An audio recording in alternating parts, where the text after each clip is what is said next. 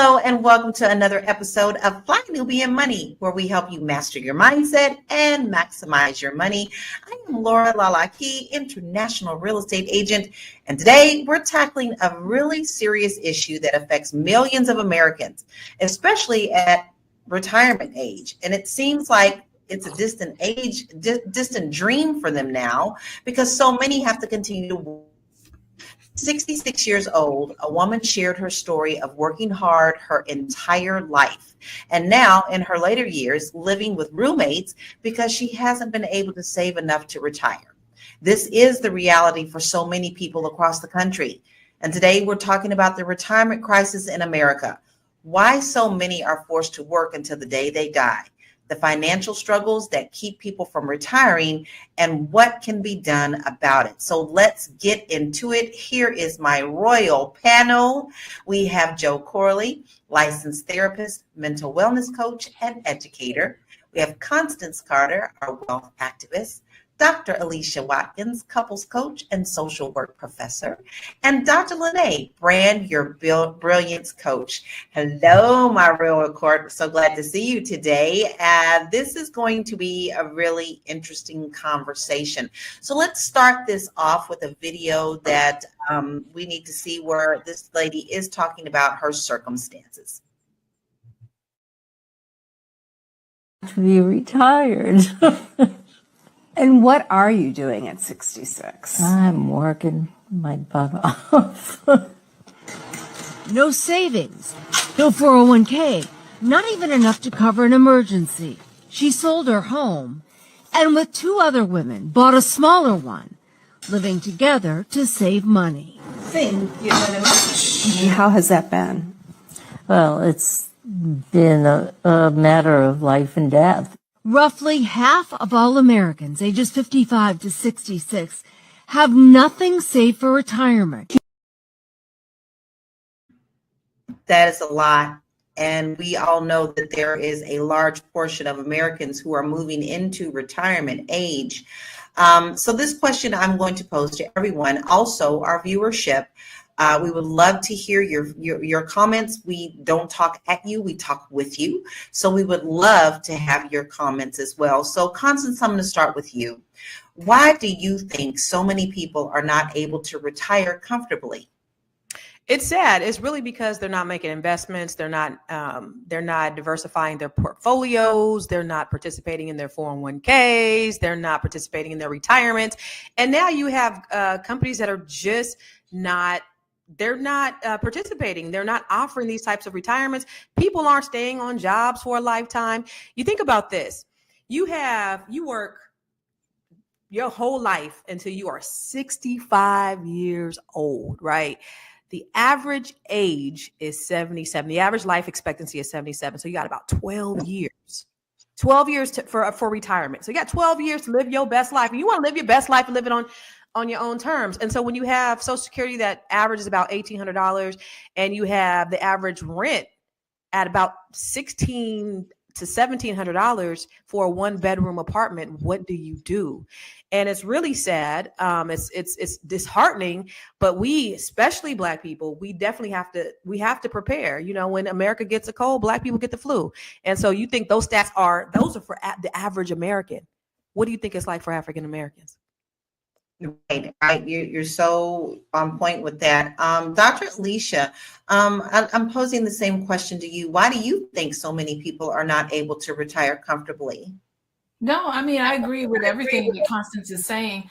Like, you know, some of it is a lack of discipline. I think that's what Constance was talking about. Like, we're spending money on immediate gratificating things now, and we're not thinking about planning for the future. When you start your job, assuming people start their jobs in their early 20s, are you contributing to your 401k? You know, are you contributing the maximum 15% of your salary to 401k? But at the same time, are we making enough money to even think about that? If I'm worried about how I'm going to eat today and paying the mortgage or the rent, I can't think about 15 years from now, and I may think about retirement. So yeah, some of it is lack of discipline, but also some of it is the fact that people just aren't making enough money because they're living paycheck to paycheck and they just don't have it in their budget to put large amounts of money aside so that they can think about retirement. Agree. Even when you're putting away some, maybe you didn't have the good advice of someone and you didn't put away enough. And with the cost of inflation, that money just doesn't go as far as it used to. So Dr. Lene, why do you think so many people are not able to retire comfortably? Pensions aren't what they use. Pensions, we don't have pensions anymore. I don't think people are really thinking about what it takes to retire. I think the key word is comfortably, right? People are retiring, but I would say people who had jobs that had pension, they're doing fairly okay. But people who did not, they did not prepare. So I'm looking at I'm trying not to call anybody out. I'm looking at people in my life who are at the retirement age, who are struggling. They didn't have jobs that had a high income, kind of like what Dr. Alicia was saying.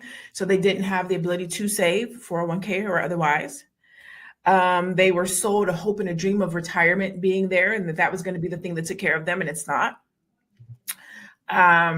They didn't have side businesses or investments or stock or real estate or anything outside of their 9 to 5, kind of like what Constance was talking about. And then also, a lot of people thought that family was going to be there to take care of them. And as people are getting older and aging, they're realizing that there isn't really anybody there to take care of you. You really can't move in with that person like they used to in the old days when you age and people would come together. That's not the case. There's a lot of seniors that are living in senior homes and things of that nature, having to survive off of $1,500 a month. So lack of preparation. And I don't even want to say lack of preparation as much as I don't think the concept of retirement and the preparation of retirement was as widely communicated as we talk about it today. Agree. I agree with everyone's points today. These are just all things that go toward this situation. So the question goes to you now, Joe. Why do you think so many people are not able to retire comfortably? No, I agree with what all the ladies are saying. I feel like that, right now, today, what it requires you to, what kind of money you need to retire is not what it used to be. You could probably get away with, $500,000 to 1.5 million, like in the early 2000s. And today, like, that's no money. It's way too expensive to live, to be out here on a fixed income. I think about my grandmother and how she worked for the Postal Service her entire life. And then when she retired, her lifestyle drastically changed. I mean, when she was working, her house was nice, or things were nice. We're driving a Cadillac. And then when she retired, all of that went away, like almost overnight.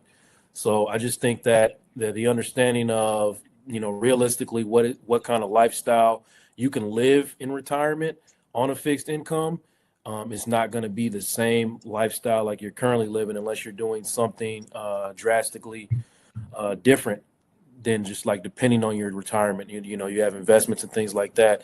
And then you don't have the education necessarily for out there. People aren't going to go look for it, from what I'm learning that just being on this show, there's so much more information than even I knew was out there. And I'm not looking for it because I don't know it exists.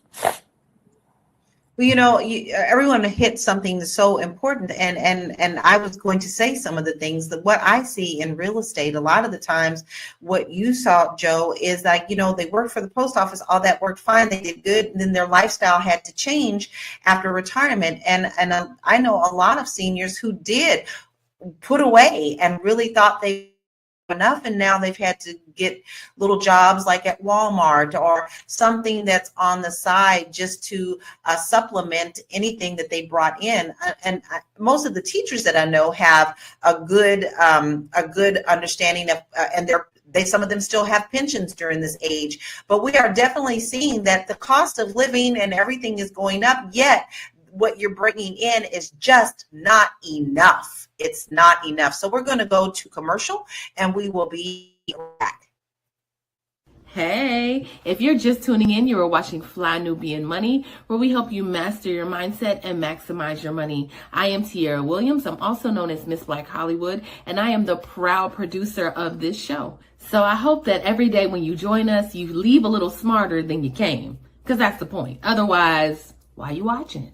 So if you want to receive notices for when we go live, Fly Nubian Money goes live every single day. That's Monday through Friday at 1 p.m. to 2 p.m. Eastern Standard Time. So if you don't know, now you know. All you have to do is text the word Queens, that's Queens, that's Queens, to 87948. That's 87948. That's Queens to 87948. Yes? If you want. Yes, so simple. Make sure that you pull out your little assistant here. This thing does everything. This thing absolutely does everything. All you need to do is text the word Queens, Queens, to 87948. And you will get a notification of us going live every day. I get mine every day. I'm on the show, and I know when we're going live. So, you don't want to miss out, because we definitely are talking about good topics, and especially today when we're tackling something that touches everyone. You may not be thinking about it now, but I can guarantee you that it's touching someone in your life today. Now, I want us to look at a couple of slides that we have, because I found them very interesting. Cost of retirement. 59% of Americans have less than $1,000 saved for retirement, according to a 2020 survey by Go Banking Rates. 40% of Americans are not confident that they will ever be able to retire, according to a 2022 survey by Employee Benefit Research Institute. The average retirement saving for people aged 65 to 74 is just under $300,000. But studies show that most retirees will at least $1 million to retire. Wow, that's hard to swallow. The cost of retirement. 1 in 4 retirees reports working in retirement because they don't have enough money saved up, according to the Bureau of Statistics. And 47% of workers in the U.S. have no retirement savings, and many rely on Social Security. Only replaces about 40% of pre-retirement income. That is saying quite a bit. This is what we are facing in our world. This is what we are facing in America. So I'm going to pose a question to the panel again, and it's going to be a question across the board, but also for you, viewership. I would actually love to know what you are doing to prepare for retirement. Are you doing anything at all? I'm going to start with you, Joe. Have you started preparing for retirement? This is a tough question for me. So, obviously, not to rehash, but I had to fight a legal battle. So most of my retirement money went to that, a good chunk of it, So I'm having to start over at 44 years old, basically trying to figure out how to get back what I lost. And I'm looking for the education. I'm trying to learn and understand. But prior to that, yeah, sure, we had, all types of retirement accounts and things of that nature, getting ready, me and my wife preparing for the day we can sit down. But now that looks different for us. So. And it can change. That's the thing. You may have prepared earlier, and then like you had something come up, and then there you go. You have to start all over again. So it's not that people are being lackadaisical or are not planning. You can't plan for life sometimes. I mean, you just can't. You never know when life is going to come back and smack you upside the head. Constance, what are you doing for retirement? Are you planning? Yeah, my kids is my retirement. Them Negroes going to take care of their mom. No, I'm just kidding.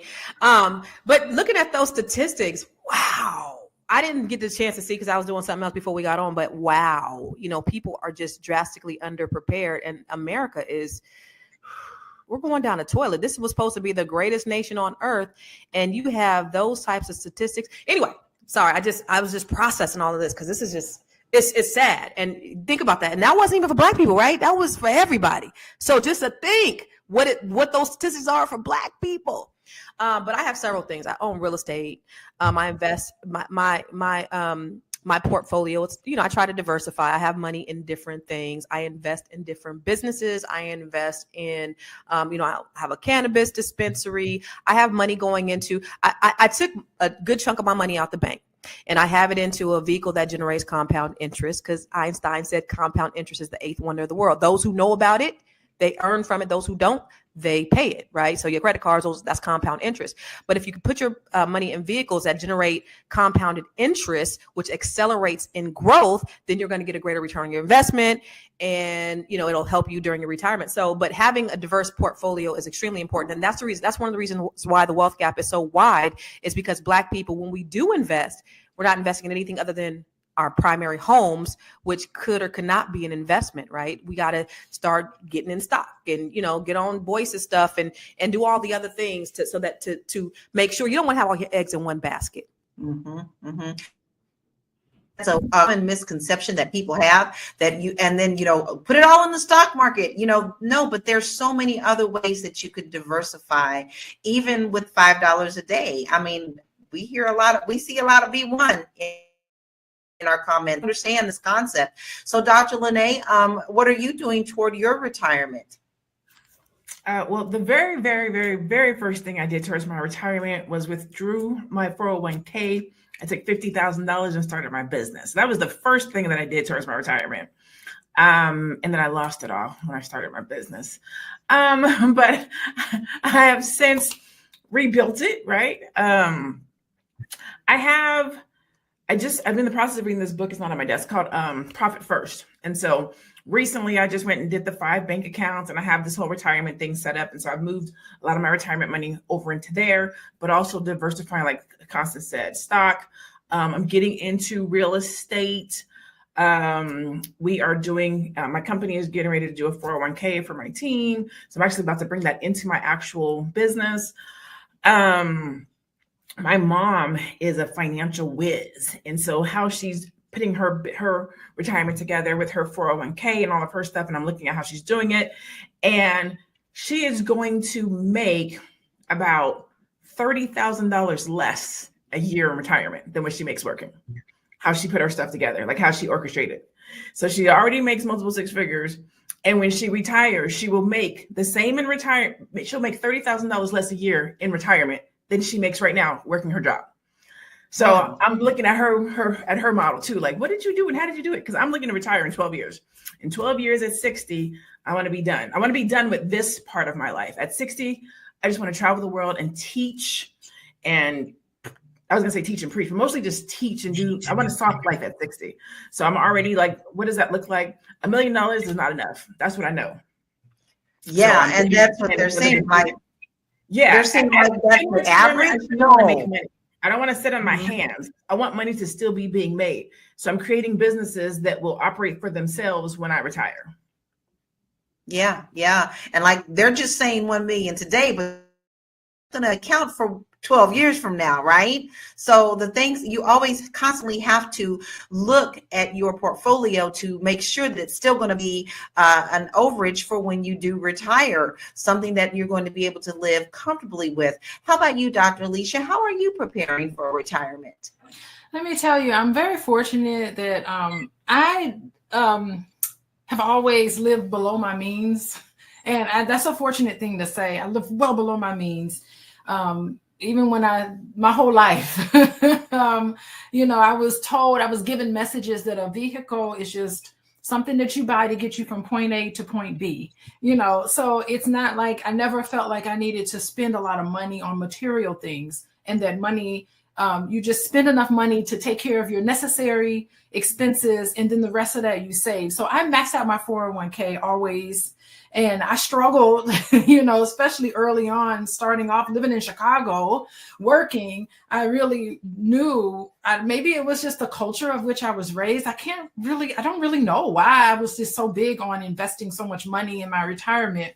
And so that was just something that was instilled in me. I do want to say, Joe and Lene, thank you so much for self-disclosing. your struggles, because it is a wonderful illustration about what happens to a lot of us, that we're one tragedy, one illness, one legal issue away from even doing the right thing, and certain things that can happen to us that can set us back. So I really love the vulnerability of you, Joe, for talking about that. And then also saying, you know what, it was a tragic thing, an illness or a law issue that set you back, but your positivity and how you discuss it, and even currently, is very inspiring. Also, you, Dr. Lene, you talked about how you lost money starting your business, but you didn't lose the lesson. It sounds like you have learned so much from that, and that although you lost $50,000, you have this lesson, and you're doing some really wonderful things right now in your business. So I think that the two of you sharing was extremely inspiring, especially for people who are listening to this and freaking out mentally and getting stressed out about feeling as if they don't have enough. And then no matter how old you are, it's never too late to start investing. So, and that is something that I think is admirable, in the fact that if you don't talk to people about your life journey, you can't help someone. And the fact that we do that here on the show is important. I will share the fact that no one talked about this in my house growing up. Retirement, what? My mother worked until she had a heart attack and died. So there was no retirement. It wasn't until much later in my life that I learned that you had to do this thing, like mid-30s, before I got really serious about investing. So a lot of us just weren't taught about it in our homes. And I think that's something that we can say today, that you have the opportunity to change in your households by at least teaching your children what they need to do to take care of their financial households too. Don't be afraid to talk to your kids. Don't be afraid to, don't be the one that says, what goes on in this house financial, stay in this house financial, and then you don't teach them what that means. So we have a lot more conversation to go. I think some more of the stats that we have later are going to you. It's not, as long as we're talking about them, we can also give solutions. So we'll be right back after this commercial.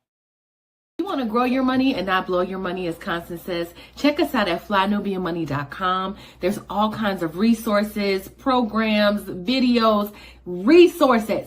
In 2024, there's no reason to be broke when there's information all around us. So get your money right. flynubianmoney.com. flynubianmoney.com. What do you think we're talking about right now? This is where you can get the ABCs 1, 2, 3s. All you have to do is go to nubianmoney.com. We have plenty of resources there. If you confused, this topic scares you, but because money scares people, but we are talking about how you can secure and have an easier time of it if you start now. So if you get your understanding now, you can plan better. So make sure that you go to flynubianmoney.com to get your initial set of instructions and start learning what you need to do to protect your financial house. Now, there are many different ways that we can see things changing for retirement. We've got the housing crisis. We have student loan debts. We have all sorts of things that are swirling around, the discussion about getting rid of Social Security. So how do we look at these things to get a solution for our own household? Because when we start depending on others, that's where our first downfall is. So I'm going to start with you, Constance, with this question. What role does the housing crisis play in the inability to retire?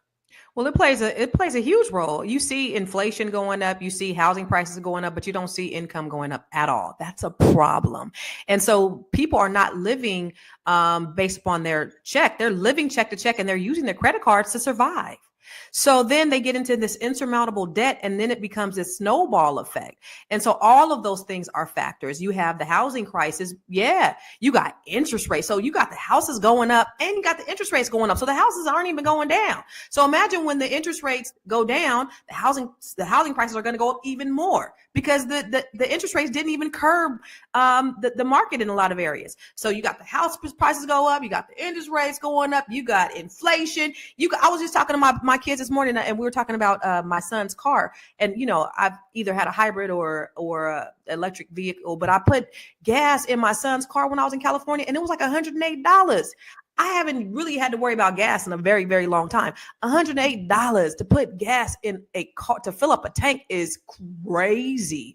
So it's all of these things that we got to do on a daily basis. When they talk about the cost of eggs, the cost of groceries, I got 3 big head grown ass boys that eat me out of a house and home. I'm going to the grocery store 2 to 3 times a week. I'm not spending no less than $150, $200 every time I go. And then they come up in there talking about ain't no food up in the house because y'all Negroes eat it up. So it's a lot, and a lot of people are suffering. A lot of people are struggling, and it's unfortunate. But that's where we are in America. I don't know what they're gonna do to help though. The government, I don't know. Yeah, because it's all up in the air. And then currently we have people being put into places in the administration, not to get political, but you have to. You've got people who are being put into positions who they don't know anything about. Ben Carson knew jack shit about the housing market, and the person who's going in now knows jack shit about the housing market. So when you have this mentality of let other people help us out, no, baby, they don't even know what they're doing neither. All they're doing is making sure they take it care of in their wallet. But Dr. Lene, there was a comment that said, what's wrong with working into old age? And I want to bring that in. You said your mother is doing very well about her planning, but is working something that she still wants to do in her retirement? No. So she's going to take a break. She'll be, I think, 66, 67. She's going to take a break. This is her second retirement. So she retired once, and then she wanted to do some different things. Some different life stuff happened. So she went back, she went back. She's like, I want another check. So she's in public work. So she went back to work to get another retirement check. So she just had to work for, I think, like 7 years. And then that gave her another check. And so that's how she's been able to go into retirement and almost get paid the same as her working. But she'll be retiring at the end of this year, I believe. And I think she'll be 66, 67, something like that. But there's nothing wrong with working into your old age if you're doing something that you love, right? I look at Dr. George Fraser. That man will hop on a plane and travel to speak, to teach. He loves what he does. If you love what you do, why not do it to the day you die? Cicely Tyson, right? She did it to the day she died. There's work that needs to get done that people love that you can do until the day that you die. It's the labor of work that frustrates people, that people don't want to do, right? You don't want to have to work to pay your bills to the day you die. That's different than finding a profession that you enjoy, setting yourself up financially, and doing a work that you love. The work that I do is not a job. The work that I do is not even work. I enjoy what I do. I show up and I do it every day, and I do it with a smile on my face. It's pleasant. When I say I'm going to retire at 60, I'm going to retire from the hustle of the work that I do. But that is because I have planned to be financially set up. I plan to have X amount of $1 million in retirement. Like, the world and the life that I plan for myself in retirement says I can be done at 60 so that I can go and enjoy different fruits of my labor. I can go and volunteer. I can go and sponsor. I can go and be a philanthropist. I can go and do these other things, but I'm enjoying my life until I die. So I think we don't have to be afraid of working until the day we die. I think it's what type of work we're doing, how we're financially set up, how we've thought about retirement and what that looks like for us. And if you are in your 40s, like I'm 48, you still have time to prepare. You can get a side hustle. You can start a business. You can do real estate. You can invest. There's still ways to retire decently well right now so that you don't have to work into your 80s or 90s or whenever you plan on, going to meet your maker. I agree. And you hit it right, because you know what? I have aunties that are retired, and baby, they're happy that they're retired, but they also don't want to sit home twiddling their thumbs. So they go out and they do extra things. They have little extra jobs just because they want to be around people. They want to feel like they're active. They still enjoy that. But the difference is They do not have to if they don't want to. And there is a huge difference for that. So we have a couple more slides I do want to discuss because we're diving in deep. And I think it's really important for us to understand these numbers because they are mind blowing. The median retirement savings. The median retirement savings for Black families is $23,000 compared to, get ready to hold your seats, $150,000 for white families, according to the Economic Policy Institute. Retirement account access. Only 36% of Black workers have access to employer-sponsored retirement plans, compared to 54% of white workers. And Social Security dependency, this is a hot topic, y'all, and it's already been thrown out back and forth. About 45% of Black retirees rely on Social Security for 90% or more of their income during retirement, compared to 30% of white retirees. That is absolutely staggering. A 2022 survey by TIAA found that 56% of Black Americans feel they lack access to financial literacy resources, which hinders their ability to effectively save for retirement. And Black Americans aged 65 and older are 3 times more likely to live in poverty during retirement compared to their white counterparts. Y'all, these numbers are really staggering. Dr. Alicia, is working until you die a reality for everyone in America?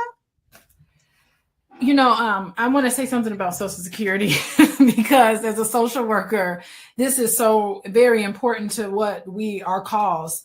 You know, those numbers about Black people and Social Security, you know, and the idea of working till you die is a reality because Social Security, a lot of African Americans disproportionately rely on Social Security for retirement, and we know it's not enough to live off of. So people are going to have to supplement their income until they die, so to speak. So, I mean, the issue with Social Security is that, I don't know if y'all know, there's 3 legs of retirement.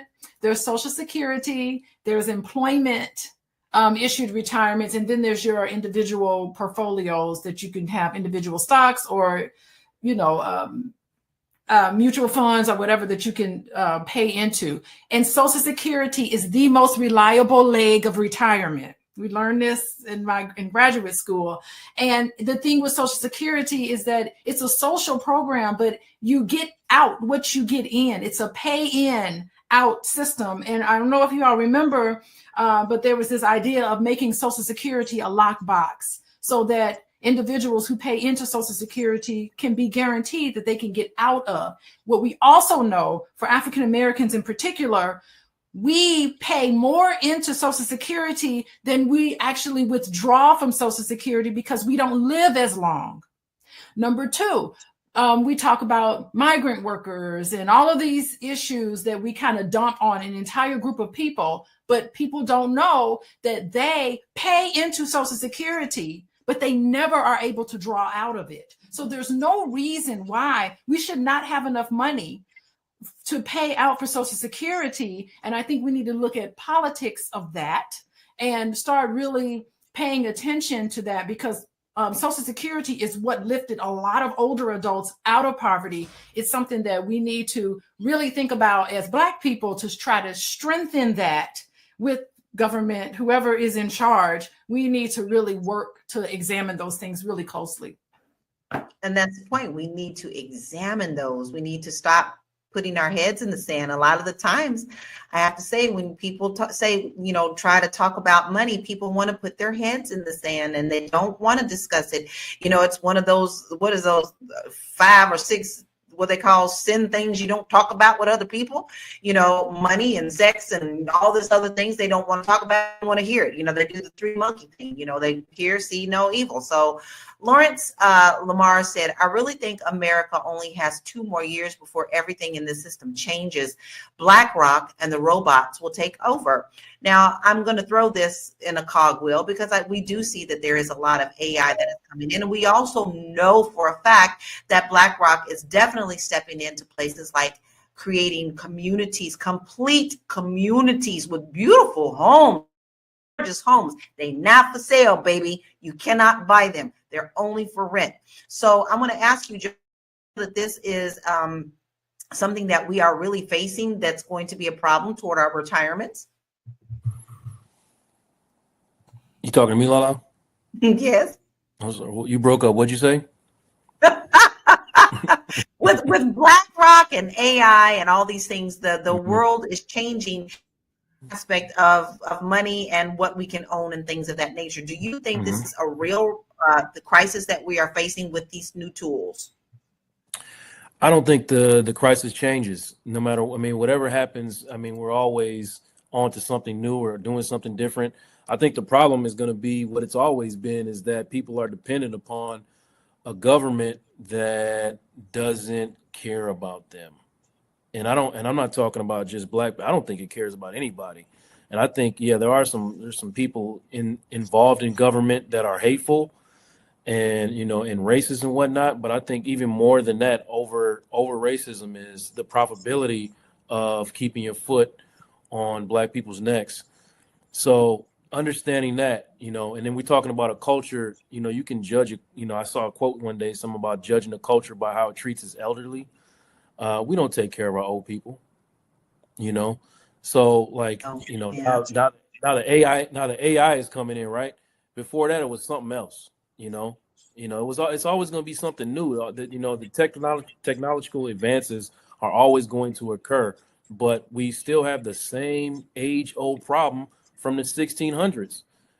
We just don't have a government that gives a shit about us. And if we're dependent upon that, going back to some of the stuff Lene was saying, you work in a job until you're old, but you're at the mercy of that job. You're always going to be at the mercy of that job. And I'm not criticizing anybody for doing something they love until the day that they die. And like you said earlier, Lala, you're one tragedy away from that being taken away from you at any moment. So are you prepared? Do you know what exactly you want? Because that is going to determine how prepared you are for the future, not any changes in society or changes in government or any technology advances. None of that is going to matter if you have no idea how you want to spend the rest of your life and what it is that you are going to need in order to do that, or how you're going to support yourself for the rest of your life. That's what you need to be focused on, not what's happening outside. Right. I agree. You do have to pay attention to you. You got to start with yourself. That I often say that on this show. Everything that we do, it starts with yourself. You can't depend on others to do any changes or anything. You have to change yourself. Since why do you think many people underestimate how much they need to retire comfortably? Because you just don't know what's going to happen. This economy is so dynamic, and it goes up and down and up and down. Who knows? But I'm sitting here listening, and I'm looking at those slides. And if you can run them slides real quick.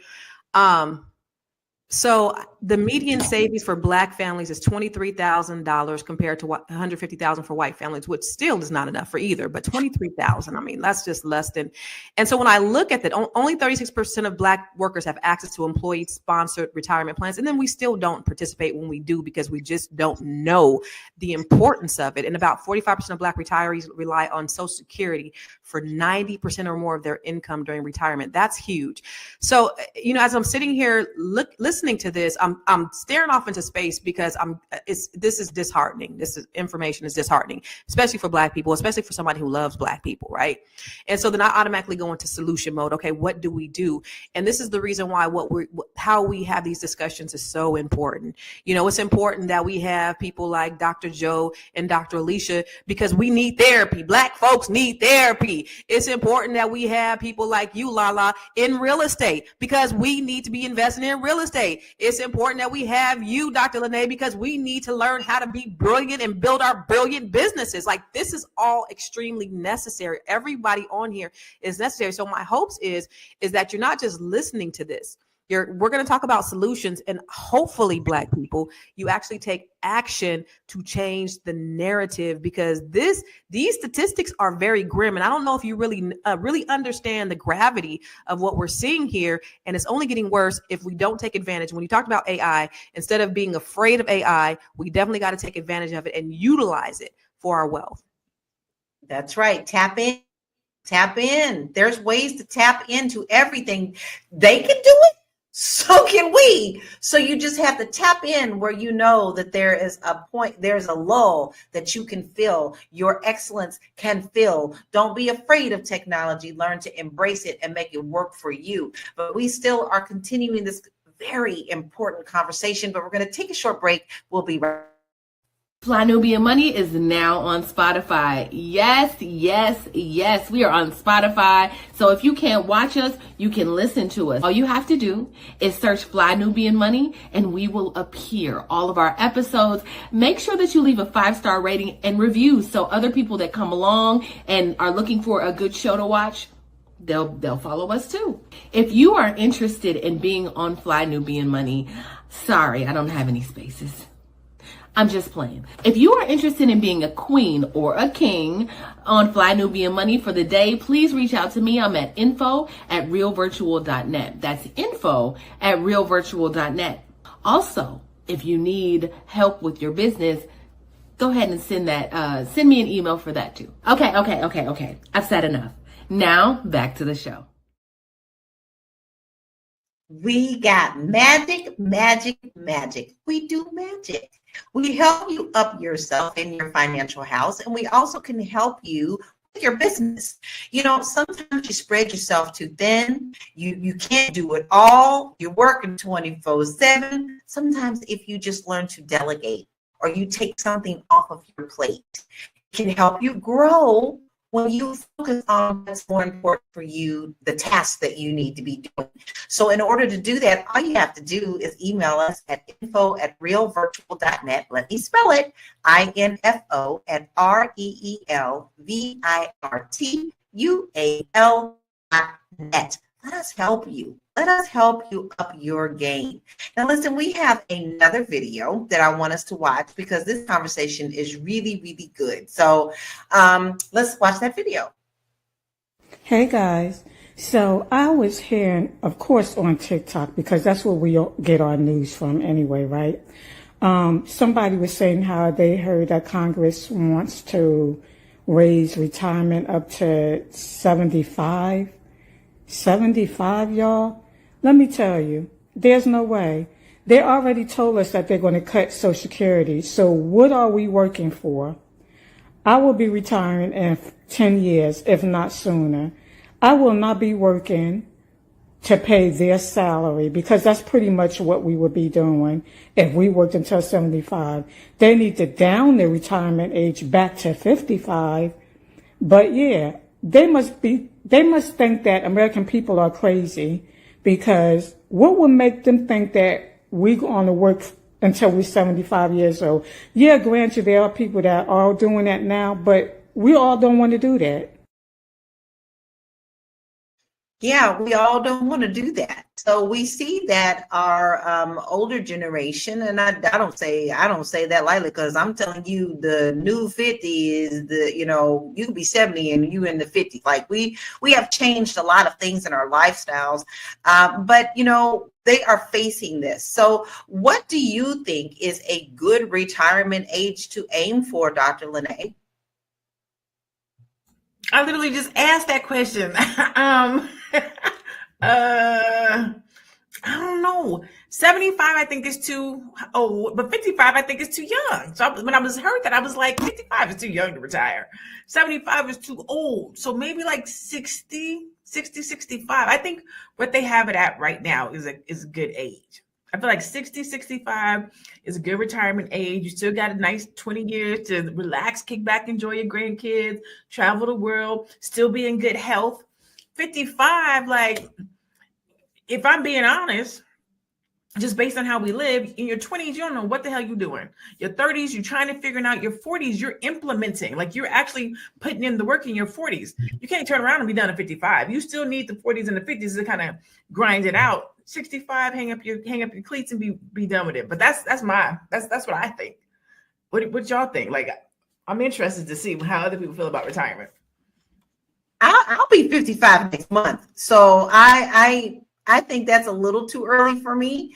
I think a good age for me would be 60, 62. I think that's a personal call. But here's one thing that I do know. When I am on the ships, when I am out on the seas and doing my little thing, singing on the ships, I see people who are elderly and finally enjoying their lives, but they can't because maybe their bodies weren't they used to be, and that they don't even get to enjoy the whole thing. So I don't want to be at a point in my life where my body is breaking down, where I can't enjoy my retirement. So I think that depends on a lot of different things, but I think 62 is a really good age. Dr. Alicia, I noticed you said that it's set in stone.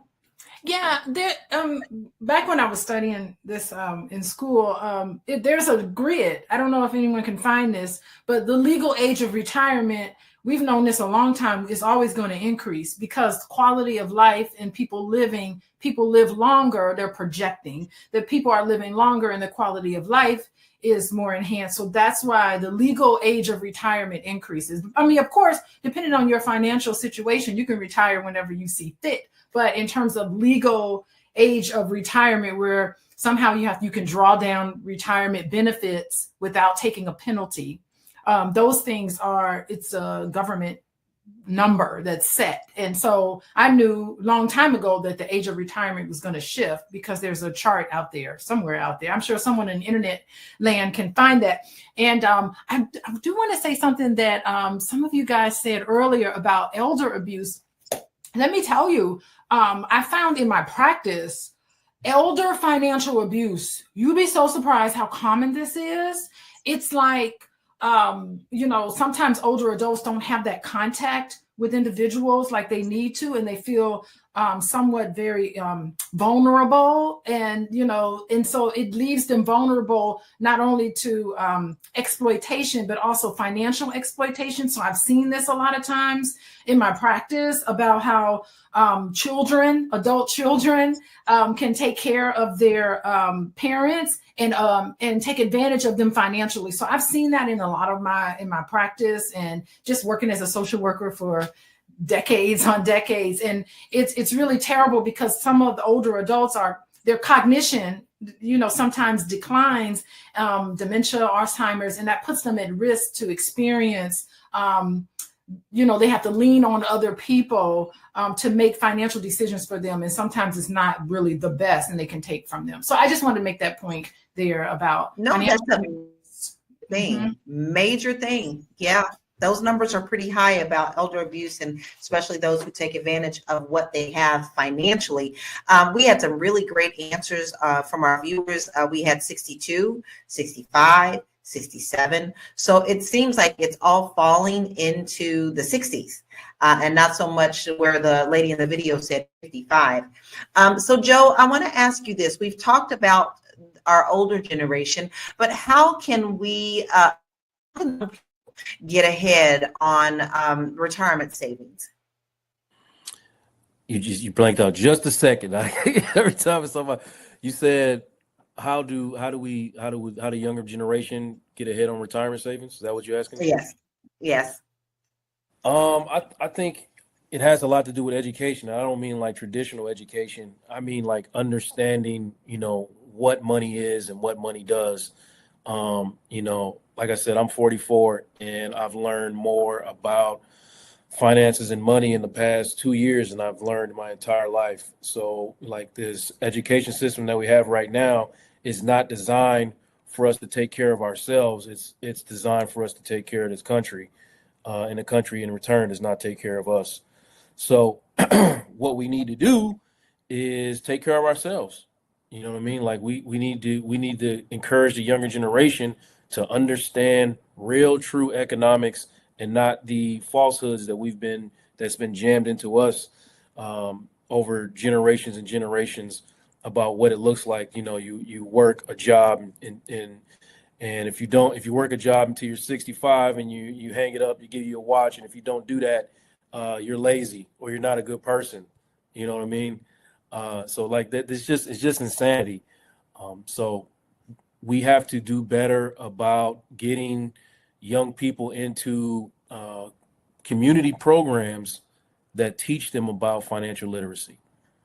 You know, I really think that's a huge step towards getting the next generation not to repeat the same mistakes that we did. Now, it's not about having a fancy car. It's not about having a house you can't afford with a bunch of furniture you don't need and all the other things that, you know, you've been taught that matter. It's just about what is your destination? How do you want to finish this thing out? And this is how you're going to get there. So. Well, that brings us to a really good slide that we have prepared for you that talks about wealth gap.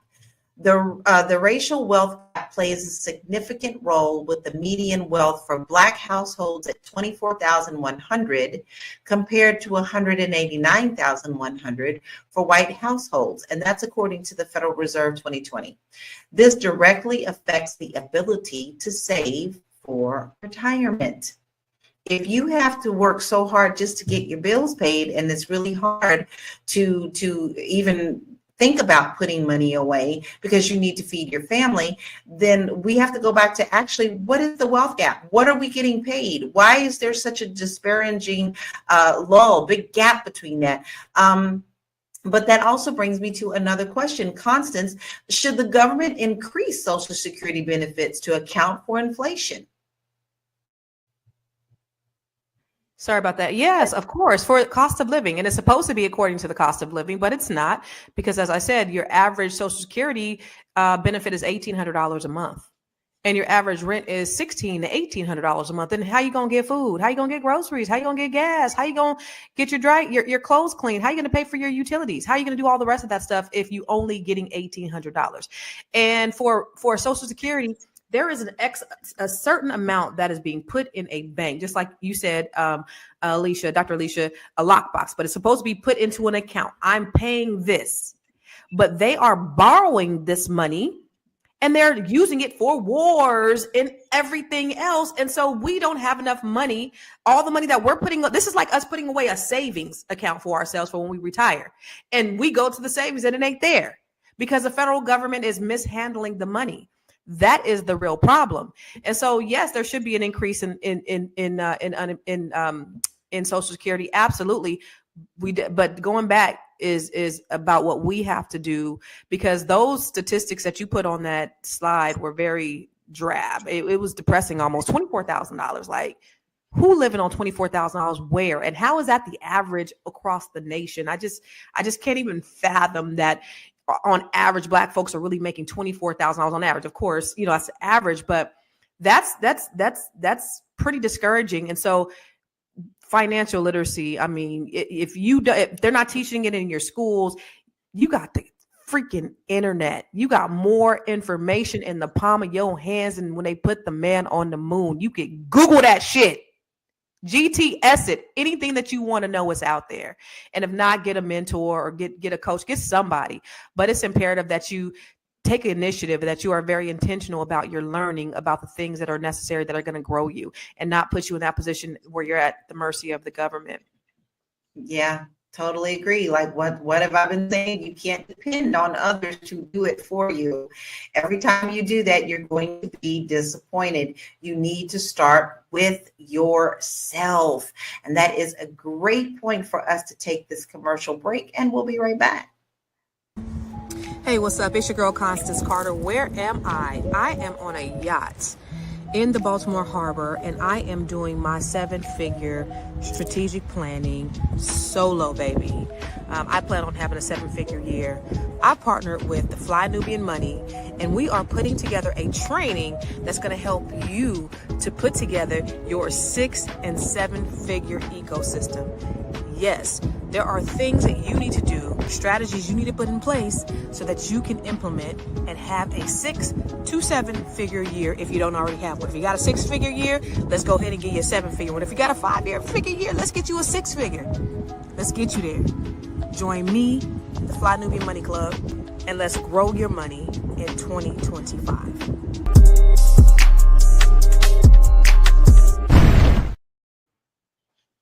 Man, That's the Constance, reason why. I'm not even gonna step on nothing that you're doing. You tell us what you're doing this weekend. Well, no, but the very topic that we're talking about is the very reason that we need to have these conversations. And this is a free conversation that we getting ready to have on this upcoming Saturday about this very thing. I'm actually talking about, the where we are, where we're going, but how can we curb that? How can we close the wealth gap? How can we change the trajectory of our lives and we start living at least a 6-figure lifestyle, if not a 7? But the topic today, this is why that's so important. But y'all getting a free training. So everybody on here is 400 people on this watching us live right now, and hopefully a few thousand more that's gonna watch it later. Everybody need to be up on that training on Saturday. And guys, it's a free trial period right now. Not only are you going to get all the awesome stuff from Constance, and she's got so much for you. I also did a class a few weeks ago, so you're going to be able to rewatch that. You get double. And this is going to help you. So don't miss out. Go ahead, get on into that free trial. And all you need to do is sign up at flynubianmoneyclub.com. Don't miss out. Don't be the one who's saying, I wish I would have saved for retirement. Don't be the one that sits back and looks and says, I don't have enough money to get through this month. We can help you now if you start now. So make sure you sign up today, flynubianmoneyclub.com. Well, that concludes what our topic is today, although we probably can talk about this for the rest of the week. But I would like to call for final thoughts and where we can find you. We'll start with you, Dr. Alicia. Awesome. Hey, yeah, I mean, I love that we're talking about this topic, and I hope that we continue this conversation. Also, I think one other point I may have wanted to make was that, sometimes it's hard for us. For Black people, we have a healthy cultural paranoia when it comes to financial institutions and relying on advisors. It's a healthy thing because of the history of Black people in money and economics. We have trusted institutions and corporations to help us out, and we find that there's some elements of racism and white supremacy there. So, with all of that in mind, I think that relying on these financial institutions and advisors, I think, developing relationships with people that we trust. And I think that's why it's so important. I love what Constance is talking about, and everything on Fly Nubian Money is that hopefully we can be trusted source of information and avenues of which to understand the unique struggles that Black people are facing. If you want to work with me, you can contact me at Coaching with Dr. Alicia. Follow me on Instagram, Coaching with Dr. Alicia. You got your homework assignment. She made it very easy. You want to make sure that you go to her website, check out all of her resources, because I always tell everybody you got to stock and chicken talk, every last one of us. We got some good stuff for you. Joe, what is your final thoughts and where can we find you? Cool. Listen, in the words of Tony, it's whatever you want. That's what you got to go. You got to judge every move you make based on whatever you want. As a therapist, I constantly deal in reality. I'm always having to push reality in people's faces. How old are you? Okay. What is the destination that you want to get to when you finally get a chance to sit down? Do you want to sit down? Are you able to sit down? Do you want to work for somebody for the rest of your life and accept the risk of that? And that's a cool thing too. Or do you want to step off the porch and try to conduct your own business and, take things into your own hands a little bit?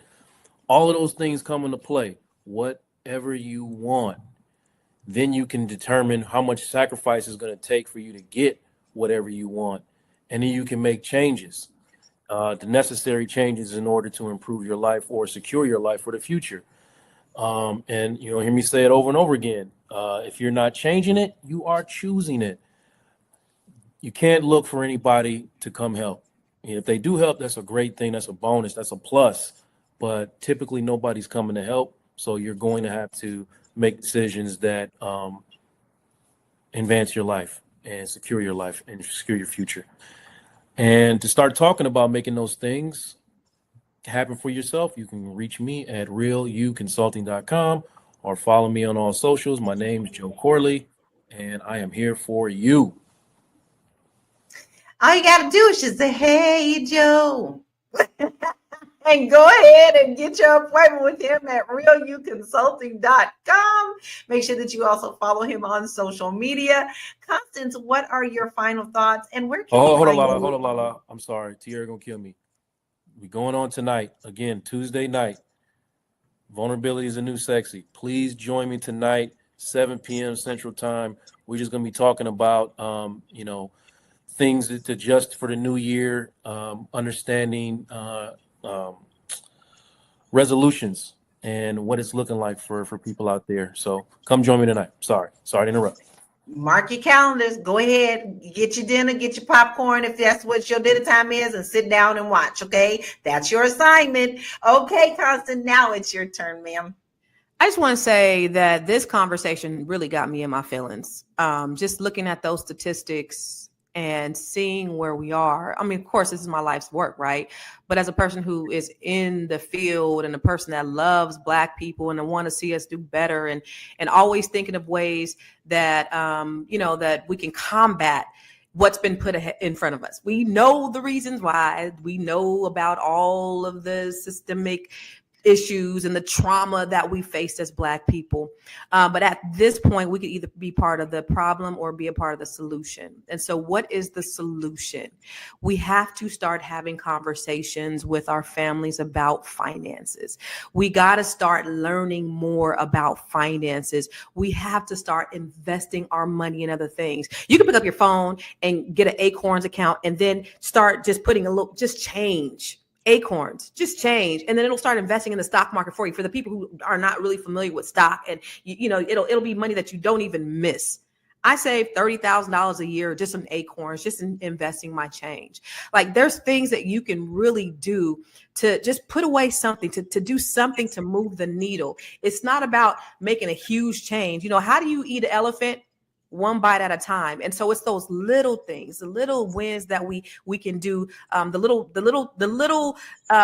things that we can do to create a snowball effect, to create a change and transformation in our lives. That's what I want, but we have to be intentional about the change. And this is the reason why these conversations are so uberly important for us Black people, because we got to change the dynamic of where we going. The $24,000 yearly net worth for Black people is crazy. I don't know who's living on that. You spending that on gas a year, let alone what can you really buy with $24,000 a year? So I just want us just to be intentional about talking about financial literacy, getting on our devices and learning about financial literacy, and then coming together and taking whatever training that's free, Google University, everything. There's so much information out there that there's no reason why we should still be in the same situation that we've been in the past. There's no reason. They didn't fucked around and gave us the internet, y'all. There's no reason. But where can you find me? Everywhere. I am Constance Carter. I work with Black women to help them to build wealth. I have a new book coming out with the Net 7 Collective. It's called Unbreakable, and it's a collection of stories of survival, success, and sisterhood, where we are talking about our stories and how we've been able to stand on our stories to create power and generational wealth for ourselves and our families. And the new Net 7 Collective is coming up at the end of the month. So if you are a Black woman or you know a Black woman, have them hit me up. Go to bookwithconstance.com. She gave you all the assignments. I hope you wrote them all down, because she is one busy lady. Okay. She is one busy queen. But here's the thing. She is willing to share this information with you. So you don't have to say you don't have someone to help you get the resources that you need to get yourself leveled up. Dr. Lene, now what are your final thoughts and where can we find you? I'm going to be quick and simple. And I'm going to say, if you're struggling in your life today, you're going to be struggling in your retirement tomorrow. That's the simple truth of the matter. If you are not living the quality of life that you want to right now, where you are capable and able to work, it is going to be twice as hard, twice as rough for you, maybe 3 times when you retire. So right now is the time to get your ducks in a row. The statistics on having access to financial literacy, that is it's a farce, because the financial literacy is out there. As a community, we spend our money bad. We spend our money wrong. And then when life happens and we end up in retirement, we're like, what happened? What happened is you didn't get prepared. So we need to get prepared right here, right now, today. There's too much, like Constance was saying, we have access to too much technology, to too much information, to too much knowledge. You might not be able to get inside of somebody's classroom, but there's Google, there's YouTube, there's so much information around financial literacy. You can invest in something. She was talking about acorns, real estate, stocks, somebody else's business. Start a side hustle. Start a business that's just for your retirement. It doesn't have to replace your income, but maybe it makes $20,000 a year, $40,000 a year, $50,000 a year, something that you can add to your Social Security. We have the ability to make sure that we retire well. We can live better in retirement than we live right now if we take the time to put ourselves into a position to do that. So that's my charge. When we see numbers like that, $24,000, that's for people working. So what is it gonna look like when people retire? Like, that's sad. That hurts my heart. So get yourself together, start a business. It doesn't have to be a business. It could be anything. It could be real estate. It could be acorns. It could be stocks. It could be just do something. Do something. Okay. I'm Dr. Lene Javette. You can find me at I am Dr. Lene Javette right there. Boop, boop, boop. That's it. That's all I got for today. Do something. That's right. But she even got a little point hand. So you don't really need to know anything other than that point hand is going to direct you to where you need to be. All right. So here's my thing. You're always going to hear me say this. You need to start somewhere, and that somewhere is with you. If we have said something today that has struck a chord with you, maybe it made you feel uncomfortable. Maybe you were like, this is not something we want to talk about. Then we have hit the right chord for you to play. That means that is something that you have to look at in your life. We've hit that pain point. Let us help you get to the right place. And you do have to look at things, whether they look pretty or not. So face them. Face the monster in the mirror, because you can conquer that. And you can find me and all of my free resources at bit.ly/Laura Key Info. And I have a lot of resources there for you, and even a goal setting chart for you. So go there and go ahead and download that. We've given you all great resources to level up. All right. So we have had such a wonderful conversation today, a good conversation. And it's an important reminder to just how crucial it is to plan ahead for your future. The retirement crisis is real, and the numbers don't lie. Millions of Americans are facing a future where they'll have to work far beyond the age they expected. It's vital to start thinking about retirement as early as possible and make adjustments to our financial habits if we want a future of freedom and security. Let's keep the conversation going. What steps are you taking to ensure that you can retire when the time comes? Thank you so much for tuning in. We appreciate all of you. We know that some of you are here every single day, and we love you. We know that you could be doing something else. You could be somewhere else, but you chose to take the time to spend with us today and to level up your thinking. So until tomorrow, 1 p.m. Eastern Standard Time, thanks for tuning in to Fly Nubian Money, and we'll see you tomorrow. Peace out.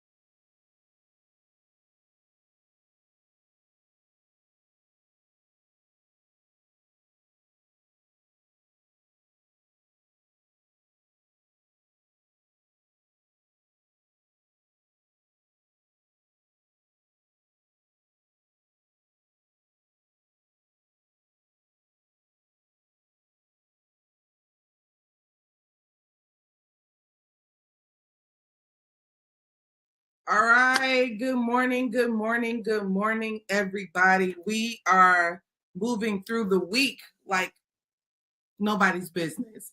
It's Thursday. I'm very happy to be here with you all. You can be anywhere in the world, but you're right here with me, and I appreciate that. That's just number one. But let me play my theme song.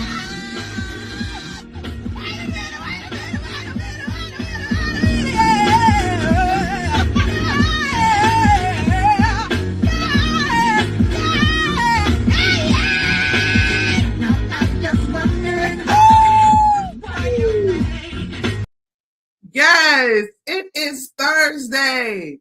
Let's get it popping. All right. Let's just first and foremost, you are tuned to the Madam President Morning Show. I am Madam President. Okay.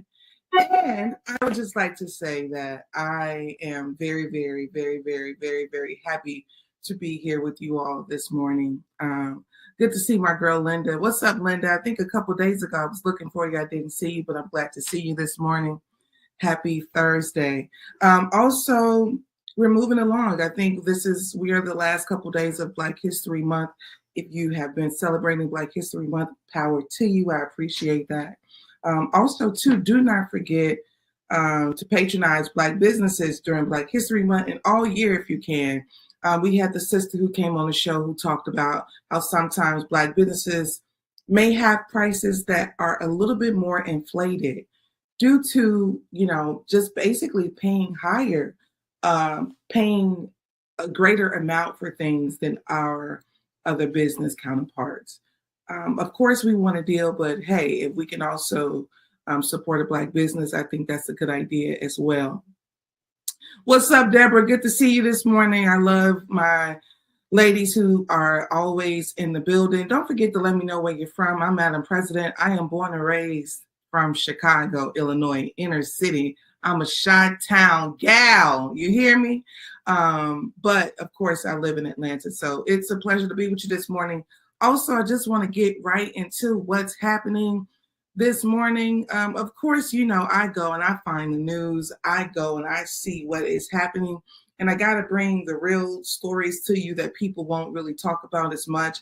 I got to bring the truth to you that people don't want to talk about as much. So let's just talk about how we all utilize DoorDash and Uber Eats, Instacart, and all these other things, all right? But come and take a look at this story right here, where they're talking about what DoorDash have recently done and will have to pay for what they did to their workers. If you can see this, please put DoorDash in the chat. Put DoorDash in the chat. If you can see this, put DoorDash in the chat. I want to make sure you can see what I see before I read what the settlement says. All right, let me know if you can see. Let me know. Put DoorDash in the chat. I need you all to talk back to me, as my girl Vicky Dillard would say, talk black to me. All right, cool, William. Good to see you this morning, William. You all put DoorDash in the chat. So let's just talk about it. DoorDash got caught using workers' tips to fund their wages and have agreed upon a $16.75 million settlement to cover New Yorkers impacted by the mishap. So DoorDash has agreed to pay $16.75 million to settle claims that it unfairly used customer tips to subsidize delivery worker wages in New York.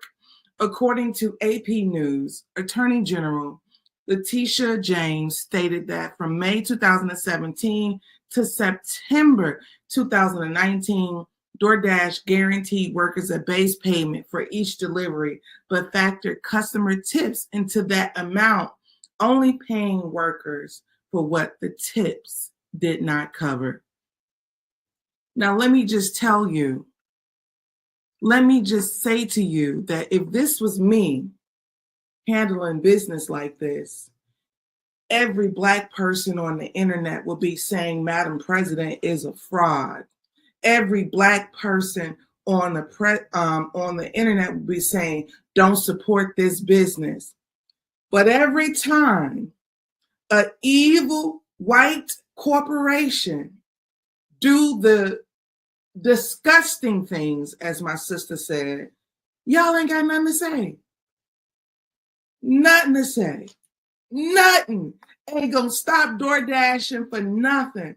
The company showed itself to be unethical. The company showed itself to be immoral. Not only that, if we can just be honest, the American people are busting their ass to make ends meet. People are under this impression, oh, all I have to do is drive Lyft, drive Uber. I can deliver groceries. And the fucking company is sitting around stealing from you. And you ain't got nothing to say behind it. It pisses me off. For you, the people, to be working as hard as we are working and to be manipulated and beat down, and then there's no uproar. But the brother who on Fanbase, he got a whole bunch of women deleting his app. You see what I'm saying? I'm not lying. I'm telling you the truth as it comes. So that pissed me off because, you know, people are really out here trying to make a living. People are really out here trying to take care of themselves. People are genuinely doing that. And you don't really see the uproar behind these kinds of cases. We are connected to one another. I like to say this all the time because a lot of times we are under this impression that we are not connected. Like, what you do don't make me shit. No. The well-being of a lot of people will reflect the community. That means that you got a niece, she working DoorDash, she ain't getting paid. Her children not getting the opportunity to eat, to do what they want to do what they need to do on the weekend. She can barely pay her rent sometimes. She coming to you, she's borrowing from you. There's a system. And the issue is our infrastructure. It's not just the people that you live next door to. It's the people, the companies, the corporations. It needs to be dented. Moving on, you all know how I feel about that. You all should also know that you tune to the Madam President Morning Show, but this is also brought to you by FlyNubianMoney.com. FlyNubianMoney.com, this is where you go when you want to grow. This is where you go when you want to get your mind up. All right, when you want to get your mind up, this is where you go. When you want to get your money up, this is where you go. Also, you should text Queens to 87948. Text Queens to 87948. If you want to stay updated with Madam President, text the word Madam, M-A-D-A-M, to 87948. Thank you for allowing me to do that with you all. I also want to move on so you all can see I got a chance to listen to this freaking clip from Floyd Mayweather. So let's just talk about how I will be fair and say Floyd Mayweather is a New Yorker. He done business in New York, and I believe that, you know, he wants to stay in Trump's good graces and, you know, keep playing nice with Trump and all the other folks. But he was caught on Fox News singing Trump's praise, you know, and I thought this was very funny. I also wish Black celebrities would get mentorship. And the reason that I want Black celebrities to get mentorship is because handling media is not easy. I'm not trying to be funny, or I'm not trying to play games. I'm not trying to act like I know what I'm talking about. I know what I'm doing. But the reality is handling media, handling tough questions, being secure enough in your celebrityism to tell a reporter that's none of your business, being secure enough to tell a reporter, I don't want to comment on that. My expertise is boxing. That's not easy, especially when you live in a time where people are constantly looking for a soundbite. People are constantly looking for controversial topics and things to get you going. You have to be secure in yourself, be secure in your creator, be secure in your money. When you think that these folks take care of you, you'll never be able to say what you need to say. But when you know that your creator is taking care of you, you can say all the things that you need to say. You ain't got to back down from nobody. You can say, no, I'm particularly not here to talk about Trump. I'm here to talk about the X, Y, and Z. And you can securely say, hey, that's a good idea. I like your perception. I don't have the knowledge to discuss this any further. But if you want to talk about some jabs and some blows, I got you right there. There's a way to handle the media that most folks will not take the time and invest in. They will go to all the meetings and tell you how to drink the champagne and give you all the brown liquor that you want, but won't nobody show you how to handle this media. And it's important because when folks start talking in circles around you, you got to tell them to come. Wait. I hear what you're saying. And I'm going to be honest with you. People down and talk crazy about Candace Owens, but the woman know how to handle the media. She knows how her stance is her stance. She's not in the middle on a lot of things that most folks are straddling on. And you don't have to agree with her. I don't particularly agree with all of her theories, but I will give her the recognition on she's a journalist. And she does it well, and she researches, and she handles the media. I've seen her sit with the rabbi. I've seen her sit with, well-known people, and she don't let how they speak overpower and influence how she feels about her theory. I want you to have some of that. I want you to have some of that because you got it too. Me and my mother and my sister and my brother-in-law and my brother, we were all at the aquarium a few months ago. And I'll never forget, there was these small fish. They were swimming around and they were all together. And somebody posed the question, like, why are all these fish, in a pack like this? And there was a little girl talking to her parents. And when the little girl was talking to her parents, she was explaining, she said, well, the fish, they swim in a pack like this, for protection and to also appear bigger, than what they are, for other fish. But when I came over, I said, I didn't hear what you said. I literally hopped in their conversation because I saw the little girl teaching and I was, I was moved by it. So I said, I didn't hear what you said. I was like, can you say it again? And when I came into the picture, she was talking to her mother, and whoever else she was with. But when I came into the picture, you know what she did? She said, well, I was saying that she got stumbled. And the reason she got stumbled is because I have a presence about myself, and two, she almost probably started to wonder if she had the confidence. Am I saying something true? And her mother reassured her. Her mother said, tell her what you just told us. The mother was right there. She said, tell her what you just told us. You knew what you was talking about. Say it again. And then here I am. I'm here to encourage the little girl. Yes, tell me what you just told them. And don't lose your confidence. I'm here. I'm a student right now. Don't get distracted because I'm tall.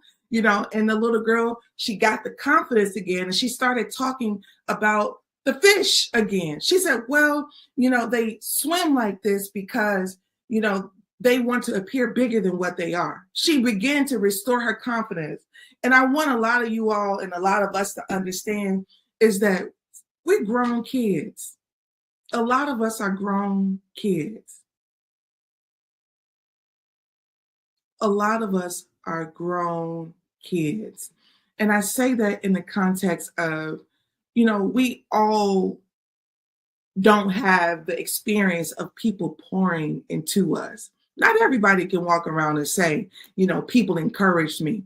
I feel confident about how I speak and when I talk to people, etc. Not everybody has that confidence. And guess what? It's time to restore it. And if you've never had it, it's time to go and get it. All right. That's just number one. All right. I want to show you the clip because, my philosophy, don't take it from me. You should see it for yourself. And here it is right here. Floyd Mayweather. Thoughts on the way this administration is trying to reinvigorate the country? Well, the world, I'm saying in America, we're never happy. At least I'm happy, but we're never happy. When we had Trump before, we didn't appreciate. I wanted to ask you, as a budding Manhattan real estate mogul, about another Manhattan real estate mogul, a guy named Donald Trump. What do you think about the way he's going at it? The way he's going, he had a great press conference today, his first cabinet meeting. And his management style, the way he's going at this. What are your thoughts on the way this administration is trying to reinvigorate the country? Well, the world, I'm saying in America, we're never happy. At least I'm happy, but we're never happy. When we had Trump before, we didn't appreciate. I wanted to ask you, as a budding, we had Trump before, we didn't appreciate him, but I think Trump is a great president. Actually, he's the best president in my eyes. He's the best president we ever had. A great businessman, and that's what it's about. Yeah, and the way the day's cabinet thing, you probably went around here. It was really phenomenal. To the point you talked about, putting together a great team. Yes, put together a fantastic. The thing that bothers me sometimes about this is you do not have to believe that this man is great at anything in order for you to suppress your thought process. You can be very neutral. I'm really not sure. I would love to be in the position to tell a reporter on Fox News and say, well, to be very honest, I bring in $100 million a year. No matter who the president is, I'm not really affected by a lot of political statuses. What is important to me is that, the people, get their needs met. So I'm really not a good judge of character when it comes to people's political statuses. Now, as a businessman, I can tell you that this particular president gave us, different kinds of tax breaks, but nothing is enough because I pay X, Y, and Z in taxes no matter what. It's like, figure out how to communicate with these folks about their shit, because let me tell you something. The constant, oh yeah, he good to me. It's not going to work. It's BS. And the same thing for Kamala. People don't automatically have to believe that she was perfect or she was the deal. You could have been completely like, I'm unsatisfied with America and her political stance in general. No matter who it is, I do not feel at ease, because in the instance that I feel at ease, I'm reading a report where a Fortune 500 company is stealing money from its employees who are busting their ass to make a living, and I'm concerned about that. Yeah. See how many invites you get behind that. See how many people want to talk to you behind that. And this is why Black media is important. I'm not sitting on here because I just love talking, which I do enjoy talking. But the reality is, I have to have a voice, and I can't wait until a white man come and give me a voice. I have a voice.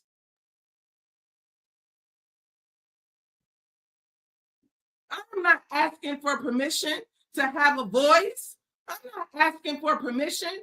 I see people all the time on the internet let me tell you something. If you don't follow me on Instagram, you should be, because I do a lot of quick videos on Instagram on a consistent basis. But here's what I hear all the time.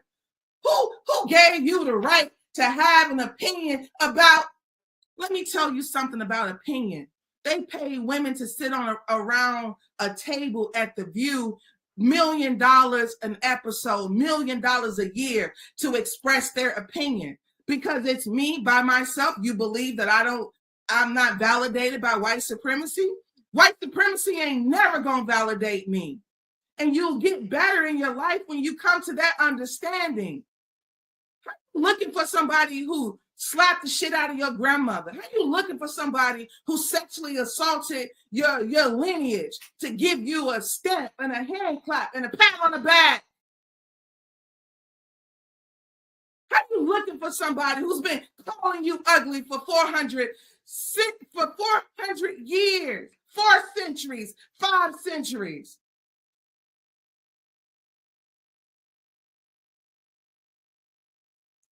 Like, come on now. That's not a reality. You know? So anyways, that's how I feel about that. Floyd Mayweather, also I came to the realization years ago that the Black celebrity is not Jesus Christ. The Black celebrity is not the Savior. A lot of people have this misconception is that, well, all we need is the Black celebrity to do. No, all you need is the mamas and the daddies, the mother and the father of the children. That's the impact. That's the community. The family is the community. The family is the community. The Black family is the community. The Black family is the answer to so many problems and issues within the community. So, as long as the family is deconstructed, then 100% we're out of the game. I saw a brother do a video, and I should have saved this so I could show to you all. He just said, we don't have any more, the civil side of the Black representation, all of that is done. It's done. We missed the mark. We missed the mark years ago. The plan, the how-to, the what do you need, we sold that out many years ago. That's why we keep getting pieces of liberation. Oh, you're going to get the job. Oh, you're going to be the vice president. Oh, you're going to be the senator. One by one, piece by piece, one person by one person. But in the Jewish community, and I'm going to tell you this, I saw this with my own eyes. I was working in California. I was in West Hollywood on I believe it was a Saturday. I don't know. I was going to therapy or somewhere in the vicinity of West Hollywood, and it was a weekend because I worked Monday through Friday. And so I make a turn into a very middle-class neighborhood in Los Angeles, and all I saw was Jewish men walking around. The children was playing, and the women came out. And they were headed to Temple, I believe. I said, what is happening? The whole block. It wasn't me or one other person, a crackhead, a crazy family. It was the whole block. The whole block was Jewish. The whole block was headed to Temple. The whole block had their children with them. The whole block. And Black folks sitting at home talking about, yeah, he at the Super Bowl. He at the Super Bowl. Yeah, he's at the Super Bowl. You got your children are rotting right in front of you. And you don't even have the stamina to deal with it. Because you don't have community. You don't have the principles and the value system that's going to take you to 100+ years. You're giving your kids nothing. Shoes, clothes, nothing. They ain't gonna hold on to any of it. You gotta give them some confidence. You gotta give them a value system. You gotta give them something that's gonna be with them when you are dead and gone. And you ain't giving them enough of that. This is why they become $100 million men and can't handle a question about one of the biggest idiots in the world. Because you give them nothing. You haven't given them anything. Give them something that is going to outlive you. Money will fade every time. A lot of people be talking about, I'm leaving a legacy. I seen your kids. Them kids ain't finna out. Your legacy is about as dead as you as soon as you get that dirt on you. I've seen the kids. I've been in conversation with them. Yeah. You ain't pouring into them. You ain't giving them nothing that's going to outlive you. And I ain't saying it's easy, but that Jewish community, They got a real community. In fact, I went to a funeral with a friend of mine, her husband. He passed away. They're Jewish. And this was the first time I went to a Jewish funeral. And let me just tell you, there's a moment in the burial service where all the men and women come and put the dirt over the body because it's a community. They live in community. Live in it. Live in it. All right. I don't like to get too preachy, especially in the morning, because I got tons of things that I will be doing post, having these conversations. But I want to move on to the next story that I saw, which goes back to what we were talking about. This particular story right here is, let me read this to you. Houston, Atlanta, and Jacksonville ranked as top 3 cities with the most people in financial distress, according to a new study.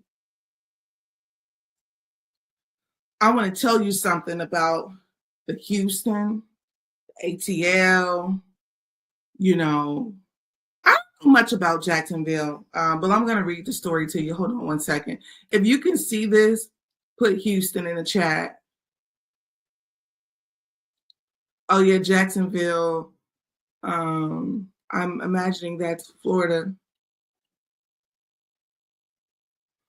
So anyways, it says Houston, Atlanta, and Jacksonville have emerged as the top 3 cities with the highest rates of financial distress, according to Wallet Hub's latest report. Houston leads the pack with over 9% of its population facing accounts in distress in notable Google search interest and debt-related terms. Atlanta follows closely, experiencing a 36% increase in financial strain between Q4 2023 and Q4 2024.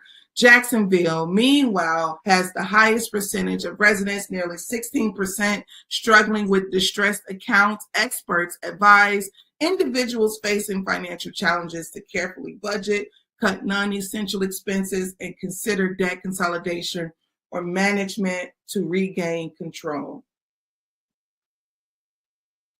Did you all see that? Did you all hear that? I think you did. I think you saw it. I think you heard it. But this is something that I want to say. So a few years ago, I had to get a tree cut in my backyard. The tree was really big. It was dead at the root. And I wish I had the knowledge to tell the people that I bought the house from, hey, let's close the deal, but let's first remove the tree. But I did not have the knowledge. I felt like, oh, it's a tree, it's fine, whatever. So anyways, I had the responsibility of getting this tree removed. Once I got this tree, this big old tree, had to go through all the different channels, calling companies. Some companies I reached out to, they followed up with me, and I literally had no awareness how expensive tree removing was. So there was a couple companies that came by and gave me a quote. And of course, I don't want just the least expensive. I want affordable, yet also good. That's going to get the job done safely. All right. So all this to say that this particular company came by and I saw the machine that they had, like the tractors and things like that to move it. They use a crane. The crane came by. A tractor comes by. So let me just say that when the tractor came by, I asked the man, I said, how much is this? He said, oh, this, maybe $65K. $65K, that's the tractor. It cost me over $12,000 to get the tree down, okay? So I had to pay over $12,000 to get this tree down. It was just that big. But I had a BMW sitting in the driveway that brought me no money, none whatsoever. So my point to the story is I kept thinking to myself, now why the hell I got the BMW out here in the driveway, don't bring no money in the house, but they got the car that's the same cost as a BMW X3, about $50,000. And I'm thinking to myself, I need a damn tractor. That's the problem. We don't, the ugly businesses, that's the money. The parts that people don't like to do, that's the money. It has to be done. And somebody is doing it. I know that Earn Your Leisure and so many others, Dr. Boyce Watkins, had the conversation about assets over liabilities, but people don't even understand as a people, as a culture. This is why community is so important, because I don't know the reports. What I read is one thing, but I don't know the reports of who is single and who is unmarried. But something that my partner has shared with me on multiple occasions, sometimes distress is lack of partnership. I was out of work. I work in TV and film, and I was out of work for a whole year.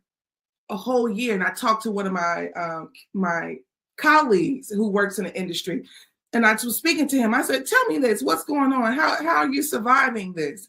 He said, "Man, if I ain't had no wife," he said, "I'd be under a bridge."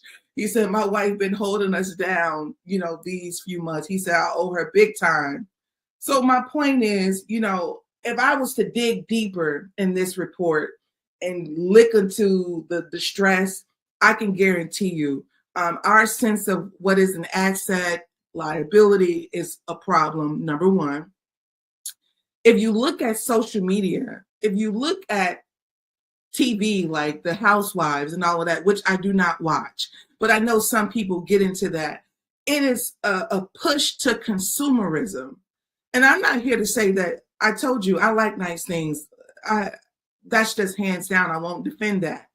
But the push to consumerism is also a push to keeping up with the Joneses.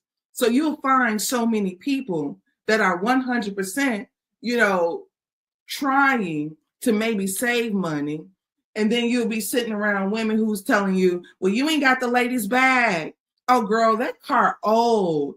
Yeah, that's not going to help you get to the financial goals that you have for yourself.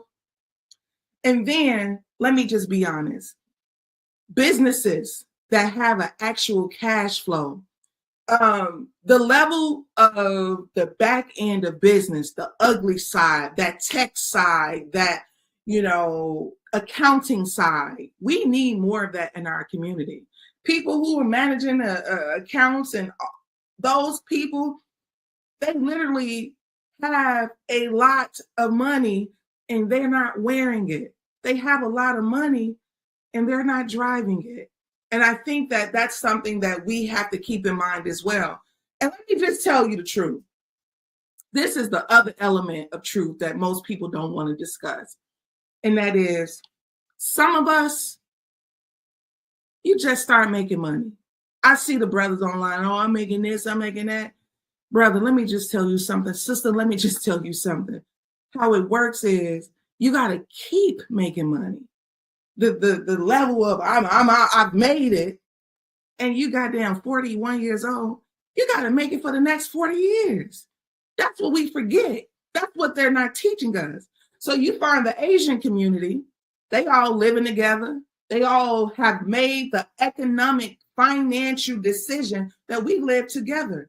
We eat together. We make food together. We don't over-consume. But they come in our communities, get all of our money, and they take it back to them, to their own spaces, and live together, and live well, and live in ease, and live in peace. We got to learn how to do some of that. But I'm going to tell you the other component. I'm going to do it in a masterclass, baby, because let me tell you something. The other component is listening, discipline, and understanding that, there is no individualism when you're trying to make collective outcome. Collective outcome, that means all the individualism, you thinking that you deserve, your own 5-bedroom house, you ain't got no kids, you ain't got no husband. That's dumb shit. Get it out of your head. You don't need a 5-bedroom house and it's just you. You don't need it.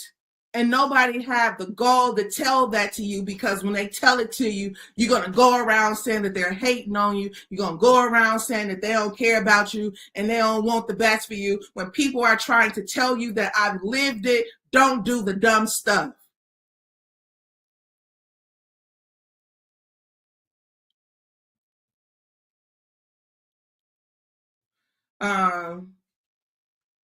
Our sister right here says, that is the truth. 1 year I had access of 21,000, took off partly by force, the other part by choice. In the beginning of that money, that saving is not there, finding ways to keep it coming.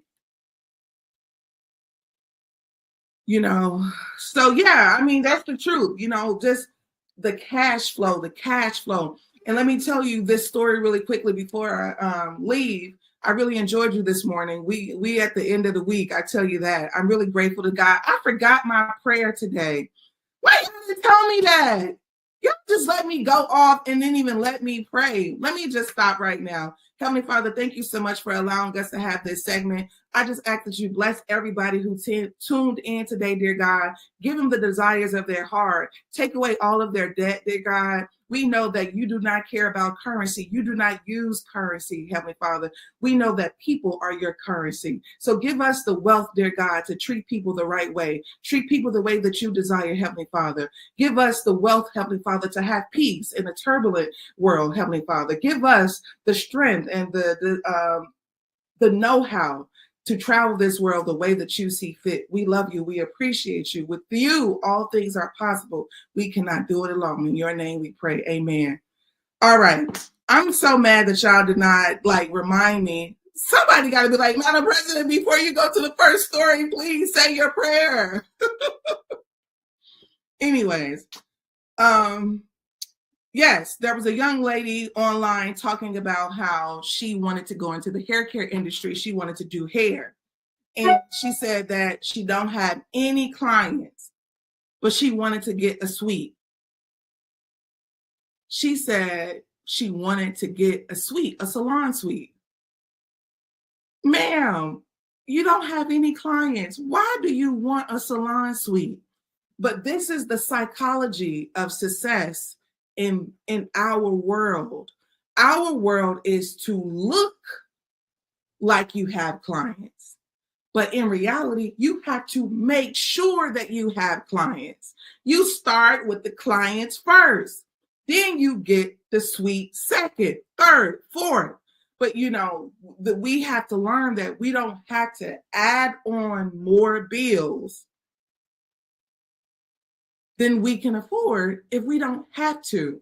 Now, you have people that have children that have to pay for daycare, that have to pay for things as it relates to, you know, their lives. But then for those who do not, we gotta ask ourselves, how essential is this? And this is what I want in my community. So the Madam President community, you know, I want us to get together and start saving. I want us to get together and make sure that we have the credit that's necessary, and also get together and start really building community within ourselves, you know, getting our friend to live next door to us, getting our, you know, nieces and nephews to do what we need them to do, to have community elevation, family elevation.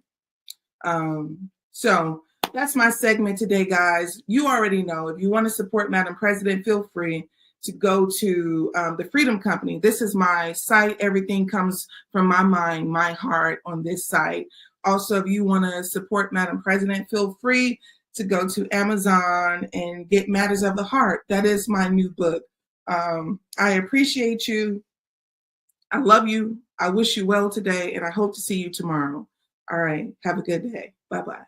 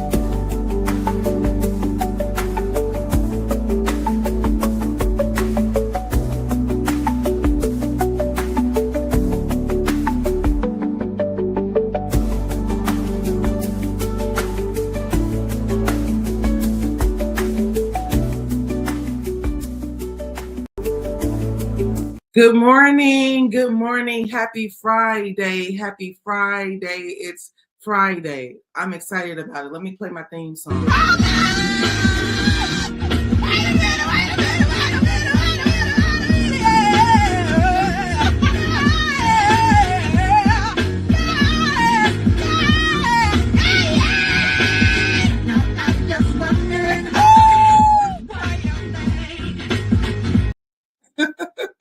It's Friday. Yes, yes, yes. Give it up for yourselves. You have made it through the night and you have made it through the week. Give yourself a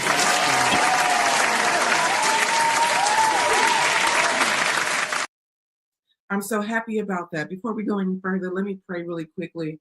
It's Friday. I do not want to be before you long, but I do want to connect with you. I want to talk to you. I'm very excited that we did it. We got through the week and we're continuing to go through the week. I don't know how many people, also work the weekends, but I will say that it wouldn't be uncommon in this country. What's up to my girl, Linda? Happy Friday, my girl. Good to see you. My girl, Yasmin. Happy Friday, Yasmin. So good to see you too. Also, I just would like to say before I go any further, Heavenly Father, thank you so much for waking us up. Thank you for allowing us to see this day. We ask for your constant protection. We ask for your guidance. We ask for your love, Heavenly Father, and your know-how. Show us how to be. Show us how to navigate this world. We love you. We appreciate you. Amen. All right, let that be done. All right, my girl C Stone, happy Friday. I'm just so happy that I can't play the song. Just got paid. Friday night. But if I could, I would play it. But every time you play a song unauthorized, you get kind of like, it flags the video. So in some capacity, what will end up happening is they will flag it and take the video down. What's up, Maddie? Good to see you. Happy Friday. It's Friday, y'all. You already know. I got to get us some kind of DJ up in here or something, though. I'll figure that out. Because I, of course, enjoy Fridays. I wanted to keep it light today, believe it or not. Madam President wants to travel the world lightly if she could at times. So I saw this therapist. She goes by the Raquel, the capacity expert on Instagram. And she could be on TikTok as well, but I'm just not a really big TikToker. But I saw this therapist. She went viral. I felt like she was preaching to the choir. And how she went viral was she basically was saying how we weaponized therapy in some kind of way. And I remember feeling very much that this was the case a couple years ago. I will never forget. I kept hearing people say things like, this person's toxic and this is toxic. And then I would hear, oh, this person a narcissist. This is a narcissist. You got people who ain't read a book since they were in 6th grade, going around giving people traits of narcissism, like being a narcissist, whoever these people are, it's not just like, this person got some habits that I believe that, I can psychologically deem as narcissism, that's what's so problematic is that these things that we've just kind of casually stated, they're serious. They're not to be taken lightly, right? Mental health is serious. We go around, I got to protect my peace. I got to protect my peace. But are you peaceful? Are you the peaceful person? Are you the peace? Or, are you the person that causing the chaos, but then going around saying things like, I want to protect my peace? So this woman, she's an expert at this, not me, considering that she is the professional. I wanted to take the time and share these clips with you all and dissect it so that we can talk about this. So number one, we can be improved, because that's what's most important about the Madam President show. God bless you, my dog sneezed. He's been sneezing all week. Anyways, so what's important is that we are improved. We never want to, get to a place where, number one, we're making money. Number two, we're taking care of ourselves, the weight of the world in general is already a consistent headache. But then we don't want to go around not really truly having self-awareness. We want to be self-aware, and we want to be informed, and we want to, properly assess what's happening within us. That's just number one. So let me play the video for you. You know my motto. I don't want you to take my word for it. I want you to see it for yourself. This is Raquel. Hold on one second. Yeah, it's like we weaponize mental health. Hold on, I'm presenting it now. It's a really good clip, and if you are on social media, I think you would enjoy following her. Hold on. Cutting people off, setting boundaries, avoiding negativity, or controlling your environment. In essence, you don't have peace. Wait, this is not the one. So I want to share the first one first, which is, I want you to also, if you could see the video, I want you to say, I can see it. Say, I can see it. Oh, here you go, right here. Trait. We didn't just encourage self-awareness. We turned every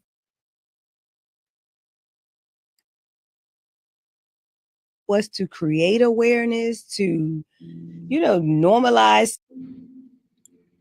I hope you can see it. It's just me, but I thought that the goal was to create awareness, to, normalize seeking help, to make therapy accessible, to remove the shame around mental health struggles. But somewhere along the way, destigmatizing mental health has taken on a life of its own. And now, instead of people getting better, I just feel like people are getting worse.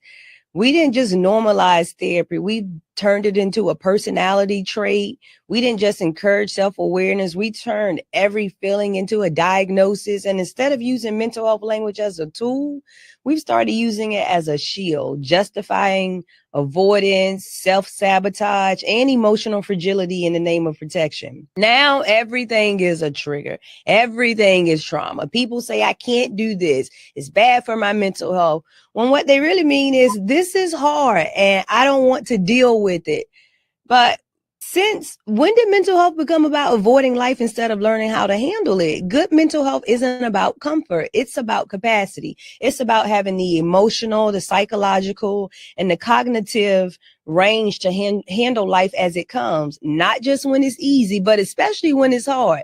Your mental health should be challenged, because if your mental health can't withstand stress, discomfort, or uncertainty, then you don't have mental strength. You have emotional dependence based on the right circumstances. And life does not care about your circumstances. And I'm serious, y'all. Like, really, ask yourself, has your mental health journey actually made you stronger, or has it made you retreat further into protecting yourself in the name of good mental health?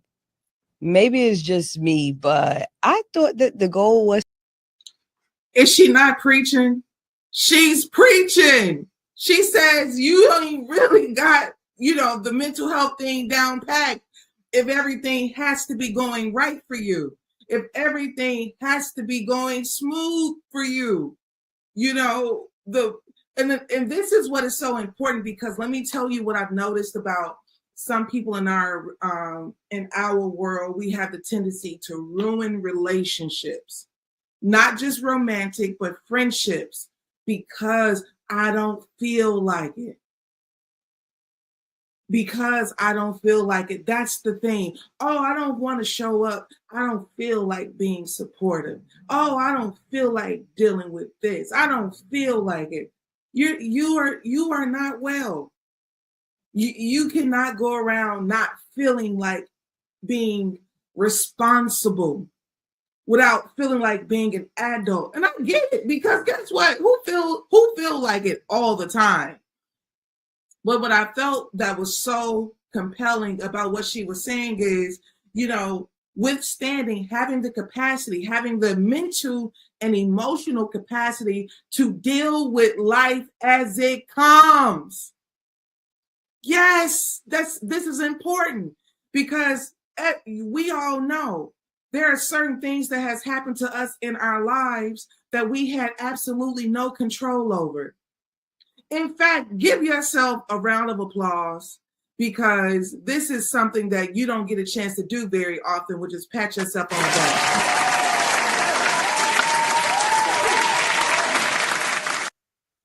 And it's important. The reason that I want you to give yourself a round of applause, because nobody understood exactly what you went through when you were going through it. Nobody truly understood the pain that you felt for whatever it was that you were going through, the heartbreak, the grief. As Black people, a lot of times, depending on where you are economically, we don't even have time to grieve properly. We have to grieve the dead, and sometimes we have to grieve the living. You just grieve. You keep going. You keep going. You got to show up. You got to do work. You got to do all these things. And of course, if you're a part of the Madam President community, I know for a fact that our mental health is important. And, you know, we want to do things. We want to not just do things well. We want to truly be well. So I want you to understand what she said. You know, you can't hide behind the fragility of your emotions. You know, like they used to say, you want to go to your grandma and them house, and they're going to be looking at you upside the head. You ain't changed your hair. You ain't gained the weight. And now you just decide, I ain't going over there. I don't want to see my people. I want to be with them. I don't want to deal with them because of how I'm made to feel. And it's okay sometimes, but you can't live a life of avoidance and thinking that you're choosing the healthier side of mental health. It's not possible. It's not possible to withstand. And that's something that I always think it's not possible to sustain. So one of the things I will say, I never forget, I was wearing eyelashes all the time. And I was wearing fake eyelashes. I was wearing fake eyelashes. When I first moved to Atlanta, it was a thing probably over 10 years ago. So I'm like, you know what? I like the fake eyelashes. I want to wear them. They, you know, make your eyes look nice. And I remember dating someone, and this person said, you know, I just kind of had an addiction almost, because I was like, oh, I got to get my lashes done. And then I would be like, well, I don't like the way I look if I don't have my lashes on. And then this person I was dating said, well, you know that that's not a realistic look. You know, it's nice and it's fine, but it's not realistic. You know, grown-ups' eyelashes do not have that sense of exaggeration in real life. And so I started to look around a little bit, and I said, really? I was like, well, I get what you're saying, but, you know, and then it just dawned on me, like, I don't want to have an addiction to what's not real. I don't want to have an addiction to what's not sustainable. So hence, you know, I'd stop wearing lashes, of course, but if it was a special occasion or a birthday or, you know, photo shoot or something like that, I possibly would do it. But it really allowed me to reevaluate what I had become accustomed to. This was a very important moment for me. Now, I don't know what it would be for you. You know, it may not be lashes. It may be something else that we hold on to in the emotional sense that's not real. And we got to do better than that. So don't forget, I know that I'm talking, but I want you all to keep in mind that this is brought to you by FlyNubianMoney.com. This is where you go when you want to grow. This is where you go when you want to get your money up and you want to get your mind up. Do not be alarmed. Text Queens to 87948 if you want to keep up with the Fly Nubian Money family. This is where you get courses. This is where you get freebies. You know, you want to get certain things that cost you nothing at all. Text that number. If you want to keep up with Madam President, text Madam, MADAM, to 87948 just to keep up with me when I'm doing something, dropping something, going live. I want to keep you informed on that. Here's another thing that the sister said that made complete sense. I want to share. Because like she said, we want to create awareness. We're not just trying to, you know, give people the ability to see that, oh, you're wrong. But it's like, once you know, then you can go and fix it. Hold on. You embody it. You think if you figure out the piece, but I just feel like nobody really has an idea of what it really takes, because if your peace depends on cutting people off, setting boundaries, avoiding negativity, or controlling your environment, in essence, you don't have peace. You have a fragile setup that only works as long as life goes your way.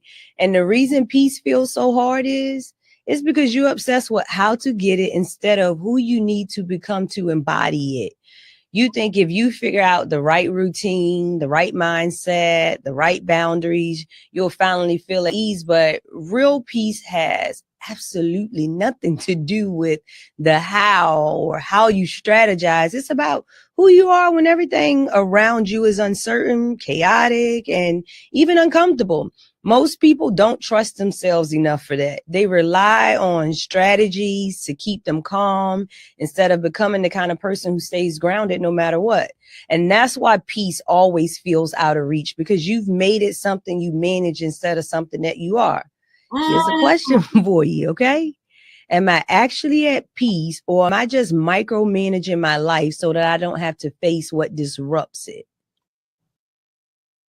Do you hear what the sister is saying? She is dropping gems.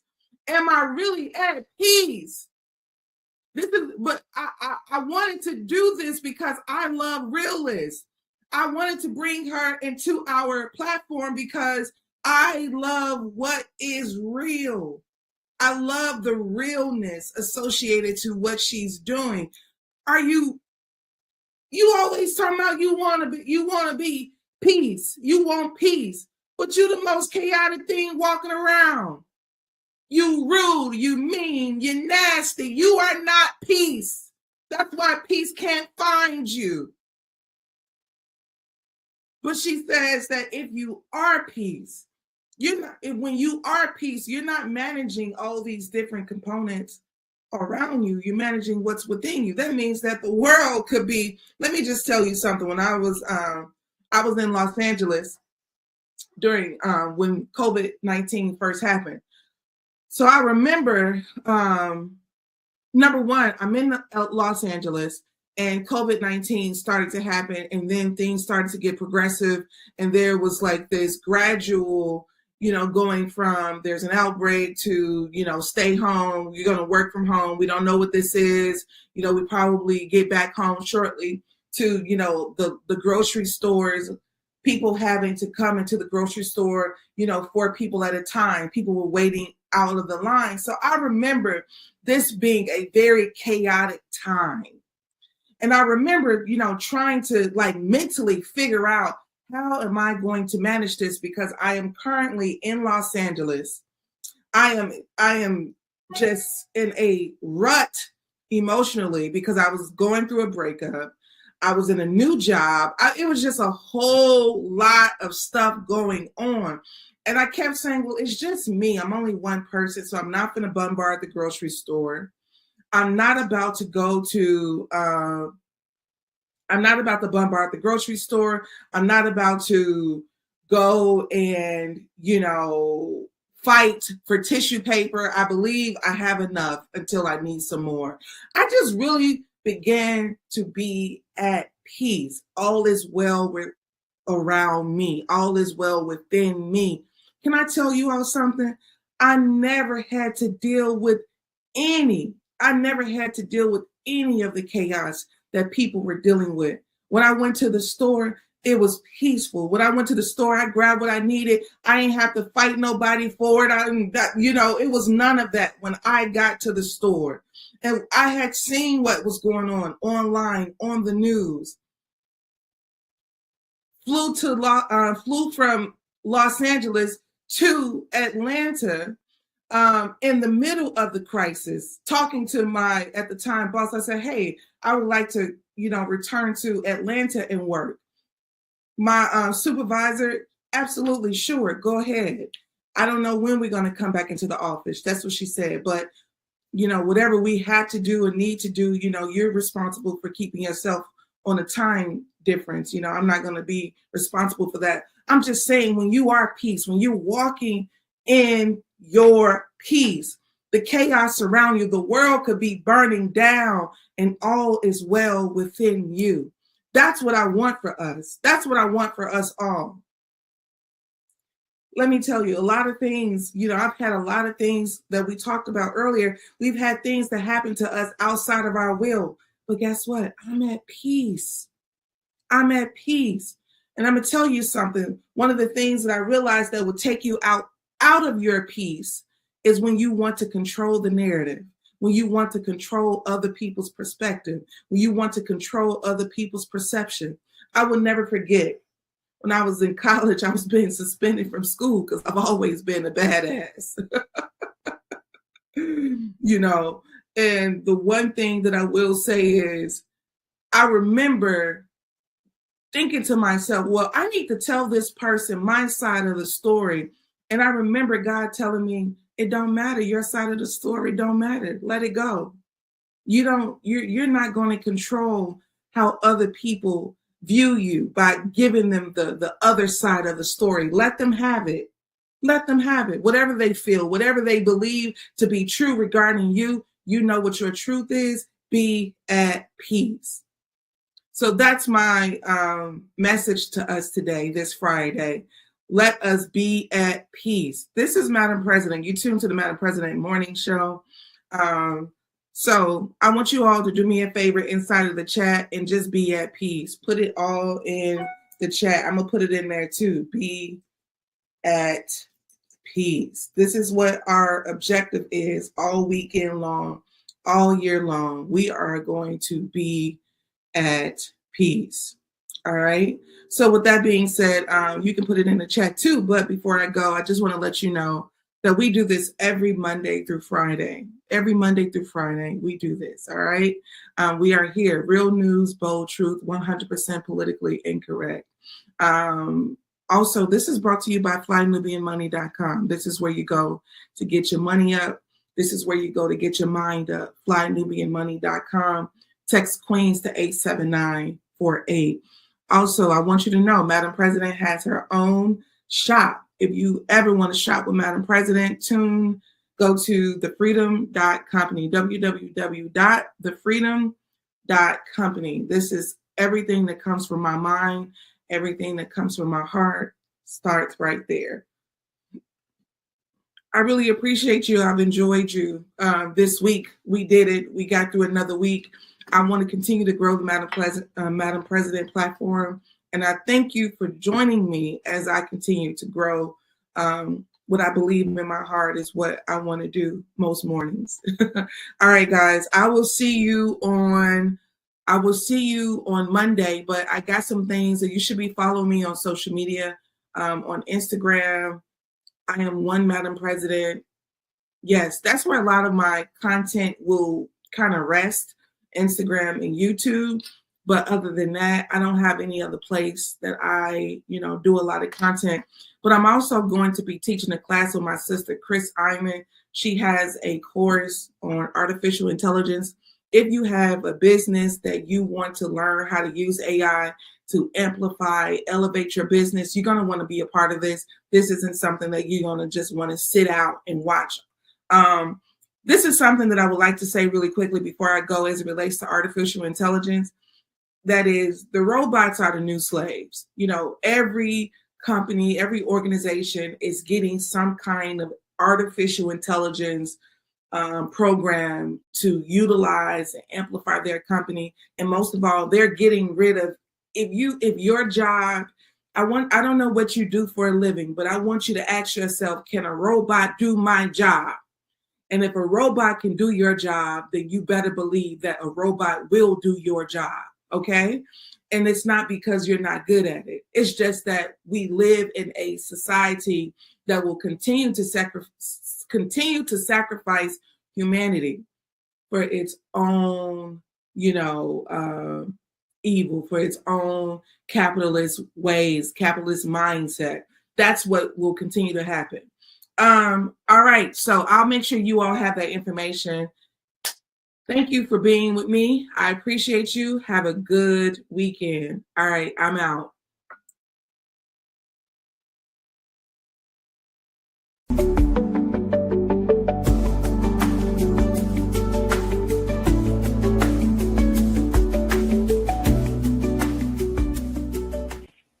Happy Friday, everyone. Hello, hello, hello. Welcome to Fly Nubian Money, where we help you master your mindset and maximize your money. My name is Tiara Williams. I'm also known as Miss Black Hollywood, and I am your host for today. I am joined by my lovely crew. Let's get all the things, because we talking about the blackout today, y'all. So let's just get everything out the way. Let's do the housekeeping, and then we get to this conversation because I'm so excited. It's Blackout Day. It is Economic Boycott Blackout Day. All right.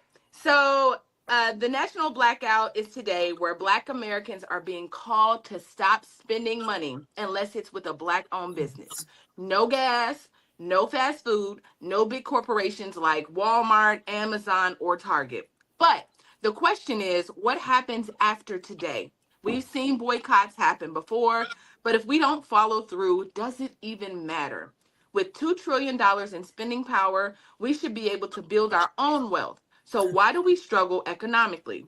What's stopping us from making this an everyday habit, not just a one-day protest? Today, we're going to talk about this and turn this one-day blackout into a movement that lasts. Is it possible to get on one accord and create real, lasting change? Is the question. Happy Blackout Day, Black people. How y'all doing?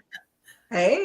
Hey. Great. All right. So let me introduce you to the queens that I have today. My lovely queens. I don't know which way. I have Pastor Connie Spearman, who is here. Right. Pastor, entrepreneur, this way. My girl Marlo Layson, who is going to New Orleans for Mardi Gras today, and I'm jealous, but she's a TV producer and she is here. I have my realty goddess, Laura Lala Key. I call her Lala, but I want to be respectful. All right. So listen, let's get into this discussion. So first of all, let me ask you all. Let's just start with the panel. Hey panel, how y'all doing today? As y'all come in, we see you coming in. Have you bought something today? Like, have you already went against, have you stuck to the blackout today? Are you participating? What's happening? Minister Connie, have you bought something today? Have you bought gas? Nothing. Not a nothing. You haven't bought nothing. All right. Nothing. Marlo, with you going to New Orleans, y'all gonna have to stop for gas. And you said y'all got to get a tire. Are you going to participate today? So I am participating. There's a Black tire shop that's not far from the crib. They sell tires and rims. They rent them and sell them. So I'm going over there to get my tire. And in terms of gas, we're gonna pray and we're not gonna stop in the sundown towns though. So if you don't have a large population of Black people, then we're not gonna stop in that town for the gas. That's right. We will be as conscious as we can be on our travels to South Louisiana this evening. Okay, all right, y'all be safe, and let's hope that you get there. Don't not get gas just for the simple fact. Well, I like mean, I'm and then we be ain't sitting gonna on get the side of the there road. gas, but we're gonna do what we can. You're gonna need it. All right, Lala.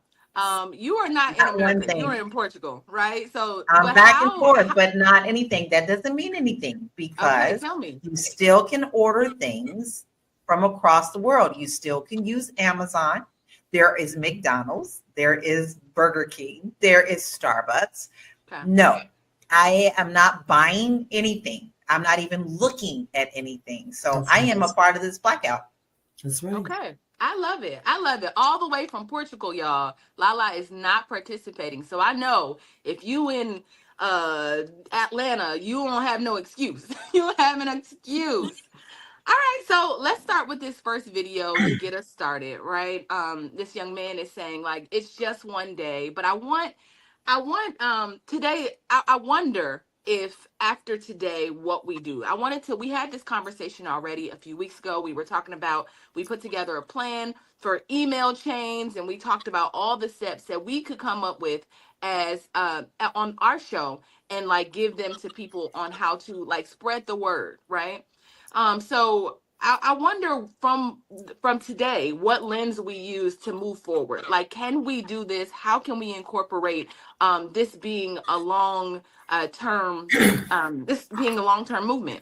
So let's start with the first video and see what he has to say. Mm-hmm. One day. That's all they're asking for. That's all that's required to start with. One day. Can we do it? Can we come together for one day with ease like every other demographic does without question? For one day, can we realize the strength in our own power, in our own pockets? One day is all we're asking for. Put that credit card down. You better not submit that Amazon order. Stay in the house if you need to. You probably need to save a little money anyway. Sit down somewhere and join the movement. One day is where it starts. And if we could actually shift our mindsets and come together on something, we could change it all. All right, I hear him. I hear him. You know, there's always this tone, like Black people just don't know how to put it together. Like we just so, just so in opposition to everything. When I don't think that is like just one day. Can we just put it together? It's the tone for me. It's the tone. Absolutely, we can. You have 4 people right here who are participating, and you don't have to beat us over the head to not buy something. We're not so discipline. It's so interesting. I saw another video. So first of all, let me, before I hop off into the other video, let's just respond to that. It's just one day, y'all. How did that all make you? Are we all in agreement that it's just one day? And are we all in agreement that it's just one day? All we have to do is participate, and it'll make all of and that'll be it. Right? Lala, let me ask you this. Why is it important that this one day turns into a movement, do you think? It must, in order to make the statement stick and really hit them where they only care about. The one day is powerful. I stand all for it. Black, blackity, black, black, I don't need nothing. Matter of fact, the thing, we buy too much stuff in the first place. We got so much junk we don't need. We just have fallen into this consumerism. However, you must keep the thumb on the neck. And how you do that is you start looking at other ways that you can continue to not patronize these stores. I saw a great video today about a young lady who loves going to the Kennedy Center, but because of the Kennedy Center issues that's going on, and now Trump is supposed to be heading that up, she said, how do I support the musicians that are a part of the symphony? Because I love going to the symphony. And what she found out was there are many sub-segments of the symphony that play around town, and they get the money.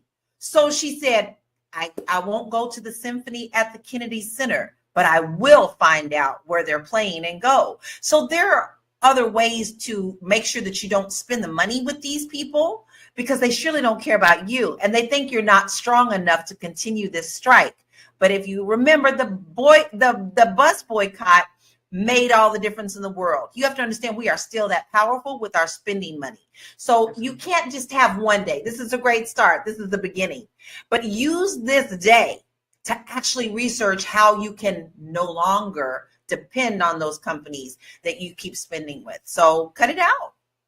I love it.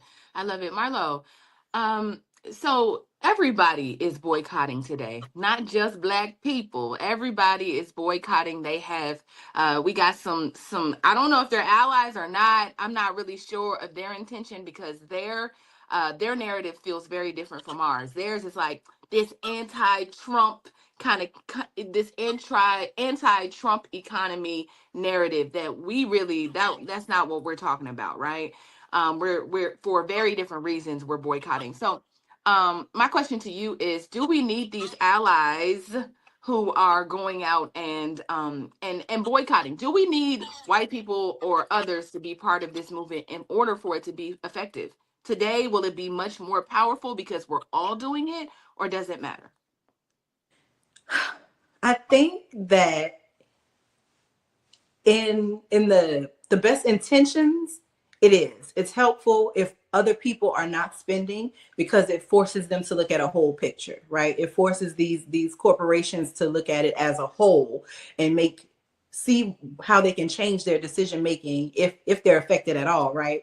But I also think that sometimes the messaging gets watered down. I came home yesterday And my honey was on the phone with his cousins, and he got off the phone. He was like, "What you know about this blackout?" Because I told him, if you didn't tell me nothing about it, then it ain't. I was like, "Well, I didn't tell you nothing about it because we're already intentionally spending money with Black people.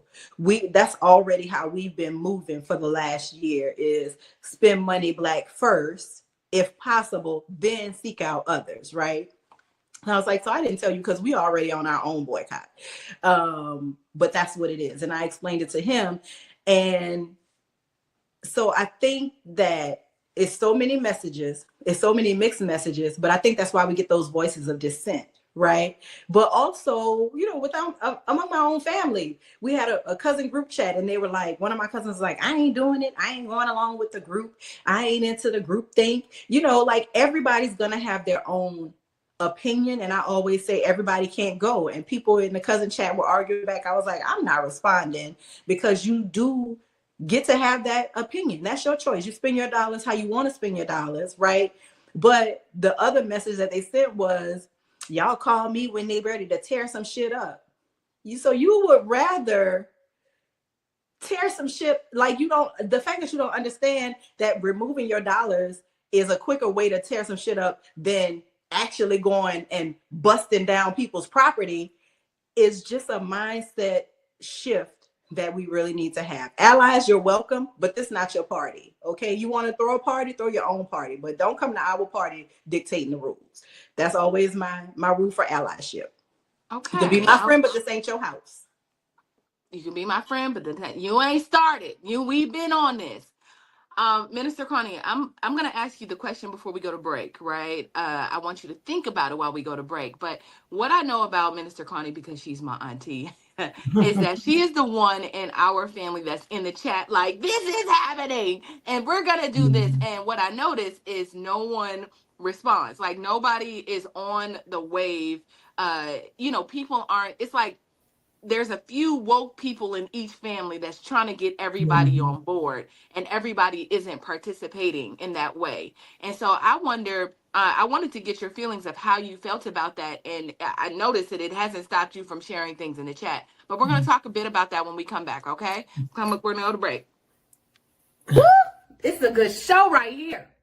But I'm biased. If you are just tuning in, you are watching Fly Nubian Money, where we help you master your mindset and maximize your money. My name is Tiara Williams. I'm also known as Miss Black Hollywood, and I'm the proud producer of this show because it is lit. If you want to receive notifications for when we go live Monday through Friday, 1 to 2 p.m. Eastern Standard Time. All you have to do is text the word Queens to 87948. That's Queens to 87948. That's QUEENS to 87948. Also, if you want to grow your money and not blow your money, all you have to do is go to flynubianmoney.com. There's all kinds of resources, there's courses, there's free giveaways. There's just no reason to be broke in 2025. All you have to do is go to flynubianmoney.com. Obviously, you don't want to be entertained here. You want to know enough to grow. Wait, I need to put that on a shirt. You got to know to grow. Got to know to grow. So know and grow with flynubianmoney.com. Yes, y'all. I'm out here running. I'm running Fly Nubian Money like Bad Boy Records. I'm all in the videos. I'm all in the commercials. I'm on the show. That's my business, right? As my good friend Tabitha would say, that's my business. All right. So, Minister Connie, I'm gonna come back to you. As a person that is woke in your family, what would you say to the other people that are like you, like that are as woke, but maybe are hitting a dead end on getting other people to be motivated? I love economic empowerment. I believe that's my mission in life. One of the things, I went to an art show and they had the Black Wall Street and how it looked. And I bought the painting and I have it here at my business right on the wall. So what I do, I'll call my family members and tell them, look, just get involved. Remember not to buy anything. So I will make the phone call. But I love economic empowerment among Black people. When I see that Black people are doing great, I'm like, wow, I could do it. It just encourages me. So the thing is that I do invest in Black companies. I do buy from Black companies. I also became partners in Black companies because that is a part of what I love. I love doing that. I'm part of the Blessing Foundation, and we are now building a clinic in Jesus, this went out my mind. We're building a clinic in Africa. And the thing is that we've been like doing things to get money and things like that. And then they have like widow women that needs, funding for businesses. So they make things. So when we have our yearly banquet, they bring all kind of beautiful things from Africa, send it over, and we sell it. And the stuff is so beautiful, and it helps them provide for their families and to take care of themselves. So it doesn't have to be here in the United States. It could be abroad also. So that's my thing. I love it. I just love it. All right. So, so interesting. And I'm gonna go to you, Lala, because I remember when, we've come a long way from our Montgomery boycott, right? Where we were able to withstand 381 days. We were able to get jitneys, as we call them in Pittsburgh. Yeah. Like we were able to do all of these things and support one another for that 381 days. Listen, when we boycotted for the NFL, I think I'm the only one on earth that's still like taking a knee for Kaepernick, right? It just feels like we just forget. It's like that Men in Black pin that just be like, you forget.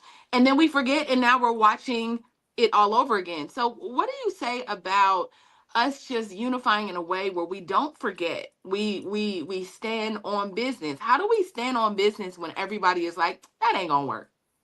No, we need to educate ourselves. And that's the thing. We don't want to take the time to educate ourselves. You talk about the NFL. Let's not forget that the NFL decided that they weren't going to pay the black players the same amount of money that they were paying white players for concussions when they were noticing that concussions were most people don't think about those type of things, or they don't know. So it is up to everyone. And you have to do this with your own mind shift. Marlo said this so eloquently. You're the one who's got to change your mind. You've got to go and figure out and see what these companies are doing. And you have to say, is this really okay with me?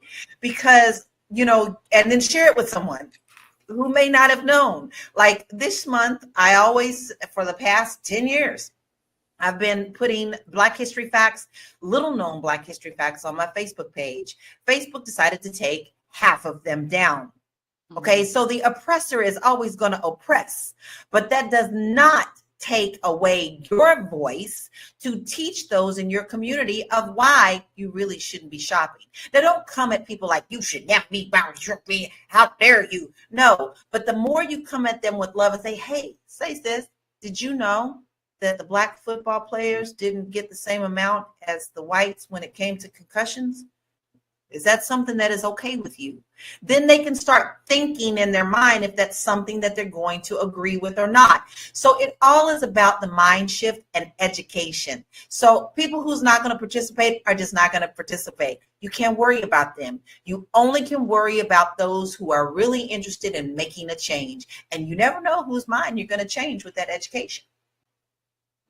I love it. What do you say, Marlo, to the people that say this will never work? Because we're about to go to a video of a gentleman saying, this ain't gonna work. It don't work. What do you say about that? Everybody ain't gonna come. Everybody don't want to come. Everybody don't want to be part of the movement, right? And the movement only works, the collective only works if the people that are involved are invested. So I say, you don't want to be involved? Cool, baby, do your thing. But the same way that I tell people all the time, you don't want to pay attention to the laws that are getting passed when your child goes to jail behind one of these new laws because you didn't vote. Please don't call me, because my compassion at that point is lowered, right? I need Joe Corley to tell me how to be a nice person at that point, because I feel like the writing was on the wall and you chose not to read it because it was not in line with what you wanted to do. And sometimes I feel like because Black people have had a foot on their neck, right? Because that oppressor's hand is always kind of guiding our heads. I feel like people want to rebel, right? They want to say, I ain't doing, and you can, right? But then don't come to the collective when you need help.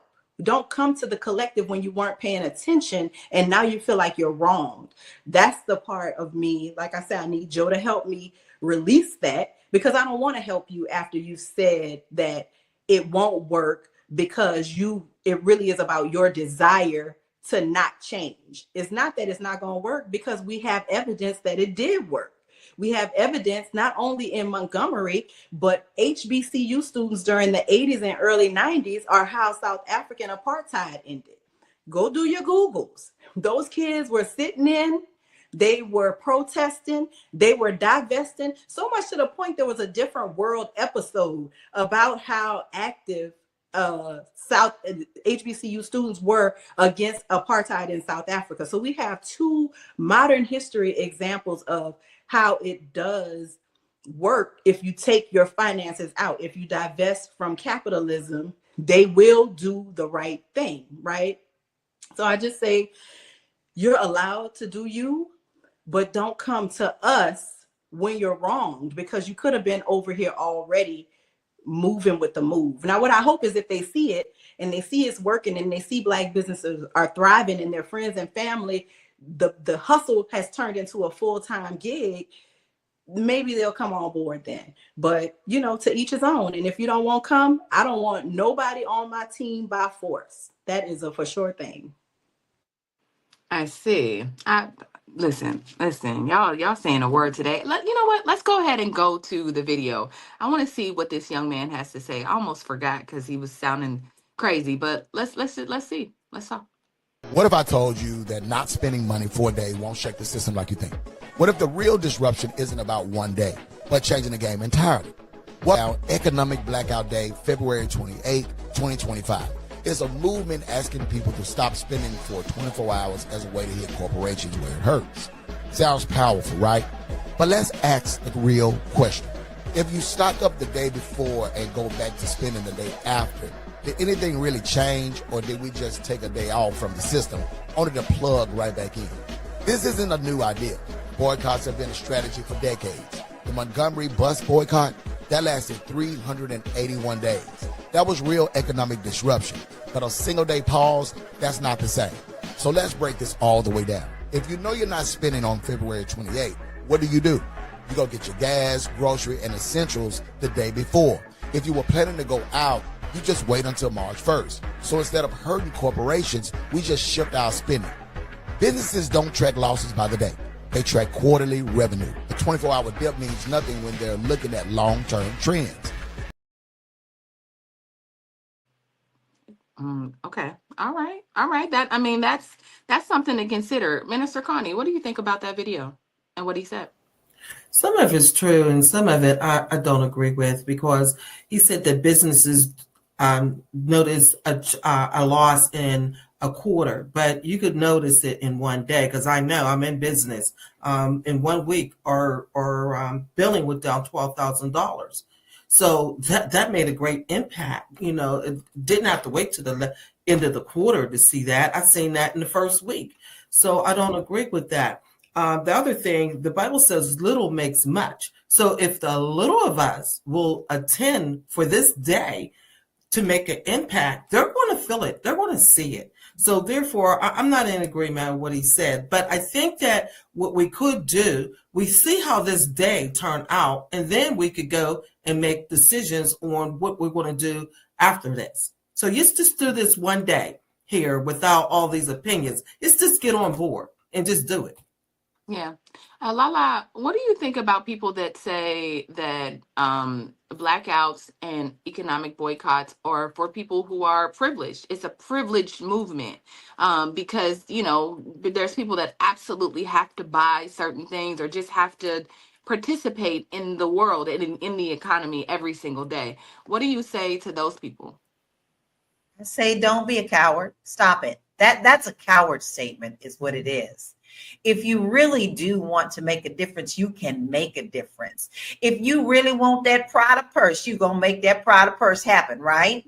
So if you want this just as much as that Prada or just as much as that Gucci, then you're going to make the mind shift. It's not just for the privileged. Listen, look in your communities. There's a lot of stores that don't look like us, but want your dollars. Okay. Yeah. So if that means that you may have to walk 2 blocks down to the Black mini mart to get what you need, then go and take them extra steps. You're going to need it anyway, because we need to be more healthy. It's not just for the privileged. In fact, it's more for us than anything, because we, the ones who are the underlings, are the ones that are being the most affected. The rich gonna always be rich. They always gonna spend what they gonna spend. They gonna do what they do. They gonna have their parties. But let me tell you, it's the ones who are considered the underdogs that actually have the most power. You must rise up and change this before you can make any kind of change. So change that mind shift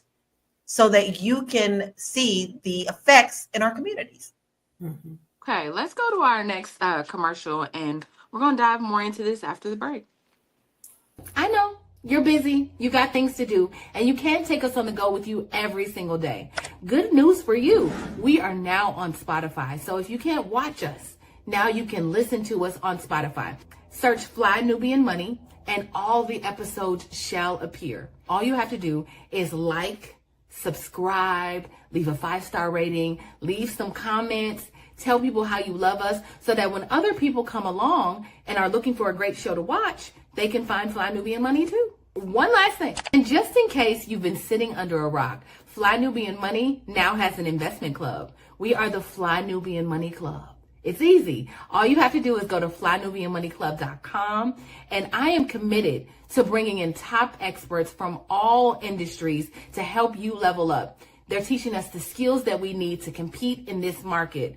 We often say that nobody is coming to save us, not the government, but guess what? We're coming to save us. I'm coming to save you with the Fly Nubian Money Club. So listen, all you have to do again is go to flynubianmoneyclub.com. We have a 30-day free trial set up just for you, just for those people that are struggling. Even if you ain't struggling, you ain't got to struggle. I'm coming. Okay, let me stop playing. I'll see you soon.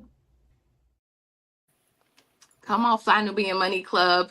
Next up, we have Marlo Layson, who is here. Later on, she's going to tell us what she's teaching y'all, but it's going to be lit. So make sure that you go to flynubianmoneyclub.com.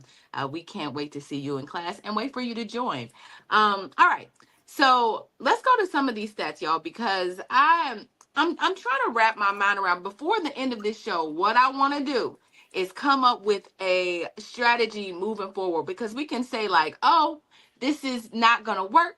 I don't know a plan. I heard the other day that they were able to get, because for Joy Reid, they were able to get another 50,000 people on a Zoom call.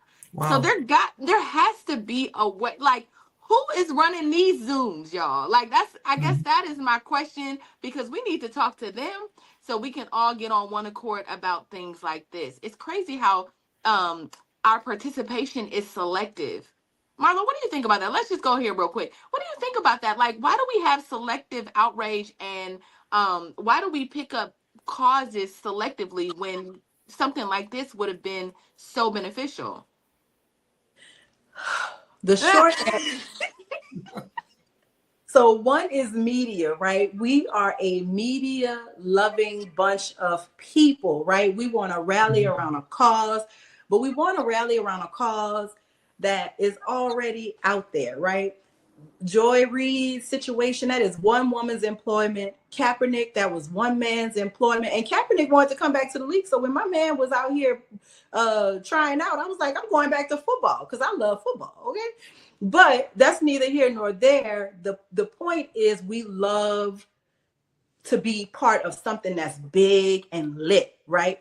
This economic boycott feels small and isolated because there isn't a celebrity, right? Maybe if Killer Mike would have went on Instagram Live, or Willie D would have went on Instagram Live and said, don't spend no money, join me, be part of my movement, make somebody that the people could rally around. But we are the modern day Romans, and celebrities are our gladiators, right? So we go all the way up for anything that is celebrity involved. And even though Joanne Reed is a journalist, right? And she follows journalistic integrity, very smart woman in media. She's a national journalist, right? If I lose my job because I get on the Fly Nubian Money Club and I be popping my shit, and the people find out and they like, girl, you got to do Fly Nubian Money Club or just traditional journalism, I ain't gonna be able to get 40,000 of y'all on the Zoom. And I'm not mad about it, but I wish people would be honest about the desire to be attached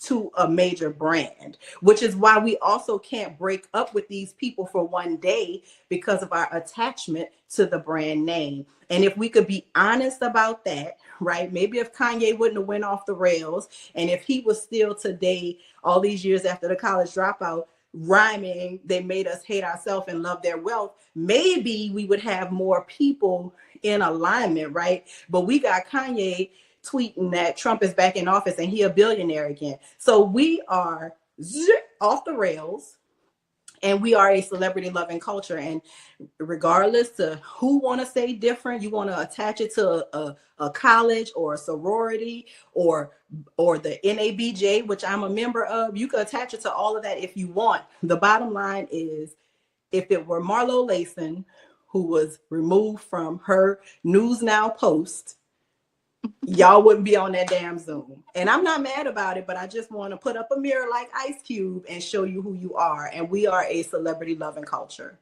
We love it. If Beyonce would have said it, y'all that did it. That's what she's trying to say. If Beyonce would have said, I'm not participating, y'all wouldn't have participated. Would not have participated. Let's go to some of these stats, y'all. All right, let's see.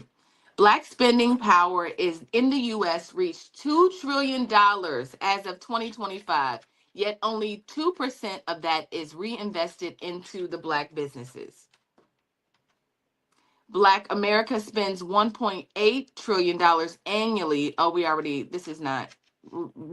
this. It's $2 trillion. All right. If Black Americans stop spending for just one day, the U.S. economy could lose billions of dollars in revenue. Many Black people work for major corporations like Walmart, Amazon, and Target. A long-term employment could hurt Black employees in these industries. Actually, I want to take that down. Let's go ahead and take it down. Lala, this is what I meant by privilege. There was somebody that came out and said, listen, I work at these big corporations, and this is going to influence me as an employee. So tell me, what do you say to those people? I say find another job, because likely they ain't paying you enough anyway. But what do you say? I have to agree with you. Now, listen, you're going to work for a company that undermines absolutely everything that you do. And there's also there's power in silence. So you can be making these moves quietly, looking for another position on something that will support you. Now, do I think that everybody should just go out and quit their job? No, that wouldn't be smart. But you can start looking for other things with companies that do support what you are aligned with. Listen, I remember my pastor always said, if you don't like snakes, you don't go to the snake garden. It's as simple as that. You don't go lie with snakes if you don't want to be a part of them. So everything that I do, I always try to look to see if it aligns with what I agree with. And here's a perfect example. I was working for a live streaming company. They asked me to come in and to be the community manager, make sure that these young people wasn't coming on shaking their butts and being naked. Okay. So I thought, hey, that's good. I want to make sure that these airwaves are something that I really want to keep clear for these kids and blah, blah, blah. What did they really mean? Well, we have to put somebody in this role. But now, if they kind of shake just one cheek, kind of look the other way. No, I became the villain when I became the enforcer. And I saw immediately this was stressing me out. This didn't align with my what I believe to be for me. And so I quickly let go of it because there's no way I'm going to work and be stressed out over something where people don't even, I'm replaceable, baby. And you are too. And you should see your value and your talent and your worth and try your best. I know it may not always be practical to find something else that aligns with what your spirit is telling you to do. Now that's your choice. But you can't sit up there and work for companies that don't care a damn about you. You are replaceable. Yeah, go to Costco. Who didn't roll back the DEI? It would be very hard for me to say as an employee at a company that washed DEI measures off their website. It would be hard for me to make that decision and still show up at work every day. Minister Connie, how do we break there's part of me that feels like we're just so, you said it earlier, Marlo, that we are attached to brands and big corporations, which means that we are attached to white-owned companies. To us, they just operate better, they're more reliable, all the things, right? Minister Connie, what do you think about that? Like, how do we break the cycle of thinking that white business or white ice is colder than what we have in our community?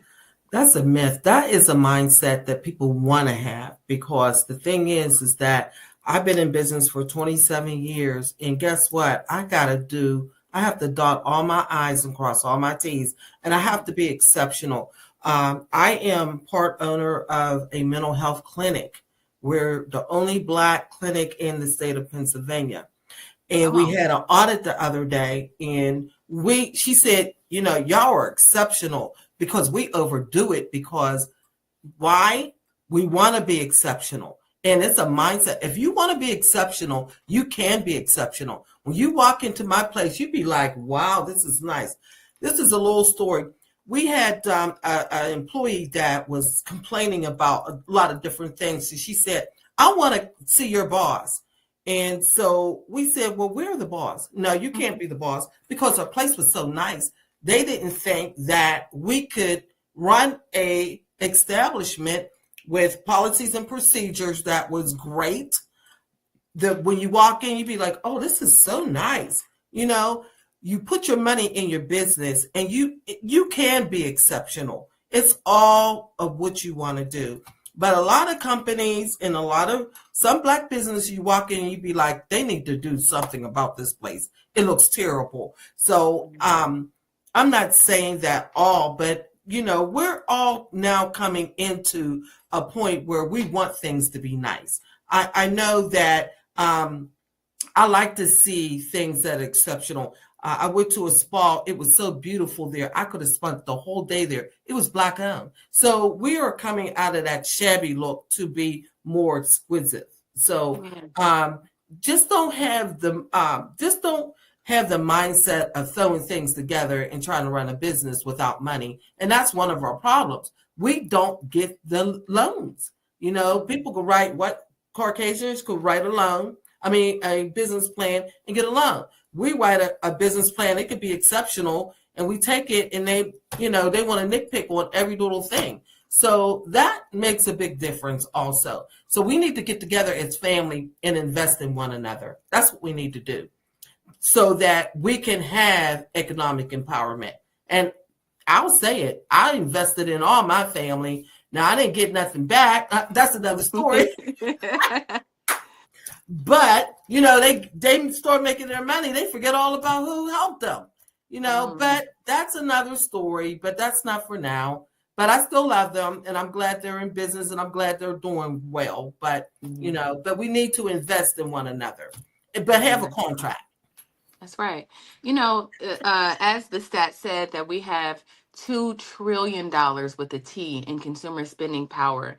And we say that all the time on this show, that we have only 2% of that $2 trillion is being spent with Black owned businesses. Just imagine if we took that up to 10% and 50%.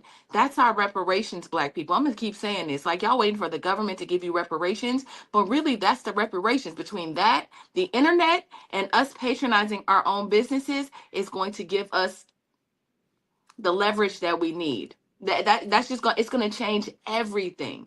If we're getting our money and spending it within 6 hours and giving it over to 98% of it over to a white business. You can't wait to get that money and spend it. You can't wait. I And a got lot paid, of times girl. you've already spent it before you got it. That's right, right? You already plan to spend all your money. So it's just very hard. I mean, that sounds like a hustle trap, it just sounds like a trap that we're in, a loop, the rat race that we're in. But I think we could benefit as a community if we put more money into our own businesses. So there's a video. A lot of people are saying we have another video. A lot of people are saying that DEI efforts, us not patronizing Target and all of that, is not working, right? Like they're still making their money. Nobody cares, right? Like it's not having the effect. It's not giving what we wanted to give, right? Would everybody on this panel agree with that? Like, because we have decided not to patronize with Target, Walmart, it's not making a difference. Would anybody agree with that? I don't think so. Okay. All right. Let's watch this next video. I want to see what this young man has to say, or young lady. I don't know which one. Finally, some good news. So everybody who boycotted Target needs to be super excited because it is such a beautiful thing to actually score a victory, particularly this early on. And I want y'all to think about this. I want you to celebrate this moment. We had Target's shareholders sued Target because when they removed DEI, they said that Target leadership did not tell the shareholders that removing DEI could cause a boycott and lower the value of their shares. Now, as a result, I have heard, I have not done the deep dive, but I've heard it on the streets that Target is talking about rolling back that decision because of pressure from shareholders. And obviously, when you affect the bottom line, when you hit them where they live, when you speak the only language that capitalism cares about, it causes people to stand up and take note. This is why we have to spend our dollars accordingly. We have to vote with our dollars. We need to be supporting Black business, supporting small business.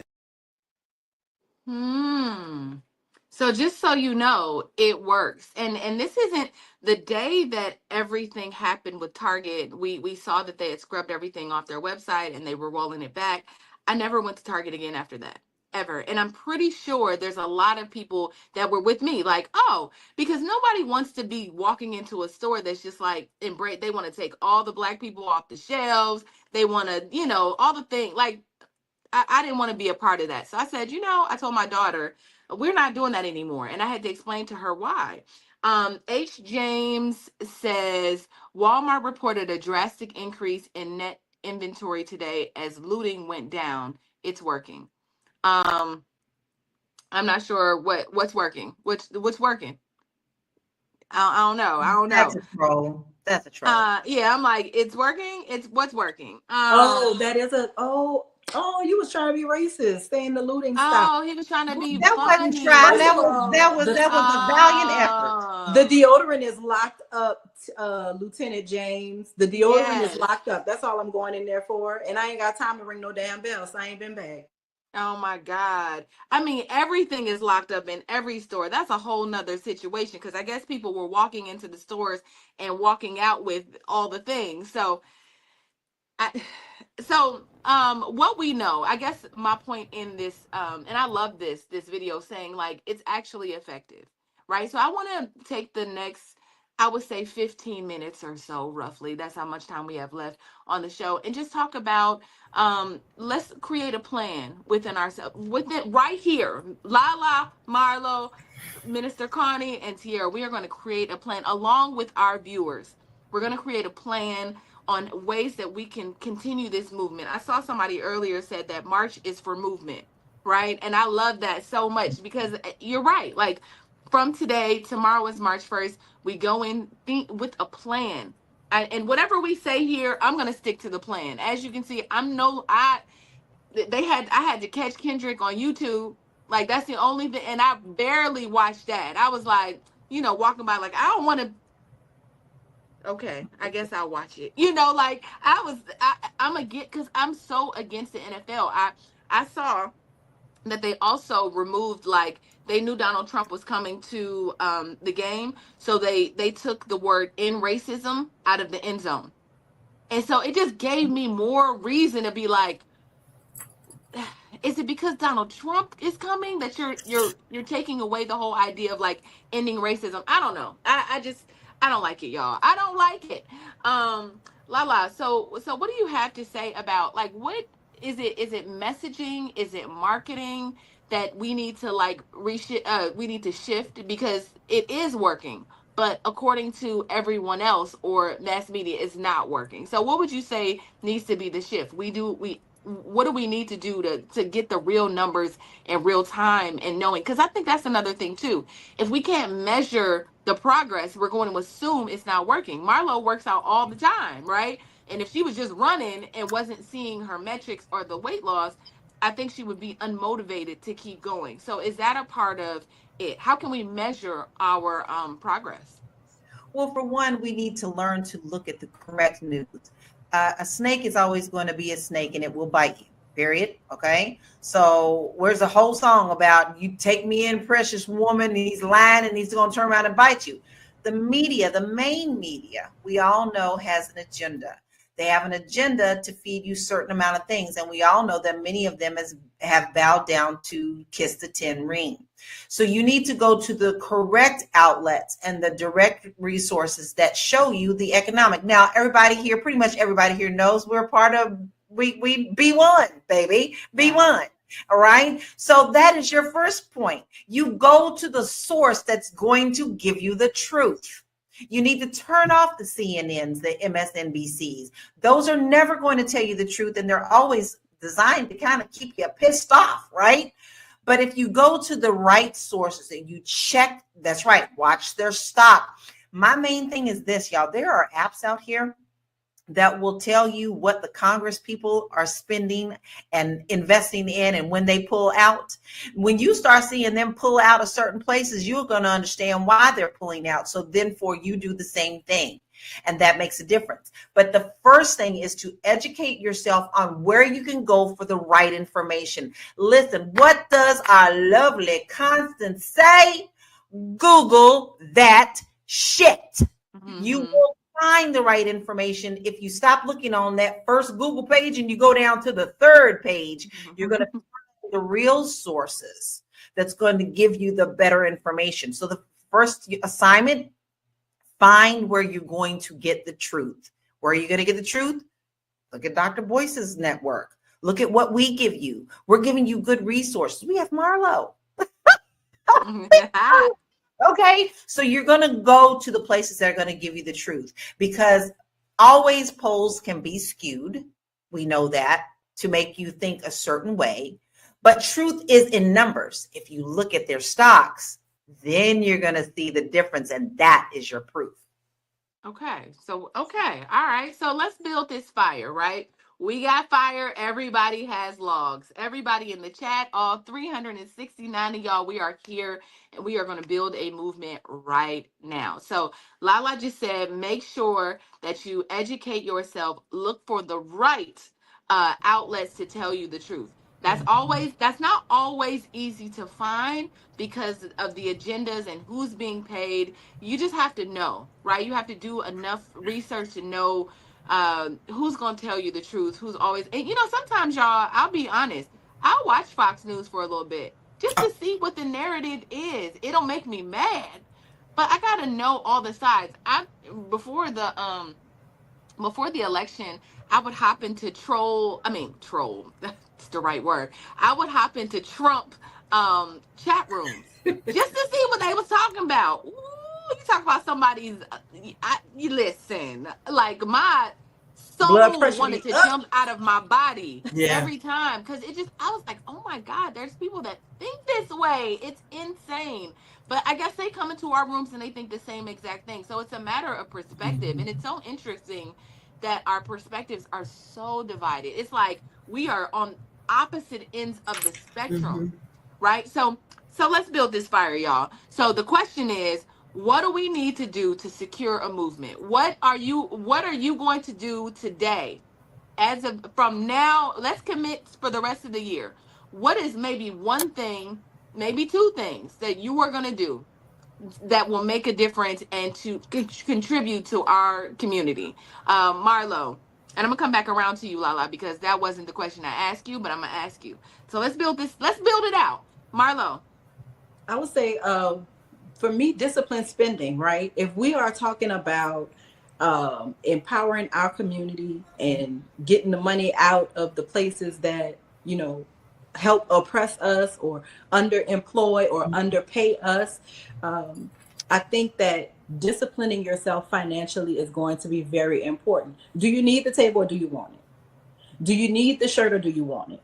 Right? Making real decisions about how you spend your money. And then if you say, I really need this, is there a black seller on Facebook Marketplace? Is somebody in your community having a garage sale or estate sale where they're trying to get off some things that they need to let go of, right? I think that we have to get back to being, my grandparents were very smart spenders. And we rolled into very frivolous spending. And I think we have to get back into smart spending. I think we have to get back into repurposing things that we thought we were going to throw away because there is something on Amazon that's $29.99. So I would say my log is a disciplined spending log. Do you need it? Do you want it? Can you live without it? Black people, do you need it? Do you want it? Okay. So every time before I buy something, I'm going to say, do I need it? Do I want it? Will it help or harm me? Because sometimes we buy things. Like yesterday, I had some Dairy Queen with my daughter. It's going to harm me. It harmed my stomach. Right? I ain't been eating sugar or salt. I was like, right, it's going to harm me. But does it help? Does it harm? Do you need it? Do you want it? Okay. All right. Minister Carney, what do you say? I like that one of the attendees on the podcast said that maybe we should do it every Friday. That is a great idea. So for the whole year, you stop doing it on Fridays. That's a blackout Friday for the rest of the year. That would be awesome. That was going to make a big impact on the bottom line. You know what? I don't need nothing. I really don't. I just be buying stuff. I was like, oh, that's cute. I'm going to get it. I'm going to start thinking about that. I am really good on investing, saving my money, but I don't have things. My kids is grown and, my mortgage is paid off. So I'm buying stuff. I'm just buying stuff because I have the money. So I'm going to start thinking about not buying this because I really don't need it. I really don't. And I can do it without going to Target for the whole year. I could do that. Y'all, can we do every Friday? I think somebody also, it was Armando who said that maybe we take every Friday I love every Friday, but he said the last Friday of the month and just either discuss it on here or take it out to Blackout. But every Friday sounds even more aggressive. For the rest of the year. Every Friday for the rest. I think every Friday is definitely doable. Can everybody on at least this thread do every Friday for the remainder of the year? Listen, we can start small. And if we start small, on our other show, we put together a plan too. But it was more so how to spread the word. We said that, Marlo, you got to help me. We said you got to text and email your people. Text and email, send out an email chain, just letting them know, hey, this is the deal. At least once a week. This is the cause. This is what we're working towards. Remember to do this. Getting people's consciousness and awareness, kind of massaging that. Because, everybody is not going. I told you earlier that Minister Connie sends out text messages on our family thread and nobody responds. I think everybody just kind of looks at it and goes, whatever. But to keep doing it either way, even if they respond or not, I think it's massaging, even some subconscious, right? So it was emailing, getting on an email, get on a newsletter or some sort. Do you remember what else was, Marlo? I know mine was share it, You know, people love to be on social media, so share out the great Black businesses that you find, the great Black service providers that you find, and show people where you're at. Let people know where they can go, because a lot of times we don't know where to go to support each other. So the same way you pose with that Gucci bag, you got that Hermes belt, ever so slightly showing in the photo. Do that with what you buy from Black people. Support Black people in that same way, because Hermes don't need it. They got a huge marketing budget, huge marketing budget. Yes, you said make it feel cool. You said make it feel Because we cool. make So when everything you, cool. We because make everything cool. So that's make what it Black feel people, lit we so that are more cool. people want to be part of that wave. Because, you know, we got some wave riders. So we got to make waves so that they could jump out there and get on them, because everybody ain't going to cause a wave. Some people just want to ride it. Lala, what do you say? Add something to the log, baby.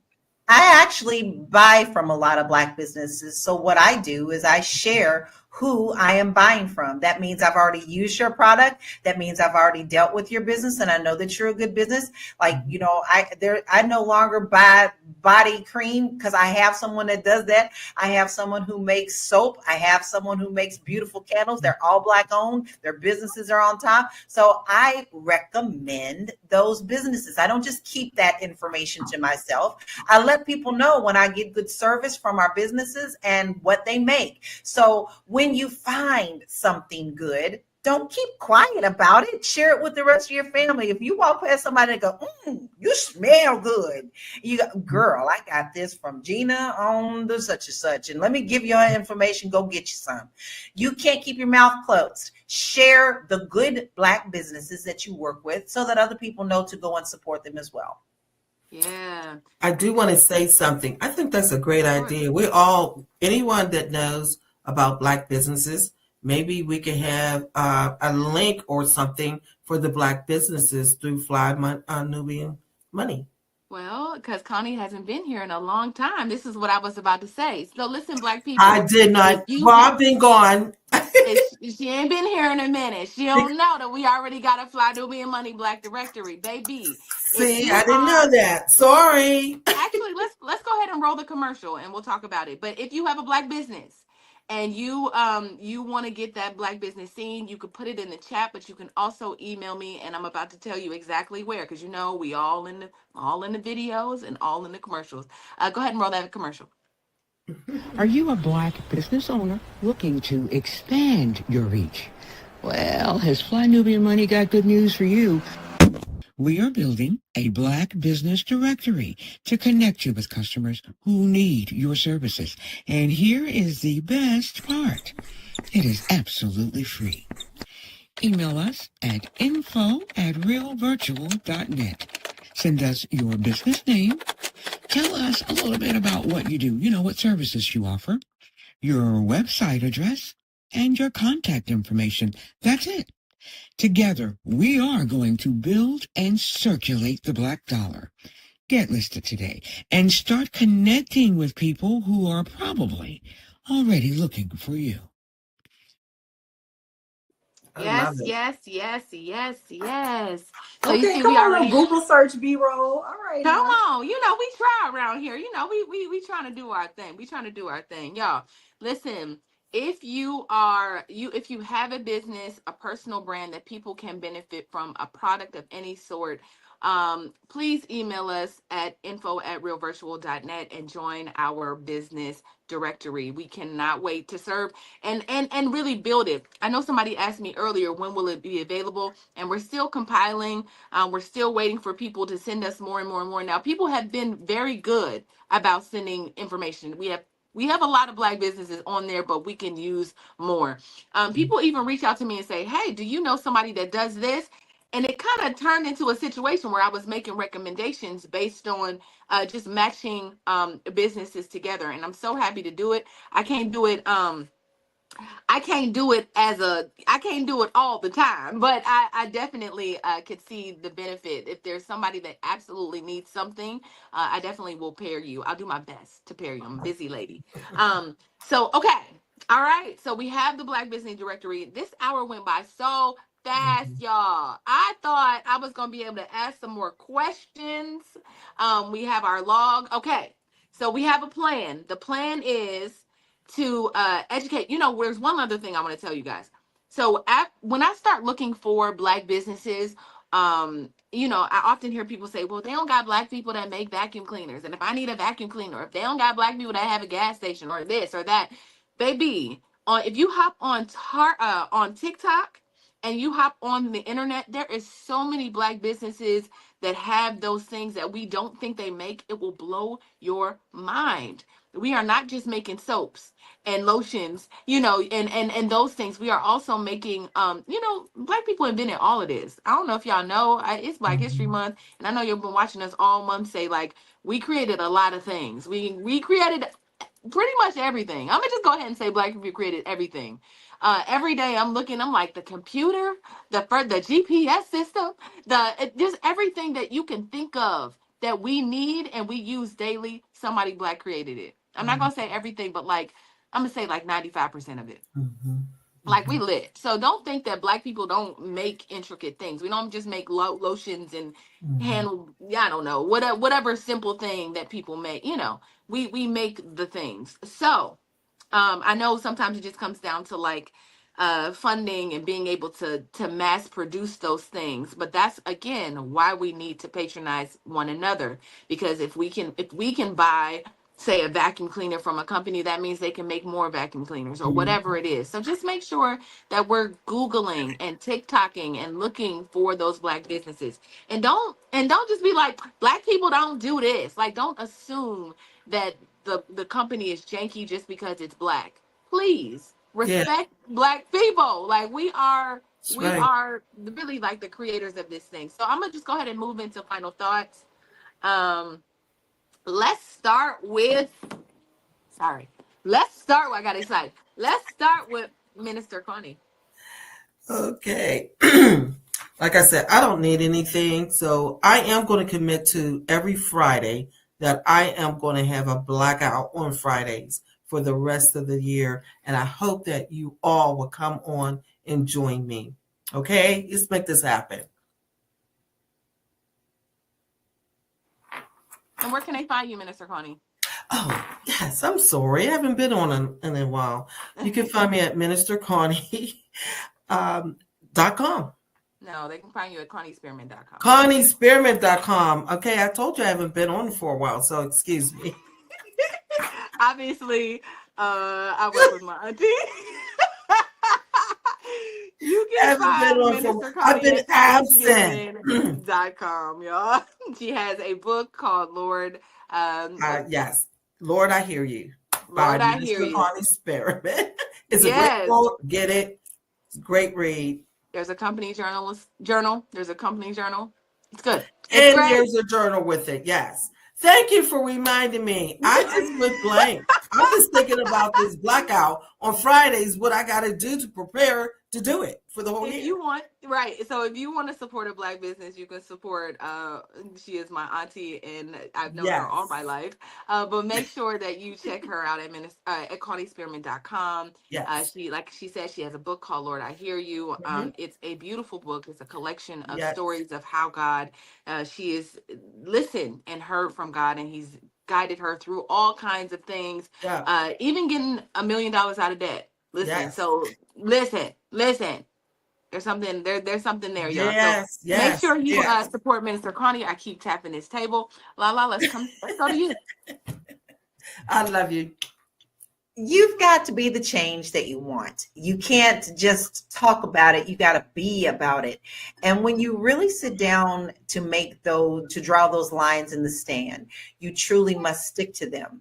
Know why you're doing it and how it can affect the whole community just by doing your simple research. Listen, we all have some things that we don't feel like we can give up, but at some point you have to give up for your best, right? I gave up cake. I gave up sweets for a long time. And guess what? I lost the 135 pounds. Wow. It doesn't happen overnight, but as time goes on, you see the changes. So you must be the change that you want to see. It starts with you.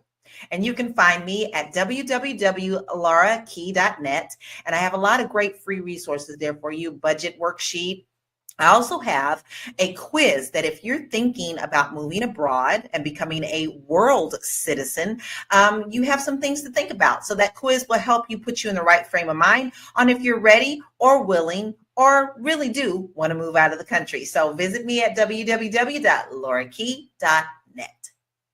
Make sure that you check Laura Lala. I keep wanting to say Lala. Check Lala out because she does. She has all of these amazing resources. There is a budget that I use often. I printed it out. I wish I had it in front of me. I run and go get it and show y'all.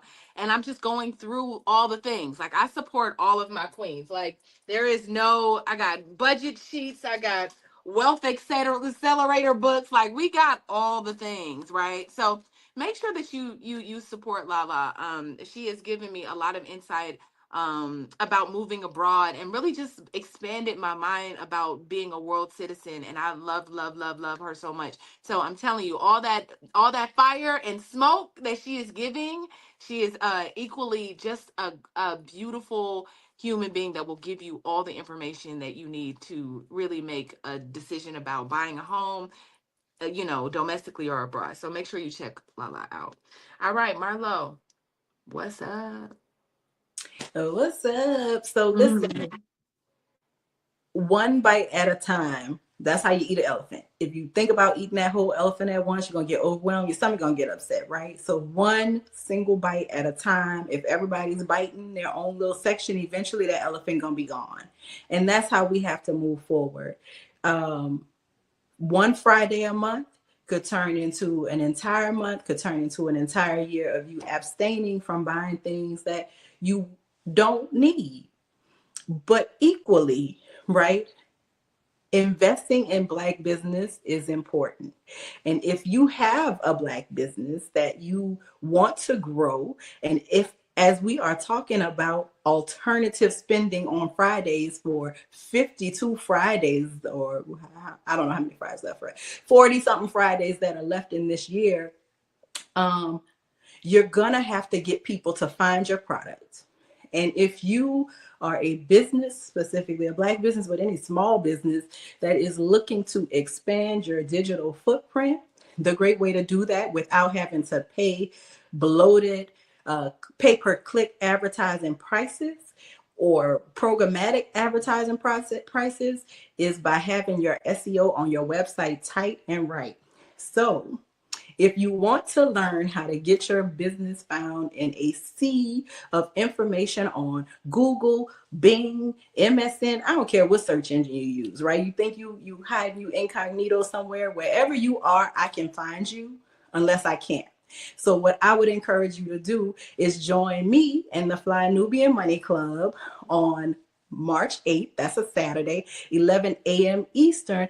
I am going to teach you how to increase your sales and traffic, and of course your profit using SEO strategies. These is data-driven strategies that I've cultivated myself, that I have borrowed from other people, things that I have put to work, and I have seen them work myself for an advantage in business and online business. If you want that, if you need that, if you struggle with getting organic, we are talking about organic, y'all. Like that milk y'all like to drink, y'all like to say organic so y'all can sound super bougie. Well, come to my super bougie organic search engine optimization class, and I will help the people. I will help you put the food where the goats could get it, honey. You know, a goat don't have a long neck, right? The goat could only go down. So I'm gonna put it where the goats could get it for you so that everybody can thrive and grow in business. And it be beautiful Black people out here using this internet for good and evil, because y'all cut up on the internet, but I'm gonna teach y'all how to get found. Come get found Saturday, March the 8th. I'm gonna be here. Fly Nubian And Club. Fly Nubian Money Club, it's gonna go up. It's y'all. I'm so committed to bringing people that can change your life to the Fly Nubian Money Club. Period. Like that's it. That's my answer. Trying to get you skills that you need to take your finances and your personal brands, whatever it is, to the next level. And so Marlo is coming. Lala has been there. At some point, I'm gonna get Minister Connie to teach y'all a thing or two about running business. I'm definitely going to, so you definitely want to join us. Also, Marlo is partaking in a bodybuilding competition. She has been getting super fine on us. We have, well, I have adopted the way she eating, and it's working for me. Feel me? She's helping us all kind of just like work on our fitness and work on our nutrition this year. And we're really getting, growing together. Listen, we lifting booties with booty muscles. We not lifting scalpels. We lifting booty muscles. You can do it. We not lifting. You ain't gotta be born a big booty girl to have a big booty. I'm telling you. I come from the little booty Judy line of people, okay? And that thing balling on her back. I hate it.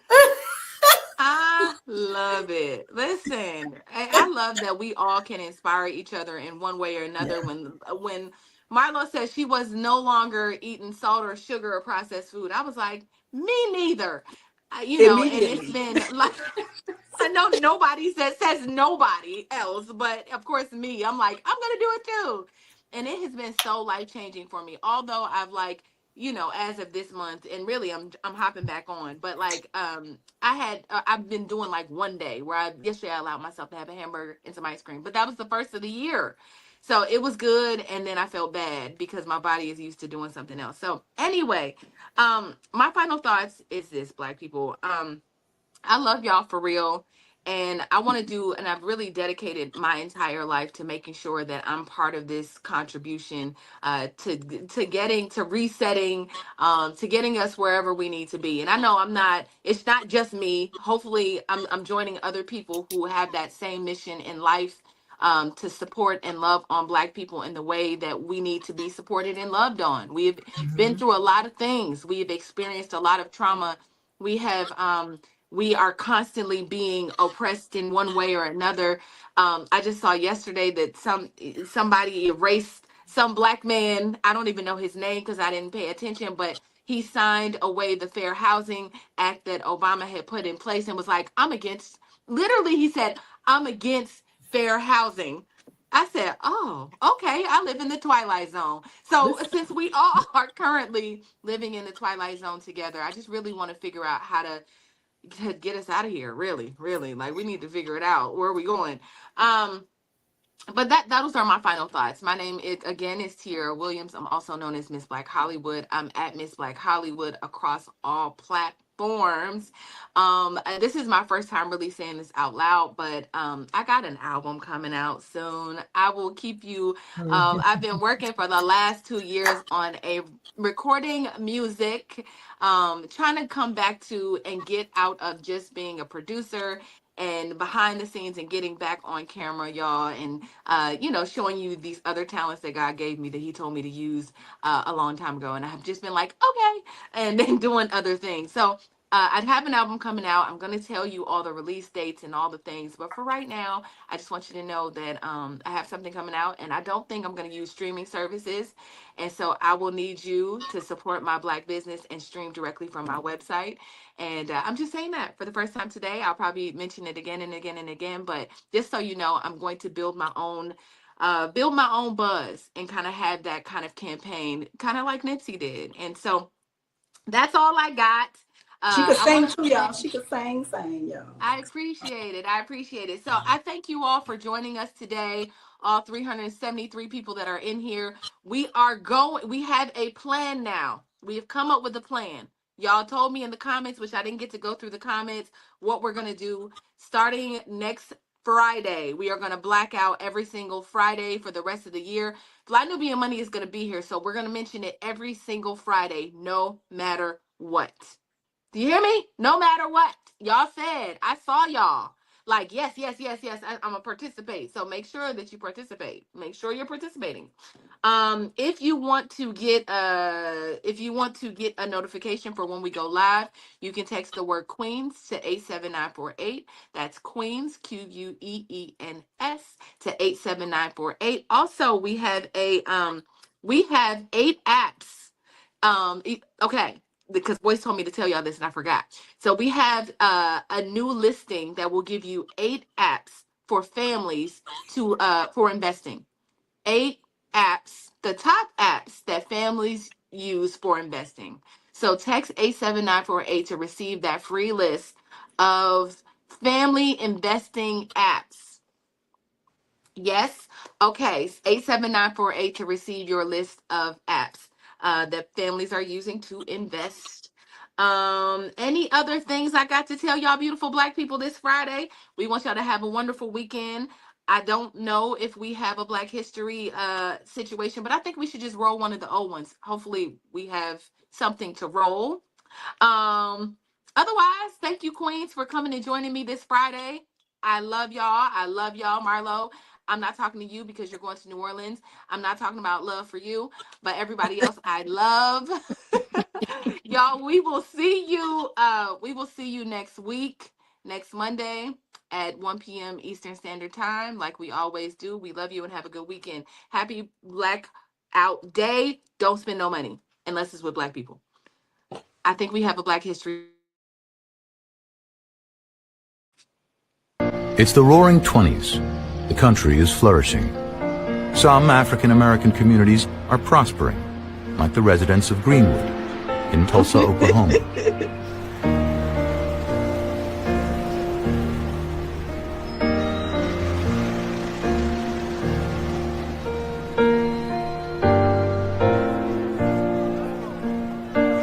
A remarkable Baptist pastor named Solomon Sir Jones is the pioneering filmmaker.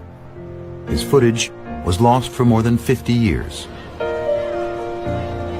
Jones captures the bustling life of Greenwood, which could be any American small town.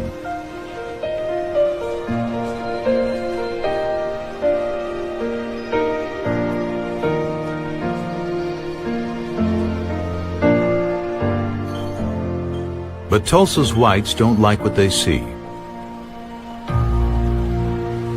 In May 1921, after a black man is accused of assaulting a white woman, a white mob rampages through the city. For a night and a day, they loot and burn Greenwood. A Fox News crew captures the only surviving footage. It is the bloodiest racial massacre in American history, leaving nearly 300 dead.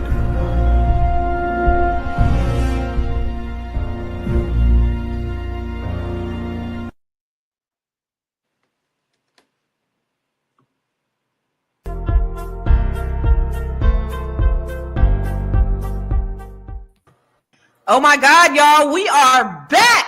Yes, energy. Yes, it's Fly Nubian Money. It is Wednesday. Welcome, everybody. This is where we help you master your mindset and maximize your money. It's your girl, Constance Carter. And listen, I'm your host for today. It's time to get hyped up, amped up. So we're going to talk about Ricky Smiley. Oh my God, did you guys hear? Did y'all hear? Did you guys hear? Oh my God. So Ricky Smiley has a shocking revelation, y'all. He just found out that he was the father of 5-year-old twins. It sounds kind of scandalous, but I'll save my judgment until we hear all the facts. But what's even more complicated, you guys, is another man has been raising these girls, and both Ricky and the mother, he said, knew the truth. Can Ricky be held responsible, and can the man who was deceived sue the mother and Ricky for fraud? After all, this wasn't an immaculate conception. They were both involved. She was double dipping. So we're getting ready to dive into the legal and the emotional layers. And that's why we have the good doc here today, because we got to dig into the emotional layers of how all of this plays out. So I'm joined by the most beautifulest, amazingest, wonderfulest, outstandingest queens on the planet. Yes. So first, we got Miss Tiara. She is the producer of the show. What's up, Tiara? She puts all these things together, you guys. I love it. And then we have Shalea. She is a real estate broker. Where you hailing from, Shalea? Boston, Massachusetts, Beantown in the house. Yes. And then we got Dr. Felice, the b.big.coach.com. And then we have all things pop queen. That's why we had to have you on today's show, Athena, because we know that you are you up on everything. All things pop queen, the We Wealth warrior herself, Miss Athena Gardner. Welcome to Fly Nubian Money. And make yourself at home. We like for you to talk back to us and talk black to us. You know that, right? We want to hear what you got to say. What y'all think? before we get into it, is this scandalous or not? What do you think? Do you think Ricky knew? Do you think the mother knew? Do you think that the man was a deadbeat? There's a lot of questions that we're about to unpack. But first, before we get into the questions, I want you guys to talk back to us and put it in the comments. But let's go ahead into this video with Ricky. Out to me, man, cause watching that video was so disgusting. It's wicked, and it triggered me, man. Like, I'll never get over that situation. For 5 years, man, they knew. For 5 years, the mama in on it, the grandma in on it, and the real victims are those twin girls and her oldest daughter. And he been calling her his daughter too, man. It's so crazy, man. But they don't understand, man. That situation for me, man. It destroyed me. It destroyed everything I had going on. Mentally, I was shot. And when I found out about them having their shit going on, that's when she started trying to pull the girls from me and trying to manipulate everybody and saying, oh, Nehemiah don't take care of his kids and all that shit like that. Her and her mama just trying to keep covering. Nehemiah, you the dad, you the dad, you the dad. Them your girls, come take care of your girls. Having her dust at home girls, harassing me, and got her, even her brother just passed away. They died. And before he died, he was mad at me. He was mad at me thinking I was some hate. And that whole time, bro, I'm like, so I'm trying to be there, I'm trying to fight for my kids. And she just, I appreciate y'all for it. That wasn't the video. However, first of all, let's address the elephant in the room, y'all. Do she got a type or not? Yeah. Twins. Like, what am I looking at? Right? You did a side by side. The only thing that you could tell them apart is the talking, because he don't sound like Ricky Smiley, but she definitely has a type. Wow. So what do you think? I wanted to play Ricky's first, but that's cool. This is good. So we see we see where he stands. This is the man who thought he was a father for the first 4 years of the twins' life, and he was saying that all of a sudden, I don't know if it was all of a sudden, but they started pulling back on him. They started taking them away from the kids. What do you guys think? I'm gonna start with you, Shalane. What do you think? I don't even know what to think. I feel like there's some facts that we're missing. Like, was this man in their lives? Did he raise these girls? Did Ricky know? Did he have any idea, or did he just find out, like he said on the video? I feel like the mom knew, she had an idea. She knew that there was a possibility, obviously. But my thing is, if it was Ricky, wouldn't it have been more beneficial to just say, "This is Ricky, these are your kids"? Right. So I don't know. Maybe she didn't know. Maybe she was like, "Oh, I really didn't know that happened," because it can slip up and just happen. It only takes one little sperm. I don't know. Ooh. So were they boyfriend and girlfriend? Do we know? Were they a couple, Athena? Because I know Athena know. Oh my God. Girl. So according, to sources, they were together at some point, right? They were having a relationship at some point. I don't know when the overlap happened, right? I don't know when the crossing did, but she had to know that there was a possibility. Like, ladies, listen. That's why I say you need a, some proper pom-pom maintenance, right? You can't just have everybody to slide through like the slip and slide, like you going to water rapids or whatever, because these situations occur. And now you are chasing, I don't know who she picked. I don't know why she picked him over Ricky or what the thought process was behind that. But now you wrongfully have a guy trying to, or hold him accountable for a child that is not his, right? And we have to hold that as women. We have to hold that bag. So first of all, what is proper poon maintenance? I need to know. Proper poon maintenance is when you get pregnant, you know who the father is. Oh, okay. That's bare minimum. Is there something I should be doing as a woman to have proper poon maintenance? I don't know. Tiara, did he know? What do you think? I don't know if Ricky knew, but I'm pretty sure she knew. Like, she knew. You, like, I'm pretty sure somebody has mentioned already. You knew who you was having sex with. You knew you was raw dogging. You knew that you were not using a condom with these men, and they both look alike. So I can see how she might have been confused about who the father was. But I think that she knew. What about you, Dr. Felice? Do you think she knew? What are your thoughts? Look, she's the most logical one. All the rest of y'all be gossiping. Go ahead. We want to hear somebody logical. I think that as women, we have to really be stewards over our body and what that looks like. And that's called some good self-love, right? You want to make sure that you're monitoring, because we're incubators, we take in. And so we got to be real careful about that. And, this just reminds me of the Maury Povich show, right? The Maury Povich show made money off of women claiming not to know who the real daddy was.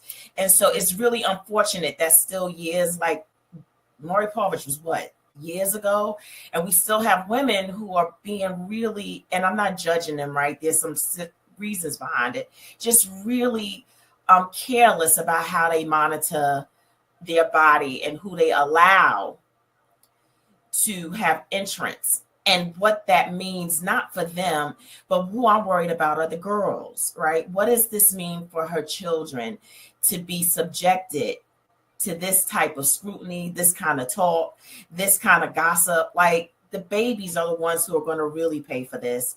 And so whether she knew or not, I would hope that she takes better care of herself, so that, she doesn't have this run, doesn't go again, and that she breaks the cycle, that her girls don't in turn have this kind of issue when they get of age. But did she know? I don't know. Like, if she's having it, it says, I think one of y'all put in the thing that she's been off and on with Ricky for so many years. And when you have a boo, somebody that you love and that you allow to come in and out of your life, you really don't think about what it means to sleep with them, right? Because they're so familiar. They're this friend, and you really don't. I've had friends, like, it happens. Like, they love their on and off agains, right? They love them. And so they allow there be that one. Right. And they allow relationship. Right. And they allow this free access, but then they're also involved with someone else. And there's no talking, there's no communication, there's no transparency about what your life really looks like. So she knew that she was engaging with multiple men, right? But I think without a condom.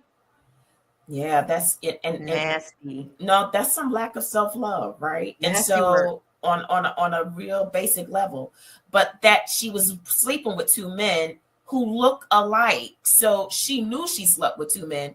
I think she knows that there was a possibility that either one of them could have been the father. And so I think that with that knowledge, she should have been upfront when she found out that she was pregnant. At that moment when she was pregnant, she should have told both men, hey, this is my reality. Like, you my on and off again, boo, and you right now. But because we don't know the whole story. With twins, you don't normally go full term, right? So she might not know when she conceived. There might be some variables in there where she might not have even known. That's a possibility. Let me ask you this, Athena. Why do you think she took so long? I mean, we're just speculating at this point, but what do you think? I don't know. I don't know why. I don't know. I think there's some gaps in the story. Obviously, both her and Ricky aren't saying the full story. And then this guy who was supposed to be the father, but isn't, is just expressing like his, being disrupted by it. I think they knew. The way this is being handled, to me, it screams, I knew, and maybe they were trying to protect his reputation or for her to not look as bad. If you're on and off with a man for 17 years, and ladies, y'all already know that man is a single man. Y'all know how I feel about 12 years a slave timeline. You should not be on and off with no man for 17 years, 1. 2, you need to know who to cuss out if your pH is off.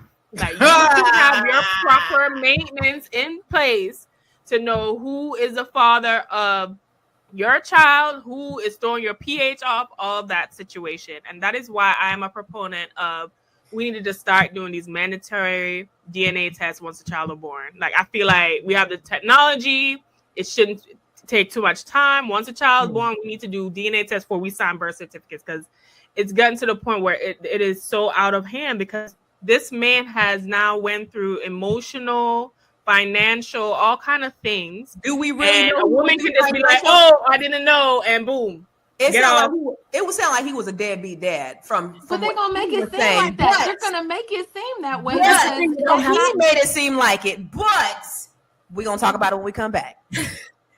Hey, if you're just tuning in, you are watching Fly Nubian Money, where we help you master your mindset and maximize your money. I am Tiara Williams. I'm also known as Miss Black Hollywood, and I am the proud producer of this show. So I hope that every day when you join us, you leave a little smarter than you came, because that's the point. Otherwise, why are you watching? So if you want to receive notices for when we go live, Fly Nubian Money goes live every single day. That's Monday through Friday at 1 p.m. to 2 p.m. Eastern Standard Time. So if you don't know, now you know. All you have to do is text the word Queens. That's Queens. That's Queens to 87948. That's 87948. That's Queens to 87948. Yes. If you want. All right, Miss Black Hollywood. Now I'm gonna let you finish your thought because you was real passionate before the break. Text Queens to 87948. Text QUEENS 87948. Y'all, I know there's some gaps in this story, but y'all ain't gonna make me believe in the whole 5 years this man didn't show up for his kids. As you can see in the video, he was saying like they was playing games with him because they could have known. Let me take my kids away. Let me bring them over, but not bring them over. I don't know. There's a part of me that feels some type of way for him. That's regardless. Like he was probably there during the birth. All the things. These are people. I mean, I can imagine I can never find out my daughter's not my daughter because I had her, but I can only imagine what it feels like for someone to be ripped of that, like to lose their kids. Like he's losing his children, right, Dr. Felice? Like, no, yes. Not the only one that's like, doesn't see that. No, and I think we gotta give men more credit. Like, I know we've had some issues with them and we probably have some past stuff, but there are men out there who love their children. And even though they may not be the best parents, because you got women out here who are not the best parents and they're raising children. They may not have been the best, but that relationship or that bond that was created, those are some beautiful girls, by the way. Mm-hmm. And so I can't imagine them having some kind of bond. Mm-hmm. And now, that perception of the role that he played in their lives is gone. Like, I think that's hard for him. And I think for the years that it took for anybody to come through with the real truth, I think there's possibly some shame in that. Yeah. Like, to really have to fess up to a lie or deception or not just coming forward, that's a lot. And you have to, and pride, you got some pride rolling there too. So there's a lot of reasons why people take so long to be transparent and honest about their truth. Yeah. You know what? I'm gonna play devil's advocate because I have friends. Literally, I have friends where I have a girlfriend where she had one guy as a baby daddy, then I seen the baby, then I seen the real daddy, and I was like, "You sure this other man ain't the daddy?" And she was like, "Actually, I don't know." And got the ball rolling after that. Before I even put my piece in, Shalea's over there chomping at the bit. She is ready. What did you Well, there were so many. I was like, there were so many things. But Dr. Felice just said something about shame, right? And one of the unfortunate pieces of this, right, is that the shame always falls on the woman. But she's not the only one that was partaking in the raw dogging of the stuff, right? So, and to the man's point, the man, I think they were in a relationship. The other guy, I don't know his name. But on Ricky Smiley, he coming out in its unicorns and rainbows, but you were raw dogging this woman on and off for 17 years. Like, what were you doing? Like, why were you doing that so irresponsibly? So yes, as women, we have a responsibility to protect our bodies, but also you can't get yourself pregnant. So why? It takes two to tango. And it's so disrespectful. Definitely takes two. And it's so disrespectful. And it's so disrespectful that she was still bringing, and we got to watch Ricky's video because he was like, I was around the kids. I was around them all the time. This is the reason why I have a different opinion than y'all. Because why would she choose, and I'm not even going to call this man a broke ass ninja. Why would she choose him over Ricky? That's what I was saying. Unless she really knew. Unless she was in love with that guy. Let's watch the video. Right before the 1 year anniversary of my son's death, I found out I have 5-year-old, identical twin, beautiful daughters, identical twin daughters. this. I got a phone call from an ex-girlfriend. She went to court, found out that those identical twin daughters was not her ex-boyfriend. The whole time, here they are my biological daughter. Let me just clear up the moment, y'all. Ricky just announced that he has surprise twins, and he just found out.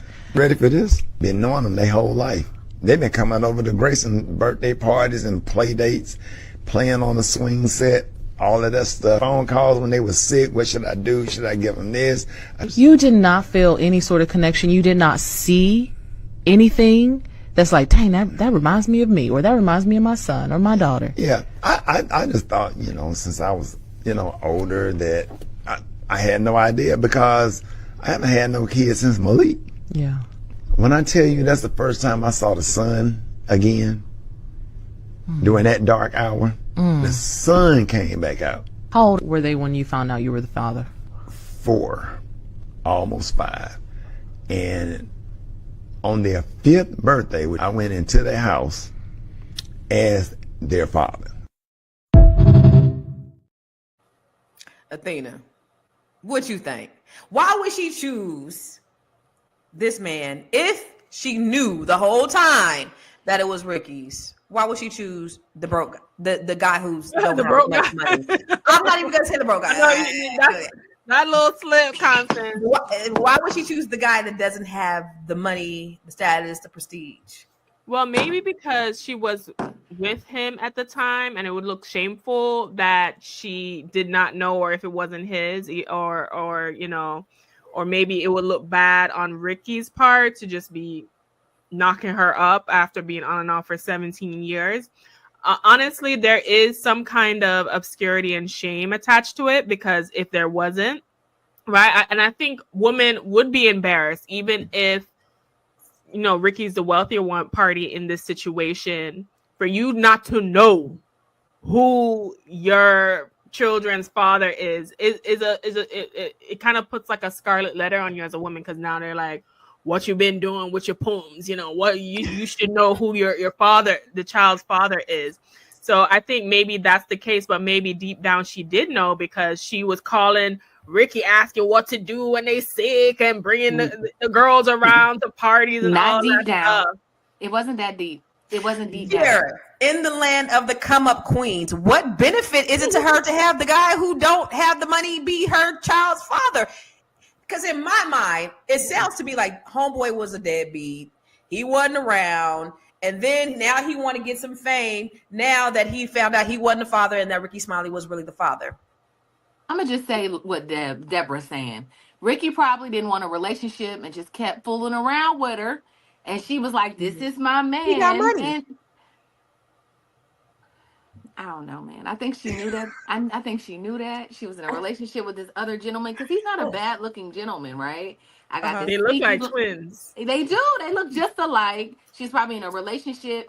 And I'm not gonna say they was affaring, because I don't know if they were married or not. But she was cheating. They was cheating. Everybody knew, you got a man. I'm Ricky Smiley. We gonna do what we do.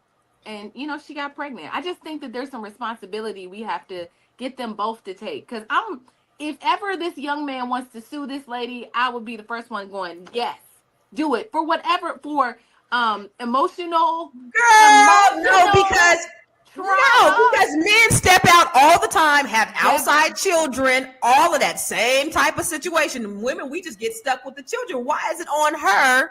Why would he be able to sue her? He laid down with her. It was a possibility. Because she was deceiving him. We don't know that. They could have been an on and off. They could have been on and off situation. Y'all, can we get her on the show? Because there's just so much we don't know. He thought they were the kids. He thought those 5-year-olds were his.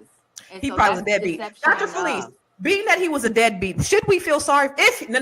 Let me rephrase How that. do we know that? You Let can't me rephrase that. Let me rephrase that.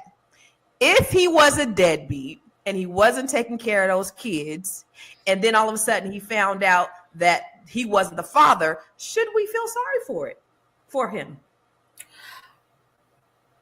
I think, I don't know, but I do know that we should have some grace for the deception. And so a lie is a lie. And like him being a deadbeat doesn't subtract from the lie.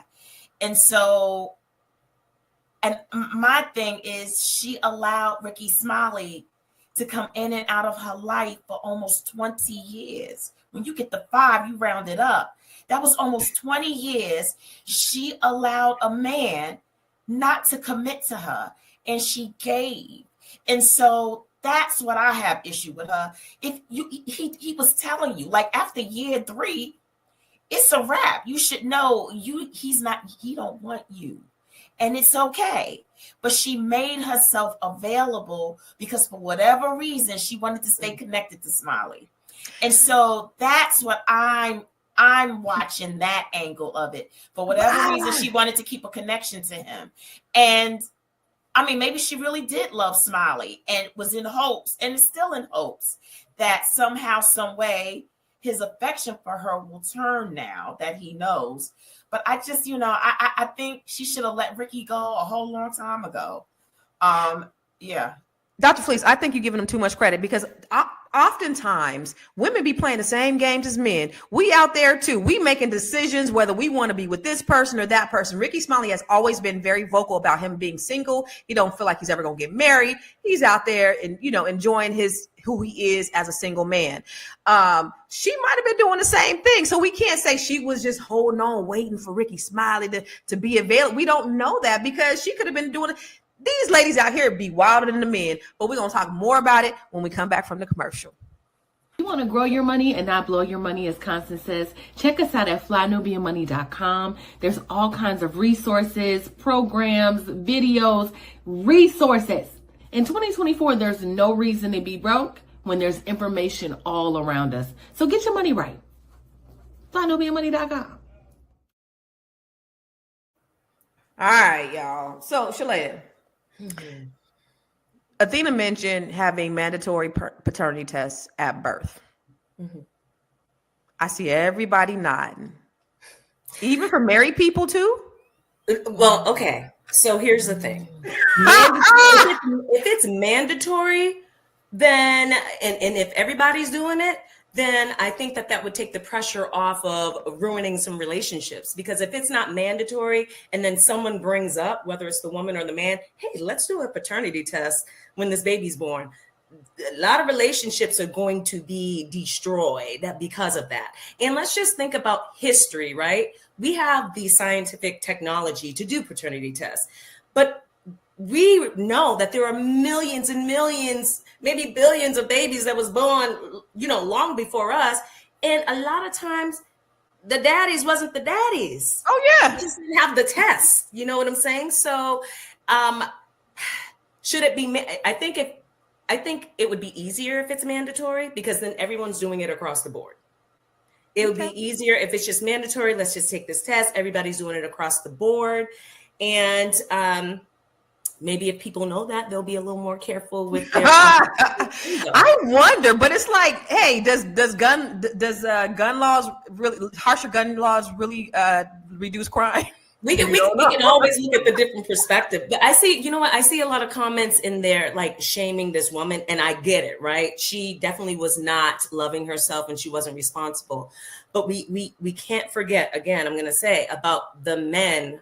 You said it, Constance, that do this all the time. I don't know any women who have been in this situation. I'm sure I know someone who knows someone, right? But I don't know any women who have had babies and then the father that they thought was the father was not the father. But I know several men who have had women pregnant at the same time.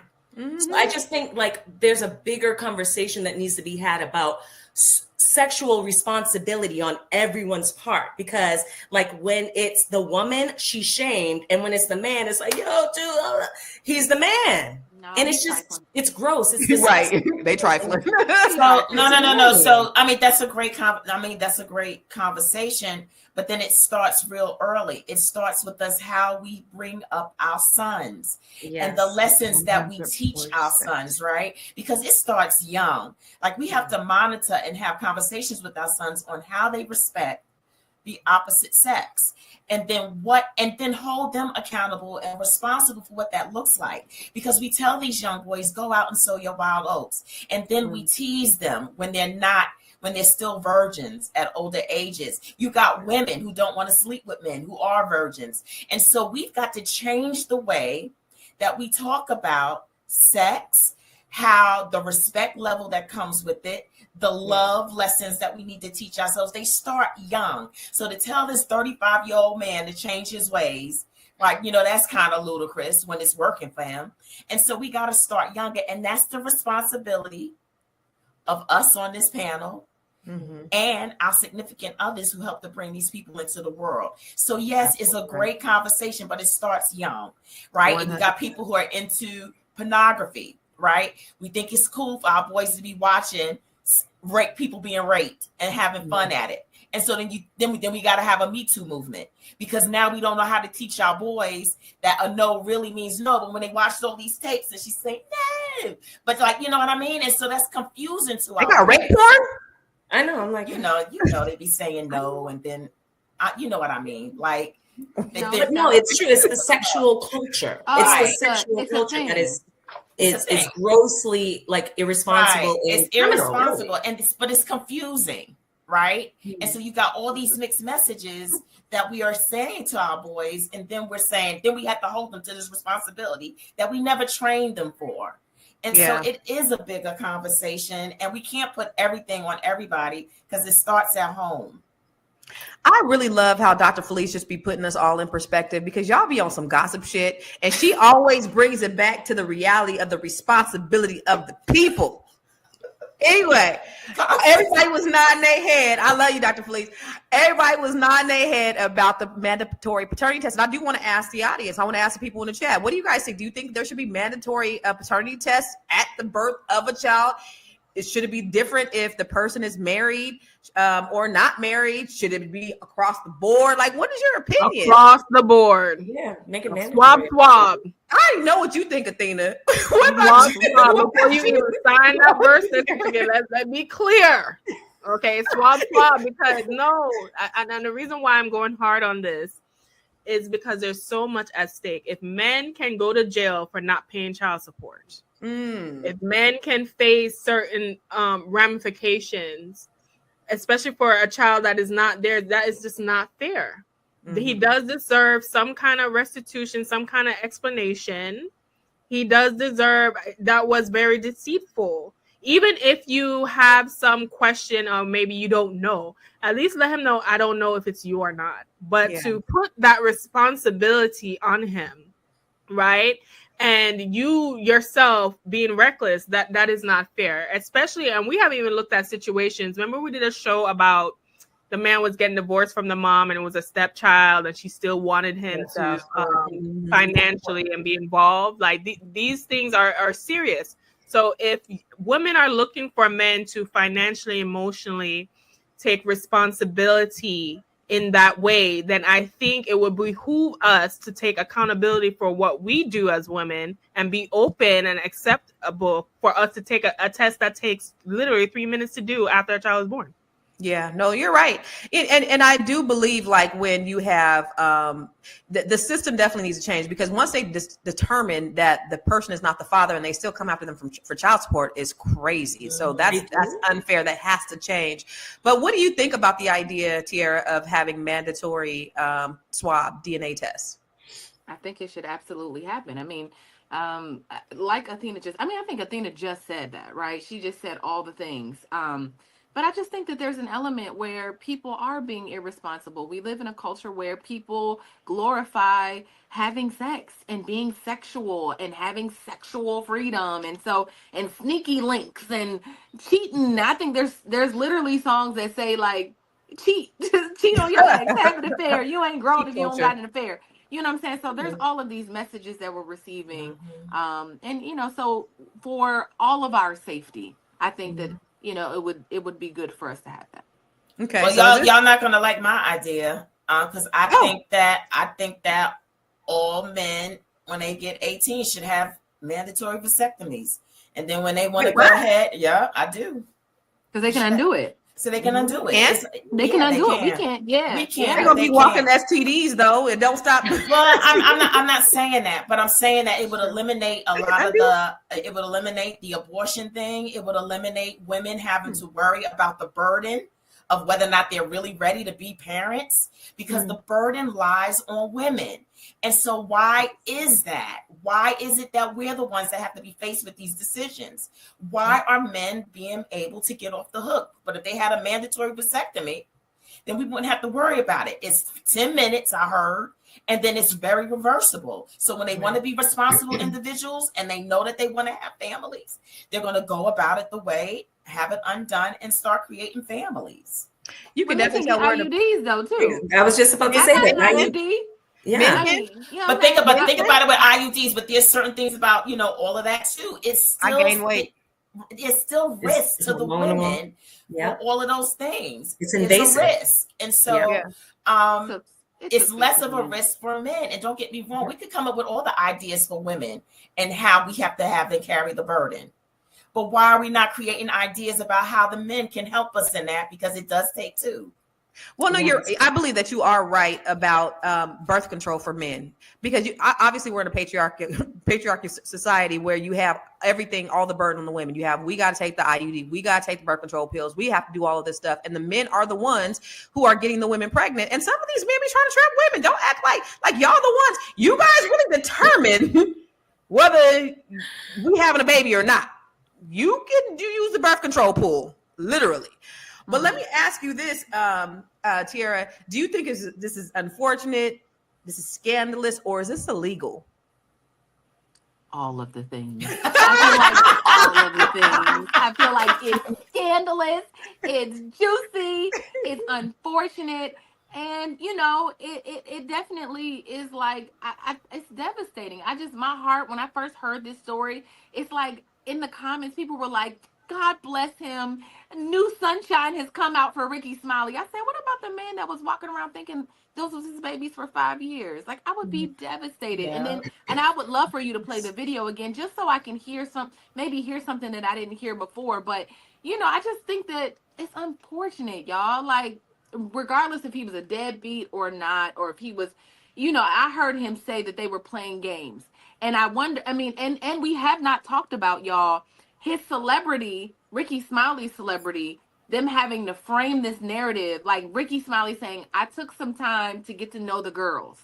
I took some time to bond with the girls. In another video, he was like, I just didn't tell anybody. We just kind of like handle it as a family. They also came up with a story because this is scandalous. But what about the girls? Can right? And we're gonna address the girls. We definitely will address the girls. We're gonna run the video. But I do want to say though, what profits her to choose him over him? And you're saying, oh, they was doing all this sticking around. What profits her to choose the guy who don't got the money? But let's watch the video of the before father, the BC father. Not to me, man. Cause watching that video is so disgusting. It's wicked, and it triggered me, man. Like, I'll never get over that situation. For 5 years, man, they knew. For 5 years, the mama in on it, the grandma in on it, and the real victims are those twin girls and her oldest daughter. And he been calling her his daughter too, man. It's so crazy, man. But they don't understand, man. That situation killed me, man. It destroyed me. It destroyed everything I had going on. Mentally, I was shot. And when I found out about them having their going on, that's when she started trying to pull the girls from me and trying to manipulate everybody and saying, oh, Nehemiah don't take care of his kids and all that like that. Her and her mama just trying to keep covering. Nehemiah, you the dad, you the dad, you the dad. Them your girls, come take care of your girls. Having her dust at home girls, harassing me, and got her, even her brother just passed away, they died. And before he died, he was mad at me. He was mad at me thinking I was some hate. And that whole time, bro, I'm like, so I'm trying to be there, I'm trying to fight for my kids. And she just, I appreciate y'all for it. Y'all ain't listening to the key words. Wait a minute. Y'all ain't listening to the key words. They telling him to come take care of his kids. They telling him these is your kids. They telling him all these things. He's putting that in there. You ain't picking up what he's putting down. What I hear is that this man was not taking care of his kids. And now he want to be in his feelings because he is not the real daddy and Ricky Smiley is. Now he want to get his little 15 minutes of fame. That's what I think. If you listen to those, the key words that he said in there while he was ranting and raving, he clearly was not a present father. What do you But think? he also We said can't that see they you. was We can't playing see you. We can't games. see you, Tiara. We can't see you, Tiara. Dang it. Dang it. Hold on. Okay, he said they was playing games, but after the fact, probably when he wasn't taking care of kids. Okay, Shalea, what you got to say? Because you ready. Ooh, I'm ready. Because, and that's why there are so many holes and so many facts that we don't know. Because from the video, I agree with you, Constance, that it sounds like he wasn't really present in these girls' lives and he had to be taken to court. And that's how the paternity was established. Come on, y'all. And so if that is the case, does he have a case? I mean, yes, still it's wrong that he just found out that he's not the girl's father. And I really feel for the twin girls. But one thing, I am happy that they are young. I don't know if they're still 5, but they're young enough to where they don't have to grow up with the lie, right? Things can kind of be mended, maybe, hopefully for them. Kids are really resilient. But it does sound like he wasn't really in the children's lives. So, I mean, does he have a real connection with them? Was he a real father to them? If not, what you hollering about? Like, I know it's unfortunate. It's unfortunate all the way around. But it doesn't really sound like he was the exemplary dad. Tiara. It sounded like they was playing games. I'm so sorry. First of all, there's fires around here, so my internet is acting crazy. So just please bear with me. And to me, it sounds like they were playing games with him. You know, he says that the mother knew, she knew, and so they used to play these games and not allow him to see his daughters and do all of this and do all of that. And so I just think that there was some games being played on both ends, and it can be very frustrating. I don't know if you guys ever, I don't know if anybody's ever experienced this, but I've been around men who their baby mamas use, play games. And so it makes them feel like, a kind of way. And I just think that there is something here. I don't think that he was a dick. Completely. Has your opinion changed now that you looked at it a second time? No, I think there was some games being played. What about you, Athena? Because she knew. What about you, Athena? My opinion still stands. Y'all try. I'm sorry. I think women, we unfortunately, like Dr. Fleece said, we have the burden and the responsibility more so than the men because we are the ones giving birth. And as such, we need to hold that responsibility and accountability in high esteem because obviously these men thought and bop regardless. They don't really care. A lot of them, right? So we have to care about ourselves and the children and make sure that certain things are in place. And if you are on a 12 years of slave timeline with a man and you still allow him to slip and slide, and then you got this other one all up in the Gouda cheese and everybody's spreading the cheese around, that is a problem. That doesn't sound good. It is because it ain't. That's because it ain't good. That's why you're not supposed to sound good because it ain't good. The only good thing that has come out of this situation are those two lovely girls. And thank God we now know because of a DNA test, which I still recommend should be mandatory, whether or not you are married or not. Mm-hmm. The DNA test has revealed that Ricky is the rightful father. Do I think Ricky and this girl are trying to clean up a little bit because it looked like a hot mess and for his image and how she looks? Of course. Do I think maybe this guy might want his little 5 minutes of fame or whatever he's trying to? Maybe so, but would he be so wrong? Is it wrong for him to express his opinion, even if he was a dusty dude and a dusty dad? He was not their father. But he wasn't right not to do anything. It don't add up to me because Ricky Smiley is a single man. He's a professed single man. And he's a good father to all of his children. So it doesn't make sense that he would deny his children if he knew that he had children. I want to go to some stats real quick, and then I want to talk about the children, Dr. Felice. But let's look at some of these stats. Research indicates that Black fathers are highly engaged with their children. See, I told y'all, even when not residing in the same household. Among non-residential fathers, African Americans have higher rates of at least weekly, monthly, and yearly contact with their children compared to their white and Hispanic counterparts. In 2017, 47% of Black children under 18 live with single mothers, 7% with cohabitating partners, and 4% with single fathers. This highlights the prevalence of single parenthood households within the Black community. Okay. And then research indicates that a small percentage of men unknowingly raise children who are not theirs, biological offsprings. A 2005 study estimates that 4% of American fathers were raising a child that they did not know was not biologically their own. Interesting. I like that first slide though, because then it negates the misconception that Black fathers just aren't in the home. In 2017, research indicates that Black fathers are highly engaged with their children, even when not residing in the same household. Black fathers are present, y'all. So that myth and that stereotype that Black men are deadbeats, it's not the case. But I do want to talk to Dr. Felice about, let's go into the children. What kind of effects can this have on the children?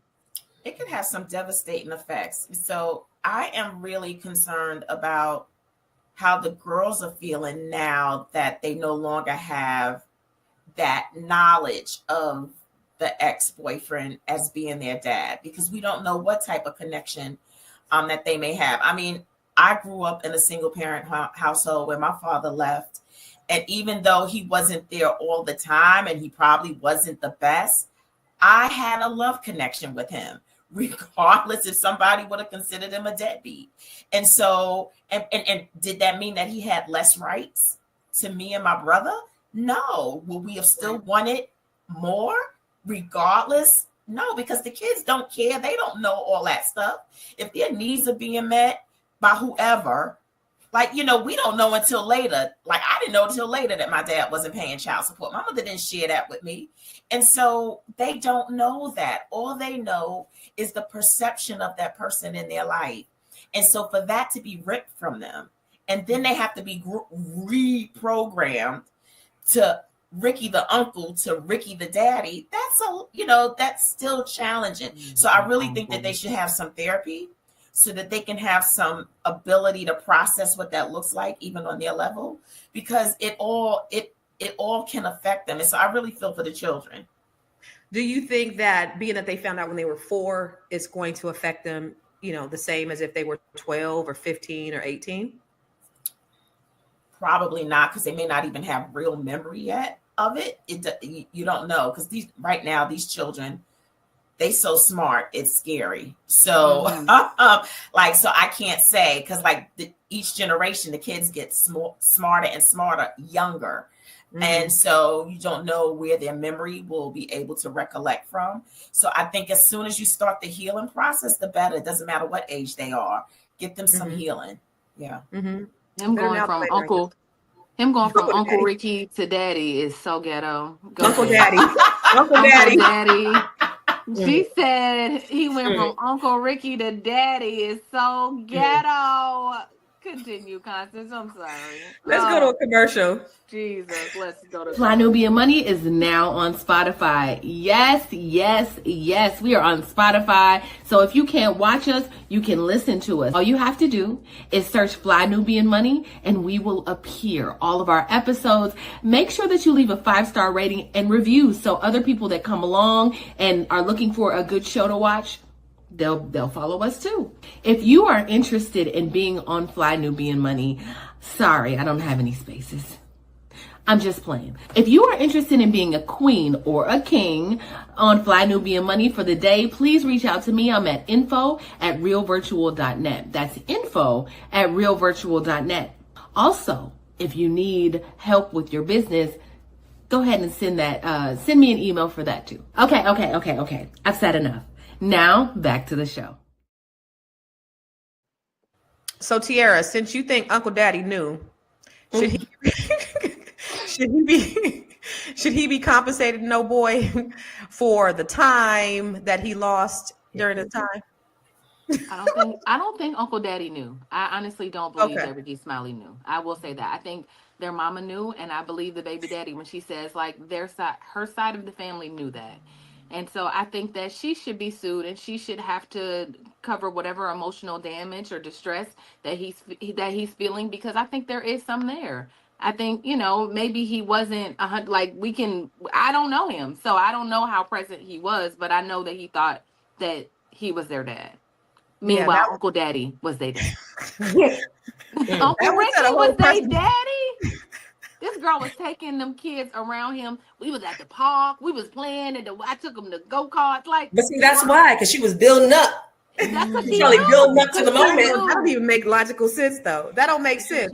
But what do you think, Athena? Do you think that she should have to pay? She should have to pay. She should have to compensate him for his time. Yes, Uncle Daddy needs a check.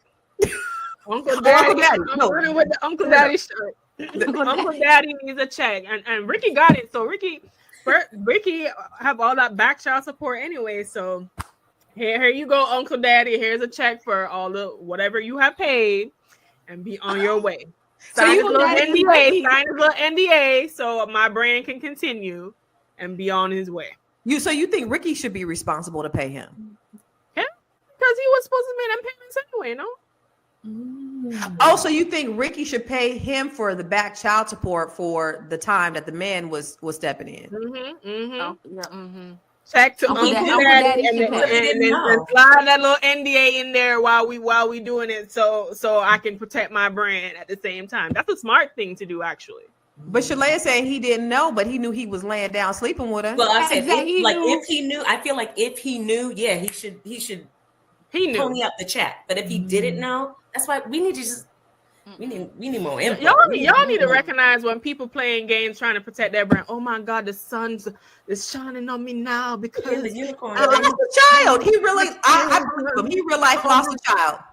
He did lose a child. However, let's be real now. He is kind of, shining up the image a little bit, so it don't look like, I was thought I'm bopping with this girl for 17 years. He's a single man. We know this Negro is outside. We know he's outside. Like, what is? Well, he trying to look like he ain't as outside as he is with that statement that he made. That's all I'm saying. What you think? I know you over there. Police agree. Tierra wanted to say something real quick. I don't have anything to say. Well, yes, I do. Shalay said that if you don't know, right? She said, if you don't know, then you shouldn't be held responsible. But if he didn't know, if Ricky didn't know, he shouldn't have to pay the guy.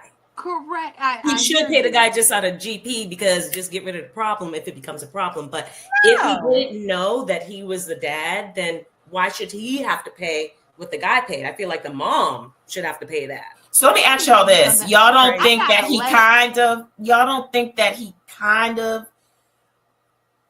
wanted to kind of think that if he was having sex with her around the time that these babies, you don't think that he kind of was like, you sure they're not mine? How many No, women I feel like he had an inkling that they might have.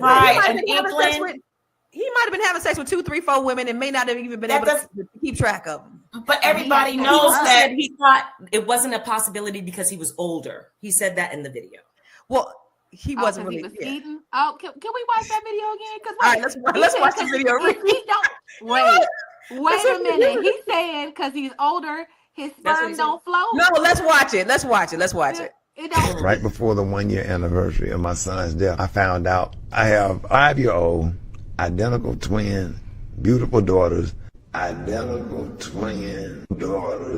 got a phone call from an ex-girlfriend. She went to court, found out that those identical twin daughters was not her ex-boyfriend. The whole time, here they are my biological daughters. Let me just clear up the moment, y'all. Ricky just announced that he has surprise twins, and he just found out. Ready for this? Been knowing them their whole life. They've been coming over to Grayson birthday parties and play dates, playing on the swing set, all of that stuff. Phone calls when they were sick. What should I do? Should I give them this? You did not feel any sort of connection. You did not see anything that's like, dang, that reminds me of me, or that reminds me of my son or my daughter. Yeah, I just thought, since I was, older, that I had no idea, because I haven't had no kids since Malik. Yeah. When I tell you that's the first time I saw the sun again, during that dark hour, the sun came back out. How old were they when you found out you were the father? 4, almost 5. And on their 5th birthday, I went into their house as their father. He did have an inkling. Ricky said, the way I've been skeeting and I ain't got nobody pregnant in 20 That's what it years. sounded like too. Like, I haven't had a baby since Malik. No, but he had an We can't see inkling. you, Tiara. We can't see you, Tiara. Ah! Go ahead, Dr. Felice. he had an inkling. He just logically and reasoned why it wasn't possible, but he had an inkling that when you lay down with people, they can get pregnant, period. Like, seriously, that's not a thought, y'all. That's just the fact. When you lay down with a woman, a man and a woman, and you have sex, pregnancy is always a possibility. So whether or not you think something is yours, you know that fact is always solid. So he had an inkling because they laid down, but he reasoned it with his age. Because he said, I've been skeeting all this time and ain't nobody got pregnant yet, so must not be mine. Tiara, you ready? I know, I see you. Wait, well, not yet. There you are. What happened, Tiara? What you got to say? Hold on, y'all. I'm having so many issues. Can you hear me? Yeah. Yes. That man said his boats don't float. Like he thought he had a little special needs sperm. Well, one of them survived. Right. Going all the way to the top. It only takes one. Y'all. Y'all. Oh my God. I don't got nothing to say. I don't got nothing to say. I think she knew. If nothing else, I think she knew. And you I heard you, Constance, when you said he had other sexual partners, so maybe he was like, but I know if he was skeeting inside her, he had to think that there was some possibility. Right. But they look alike. The guys look like twins. So, I mean, who knows, right? Because they look like they could have been brothers. So there's that. Right. So let me ask you guys, because I can't ask you what would you do if something like this happened to you, but do you guys know anybody that this has happened to where there's been some paternity issues? No? Shit, I know several. I know a couple people. I know a couple people taking care of kids that's not theirs. I only know ratchet people. I know women and men. Like cheddar. Girl, let me tell you, my niece, well, my ex's niece, she was like young when she had a baby. She had this little baby that came out looking kind of Asian, but she had this dude in there looking like Lil Wayne up in there, like he was Oh my God. Yeah, he wasn't a daddy. I know a lot of them situations. But what do you Shalea, had any of those? I don't know any. I don't. Well, okay. Well, maybe. So I don't know any personally, but my mom's dad, right, so my mom's dad was raised by his father, who he thought it was his father. On his grandmother's deathbed, she told him that no, the white man that used to come by and bring you peanuts, that's your father. See? Uncle Daddy. That's the only situation I know. But that's what I'm saying. Like before paternity test, this probably was rampant. I mean, come on.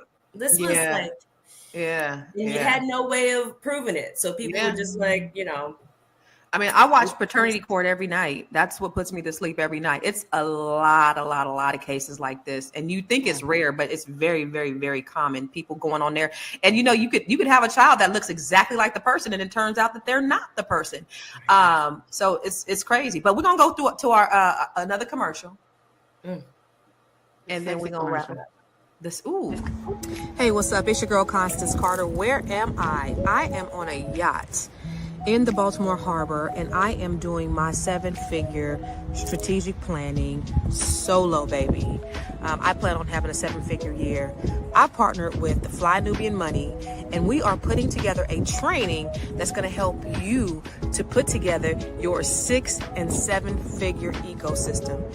Yes, there are things that you need to do, strategies you need to put in place so that you can implement and have a 6 to 7-figure year if you don't already have one. If you got a 6-figure year, let's go ahead and get you a 7-figure one. If you got a 5-figure year, let's get you a 6-figure. Let's get you there. Join me, the Fly Nubian Money Club, and let's grow your money in 2025.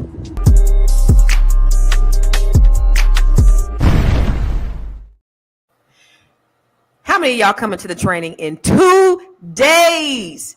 Fly Nubian Money Club. We putting it together. Listen, it's 2025, and if you want to just change the trajectory of your life and your future, you need to be on this training, because I'm going to give you some tips, some tools, some steps, some strategies so that you can really grow your money. Seriously, like there's too much information out there, and you need somebody who's been there, who's done that, who's made the mistakes, who's bumped their head, who's lost money, who's been bankrupt, foreclosed, short sold, car repossessions, homelessness, to a seven-figure big business, to best-selling author, to multiple properties, to commercial real estate, to cannabis investor, all of that. You need to learn from me. But the reason why I was able to do all those things is because I had a coach. And you need a coach to help you to get to where you are. I bumped my head enough times by myself on my own, lost so many things. So I did that. I sacrificed so that you don't have to. So get on our training on Saturday. It's in 2 days. It's 3 days. It's 3 days. Today is Wednesday. Today is Wednesday. We've been snowed in for a few days, so I don't know what day of the week it is. But in 3 days, we January 11th. Build your 6 and 7 figure year. Yes. All right. So let's go ahead and wrap things up. What are your thoughts? I want to start with you, Miss Shalea. What do you think? What's your final thoughts, and where can they find you?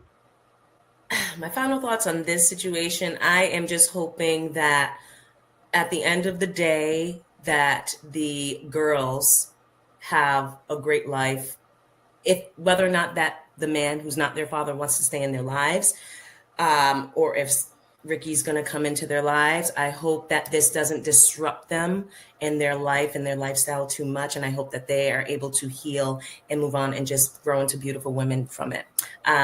I am Shalay with Vital Source Realty, CEO of Vital Source Realty. You can find me at Shalay Camillo on IG. Visit our website, vitalsourcerealty.com. Amen. Amen. What about you, Miss Athena? What are your final thoughts, baby?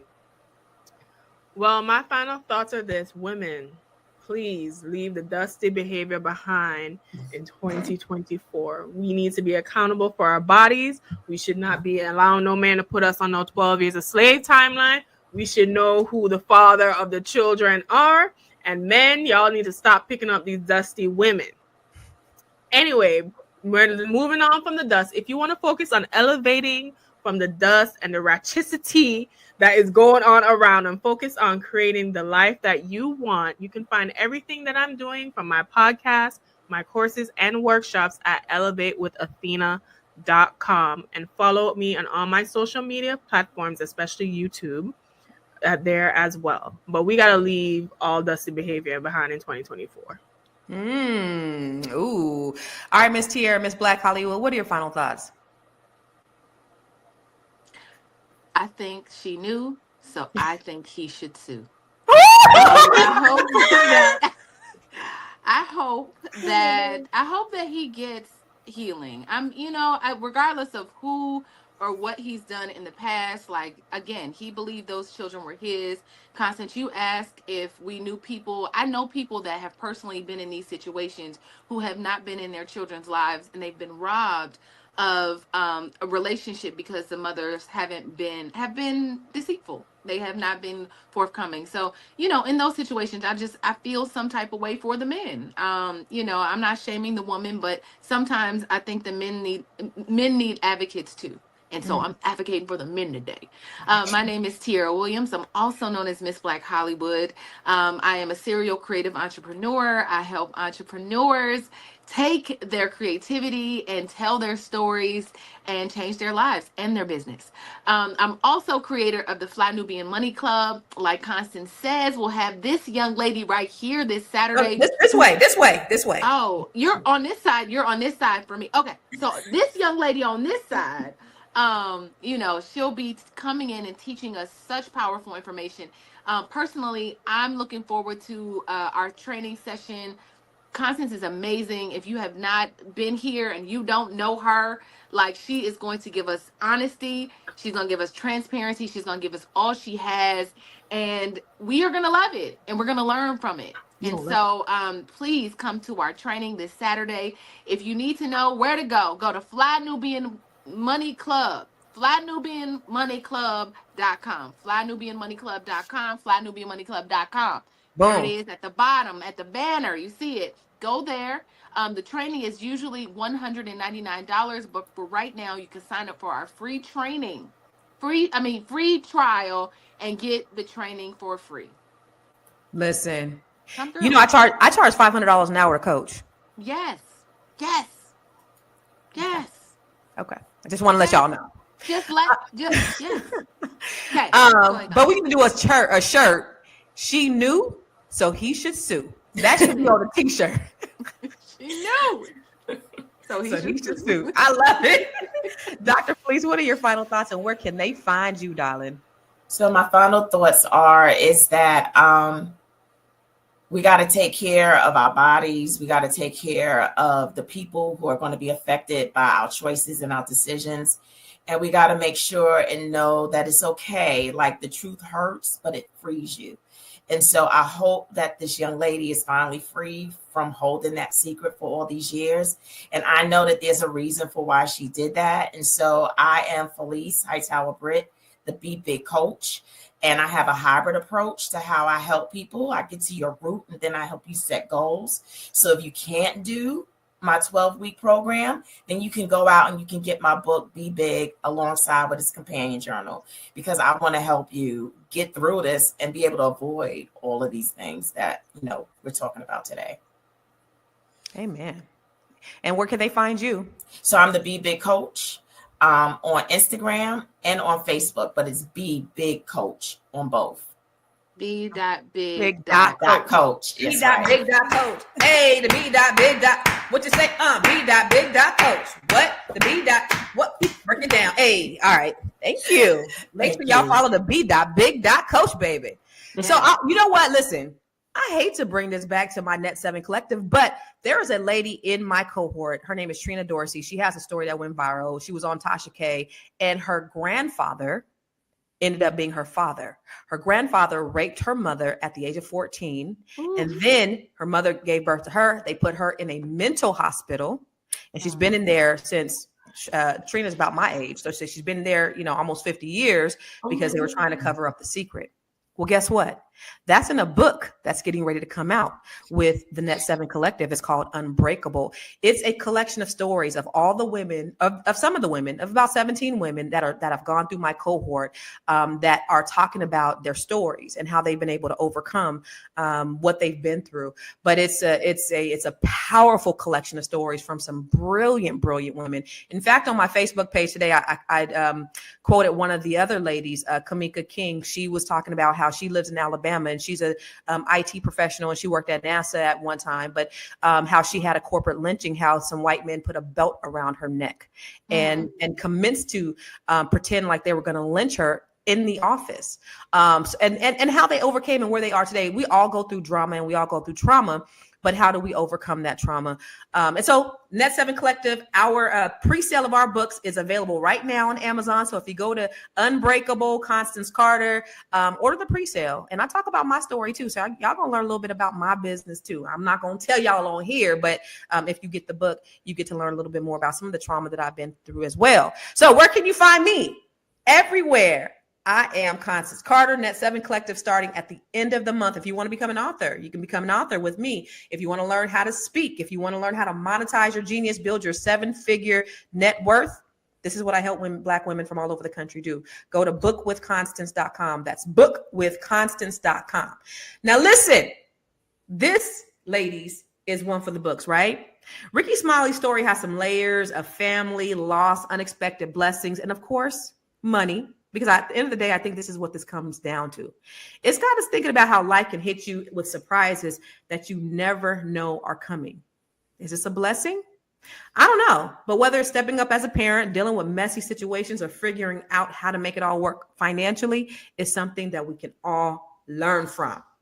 This was a good conversation. Listen, I love having these conversations with the ladies of I was going to say but I was going to get cussed out afterwards. I was going to say but I got to say Fly Nubian Money. Okay. This is not the Fly Nubian. I'm a little country, but it's always good having these engaging conversations, because the thing that I love about us is our versatility.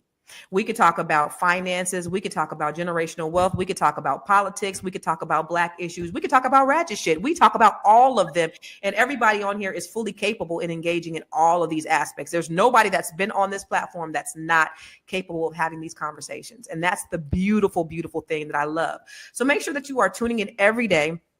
10 a.m. Pacific, 1 p.m. Eastern, because we're here Monday through Friday, and we're talking about some amazing things. Most of all, we want you to learn from it. We want you to implement, and we want you to share. So make sure you, whatever, because I think we're on about 10, 12 platforms right now. Whatever platform you're on, make sure you subscribe.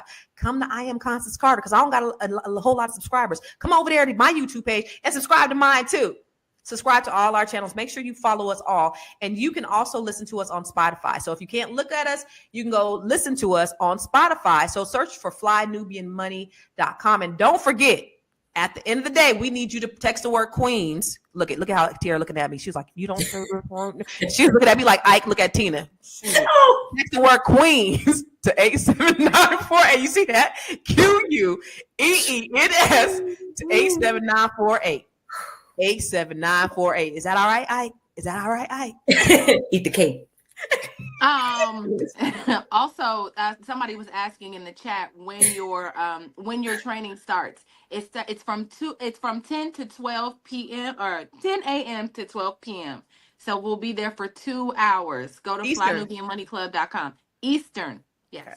Okay. Make that note. Wait, 10? 10 to 12 Eastern. Okay, Yeah. so that's 7. You're going to be up at 7 o'clock on West Coast time then, okay? Y'all West Coast people. Listen, if you want a 6 and 7 figure year, you're going to get up to get that year, aren't you? That's right. Come Thank on. you, Athena. Thank you, Athena. I appreciate that. So let's go. Ladies, I appreciate you guys with the engaging conversation today. This is always good hanging out with y'all. Love y'all to pieces. We'll see you tomorrow. Same time, same bat channel.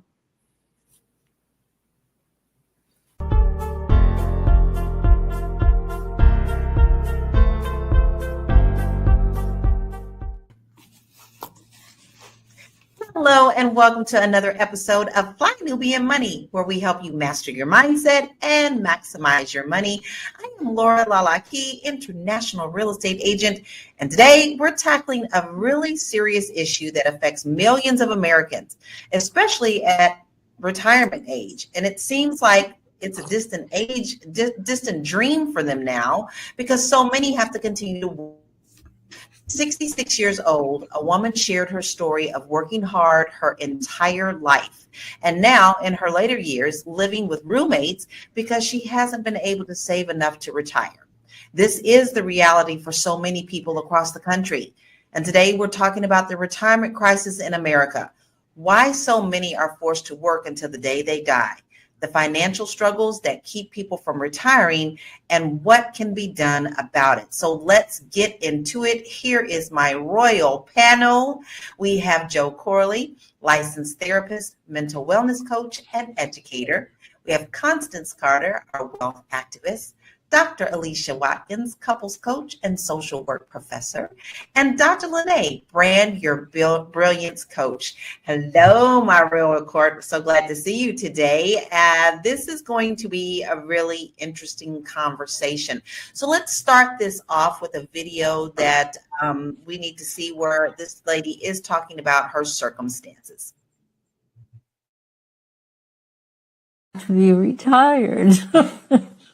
And what are you doing at 66? I'm working my butt off. No savings, no 401k, not even enough to cover an emergency. She sold her home and with 2 other women bought a smaller one, living together to save money. Thank you very much. How has that been? Well, it's been a matter of life and death. Roughly half of all Americans ages 55 to 66 have nothing saved for retirement. That is a lot. And we all know that there is a large portion of Americans who are moving into retirement age. So this question I'm going to pose to everyone, also our viewership. We would love to hear your comments. We don't talk at you, we talk with you. So we would love to have your comments as well. So Constance, I'm going to start with you. Why do you think so many people are not able to retire comfortably? It's sad. It's really because they're not making investments. They're not diversifying their portfolios. They're not participating in their 401ks. They're not participating in their retirement. And now you have companies that are just not, they're not participating. They're not offering these types of retirements. People aren't staying on jobs for a lifetime. You think about this. You work your whole life until you are 65 years old, right? The average age is 77. The average life expectancy is 77. So you got about 12 years. 12 years for retirement. So you got 12 years to live your best life. And you want to live your best life and live it on your own terms. And so when you have Social Security that averages about $1,800 and you have the average rent at about $1,600 to $1,700 for a 1-bedroom apartment, what do you do? And it's really sad. It's disheartening, but we, especially Black people, we definitely have to prepare. You know, when America gets a cold, Black people get the flu. And so you think those stats are for the average American. What do you think it's like for African Americans? Right. You're so on point with that. Dr. Alicia, I'm posing the same question to you. Why do you think so many people are not able to retire comfortably? No, I mean, I agree with everything that Constance is saying. Like, you know, some of it is a lack of discipline. I think that's what Constance was talking about. Like, we're spending money on immediate gratificating things now, and we're not thinking about planning for the future. When you start your job, assuming people start their jobs in their early 20s, are you contributing to your 401k? You know, are you contributing the maximum 15% of your salary to 401k? But at the same time, are we making enough money to even think about that? If I'm worried about how I'm going to eat today and paying the mortgage or the rent, I can't think about 15 years from now, and I may think about retirement. So yeah, some of it is lack of discipline, but also some of it is the fact that people just aren't making enough money because they're living paycheck to paycheck and they just don't have it in their budget to put large amounts of money aside so that they can think about retirement. Agree. You know, even when you're putting away some, maybe you didn't have the good advice of someone and you didn't put away enough. And with the cost of inflation, that money just doesn't go as far as it used to. So Dr. Lene, why do you think so many people are not able to retire comfortably?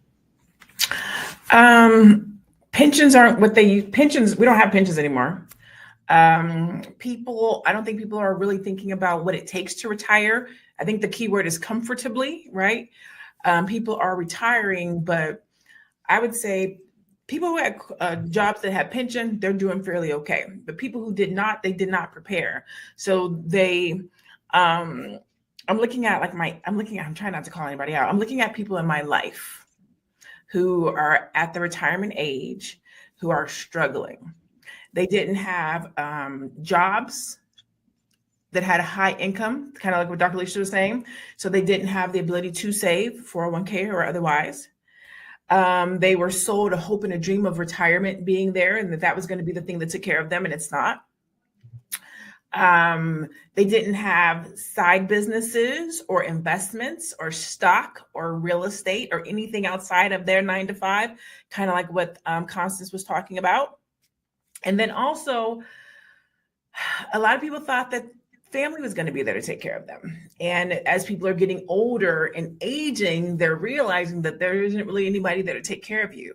You really can't move in with that person like they used to in the old days, is when you age and people would come together. That's not the case. There's a lot of seniors that are living in senior homes and things of that nature, having to survive off of $1,500 a month. So lack of preparation. And I don't even want to say lack of preparation as much as I don't think the concept of retirement and the preparation of retirement was as widely communicated as we talk about it today.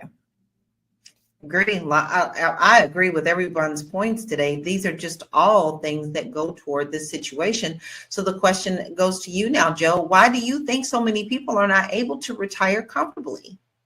No, I agree with what all the ladies are saying. I feel like that right now, today, what it requires you to, what kind of money you need to retire is not what it used to be. You could probably get away with, $500,000 to 1.5 million, like in the early 2000s. And today, like that's no money. It's way too expensive to live, to be out here on a fixed income. I think about my grandmother and how she worked for the Postal Service her entire life. And then when she retired, her lifestyle drastically changed. I mean, when she was working, her house was nice or things were nice. She was driving a Cadillac. And then when she retired, like all of that went away, like almost overnight. So I just think that the understanding of, realistically what kind of lifestyle you can live in retirement on a fixed income, is not going to be the same lifestyle like you're currently living unless you're doing something drastically different than just like depending on your retirement. You have investments and things like that, and then you don't have the education necessarily for out there. People aren't going to go look for it. From what I'm learning that just being on this show, like, there's so much more information than even I knew was out there. And I'm not looking for it because I don't know it exists. Well, everyone hit something so important, and I was going to say some of the things that what I see in real estate. A lot of the times, what you saw, Joe, is like they worked for the post office, all that worked fine, they did good, and then their lifestyle had to change after retirement. And I know a lot of seniors who did put away and really thought they enough, and now they've had to get little jobs like at Walmart or something that's on the side just to supplement anything that they brought in. And most of the teachers that I know have a good understanding of, and some of them still have pensions during this age. But we are definitely seeing that the cost of living and everything is going up, yet what you're bringing in is just not enough. It's not enough. So we're going to go to commercial and we will be back. Hey, if you're just tuning in, you are watching Fly Nubian Money, where we help you master your mindset and maximize your money. I am Tierra Williams. I'm also known as Miss Black Hollywood, and I am the proud producer of this show. So I hope that every day when you join us, you leave a little smarter than you came, because that's the point. Otherwise, why are you watching? So if you want to receive notices for when we go live, Fly Nubian Money goes live every single day. That's Monday through Friday at 1 p.m. to 2 p.m. Eastern Standard Time. So if you don't know, now you know. All you have to do is text the word Queens, that's Queens, that's Queens, to 87948. That's 87948. That's Queens to 87948. Yes? If you want. Yes, so simple. Make sure that you pull out your little assistant here. This thing does everything. This thing absolutely does everything. All you need to do is text the word Queens, Queens, to 87948. And you will get a notification of us going live every day. I get mine every day, even I'm on the show, and I know when we're going live. So, you don't want to miss out, because we definitely are talking about good topics, and especially today when we're tackling something that touches everyone. You may not be thinking about it now, but I can guarantee you that it's touching someone in your life today. Now, I want us to look at a couple of slides that we have, because I found them very interesting. Cost of retirement. 59% of Americans have less than $1,000 saved for retirement, according to a 2020 survey by Go Banking Rates. 40% of Americans are not confident that they will ever be able to retire, according to a 2022 survey by Employee Benefit Research Institute. The average retirement saving for people aged 65 to 74 is just under $300,000. But studies show that most retirees will at least $1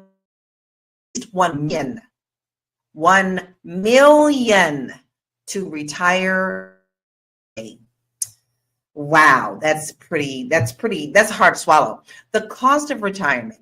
1 in 4 retirees reports working in retirement because they don't have enough money saved up, according to the Bureau of Statistics.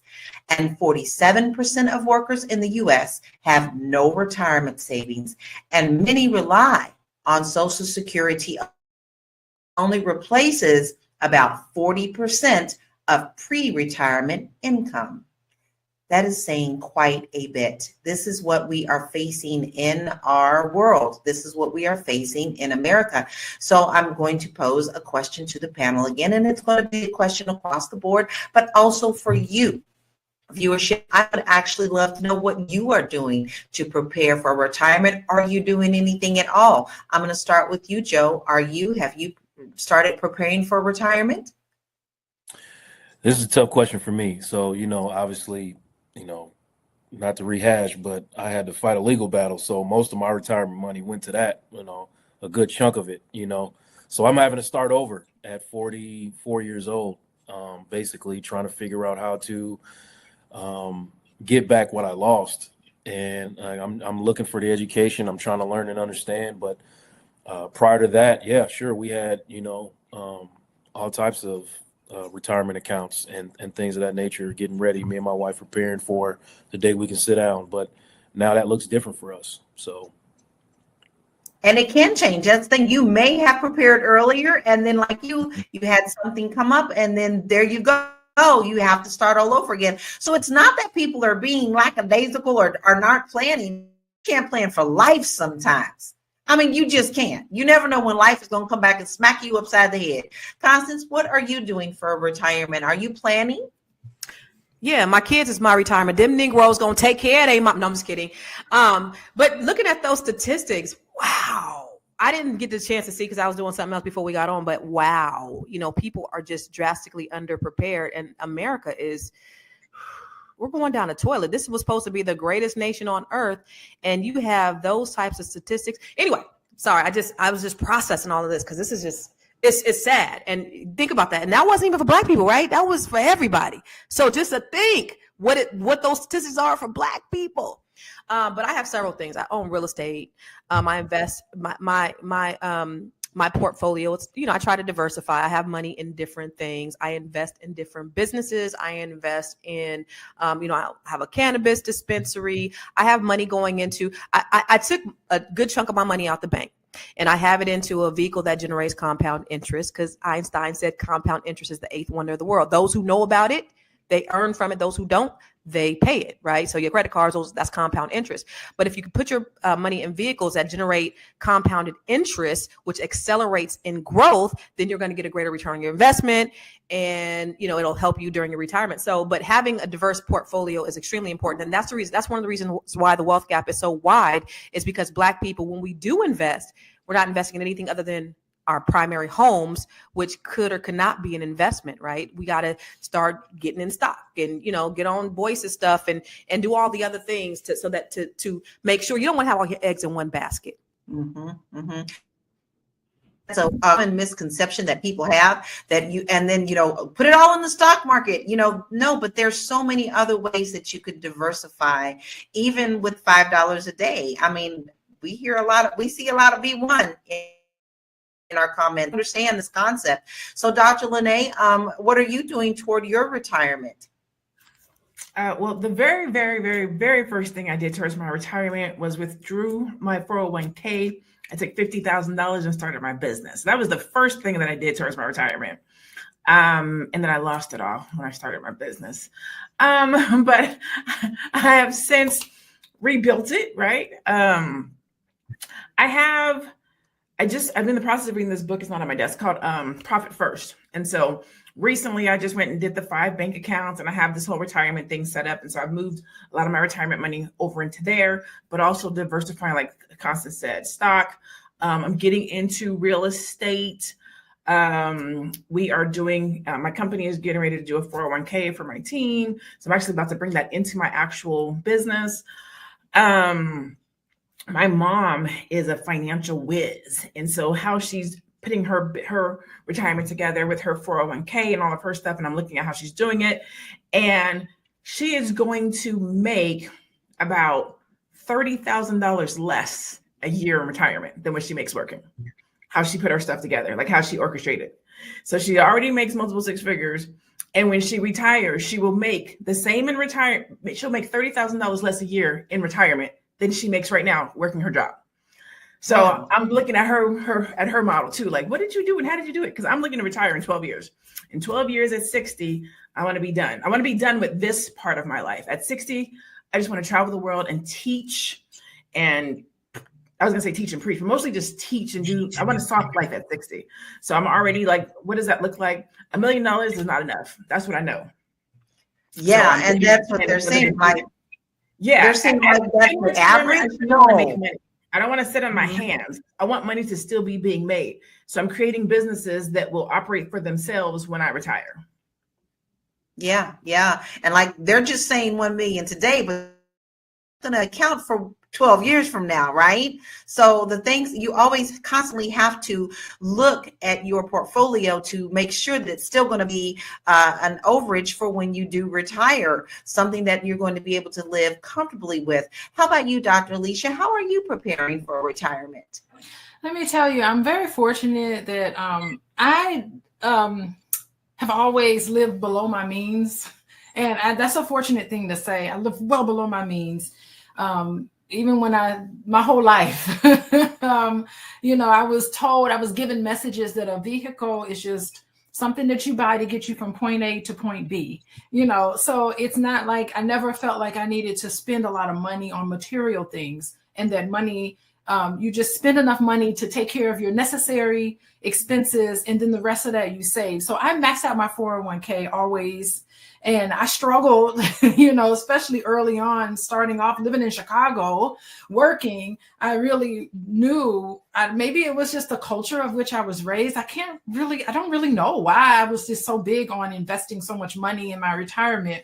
And so that was just something that was instilled in me. I do want to say, Joe and Lene, thank you so much for self-disclosing your struggles, because it is a wonderful illustration about what happens to a lot of us, that we're one tragedy, one illness, one legal issue away from even doing the right thing, and certain things that can happen to us that can set us back. So I really love the vulnerability of you, Joe, for talking about that. And then also saying, you know what, it was a tragic thing, an illness or a law issue that set you back, but your positivity and how you discuss it, and even currently, is very inspiring. Also, you, Dr. Lene, you talked about how you lost money starting your business, but you didn't lose the lesson. It sounds like you have learned so much from that, and that although you lost $50,000, you have this lesson, and you're doing some really wonderful things right now in your business. So I think that the two of you sharing was extremely inspiring, especially for people who are listening to this and freaking out mentally and getting stressed out about feeling as if they don't have enough. And then no matter how old you are, it's never too late to start investing. So, and that is something that I think is admirable, in the fact that if you don't talk to people about your life journey, you can't help someone. And the fact that we do that here on the show is important. I will share the fact that no one talked about this in my house growing up. Retirement, what? My mother worked until she had a heart attack and died. So there was no retirement. It wasn't until much later in my life that I learned that you had to do this thing, like mid-30s, before I got really serious about investing. So a lot of us just weren't taught about it in our homes. And I think that's something that we can say today, that you have the opportunity to change in your households by at least teaching your children what they need to do to take care of their financial households too. Don't be afraid to talk to your kids. Don't be afraid to, don't be the one that says what goes on in this house, financial, stay in this house, financial, and then you don't teach them what that means. So we have a lot more conversation to go. I think some more of the stats that we have later are going to it's not, as long as we're talking about them, we can also give solutions. So we'll be right back after this commercial. You want to grow your money and not blow your money, as Constance says, check us out at flynubianmoney.com. There's all kinds of resources, programs, videos, resources. In 2024, there's no reason to be broke when there's information all around us. So get your money right. flynubianmoney.com. flynubianmoney.com. What do you think we're talking about right now? This is where you can get the ABCs 1, 2, 3s. All you have to do is go nubianmoney.com. We have plenty of resources there. If you confused, this topic scares you, but because money scares people, but we are talking about how you can secure and have an easier time of it if you start now. So if you get your understanding now, you can plan better. So make sure that you go to flynubianmoney.com to get your initial set of instructions and start learning what you need to do to protect your financial house. Now, there are many different ways that we can see things changing for retirement. We've got the housing crisis. We have student loan debts. We have all sorts of things that are swirling around, the discussion about getting rid of Social Security. So how do we look at these things to get a solution for our own household? Because when we start depending on others, that's where our first downfall is. So I'm going to start with you, Constance, with this question. What role does the housing crisis play in the inability to retire? Well, it plays a huge role. You see inflation going up, you see housing prices going up, but you don't see income going up at all. That's a problem. And so people are not living based upon their check. They're living check to check, and they're using their credit cards to survive. So then they get into this insurmountable debt, and then it becomes this snowball effect. And so all of those things are factors. You have the housing crisis. Yeah, you got interest rates. So you got the houses going up and you got the interest rates going up. So the houses aren't even going down. So imagine when the interest rates go down, the housing prices are going to go up even more because the interest rates didn't even curb the market in a lot of areas. So you got the house prices go up, you got the interest rates going up, you got inflation. I was just talking to my kids this morning, and we were talking about my son's car. And I've either had a hybrid or a electric vehicle, but I put gas in my son's car when I was in California, and it was like $108. I haven't really had to worry about gas in a very, very long time. $108 to put gas in a car to fill up a tank is crazy. So it's all of these things that we got to do on a daily basis. When they talk about the cost of eggs, the cost of groceries, I got 3 big head grown ass boys that eat me out of a house and home. I'm going to the grocery store 2 to 3 times a week. I'm not spending no less than $150, $200 every time I go. And then they come up in there talking about ain't no food up in the house because y'all Negroes eat it up. So it's a lot, and a lot of people are suffering. A lot of people are struggling, and it's unfortunate. But that's where we are in America. I don't know what they're gonna do to help though. The government, I don't know. Yeah, because it's all up in the air. And then currently we have people being put into places in the administration, not to get political, but you have to. You've got people who are being put into positions who they don't know anything about. Ben Carson knew jack shit about the housing market, and the person who's going in now knows jack shit about the housing market. So when you have this mentality of let other people help us out, no, baby, they don't even know what they're doing neither. All they're doing is making sure they take it care of in their wallet. But Dr. Lene, there was a comment that said, what's wrong with working into old age? And I want to bring that in. You said your mother is doing very well about her planning, but is working something that she still wants to do in her retirement? No. So she's going to take a break. She'll be, I think, 66, 67. She's going to take a break. This is her second retirement. So she retired once, and then she wanted to do some different things, some different life stuff happened. So she went back, she went back. She's like, I want another check. So she's in public works. So she went back to work to get another retirement check. So she just had to work for, I think, like 7 years, and then that gave her another check. And so that's how she's been able to go into retirement and almost get paid the same as her working. But she'll be retiring at the end of this year, I believe. And I think she'll be 66, 67, something like that. But there's nothing wrong with working into your old age if you're doing something that you love, right? I look at Dr. George Fraser. That man will hop on a plane and travel to speak, to teach. He loves what he does. If you love what you do, why not do it to the day you die? Cicely Tyson, right? She did it to the day she died. There's work that needs to get done that people love that you can do until the day that you die. It's the labor of work that frustrates people that people don't want to do, right? You don't want to have to work to pay your bills to the day you die.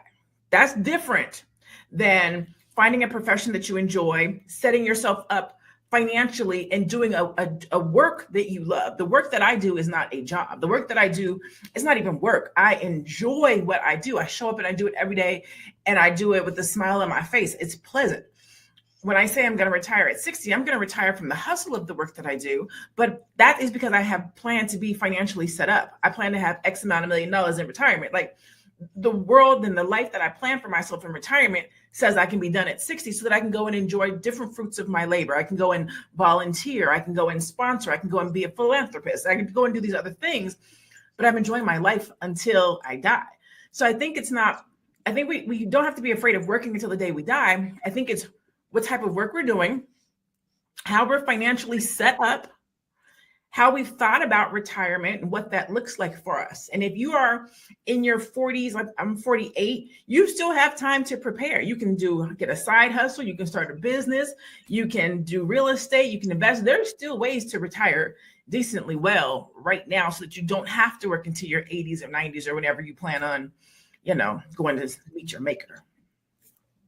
I agree. And you hit it right, because you know what?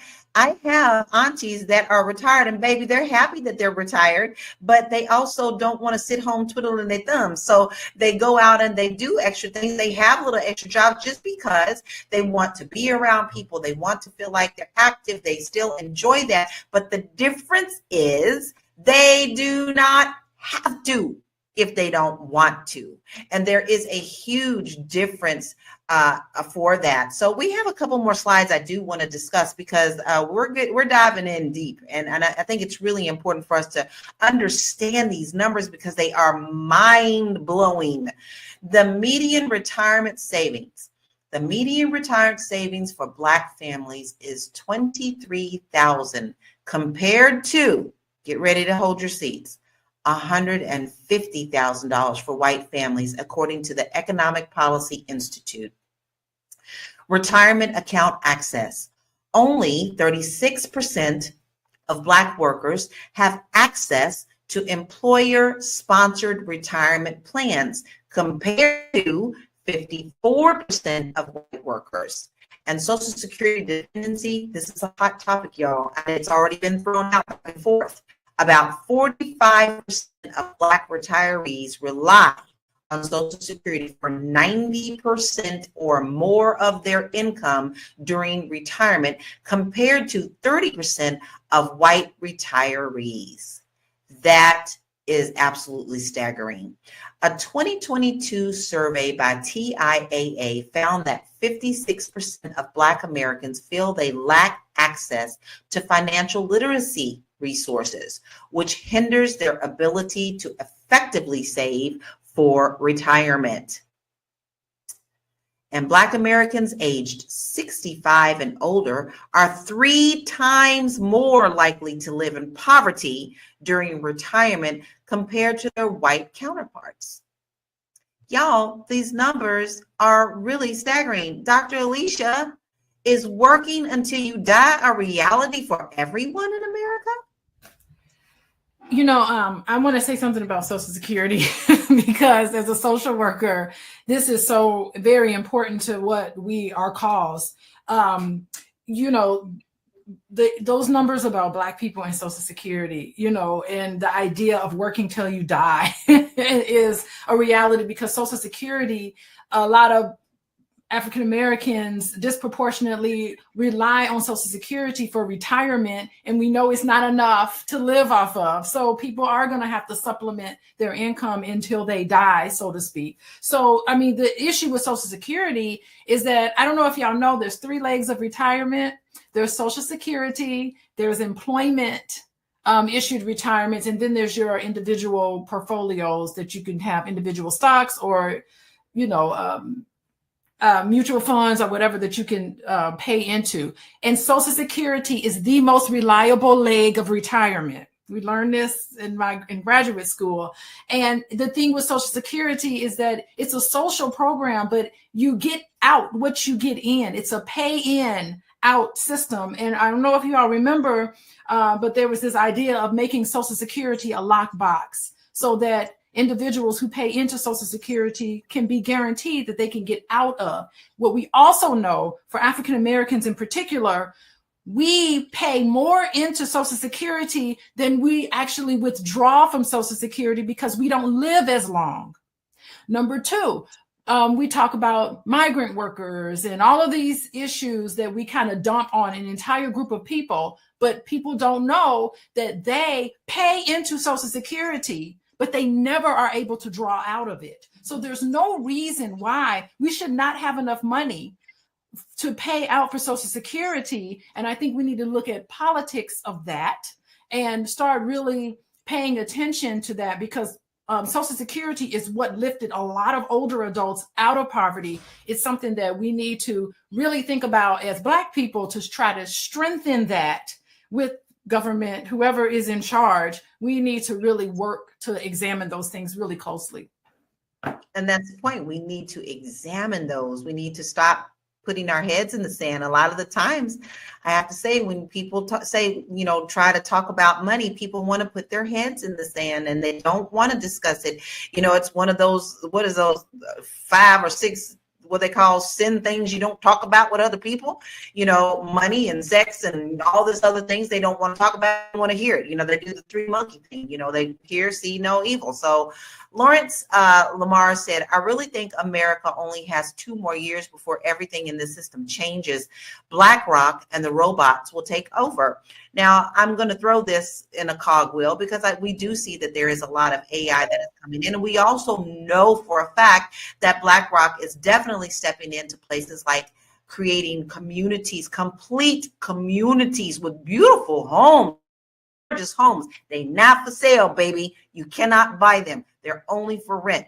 So I'm going to ask you, Joe, that this is something that we are really facing that's going to be a problem toward our retirements.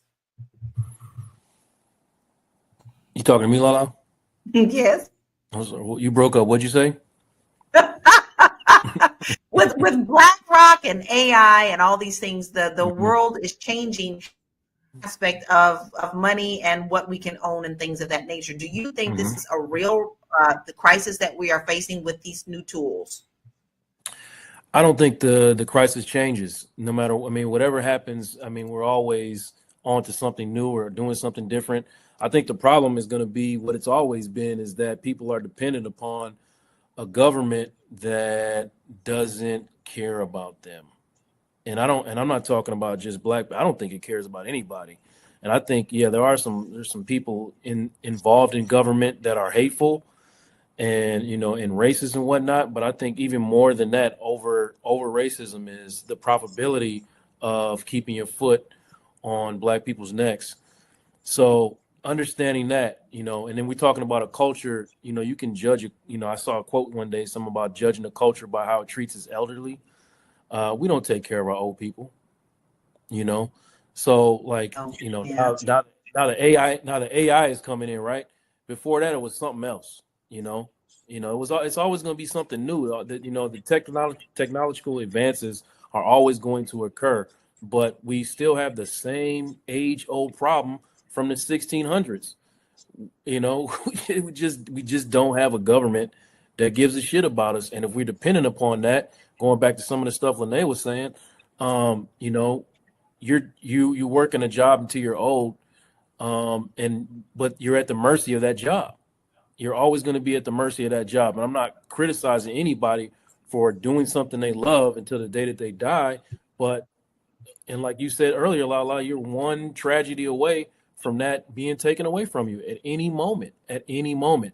So are you prepared? Do you know what exactly you want? Because that is going to determine how prepared you are for the future, not any changes in society or changes in government or any technology advances. None of that is going to matter if you have no idea how you want to spend the rest of your life and what it is that you are going to need in order to do that, or how you're going to support yourself for the rest of your life. That's what you need to be focused on, not what's happening outside. Right. I agree. You do have to pay attention to you. You got to start with yourself. That I often say that on this show.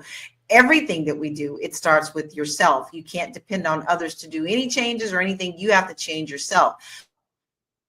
Since why do you think many people underestimate how much they need to retire comfortably? Because you just don't know what's going to happen. I mean, this economy is so dynamic, and it goes up and down and up and down. Who knows? But I'm sitting here listening, and I'm looking at those slides. And if you can run them slides real quick. So the median savings for Black families is $23,000 compared to $150,000 for white families, which still is not enough for either, but $23,000. I mean, that's just less than. And so when I look at that, only 36% of Black workers have access to employee-sponsored retirement plans. And then we still don't participate when we do because we just don't know the importance of it. And about 45% of Black retirees rely on Social Security for 90% or more of their income during retirement. That's huge. So, as I'm sitting here listening to this, I'm staring off into space because this is disheartening. Information is disheartening, especially for Black people, especially for somebody who loves Black people, right? And so then I automatically go into solution mode. Okay, what do we do? And this is the reason why how we have these discussions is so important. It's important that we have people like Dr. Joe and Dr. Alicia because we need therapy. Black folks need therapy. It's important that we have people like you, Lala, in real estate because we need to be investing in real estate. It's important that we have you, Dr. Lene, because we need to learn how to be brilliant and build our brilliant businesses. Like, this is all extremely necessary. Everybody on here is necessary. So my hopes is that you're not just listening to this. We're going to talk about solutions, and hopefully, Black people, you actually take action to change the narrative because these statistics are very grim, and I don't know if you really understand the gravity of what we're seeing here, and it's only getting worse if we don't take advantage. When you talked about AI, instead of being afraid of AI, we definitely got to take advantage of it and utilize it for our wealth. That's right. Tap in. Tap in. There's ways to tap into everything. They can do it. So can we. So you just have to tap in where you know that there is a point, there's a lull that you can fill. Your excellence can fill. Don't be afraid of technology. Learn to embrace it and make it work for you. But we still are continuing this very important conversation, but we're going to take a short break. We'll be right back. Fly Nubian Money is now on Spotify. Yes, we are on Spotify. So if you can't watch us, you can listen to us. All you have to do is search Fly Nubian Money and we will appear. All of our episodes. Make sure that you leave a 5-star rating and review so other people that come along and are looking for a good show to watch, they'll follow us too. If you are interested in being on Fly Nubian Money, sorry, I don't have any spaces. I'm just playing. If you are interested in being a queen or a king on Fly Nubian Money for the day, please reach out to me. I'm at info@realvirtual.net. That's info@realvirtual.net. Also, if you need help with your business, go ahead and send me an email for that too. Okay. I've said enough. Now back to the show. We got magic. We do magic. We help you up yourself in your financial house, and we also can help you with your business. Sometimes you spread yourself too thin. You can't do it all. You're working 24/7. Sometimes if you just learn to delegate or you take something off of your plate, it can help you grow when you focus on what's more important for you, the tasks that you need to be doing. So in order to do that, all you have to do is email us at info@realvirtual.net. Let me spell it, info@realvirtual.net. Let us help you. Let us help you up your game. Now, listen, we have another video that I want us to watch because this conversation is really, really good. So let's watch that video. Hey, guys. So I was hearing, of course, on TikTok, because that's where we get our news from anyway, right? Somebody was saying how they heard that Congress wants to raise retirement up to 75. 75, y'all?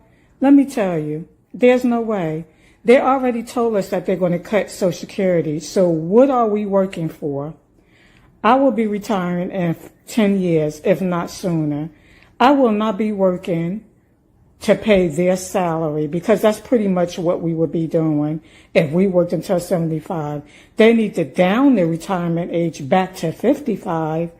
But yeah, they must think that American people are crazy, because what would make them think that we're going to work until we're 75 years old? Yeah, granted, there are people that are doing that now, but we all don't want to do that. Yeah, we all don't want to do that. So we see that our older generation, and I don't say that lightly, because I'm telling you, the new 50 is you could be 70 and you in the 50s. Like we have changed a lot of things in our lifestyles, but they are facing this. So what do you think is a good retirement age to aim for, Dr. Lene? I literally just asked that question. I don't know. 75, I think is too old, but 55, I think is too young. So when I heard that, I was like, 55 is too young to retire. 75 is too old. So maybe like 60, 65. I think what they have it at right now is a good age. I feel like 60, 65 is a good retirement age. You still got a nice 20 years to relax, kick back, enjoy your grandkids, travel the world, still be in good health. 55, like, if I'm being honest, just based on how we live, in your 20s, you don't know what the hell you're doing. Your 30s, you're trying to figure it out. Your 40s, you're implementing. Like, you're actually putting in the work in your 40s. You can't turn around and be done at 55. You still need the 40s and the 50s to kind of grind it out. 65, hang up your cleats and be done with it. But that's what I think. What y'all think? Like, I'm interested to see how other people feel about retirement. I'll be 55 next month. So I think that's a little too early for me. I think a good age for me would be 60, 62. I think that's a personal call. But here's one thing that I do know. When I am on the ships, when I am out on the seas and doing my little thing, singing on the ships, I see people who are elderly and finally enjoying their lives, but they can't because maybe their bodies weren't they used to be, and that they don't even get to enjoy the whole thing. So I don't want to be at a point in my life where my body is breaking down, where I can't enjoy my retirement. So I think that depends on a lot of different things, but I think 62 is a really good age. Dr. Alicia, I noticed you said that it's set in stone. Yeah, back when I was studying this in school, there's a grid. I don't know if anyone can find this, but the legal age of retirement, we've known this a long time, is always going to increase because quality of life and people live longer. They're projecting that people are living longer and the quality of life is more enhanced. So that's why the legal age of retirement increases. I mean, of course, depending on your financial situation, you can retire whenever you see fit. But in terms of legal age of retirement, where somehow you can draw down retirement benefits without taking a penalty, those things it's a government number that's set. And so I knew a long time ago that the age of retirement was going to shift because there's a chart out there, somewhere out there. I'm sure someone in internet land can find that. And I do want to say something that some of you guys said earlier about elder abuse. Let me tell you, I found in my practice, elder financial abuse, you'd be so surprised how common this is. It's like, sometimes older adults don't have that contact with individuals like they need to, and they feel somewhat very vulnerable, and so it leaves them vulnerable not only to exploitation, but also financial exploitation. So I've seen this a lot of times in my practice about how adult children can take care of their parents and take advantage of them financially. So I've seen that in a lot of my practice and just working as a social worker for decades on decades. And it's really terrible because some of the older adults their cognition, sometimes declines, dementia, Alzheimer's, and that puts them at risk to experience, they have to lean on other people to make financial decisions for them. And sometimes it's not really the best and they can take from them. So I just wanted to make that point there about that's a thing, major thing. Yeah. Those numbers are pretty high about elder abuse, and especially those who take advantage of what they have financially. We had some really great answers from our viewers. We had 62, 65, 67. So it seems like it's all falling into the 60s. And not so much where the lady in the video said 55. So Joe, I want to ask you this. We've talked about our older generation, but how can we get ahead on retirement savings? You blanked out just a second. Every time it's somebody, you said, how do younger generation get ahead on retirement savings? Is that what you're asking? Yes. I think it has a lot to do with education. I don't mean like traditional education. I mean like understanding, what money is and what money does. Like I said, I'm 44 and I've learned more about finances and money in the past 2 years than I've learned my entire life. So like this education system that we have right now is not designed for us to take care of ourselves. It's designed for us to take care of this country. And the country in return does not take care of us. So what we need to do is take care of ourselves. You know what I mean? Like we need to encourage the younger generation to understand real, true economics and not the falsehoods that's been jammed into us over generations and generations about what it looks like. You work a job and if you work a job until you're 65 and you hang it up, you give you a watch, and if you don't do that, you're lazy or you're not a good person. You know what I mean? So like that, it's just insanity. So we have to do better about getting young people into community programs that teach them about financial literacy. I really think that's a huge step towards getting the next generation not to repeat the same mistakes that we did. Now, it's not about having a fancy car. It's not about having a house you can't afford with a bunch of furniture you don't need and all the other things that, you've been taught that matter. It's just about what is your destination? How do you want to finish this thing out? And this is how you're going to get there. So. Well, that brings us to a really good slide that we have prepared for you that talks about wealth gap. The racial wealth gap plays a significant role, with the median wealth for Black households at $24,100 compared to $189,100 for white households, and that's according to the Federal Reserve 2020. This directly affects the ability to save for retirement. If you have to work so hard just to get your bills paid, and it's really hard to even think about putting money away because you need to feed your family, then we have to go back to actually, what is the wealth gap? What are we getting paid? Why is there such a disparaging big gap between that? But that also brings me to another question. Constance, should the government increase Social Security benefits to account for inflation? Sorry about that. Yes, of course, for cost of living. And it's supposed to be according to the cost of living, but it's not, because as I said, your average Social Security benefit is $1,800 a month.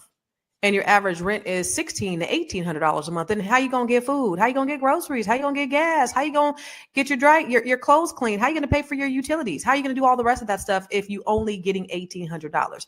And for Social Security, there is a certain amount that is being put in a bank, just like you said, Dr.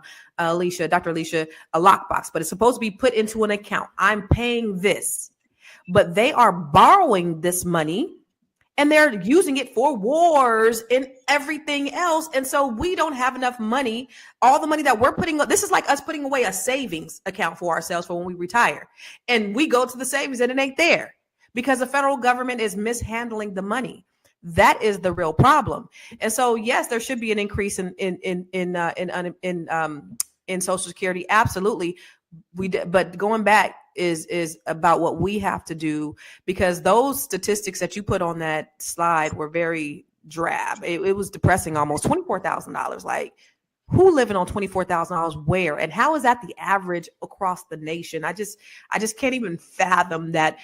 On average, Black folks are really making $24,000 on average. Of course, that's the average, but that's pretty discouraging. And so financial literacy, I mean, if they're not teaching it in your schools, you got the freaking internet. You got more information in the palm of your hands than when they put the man on the moon. You can Google that shit. GTS it. Anything that you want to know is out there. And if not, get a mentor or get a coach, get somebody. But it's imperative that you take initiative, that you are very intentional about your learning about the things that are necessary, that are going to grow you, and not put you in that position where you're at the mercy of the government. Yeah, totally agree. Like what have I been saying? You can't depend on others to do it for you. Every time you do that, you're going to be disappointed. You need to start with yourself. And that is a great point for us to take this commercial break, and we'll be right back. Hey, what's up? It's your girl, Constance Carter. Where am I? I am on a yacht in the Baltimore Harbor, and I am doing my 7-figure strategic planning solo, baby. I plan on having a 7-figure year. I partnered with the Fly Nubian Money, and we are putting together a training that's going to help you to put together your 6 and 7-figure ecosystem. Yes, there are things that you need to do, strategies you need to put in place so that you can implement and have a 6 to 7-figure year if you don't already have one. If you got a 6-figure year, let's go ahead and get you a 7-figure one. If you got a 5-figure year, let's get you a 6-figure. Let's get you there. Join me, the Fly Nubian Money Club, and let's grow your money in 2025.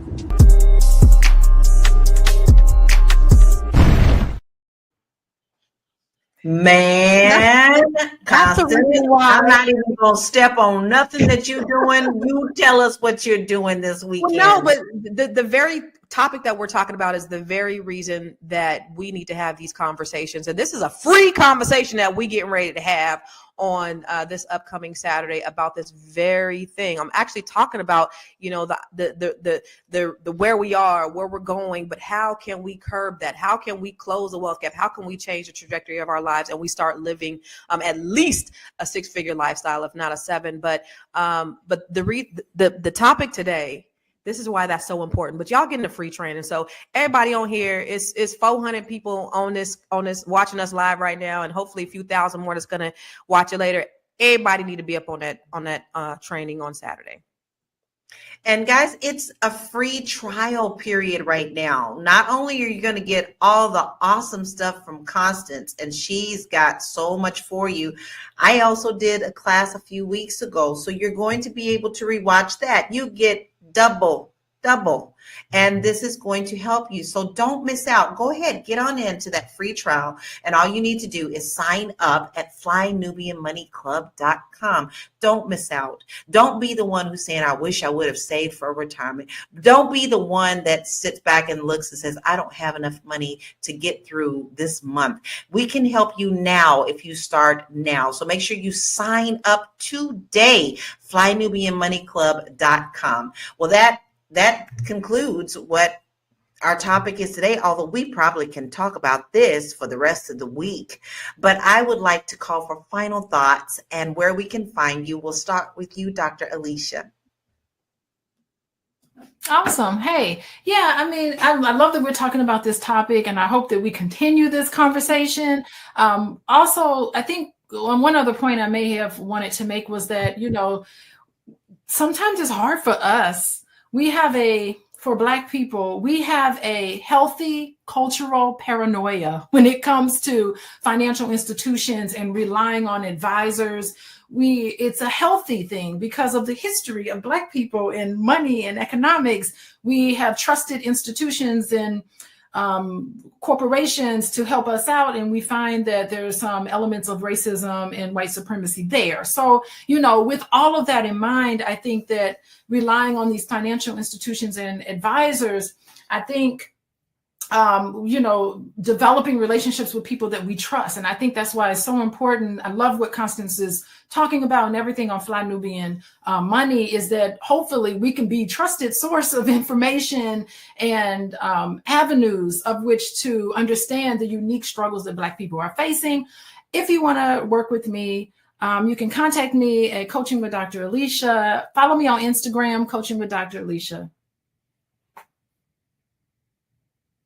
You got your homework assignment. She made it very easy. You want to make sure that you go to her website, check out all of her resources, because I always tell everybody you got to stock and chicken talk, every last one of us. We got some good stuff for you. Joe, what is your final thoughts and where can we find you? Cool. Listen, in the words of Tony, it's whatever you want. That's what you got to go. You got to judge every move you make based on whatever you want. As a therapist, I constantly deal in reality. I'm always having to push reality in people's faces. How old are you? Okay. What is the destination that you want to get to when you finally get a chance to sit down? Do you want to sit down? Are you able to sit down? Do you want to work for somebody for the rest of your life and accept the risk of that? And that's a cool thing too. Or do you want to step off the porch and try to conduct your own business and, take things into your own hands a little bit? All of those things come into play. Whatever you want, then you can determine how much sacrifice is going to take for you to get whatever you want. And then you can make changes, the necessary changes in order to improve your life or secure your life for the future. And, hear me say it over and over again. If you're not changing it, you are choosing it. You can't look for anybody to come help. And if they do help, that's a great thing. That's a bonus. That's a plus. But typically nobody's coming to help. So you're going to have to make decisions that advance your life and secure your life and secure your future. And to start talking about making those things happen for yourself, you can reach me at realuconsulting.com or follow me on all socials. My name is Joe Corley, and I am here for you. All you got to do is just say, hey, Joe. And go ahead and get your appointment with him at realuconsulting.com. Make sure that you also follow him on social media. Constance, what are your final thoughts? And where can hold on, Lala. I'm sorry. Tierra gonna kill me. We're going on tonight. Again, Tuesday night. Vulnerability is a new sexy. Please join me tonight, 7 p.m. Central Time. We're just gonna be talking about things to adjust for the new year, understanding resolutions and what it's looking like for people out there. So come join me tonight. Sorry to interrupt. Mark your calendars. Go ahead, get your dinner, get your popcorn if that's what your dinner time is, and sit down and watch. Okay, that's your assignment. Okay, Constance, now it's your turn, ma'am. I just want to say that this conversation really got me in my feelings. Just looking at those statistics and seeing where we are. I mean, of course, this is my life's work, right? But as a person who is in the field and a person that loves Black people and I want to see us do better and always thinking of ways that, that we can combat what's been put in front of us. We know the reasons why. We know about all of the systemic issues and the trauma that we faced as Black people. But at this point, we could either be part of the problem or be a part of the solution. And so what is the solution? We have to start having conversations with our families about finances. We got to start learning more about finances. We have to start investing our money in other things. You can pick up your phone and get an Acorns account and then start just putting just change. Acorns, just change, and then it'll start investing in the stock market for you. For the people who are not really familiar with stock, and it'll be money that you don't even miss. I save $30,000 a year just in Acorns, just in investing my change.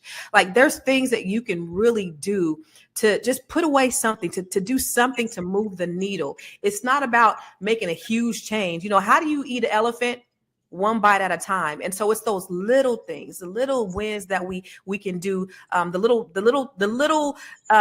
things that we can do to create a snowball effect, to create a change and transformation in our lives. That's what I want, but we have to be intentional about the change. And this is the reason why these conversations are so uberly important for us Black people, because we got to change the dynamic of where we going. The $24,000 yearly net worth for Black people is crazy. I don't know who's living on that. You spending that on gas a year, let alone, you know, what can you really buy with $24,000 a year? So I just want us just to be intentional about, you know, talking about financial literacy, getting on our devices and learning about financial literacy, and then coming together and taking whatever training that's free, Google University, everything. There's so much information out there that there's no reason why we should still be in the same situation that we've been in the past. There's no reason. They didn't fucked around and gave us the internet, y'all. There's no reason. But where can you find me? Everywhere. I am Constance Carter. I work with Black women to help them to build wealth. I have a new book coming out with the Net 7 Collective. It's called Unbreakable, and it's a collection of stories of survival, success, and sisterhood, where we are talking about our stories and how we've been able to stand on our stories to create power and generational wealth for ourselves and our families. And the new Net 7 Collective is coming up at the end of the month. So if you are a Black woman or you know a Black woman, have them hit me up. Go to bookwithconstance.com. She gave you all the assignments. I hope you wrote them all down, because she is one busy lady. Okay. She is one busy queen. But here's the thing. She is willing to share this information with you. So you don't have to say you don't have someone to help you get the resources that you need to get yourself leveled up.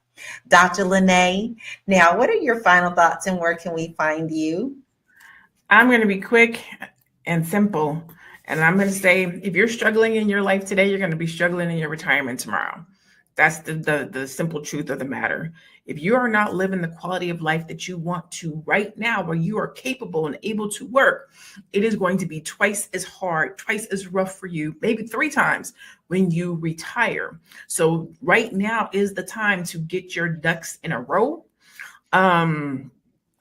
The statistics on having access to financial literacy, that is, it's a farce, because the financial literacy is out there. As a community, we spend our money bad. We spend our money wrong. And then when life happens and we end up in retirement, we're like, what happened? What happened is you didn't get prepared. So we need to get prepared right here, right now, today. There's too much, like Constance was saying, we have access to too much technology, to too much information, to too much knowledge. You might not be able to get inside of somebody's classroom, but there's Google, there's YouTube, there's so much information around financial literacy. You can invest in something. She was talking about acorns, real estate, stocks, somebody else's business. Start a side hustle. Start a business that's just for your retirement. It doesn't have to replace your income, but maybe it makes $20,000 a year, $40,000 a year, $50,000 a year. Something that you can add to your Social Security. We have the ability to make sure that we retire well. We can live better in retirement than we live right now if we take the time to put ourselves into a position to do that. So that's my charge. When we see numbers like that, $24,000, that's with people working. So what is it gonna look like when people retire? Like, that's sad. That hurts my heart. So get yourself together, start a business. It doesn't have to be a business.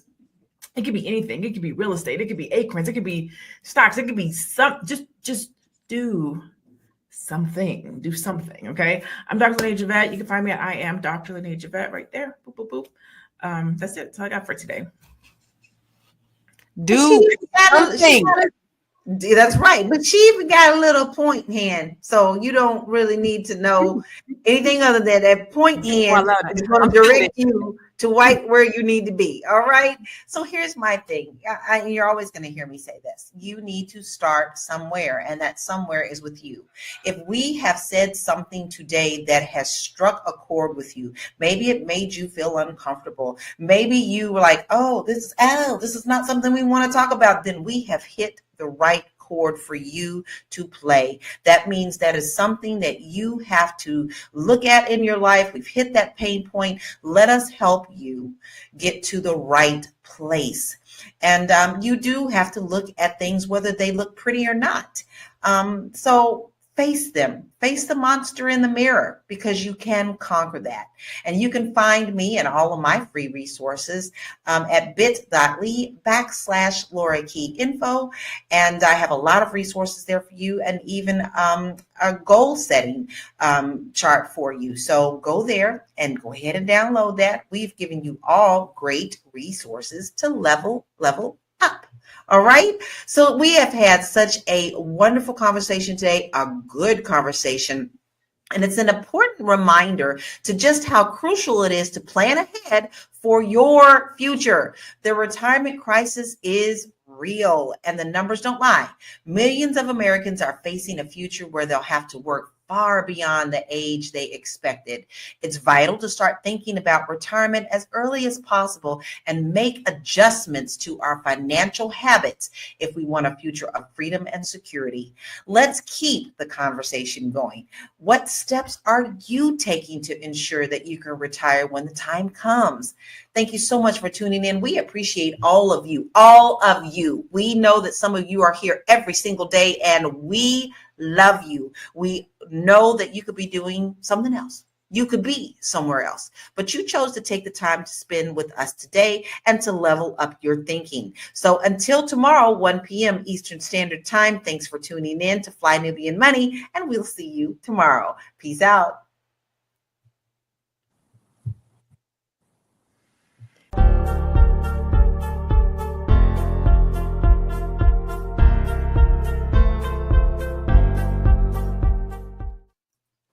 Hello, everybody, and welcome to Fly Nubian Money, where we help you master your mindset and maximize your money. I am Laura Lalaki, international real estate agent, and your host for today. And we've got a hot topic that's all about love and money and protecting your assets. Rapper Lil Baby recently made headlines by saying legal marriage is off the table for him. He claims it's the only way to protect his wealth and a test for true love.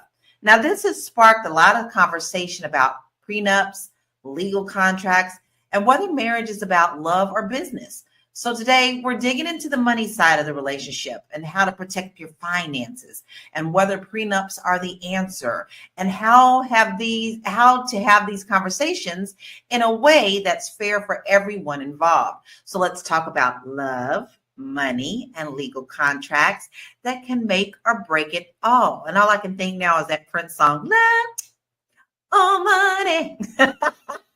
I am here with my royal court, Marla Layson, TV and film producer, Athena Gardner, our CPA and wealth coach, and Tierra Williams, producer and actress. And we have a lot to say. First of all, it's Monday, everybody. It's Monday the 13th. We are marching on in this year. We would love to hear what you have to say about this, because you know we don't just talk at you. We talk with you, all right? So we want to see what you got to say about this. But let's go ahead and kick it off with this video. Marriage is a big jump. That's like, I mean, that's sharing finances, that's sharing emotions. That's why I ain't sharing my finances. Oh, so if you even thought about marriage, instantly it's prenup. I don't even prenups, like, and now young people don't even be knowing, like, prenups don't mean that. There's no thing that you can marry a woman and then she don't get nothing. It's ways for her to get something regardless. So once y'all get married, man, I'll give a girl $10 million ring, $10 million wedding, no paperwork. That's my offer. So I mean, so we not married. I vowed to death do us part. We married. Just no paperwork. You know? And that could change when I get older, but I don't really see that. Because it's just a sheet of paper. No, it's not just a sheet of paper. It's something that actually stands. And if we sign it and all that, now we got to go through the worst of it. And I'm not thinking of the worst ever, but I still got to think of that type of stuff. What about if you, God forbid, go back to prison and then, you know, you can't see her because you're not... I wouldn't give a damn. Yeah, now, what if you're in the hospital and you can't see her? I wouldn't give a damn, man. Okay. I think he's got it twisted, y'all. I think he's got it twisted. It doesn't matter if you have that paper or not. So I'm sorry. I know that there are a lot of couples that I have friends that have done this and it never turned out right. So here's my initial Question, quick rapid answer to all of my queens here. Would you consider being married without the legal paper? Tiara. Yes. Athena.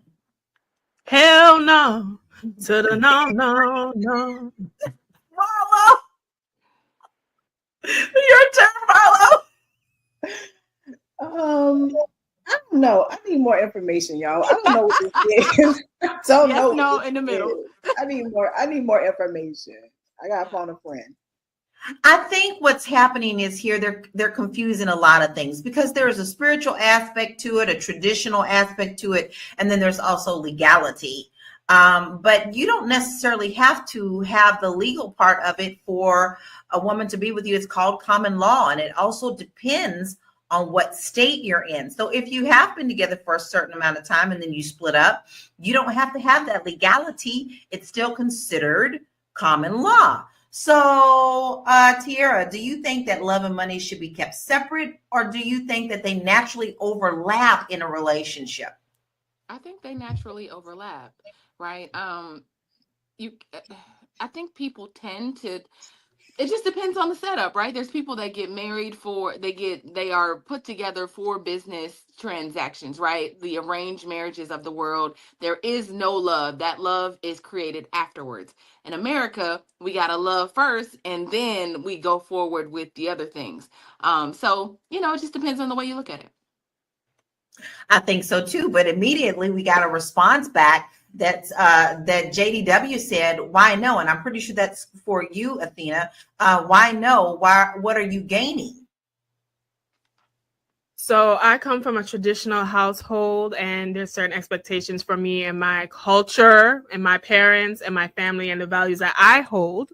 I am not tying myself mentally, spiritually, emotionally, physically, birthing children, sharing time, space, and energy with a man, especially the birthing children part, because children are more of a commitment than marriage, in my opinion.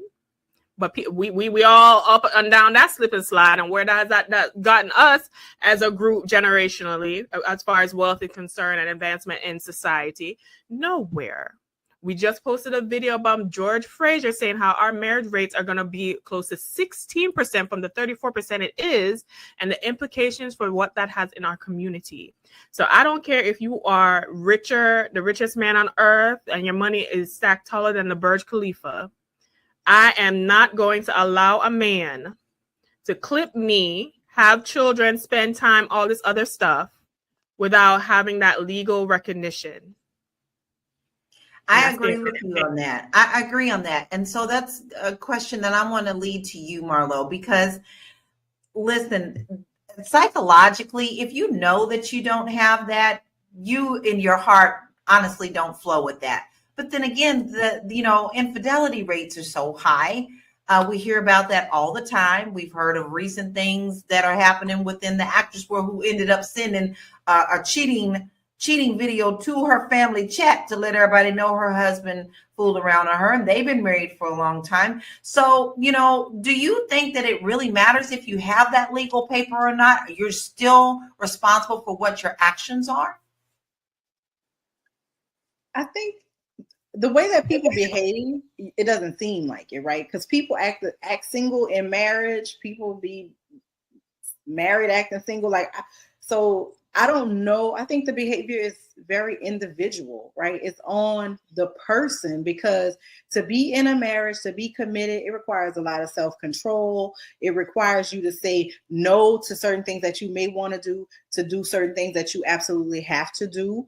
And I think that when you somebody like Lil Baby, when you have this, the world is my oyster mindset, and people open doors for you, and things are just seem to be endless, I can see why he would say that he doesn't want that, right? Because his whole situation is fleeting. Fans are fleeting, girls are fleeting. The whole thing is kind of touch and go. So it's individual, but I think if you're looking for a future set foundational partnership, then marriage is the way to go. There isn't another recourse, because in death, you say, well, I'm not going to say divorce, right? In death, you'll be left holding a bag of nothing for all of your contribution and effort and work, right? So what outcome do you want, right? You think about the outcome that you want and then you move forward accordingly. That's what I think.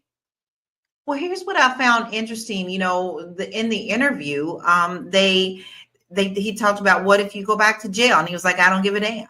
What if such and such? I don't give a damn. Well, to me, you already done shot everything down. I don't need your $10 million ring. I don't need your $100,000 wedding. Your attitude tells me everything I need to know. But I want to pull up some of the comments that were put up on Instagram about this interview, because I think they're very interesting. So let's kind of check out what some people are thinking outside of us. So T says, successful men just got wise.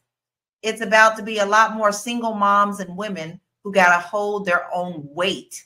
The days of taking niggas,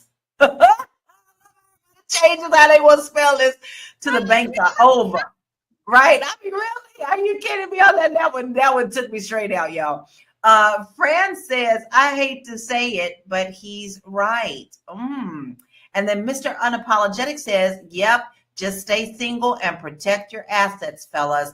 Okay, that's enough of that right now, because I want to get right back into this, because I don't think you are. All of that is still up in the air. Especially if you're procreating and you have children, there is nothing different. You are still going to have to take care of those children. I think that their thinking is backwards, and it just doesn't make sense. And they think that they're protecting themselves when in actuality they're hurting themselves. Because what if he ends up going to the hospital and he has no paper saying that his partner is to take care of him, and he doesn't have anyone else to speak for him immediately? His partner can't step in and say, I have the legal right to, this is what he wants. So, there's a whole lot of things that is involved in this. So my question to you, Tiara, is what's your opinion on prenups? Are they a sign of distrust or smart planning? Well, before we get there, I just want to say, in Lil Baby's defense, at the beginning, he said, this may change. My mind may change about this.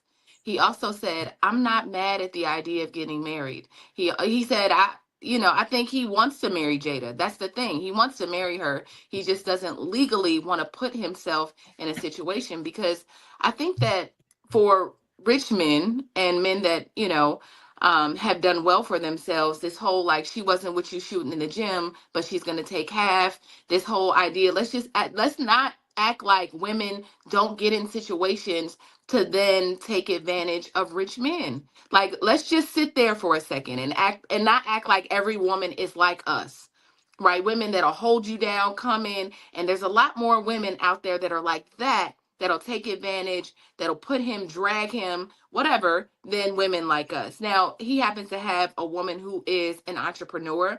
Jada is, she has her own success in her own right. And I think as long as they can figure out for themselves what this relationship looks like and decide, there has to be an agreement between the two of them.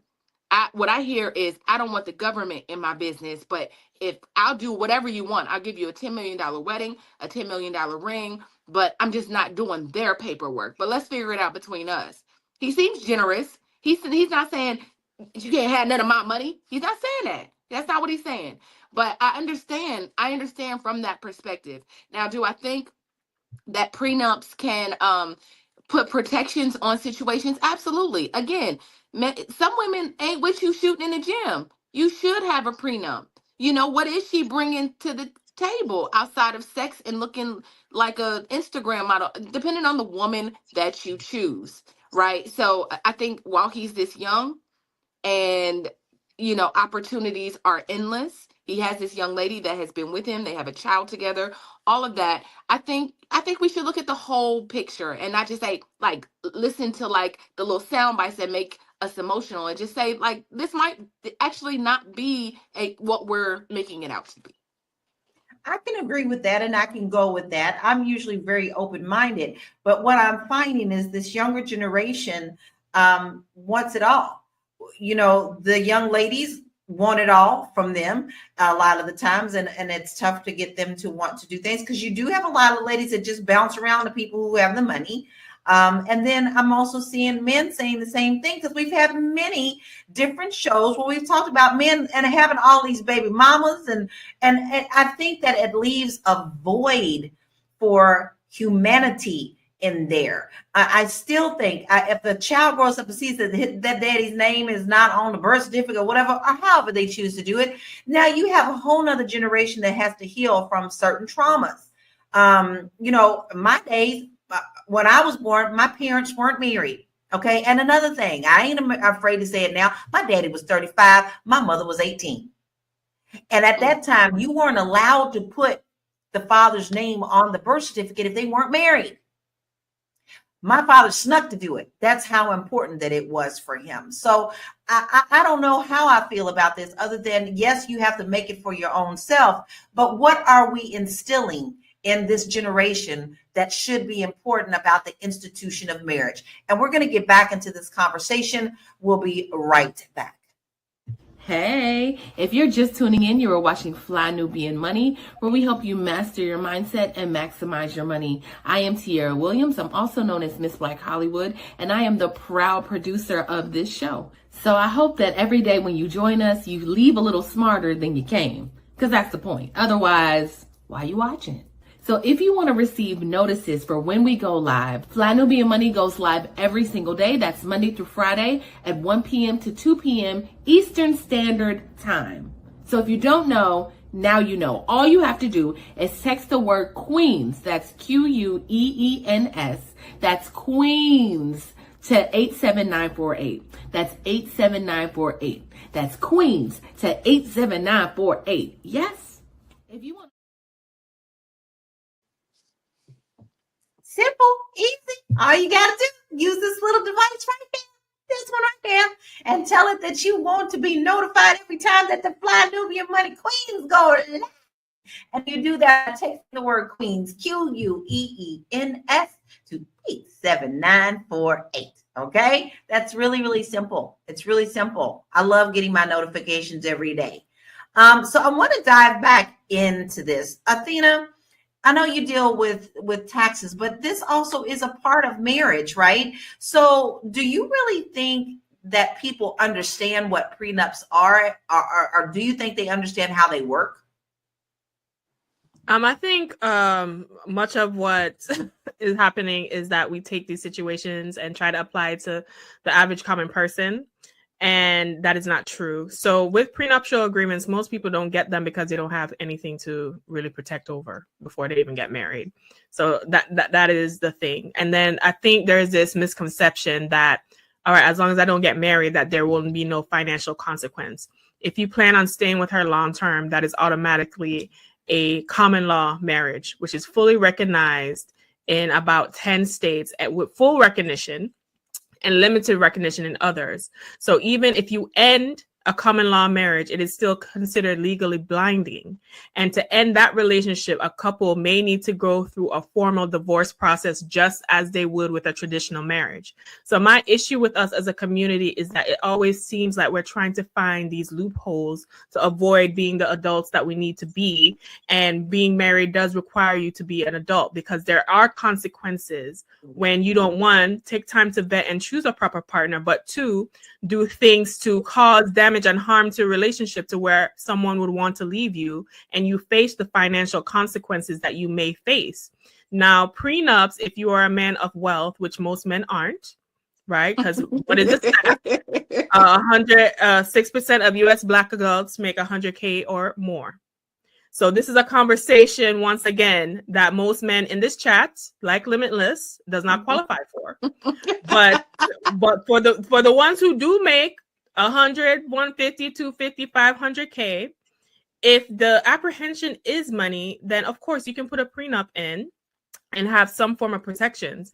But I always find, and I discussed this on a podcast recently, is that what especially in the situation of men, what is being asked for, the emotional support, the love, the cook food and clap cheeks like cooking with Kaya, all of that is supposed to be the premium value. But as soon as it comes to the brass tacks and the relationship got to end, that had no value, that had no significance, that was of no consequence, and only the dollars matter. So I think people need to have clarity around what is the real value. Is it that do I need to just keep working my job because you have this fear that I'm going to take everything? And if the money is really what the value is, and why you need me here? Because once again, yes, you are doing this, but you can listen, there's people who had $200 million generational homes that are homeless today because of a fire. Right? You do not know what the life may bring you. Just like Lala said with DNR rights, you want to find someone you can weather storms with and provide values that you may not know that you need. And what I find, especially with our community, is that we wait till we 50, 60, things gonna start turning down. I need to make sure I can find somebody that can push this wheelchair and sign this paperwork if need be, this power attorney, this healthcare surrogate paperwork, because I was just focused on this money, which the IRS, the tax, the government, or a wildfire can take away in 2 seconds. So we need to really get back to basis, foundation, community, love, and respect, and being an adult instead of trying to come up with these alternative relationships and nonsense and avoiding to do the things that we have to do. I have to agree with that. I think we do have to get back to basics, but it also depends on how it's everybody's personal right to make the decision of how they want to lay that out. But overall, I think we have gotten so far from just the humanity basics that we are lost, and it's going to take us a long time to get back. Now, Eric Younger said, a man is to be a protector and a provider for women and children. Yes, I agree, Eric. However, the question is, do you have to have that piece of paper to make that valid, or do you feel that it can be done without that paperwork? So, Marlo, I have a question for you. So what should people look for in a prenup to make sure it's fair for both sides? Well, if I may be blunt, when I was married, I married the percentage of men that did not need a prenup. So I have no idea. I know that from watching prenups from afar, it seems as both people have to be involved, right? I've watched enough Basketball Wives and Real Housewives to know that when the two are going through the prenuptial process, right? You got to be aligned in that, right? Because you're saying on top of this governmental contract, right? Because that's what the marriage is. You sign your government paperwork, we married. On top of that, you have this legal binding document, right? So I think anytime you get into a legal agreement with any person, place, or thing, you need to be paying attention. You need to understand, you need to stand your ground. And you need to know what you want to, what best results, right? I think people do stuff and they don't think about the results. You don't think about what's on the end. What is it that you want to get out of it? Do you want to leave with all your things, right? Do you want to leave with the things that you came with and ensure that that person does the same? Do you want to leave with what you came with, what you built on your own, and then things that y'all got somewhere in the middle? Y'all want to split that up amicably? Like, what is the purpose? If it's only to protect your little pot of gold, then it's going to be contentious, right? If you really want to marry me, if we are in love, fairy tale, blobbity bloop, right? Then we need to go to the lawyers, right? Have a mediation where everybody understands what they're asking for, what they're getting. We need to also sit down and say, hey, in 10 years, we might not think the same way. Should we, if we're still in this here union in a decade, you probably should renew that contractual obligation that you made with that person. But we like to do things so frivolously and unimportantly, and everything is just a silly fight or anger and madness that we're really not thinking things through. And I think that a prenuptial agreement, it protects the people involved. That's the purpose of it. Protects your finances. And I think that you have to go into it, stating your intentions and not pretending on some love BS or some pressure because your mama said you need to get a prenup or your homeboy said. No, you need to go in there with clarity because it's the person that you're supposed to be rocking with the distance, right? And we need to go in there as a unit. That's your first, that's what you are. Y'all are a unit. I ain't married money, but I understood the concept of the married and things of that nature and partnership. I think that we got to prioritize partnership, and people are not doing that. People all into bodies and faces and jobs and status and all the bullshit that, like Athena so eloquently pointed out, burns up in the fire, right? Get Right. to brass tacks, what is important.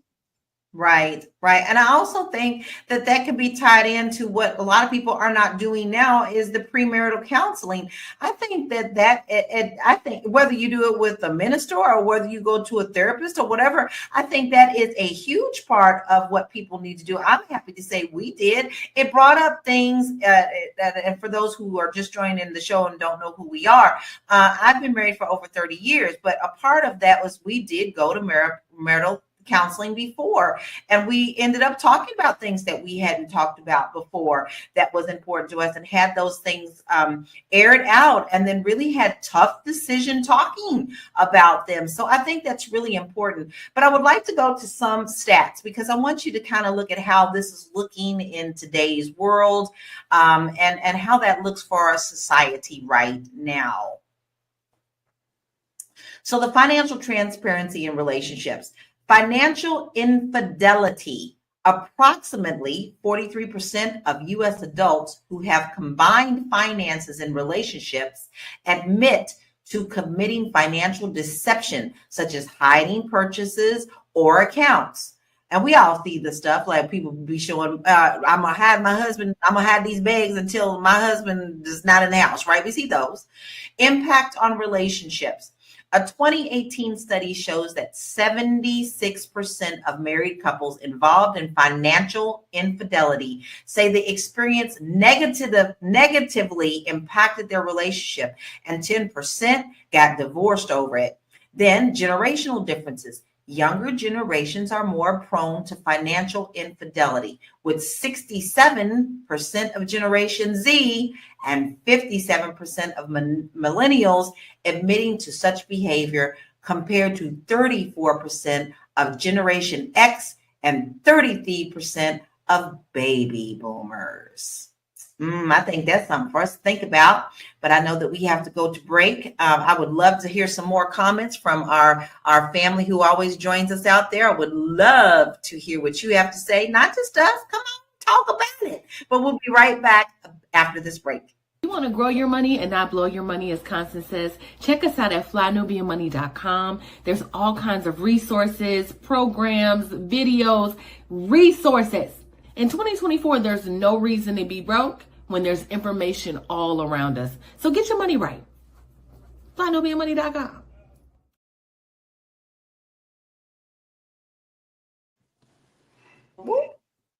Get your money right. flynubianmoney.com. Listen, it's 2025. That bell's done tolled. We done knocked down that final countdown, and we are in this new year and halfway through January. So if you have not looked at your finances, this is the perfect time to do it today. Right now, today, go to flynubianmoney.com. We have a lot of resources there for you, because if you don't know where to start, this could just well get you started. You know, I always like to say that if you have a goal, but you don't even see where the starting line is, you can't even see the goal. So you have to start somewhere. And maybe some of you are afraid to even look at your finances. Sometimes we just like, oh God, I just did Christmas. What the heck is going to happen, right? But if you find that you need a little bit of help, that's what our website is for. So go to flynubianmoney.com, get your free resources, and then start your financial journey. Now, Limitless, I love you, but guess what? I'm not going to be dealing with that right now. You're acting like the man is the only one that has any kind of benefits to marriage. But I also know that women the same way. Look at the cases of I'm going to throw a kink in this, y'all. Look at what Janet Jackson did.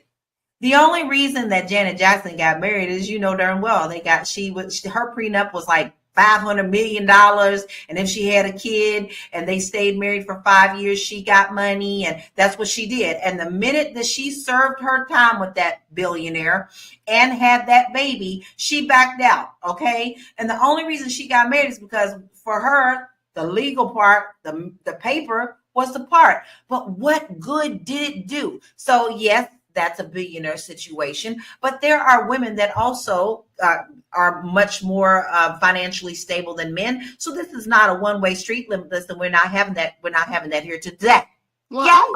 I also just want to add that I forgot the book that I read, but remember the book that we discussed here on, and I forgot it because I brought it up, but it was saying that basically a married woman or a woman in relationship automatically adds 15 hours of, unpaid labor to her schedule, managing schedules, making dinner, the a good woman, anonymous, a good woman, Limitless, is who I'm talking about. Not a woman that's sitting around like twiddling her fingers and just like, whatever, I'm just here, I just want your money. Like, we're not talking about those women. We talking about the women that hold it down, that work, that are partners, right? So you can talk about what a woman doesn't bring to the table, but we all know what a good woman will do. Even if you're successful, I think, Limitless say he has 5 investment properties, and good for you. If you got a good woman with you, she's gonna 2x, 3x that.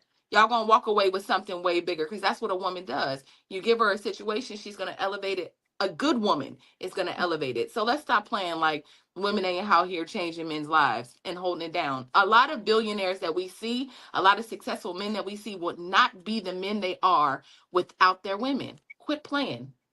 Exactly. And that's what we are talking about. We are talking about good women. So, but I am going to tag on to what you said, Tierra. So how do you think Little Baby's stance on marriage reflects concerns about protecting wealth? One more time. When we elevate. Ask me that question one more time, because you were going in and out. Okay. How do you think that Little Baby's stance on marriage reflects the concerns about protecting wealth when you just sit up there and said that we elevate? A good woman will elevate.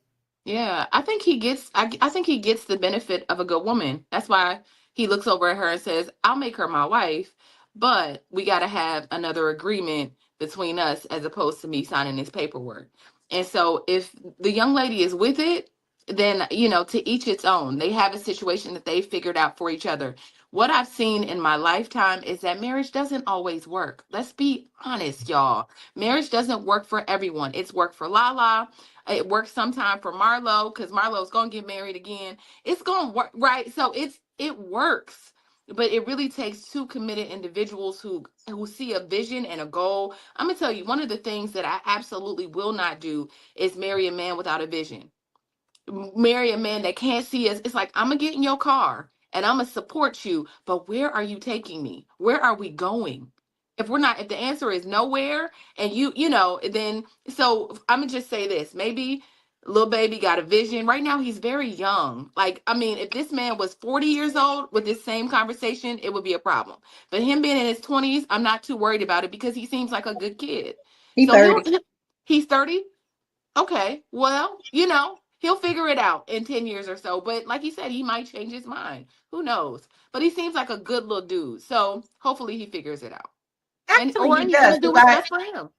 I read up on him, and Jada he gave her something before he went in, and she tripled it and doubled it and then gave it back to him when he got out of jail. So, and he has said that, he may rethink that as well. But I think that there is a fear, because we hear so many terrible, because that's all you hear. You only hear the terrible stuff. No one ever really wants to report on the good stuff. That it is putting a fear into these young adults. Now, Big Mac says, I honestly don't care about the money. I'd rather hand over my check and tips to my significant other, and she can handle the finances. Okay, Athena, I'm going to ask you, is that something that you would be willing to do in a marriage? With Big Mac? With Big Mac? Hand over them tips, Big Shout Mac. out to Mr. Machiavelli. I was on his podcast the other day. We was talking about 50-50 and why I don't support it. But anyway, I'm not in the mindset, the mood, or have the constitution to be basically profane to men and begging them to see the value of marriage. Ladies, get along and align with people who see the value of the things that you value, right? If you don't want, I should not have to be telling you the adding 10 more years to your lifespan and, increase in tax benefits and all the litany of things, right? Because your mindset is already saying that this is something that you don't want, right? So even if I was coming with the litany of things that there are, because it shows that married men out earn, make more money, have decrease in loneliness, decrease in depression, longevity, all these other things, right? They live longer. They live longer. What is the value of 10 more years of your life, right? But I'm not, if you want to not have that, you have deserve and have the right, and women are signing up for it, because obviously all these ladies are being baby mama left, right, and center and have no problem without not requiring a ring first.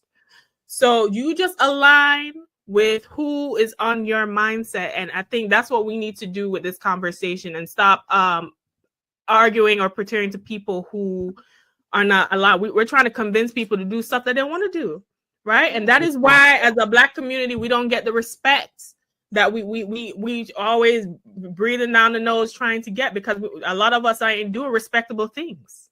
Okay, a lot of us are not doing respectable SHIT. But then we get upset when people act and do certain things. So y'all need to line up where y'all want to line up, right? Exactly. Y'all need to line up where y'all want to line up. Everything about the government in a business, and I make 125K in rental property. You can still have a street urchin mindset and make 125K in rental property.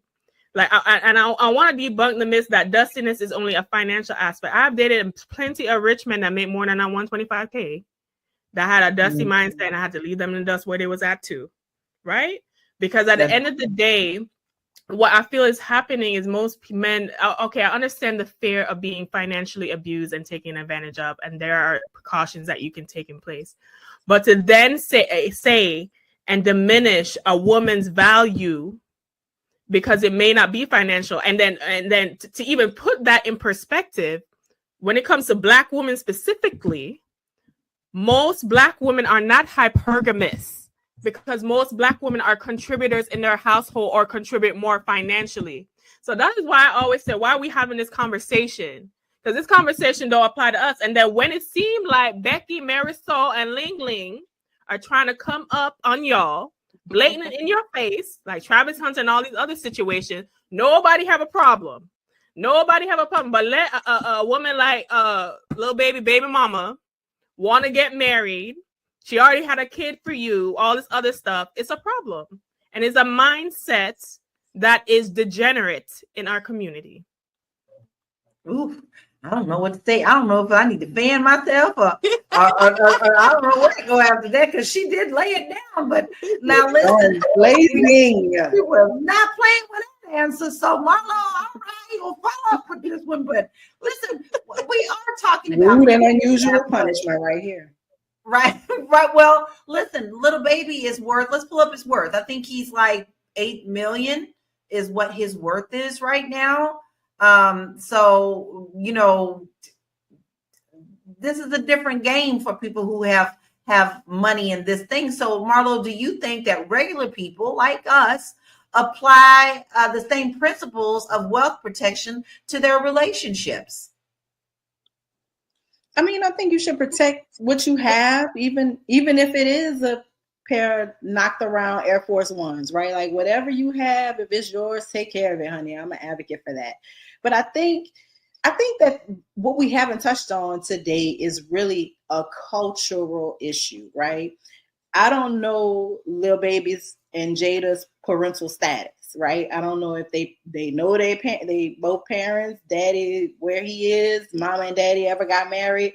I don't know what that is, but I know that we have generations of young people who've not seen marriage. They haven't seen granny married. They haven't seen mom married. Maybe auntie kind of looked like she was married, but then you saw uncle on the other side of town doing stuff. So you don't know, like as a kid, I think that older generations, mine included, have not done a great job of showing responsible relationship to young people. And I think that what he said, and I like the fact that he was clear enough to say, hey, down the line, this may change, but right now where I am, I'm not trying to do that. And I think they don't see the value in it because a lot of people didn't see it.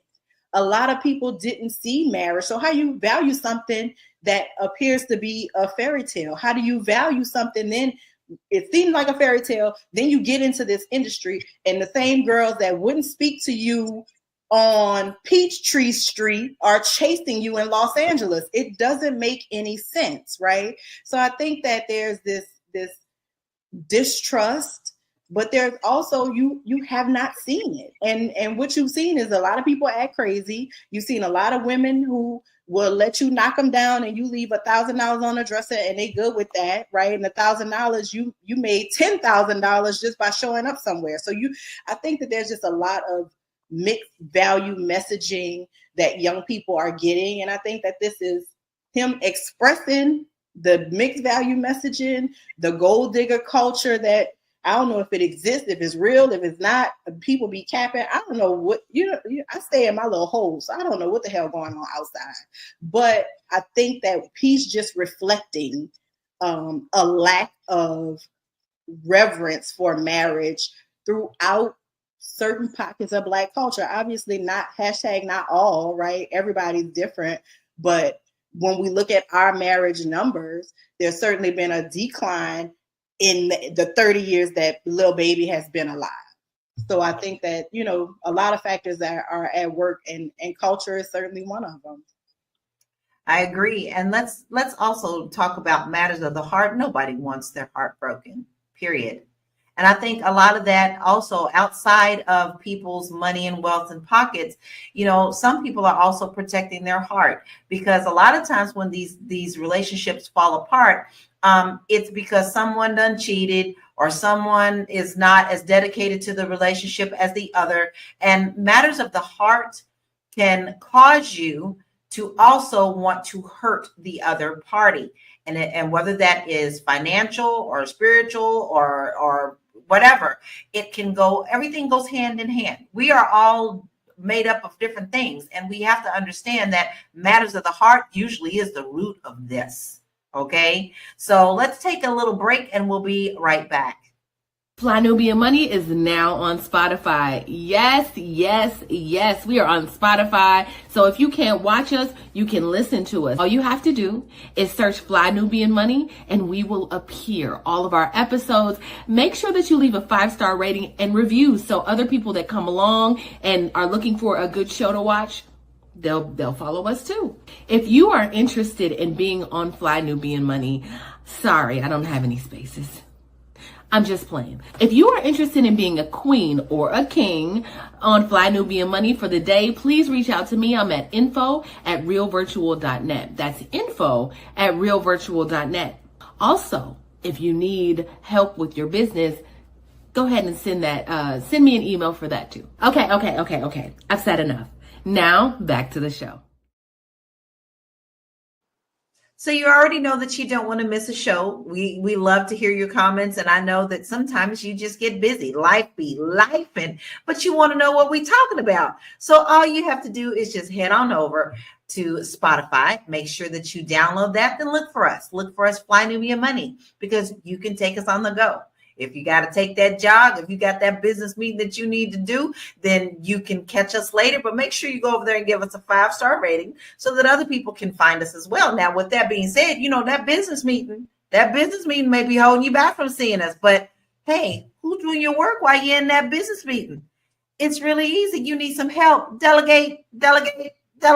Okay, so you can do that by emailing us at our magic email address at info@realvirtual.net. info@realvirtual.net. Let us help you concentrate on more important things while we help you get the back end going and rolling. All right, seamless. It's completely seamless. So, all right, now listen. I do have a question. Let's talk about the future. Now, we do have, I am married on the panel. We have, Marlo, you're engaged. Okay. Look at she said, that's how I feel about my husband too, Marlo. He's mine. I'm going to keep him.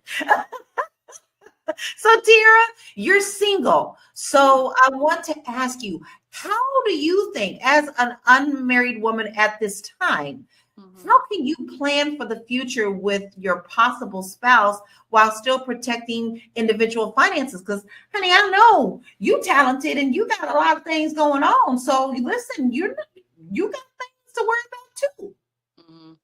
Yeah, I can't worry about the man that's coming and potentially coming. I have to, he'll come whenever, he's sent to me. Whenever the moment is right and he's been attracted to me is when I'll meet him.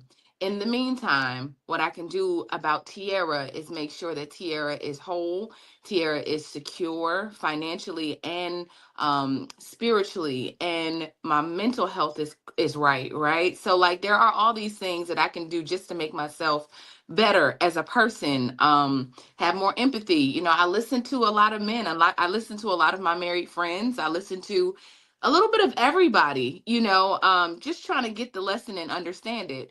And so, although I am dating and seeing different people and just doing my thing, right? There's a certain kind of man that I would want to attract, and they have to have the right spirit for me. And so until that man comes, then I'm just going to be here just preparing.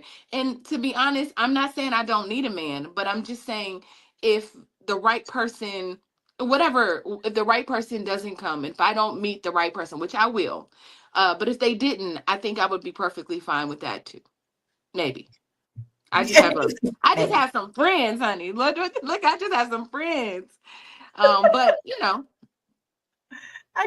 I get it because you know what? You can't put your whole life on hold while you're waiting for that possible partner to come along. You're not sitting back twiddling your thumbs. So I'm going to pose the same question to you, Athena.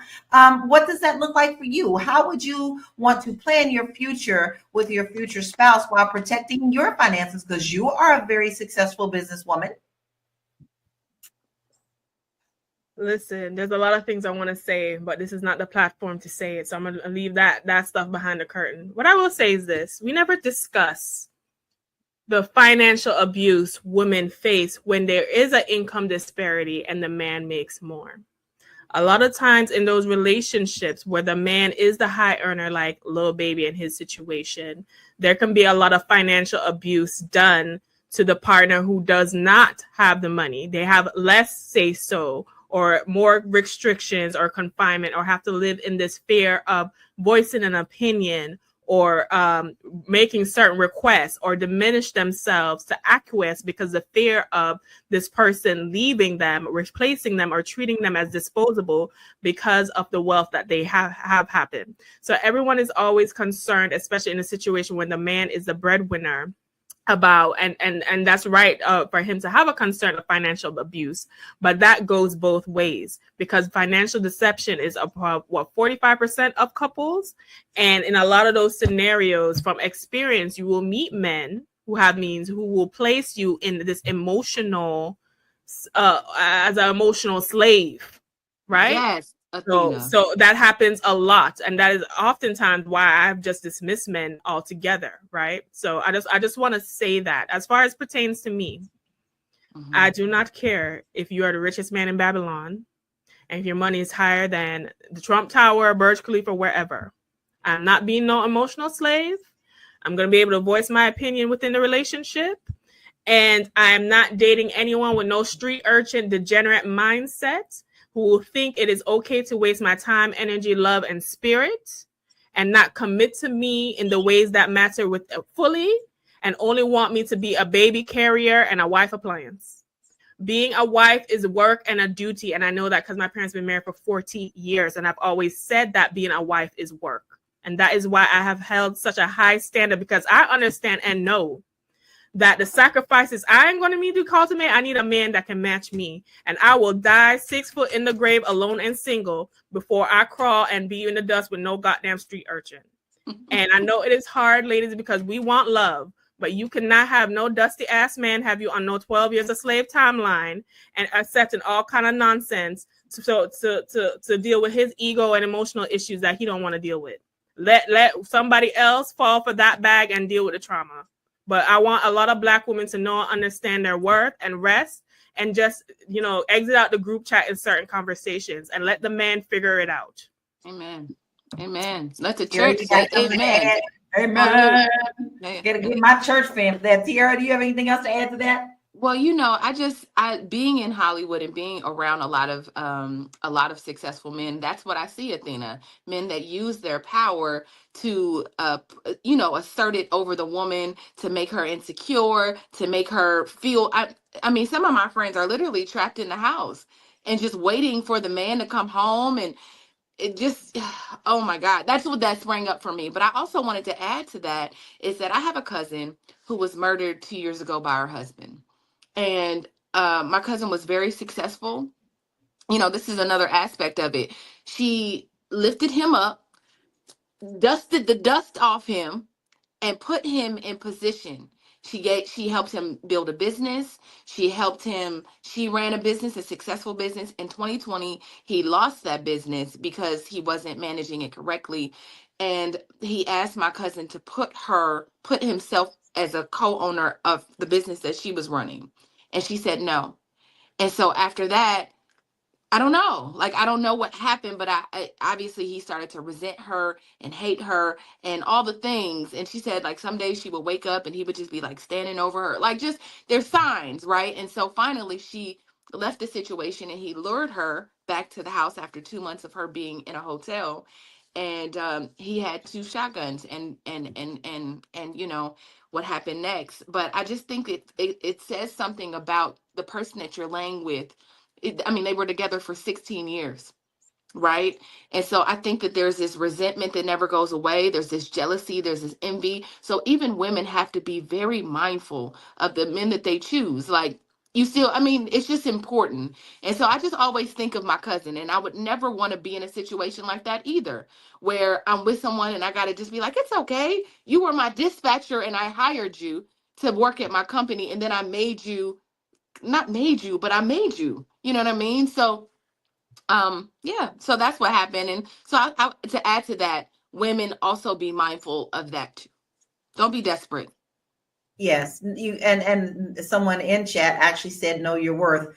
We all do, not just women. Men need to know their worth too. But women, you don't have to just assume that you have to need a man, period. Like that's not saying I don't need a man. It just means know your worth. You don't have to just take anyone to make you feel like you are worth something, because your worth is not tied to someone else. Your worth is tied to you, and it is invaluable. Invaluable. So we're going to take a deep breath. We're going to take a short break, and we'll be right back.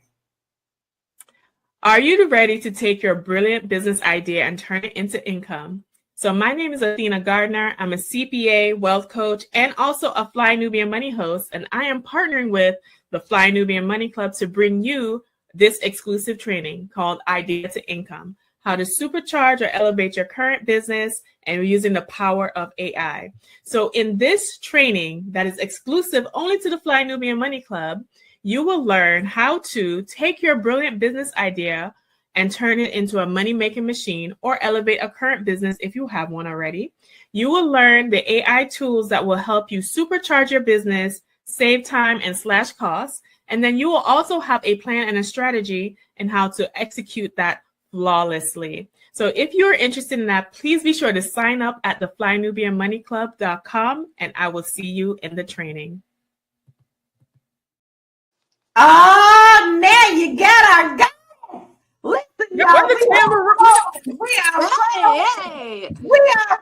up this Fly Nubian Money Club. Athena, tell us about it. Listen, all right, I know we were talking about a lot about money today, and I know most of y'all ain't got none. So y'all need to come to this training called From Idea to Income on the Fly Nubian Money Club, to where I will help you take your brilliant business ideas and show you how to turn that into cash flow using the power of AI. We're going to utilize my expertise as a CPA and a wealth coach combined with AI to come up with the strategies and plan for you to either create a business or elevate a current one, and how you can get income in fast. Okay. So I want you guys to sign up at the Fly Nubian Money Club. I know Lala did a perfect training and Constance did another one. My training is coming up, but our goal is to help you to get to the level of income so you ain't got to worry about no little baby, whether or not he want to put a ring on it, because you stacked up too. Amen. Amen. Amen. Amen. FlyNubianMoneyClub.com. Come on. Yes. I need my church lady hat today. And for those of you who have not signed up yet, I think there's still a trial going on, correct? Yes, there's a 30-day trial right now. Constance just blessed us, y'all. If y'all missed, we had 400 people in the training on Saturday. Her blueprint to get to 7 figures for your business or personal brand was amazing. Do you hear me? Like, she taught us and walked us through the entire thing. The training is 2 hours long. You can sit and rewind, go back, write notes. I mean, there was so many gems. So, and then we'll also, for that free trial, also give you access to Lala's training, where she taught us how to buy property, domestic and internationally. And also that, I mean, really, Lala, you set the bar. You set the bar up here, right? So it just gets better and better and better. Y'all, FlyNubianMoneyClub.com. Listen, my goal for my training is to peel those eyelids back, honey. Y'all about to really walk out trying to do something this year, okay? And clearly, we need to do that because we can see the government ain't gonna come to save you if your house on fire or nothing. So everyone needs to sign up for FlyNubianMoneyClub.com and get these trainings so you can elevate yourself and your wealth. Right, because last week was Quitters Friday, right? I'm gonna hold on to this Quitters Friday for as long as I want to. Everybody, at least 80% of people that set New Year's resolutions quit last Friday. January 10th. I busted the myth. All of my January 10th. So my question to you is, have you quit already? Have you given up on yourself already? And guess what? If you did, that doesn't mean that you have to just commit to defeat. All you do is you get up and you brush your knees off, y'all, and keep moving forward. Maybe you just need to reassess. So that's exactly what you need to do with Fly Nubian Money Club. I'm telling you, you're getting some valuable information. So don't miss out. FlyNubianMoneyClub.com. Now, this hour has gone so fast. I think this is a very interesting conversation. I think we also got a little bit of laughing out of it, but it is very much a serious conversation that we really should have for ourselves, our house, our family, our household, our communities. What does that look like for us? Okay, what does that look like for us? Is a piece of paper that important? Or are we okay to move on without it? So Marlo, I'm going to ask you first, what are your final thoughts and where can we find you, please? So my final thoughts are, be intentional, right? Whatever you choosing to do, you want to get married, you don't want to get married, just be intentional. This idea of planting your seed all over the earth and neglecting those children and leaving society to deal with the runoff is crazy. This idea of thinking that you can adopt the lives of celebrities who live very different lives than us a lot of times, like just in terms of access and, they got people doing shit for them. Stop. Focus. Get in your own lane. Be intentional about your money, about your work, about your love, about your kids. It's time out for silly season. It's time out for throwing drinks and Real Housewives bullshit. All of that, throw that away. Intention is going to be the name of the game from here moving forward. Be intentional. If you're looking for me, you can be intentional about looking for me because my Instagram handle is right there on the screen. And you can follow me and I will start tracking my dietary woes as I attack a goal of my own where I am trying to, I will enter a amateur bodybuilding competition. So I'm changing my mindset so that I can change my body. So if you want to roll with me, holla at your girl. I'll be over there. Over Marlo. That's me. Oh, she gonna be over there too, y'all. We following her. We watching her do her thing. We gonna see her do her thing. It is sexy. She is doing the thing, y'all. She is on a really fun journey that we all have our pom-poms up for her, Marlo. We are cheering you on from the sidelines. We are watching you and excited for you, and we are going to watch you succeed. You already busted the Quitters Day, babe. You already busted the Quitters Day. So, Athena, what is your final thoughts, and where can we find you, love? The final thoughts I have is that we need to be adults. Listen, if the Palisades, LA wildfires have not taught you everything, is that you can be in a high mansion today and on the street tomorrow. Okay. We do not know when, what time, what hour, what situation is going to cause things in life. And now's the time to really hold fast, build community, and focus on the things that matter. Love, respect, commitment. Black people, we want all these things, yet very few of us are doing the things necessary to advance us. And we are a collective. So the small can't do it for everybody. The small can't do it for everybody. However, if you are a woman specifically and you don't want to worry about the emotional and financial abuse that you may experience within relationship or having to beg a man to choose you, and you want to rest comfortably and enjoy the wealth that you deserve, you can head on over to elevatewithathena.com and check out my Goddess Guide to Money. And it will lay out for you money, abundance, and relationships. And as a woman, how you need to incorporate that within your life, whether you are marrying or dating a street urchin or a wealthy man like Lil Baby. If you want to find me on my programs, my social media handles, and my podcasts are available at the link elevatewithathena.com. And be sure to sign up for the Fly Nubian Money Club, because my training is up next, and I will help you take your idea and turn it into income. That's what we need. We all need to be making sure that we are taking care of our financial households, because ultimately we are the ones who have to look for us. We can't depend on the government. We can't depend on others. You have to make sure that you protect your financial house, all right, as well as your mind and spirit as well. We are all about protecting it all, because we get one ride around this rodeo, and we want it to be something pleasurable, fun, and at the end of your life you could say, I did that, instead of I wish I coulda, woulda, shoulda. Now, Tiara, what is your final thoughts, and where can we find you? Yeah, I think at the end of the day, we all just have to do what works for us. You know, I've learned to mind the business that pays me and that is my own. We are all still trying to figure out this thing called life, still trying to figure out what the right steps are for us. And so I think we have to, when we're watching other people just kind of play out their lives, we got to kind of give them grace and say, okay, well, that's their perspective. That's where they are. That's their capacity, right? But it also makes me think, the comments have made me understand that there are men out here that are hurt. Clearly, we've had a lot of conversation from Limitless and Anonymous about what Black women don't bring to the table. That lets me know that likely they, either the two of them are ugly and bitter and without a big penis and without, like, they just got all the energy that tells me that a woman don't want you. They don't want you. They don't want you.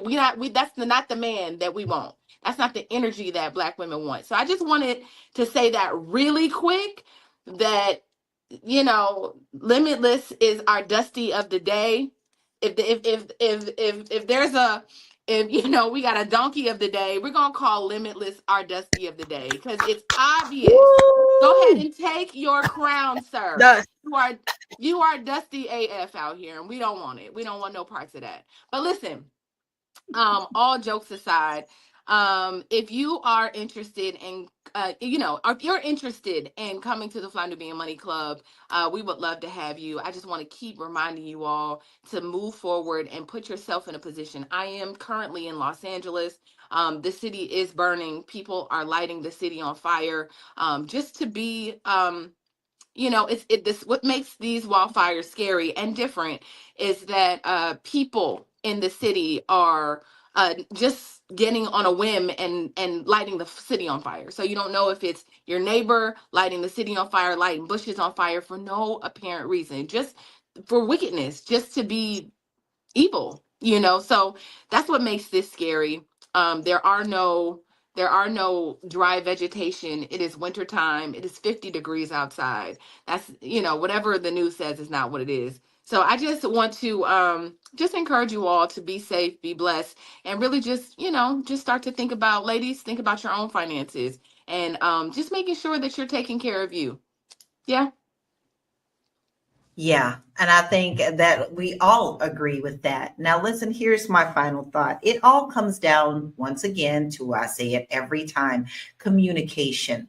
If you want to be an adult and you want to live in a certain relationship and you want it to go the way that you want it to go, you just have to sit down and talk about it. Don't make assumptions before moving forward. You need to be on the same page. There is a reason my husband and I have been married for over 30 years. Yeah, we were good friends before then, so we had good communication then. We understood each other. But just as I said, even knowing him from the age of 14 until we got married at 23 years old, when we had our marriage counseling, it brought up things that we didn't talk about. But we were grown enough to know that we needed to actually chat about them in order to make us successful in a marriage. And one thing that we did decide, and we looked at each other in the face before standing in front of that preacher, is that we wanted to be one of the couples that made it. We wanted to be the rocking chair grandma and grandpa, okay? That was important to us. So when things came up that were bumpy, we made sure that we reminded one another of what was important to us in the first place to help us get over that hurdle. That's what you have to do. Stop blaming, stop shaming, stop thinking that there's no one out there for you when you don't want to communicate. Communicate, communicate, communicate. Simple as that. And I've got a lot of good free resources for you as well. And now you can find it on my website at www.laurakey.net. If you're thinking about moving abroad, I got you. Let's talk about what that looks like. Let's talk about what that means in your life and some things that you may be facing that you didn't think about.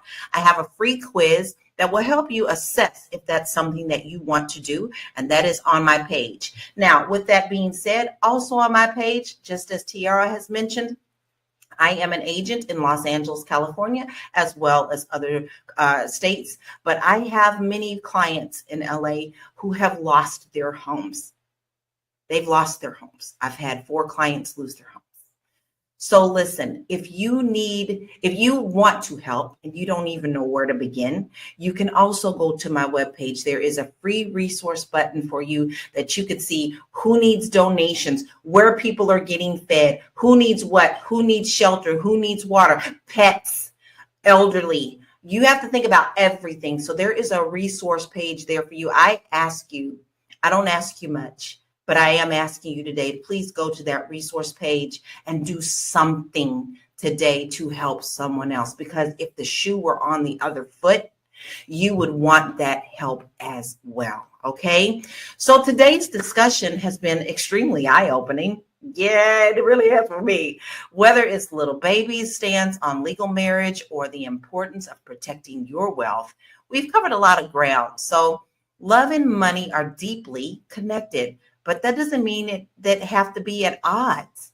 With the right conversations, legal protections, and mutual respect, couples can find ways to build love and wealth together. So thank you for joining us on Fly Nubian Money, where we help you master your mindset and maximize your money. I am Laura, international real estate agent, and I was your host for today. And remember, whether it's about love or money, making informed decisions is the ultimate flex. Stay safe, stay informed, and we'll see you tomorrow at 1 p.m. Eastern Standard Time. Be blessed. Bye. The dust. Get out of here.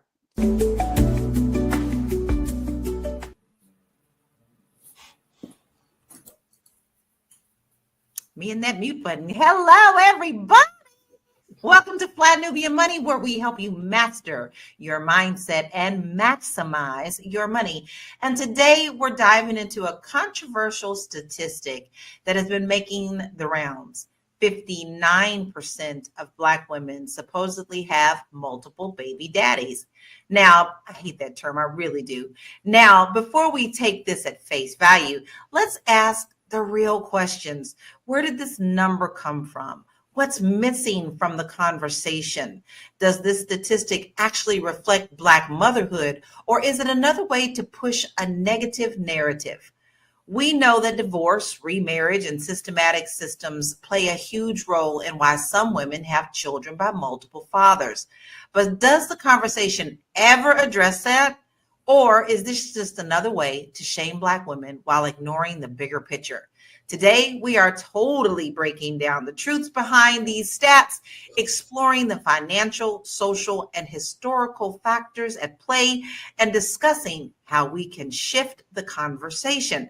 But today, I have a beautiful royal panel. Today, I have joining me Dr. Lene, Joe, Shalay, and Aisha. Listen, I want to say these stats before we actually jump into the conversation, because I think it's important for you to know where we're coming from on this. So according to the National Longitude Survey of Youth, 59% of Black women have more than one baby's father, one father.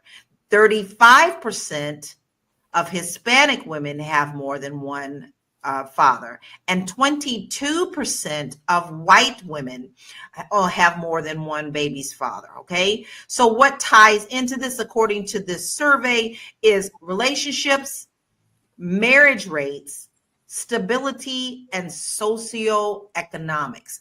But what is driving this is this video that we have found that is going to launch us into this conversation. But before we get to that video, I want to remind you that we don't talk at you. We don't talk at you. We talk with you. So go ahead, put your comments in. We will acknowledge those. Please put in your thoughts about this topic and what you think contributes to these numbers. But right now, let's check the video out. We'll be right back. If you're easily offended, run now. That's your only trigger warning. 58% of American Black women that have children have at least one child by multiple different men. In other words, 58% of Black women have two or more baby daddies. Okay. According to a study that was done by Cassandra Dorius, who was a postdoctorate fellow at the University of Michigan's Institute for Social Research, mothers with multiple fathers for their children are more likely to be underemployed, to have lower incomes, and to be less educated. According to the study, families with multiple fathers are stressed out, with issues often arising about how to consistently raise a child in different households. I got a question, because I've heard this used about the fact that 59% of Black women that have kids have two or more baby daddies. I've heard this used by the pundits on podcasts. I've heard this used by the manosphere. I've heard this used by a lot of men that want to just bash the out of women. But what I want to know from the men is this. Typically speaking, because I've had conversations with thousands of women at this point, they all say, especially the ones that have multiple children by different men, they say, after my first marriage ended, I became celibate. I said, I'm going to hold out. I'm not going to do this. I'm going to wait to have sex again, that kind of thing. The men they were encountering that were Black men were saying, well, you already somebody's mama. Why I got to wait to get the draws? Why I got to wait to clap the cheeks? Why I got to wait to get the... And before we sit up here and try to damn and condemn women for having more than one child out of wedlock. Now, granted, there are a large percentage, a growing percentage of women that want children without getting married, to which I say, y'all know my opinion on that. I think that's stupid. I think that's stupid. I'm always think that's stupid. But to the men that want to bash women, that try to be celibate afterwards, this still proves to me men have no problem sleeping with and reproducing with women that they supposedly deem the unworthies, the undesirables. Because I thought single mamas I thought they were the untouchables. I thought they were the undesirables. So why is it that women that have children, both in and out of wedlock, with one man already, still get sexual access from these supposed high-value kings of the earth? Like, the math doesn't math to me. And as I investigate this further, I'm really starting to think you could either use this to bash women, or you could use this to say men are so hypersexual in this world today that they don't really give a about no legacy. They don't give a about having multiple children in one household that have been fathered by multiple different men. They don't give a about being statistics. They don't. Because if they did, this number of women that have children by more than one man would be drastically lower than what it currently is. I think my man came with some serious receipts on that, but I want to do a quick rapid response question, because you heard the stats. 59% of Black women, 35% of Hispanic women, and 22% of white women have multiple babies' fathers. Were you shocked at this, Dr. Lene? Dr. Lene, did these numbers shock you at all? Yes, they did shock me. All right. Rapid response, they did shock me. Mm-hmm. How about you, Shalay? Yes, the fact that it's 59%, I didn't expect it to be that high. That number did shock me. Aisha? Same. I was shocked by the numbers as well. Joe? I don't think I was that shocked. All right. So now I'm going to piggyback off of you because you're the only one out of all of us who wasn't shocked. So I would like to know why you weren't so shocked about this numbers. Because I understand that it's not the problem. It's not a problem. It's a symptom of a larger problem. You know, I have lived experience. You know, my mother herself had multiple baby fathers, so it's just kind of like what I see. So it doesn't shock me that you know, that's more of that percentage is that high. Interesting. So now, before we move on, I want to be fair because we are going to talk about the men's side. So while specific statistics on men fathering children with multiple partners are limited, existing data provides some insight into family dynamics within the Black community.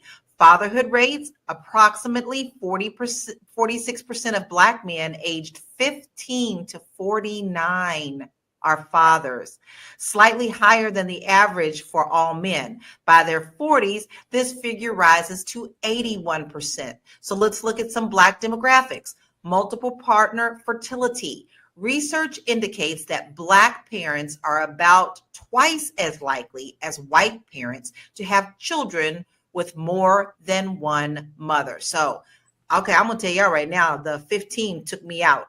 Joe, did that one surprise you? 15% for men? And starting at 15 years old? Yeah, that is a little surprising. Sure.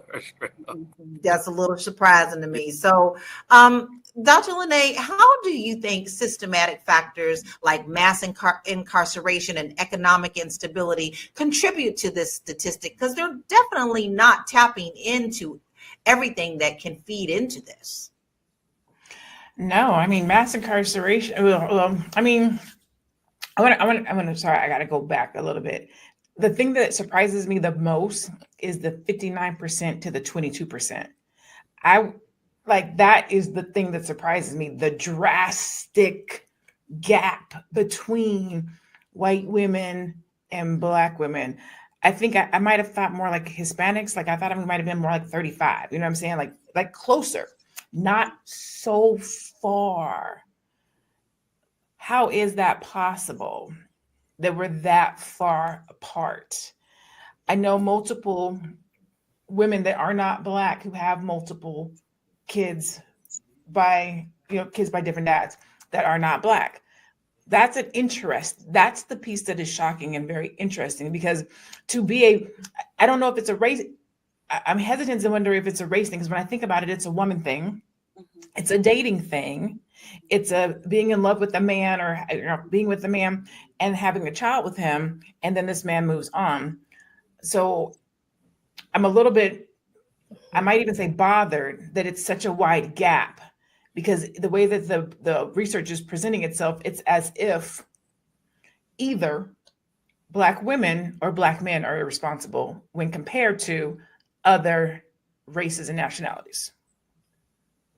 I think you hit a pretty big nail on the head there. But also, we have talked about how there is quite a bit of an unbalance when it comes to men and women in numbers and finding a partner. And at certain ages, I'm going to be the devil's advocate here. I'm going to throw a cog in the wheel. At certain ages, we start hearing our biological clocks going, hey, I may not be married, but I want a baby. So Shalay, do you think that also contributes to this and why? I definitely think that that's a contributing factor. Women, like you said, that biological clock, that's a real thing. And, you can hear it and not necessarily believe it until you get to that point where you're like, ooh, I'm at that point. I was at that point. I've experienced that. And so we, as women, are sometimes put in positions where we have to make a decision, right? Do I want to wait for Mr. Right or do I want to become a mom? And it's a real thing. I want to also point out, and I'm sure that we'll get into it, one of the factors that I feel like this study is not looking into, and that guy hit it on the head, the hypersexualism of men in our community. And not just saying just our community, but that is something that I think that we need to look at. All right, so I'm gonna jump that question off to our king on the panel. How do you feel about Shalea's observation, Joe? Do you feel that this is something we're also not addressing, the hypersexualization of our men? For sure. I think Shalay is exactly right. I think that sometimes we forget, about that hypersexualization and kind of what's been taught or instilled early in young black men's lives, that you just have to knock off as many as you can. Like, you get taught that, you know what I mean? And no one sits, hardly, I don't want to say no one, but rarely are you sat down and be told, hey, one woman is where it's at. That's what real masculinity looks like. That's what it really means to be a king. So I think that also has to be put into the equation. Aisha, what are your thoughts on this? Do you think that we are being unfairly looked at with not all of the considering factors that I've mentioned? Because that was an official stat. Yes, I think it was quite shocking too when I saw the stats, but I agree with you. Like, why is it so skewed? Is it skewed because there's a narrative to paint the Black family in a certain way to just keep that narrative going? Because I, just like Dr. Lene, have friends that are not Black that have children with multiple fathers. How come that is not reflecting, right? So I think that there is a way a report is put out to reflect a particular group, so that way that group is perpetually looked down upon. Everybody knows that everybody looks down at the Black woman, but to me, as a Black woman from Africa, I am proud of being a Black woman every day, all day, because guess what? We gave birth to the world. So whether they try to pin us and say we have multiple this and that, is because we're so desired, whether they like it or not, right? But then we also have the responsibility, I understand, culturally, to protect that, right? But at the end of the day, they want to paint a negative aspect of who we are, because they know, every human being knows that the Black woman is the power of the world, period. That is why she's able to give birth to a lot of children. That is why she's desired by a lot of men. It's as simple as that. But they cannot put us down. Even when they try to put a report out, yes, we will learn from this report, and we'll come together as women and try to raise the younger women so that this kind of report will not reflect us any longer, because we know that we are women of the earth. We give birth to the world, period. 10,000% rocket fuel. And with that, we're going to take a short break, and we will be right back. Woo! It's a good show right here. But I'm biased. If you are just tuning in, you are watching Fly Nubian Money, where we help you master your mindset and maximize your money. My name is Tiara Williams. I'm also known as Miss Black Hollywood, and I'm the proud producer of this show because it is lit. If you want to receive notifications for when we go live Monday through Friday, 1 to 2 p.m. Eastern Standard Time. All you have to do is text the word Queens to 87948. That's Queens to 87948. That's QUEENS to 87948. Also, if you want to grow your money and not blow your money, all you have to do is go to flynubianmoney.com. There's all kinds of resources, there's courses, there's free giveaways. There's just no reason to be broke in 2025. All you have to do is go to flynubianmoney.com. Obviously, you don't want to be entertained here. You want to know enough to grow. Wait, I need to put that on a shirt. You got to know to grow. Got to know to grow. So know and grow with flynubianmoney.com. Because that's what we do around here. We help you get your financial house in order. So you want to make sure that you go to flynubianmoney.com, get you a starting point. I know a lot of you want to put your heads in the sand. Maybe finances scare you. You don't even know where to begin. Sometimes we get in a box. It happens. It's a part of life. But you can get yourself out of that by using the free tools that we have to help you get started on your journey, even if it's just changing your mindset.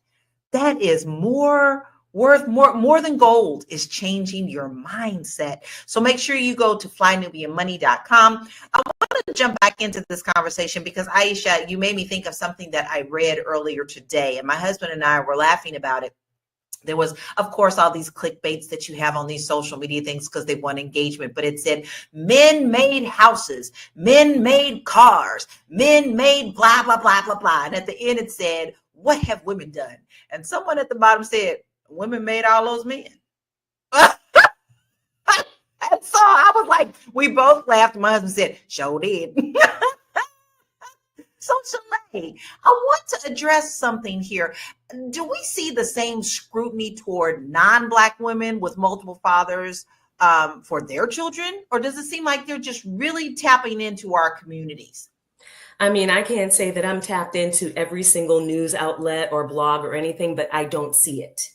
I don't see it as a conversation as a whole, that people are talking about the marriage rates or the birthing rate of white women or even Hispanic women. I just don't see it. I feel like I see it more amongst our community and perpetuating this conversation.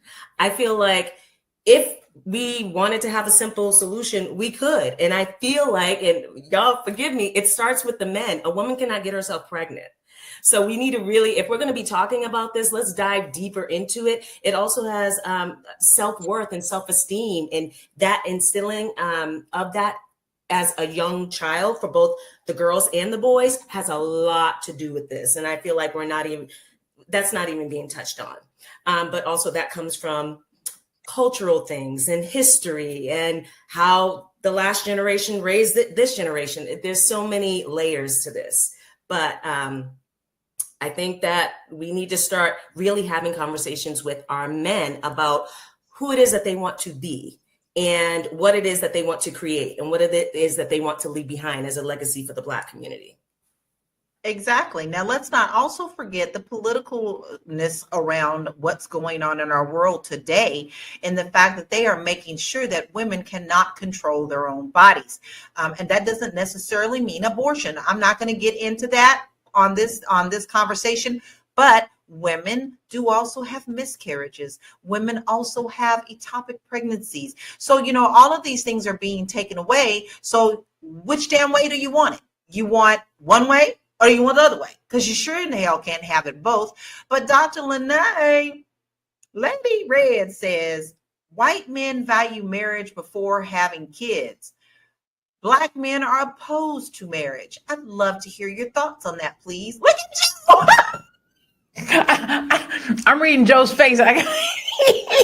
He's like, oh no. Okay, here we go. White men, we were talking about hypersexualization. We're talking about that bathroom conversation. We're talking about how young men are taught and what they're learning, right?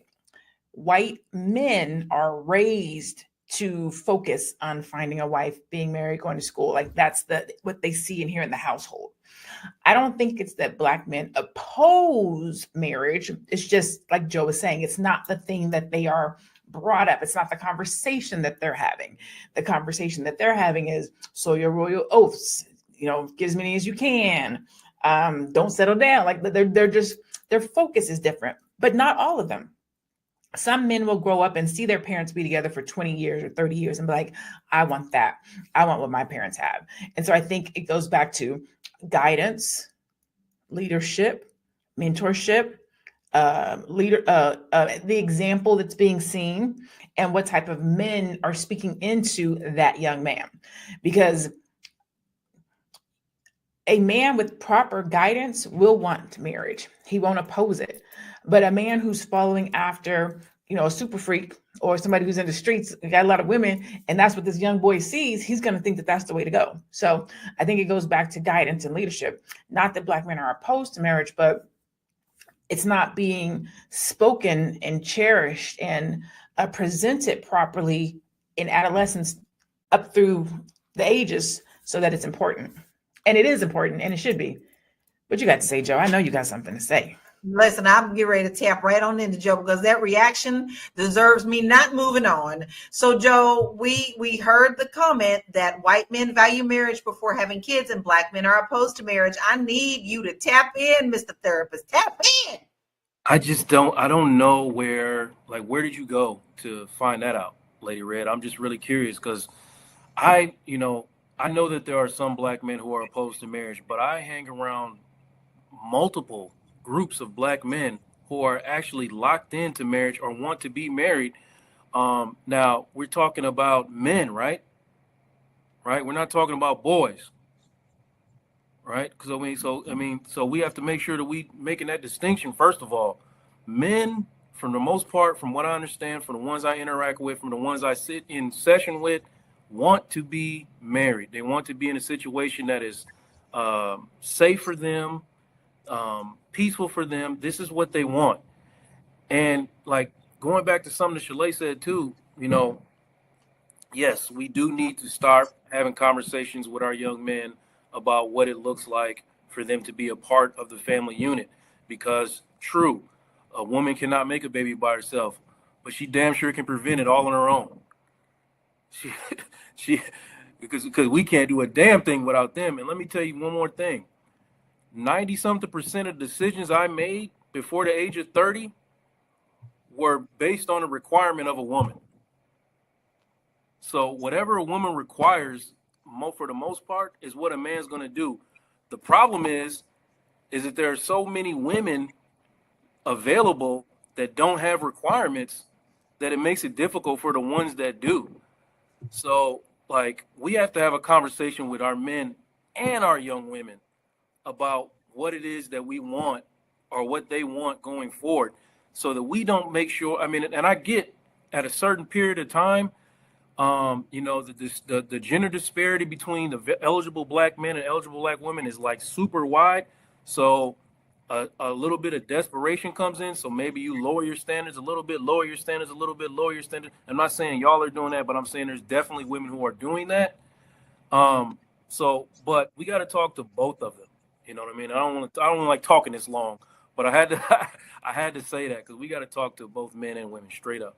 Okay. Well, you definitely hit a very valid point. Are we really talking to our children and raising them the way that we want them to go? Like, doesn't mean they're necessarily going to follow the path, but are we putting the seed of knowledge in them?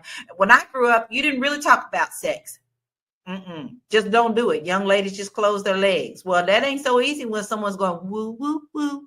Woo, woo, woo, you so pretty. Okay, I'm speaking from being a mother at 16 years old. That's a little harder. My mother just said it in passing, and it wasn't until after I was already pregnant before we had those conversations. So, Aisha, I am going to ask you, do you think that a lot of this is because we have changed the structure of the Black family throughout the generations?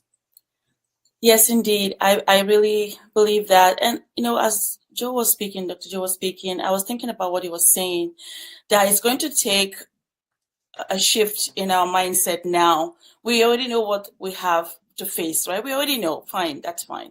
But what are we going to do going forward to fix the problem? And it all comes down to family unit, like being together as a family and having a mentor and having a father figure to talk to us, to give us advice, to guide us, and to vet what we're doing.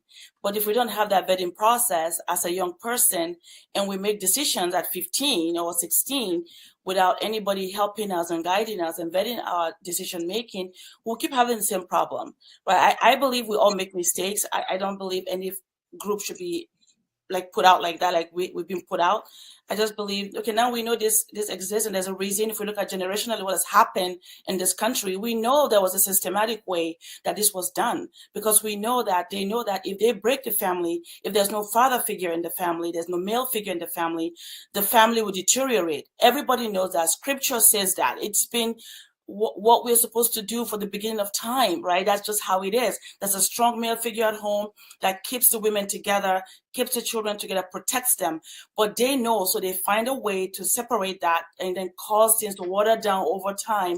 And then now we're just reaping the repercussion of that.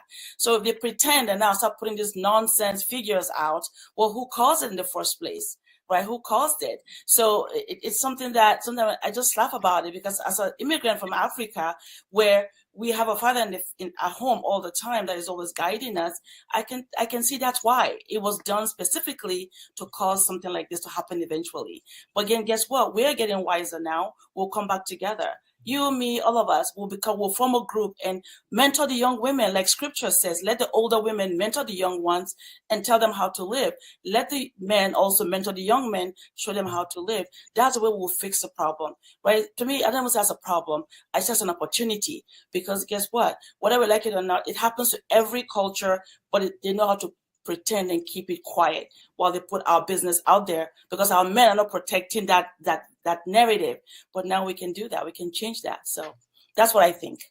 I love that. There's a lot of positivity in that. And we're going to take a break on that positivity because we need to woo-saw. We'll be right back.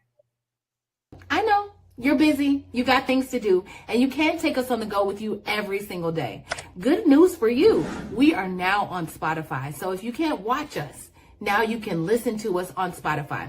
Search Fly Nubian Money and all the episodes shall appear. All you have to do is like, subscribe, leave a 5-star rating, leave some comments, tell people how you love us so that when other people come along and are looking for a great show to watch, they can find Fly Nubian Money too. One last thing, and just in case you've been sitting under a rock, Fly Nubian Money now has an investment club. We are the Fly Nubian Money Club. It's easy. All you have to do is go to flynubianmoneyclub.com, and I am committed to bringing in top experts from all industries to help you level up. They're teaching us the skills that we need to compete in this market. We often say that nobody is coming to save us, not the government, but guess what? We're coming to save us. I'm coming to save you with the Fly Nubian Money Club. So listen, all you have to do again is go to flynubianmoneyclub.com. We have a 30-day free trial set up just for you, just for those people that are struggling. Even if you ain't struggling, you ain't got to struggle. I'm coming. Okay, let me stop playing. I'll see you soon. No reason to struggle, not when you have us in your corner. And by having us, I do mean us all on this screen, because majority of us already taught something in the Fly Nubian Money Club and you missed it? No, you didn't miss it, because if you join now, flynubianmoneyclub.com, you get a 30-day trial and you can tap in, baby. Tap into everything that we have taught you. It's priceless. Worth more than gold. Go ahead and sign up now at flynubianmoneyclub.com. All right, now listen, Shalay, I'm gonna tap into you on this one. Listen to this comment from Floyd, my love. I don't need a man. I'm an independent woman. Women are choosing to raise children in single parent homes. So are Black women choosing single motherhood, or circumstances making it more common? I believe both. I believe that in some instances, Black women are choosing to, okay, if I don't have a man in my life who is emotionally, physically, financially conducive to the environment that me and my children need in order to be a happy family unit, yes, I'm choosing to be a single mother. This whole talk about I'm an independent woman, I don't need a man. I think as humanity, we need each other. I don't think that women, when they say that, or if you hear that, I don't think they really mean I don't need a man. It's like, if it's going to be a headache, I don't need that. I feel like I want to go back to a point about family unit that Alicia said.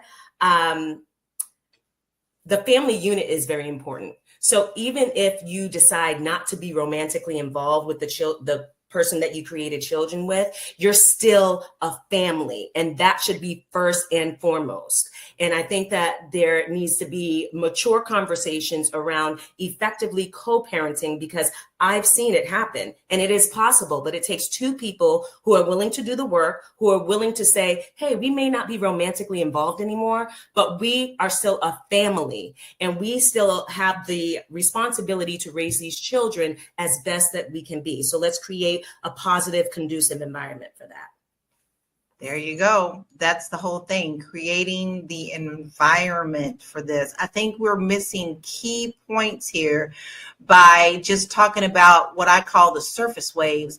Underneath those waves, they can be high, 100 feet high, but what you have is an underlying thing that must be talked about, which is the calmness and the foundation that we are missing. Yes. We are missing in this whole point. That's right. I want to hit on a few stats. And then I want to tap into this video again, because I think we really need to watch it and hear it again. So let's check out some of these stats that we got. As of 2022, nearly 80% of Black mothers are the primary or sole breadwinners for their families. Let it sink in, let it sink in. Nearly 30% of Black women who have multiple fathers for their children were once married to at least one of them. And around 45% of all U.S. marriages end in divorce, contributing to blended families. Y'all, these stats speak a lot. You know, initially, especially the one that I shared with you at the top of the hour, did not really necessarily talk about those things. So, Dr. Lene, before we watch this video, I want to hit on this because these stats are really important. Some of these numbers are shocking, but it ties into what we're talking about. So, are Black women choosing? How do stereotypes about Black motherhood affect how society treats Black women and their children? How do stereotypes about Black women? I forget. I think it's James Baldwin who said the Black woman is the not the most hated, but I think the most attacked woman. And it doesn't matter if we're talking about love, relationship, marriage, friendship, academics, education, breathing. They're gonna come for us, right? They're coming for our head. So somebody made the comment earlier about these stats. I'm not saying that these stats aren't real. I'm not saying that these stats are real. But the thing that I learned when I got my PhD is that stats can be skewed and they can be manipulated. So if somebody wants to paint us in a particular way, they just have to get a sample size that will get them the result that they want. Meaning, if they interviewed 1,000 people to get these results, and let's say they did it in Detroit, of course it's going to be skewed. But if they got 1,000 people in Montana, we would have a different result. The numbers would show something different. So I always have to be cognitive of where these things come before I lean into the stereotype, because they implant the stereotypes so that's how we operate and think. And then they come around and give us a statistic that reinforces it. But if you were to, I was about to put my foot in my mouth.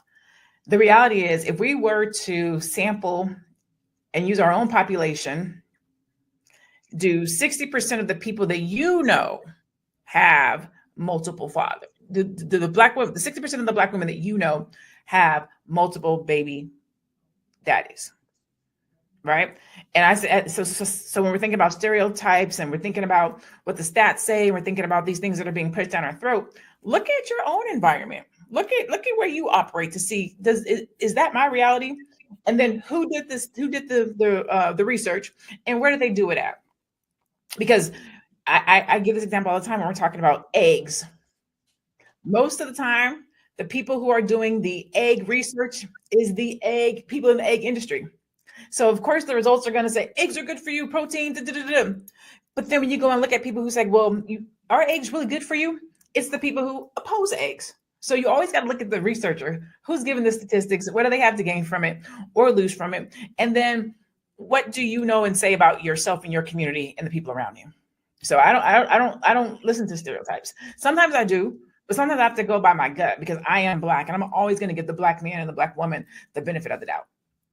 Agreed. But I also want to really tap into you, Aisha. I'd like to know the mindset difference between African women and American Black women. Do you see a difference with that? Yes, there is a difference. And the difference, again, comes from just culture, right? Culturally, raised in Africa, back home, if you come home pregnant, it's truly, you're being looked down upon. It's a big deal. And the whole family sees that as a disgrace, right? As a human being, that's how they view it. But if we look deeper than that, we understand that having a child is not a disgrace. Of course it's not. It's a blessing. But the way it happened, they see it as a disgrace.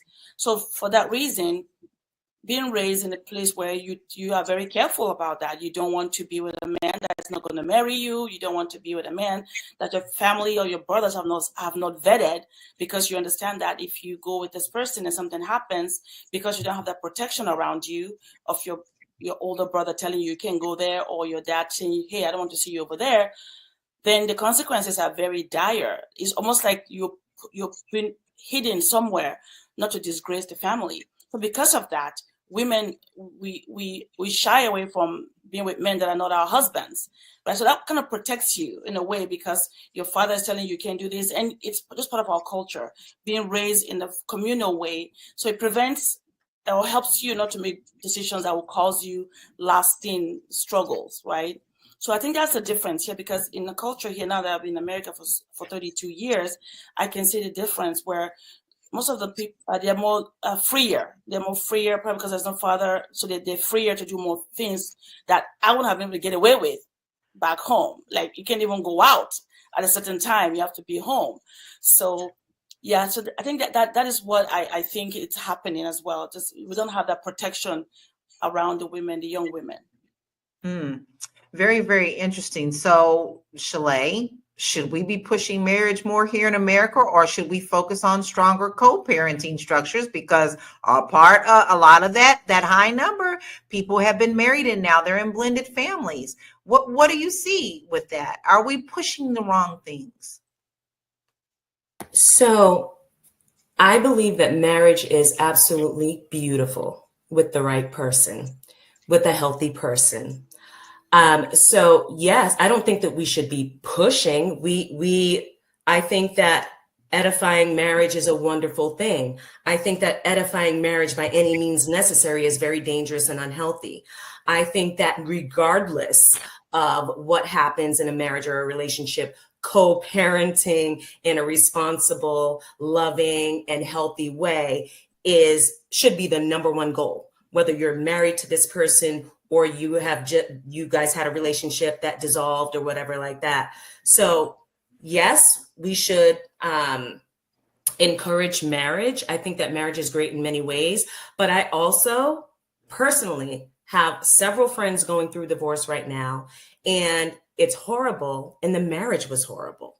So it's hard to say. I think that when you get two healthy human beings that come together and create a marriage, it's wonderful. But outside of that, and with the absence of that, it's going to be a disaster anyway. So I think that getting back to the self-esteem, the self-worth, the healthiness, especially for us in our culture, we have so many ingrained kind of traumas going on. That's all going to spill over into marriages. Getting a piece of paper is not going to solve that. We need to be getting at the real issue, and we're so reactive dealing with the symptom of what's really going on underneath the surface of this thing.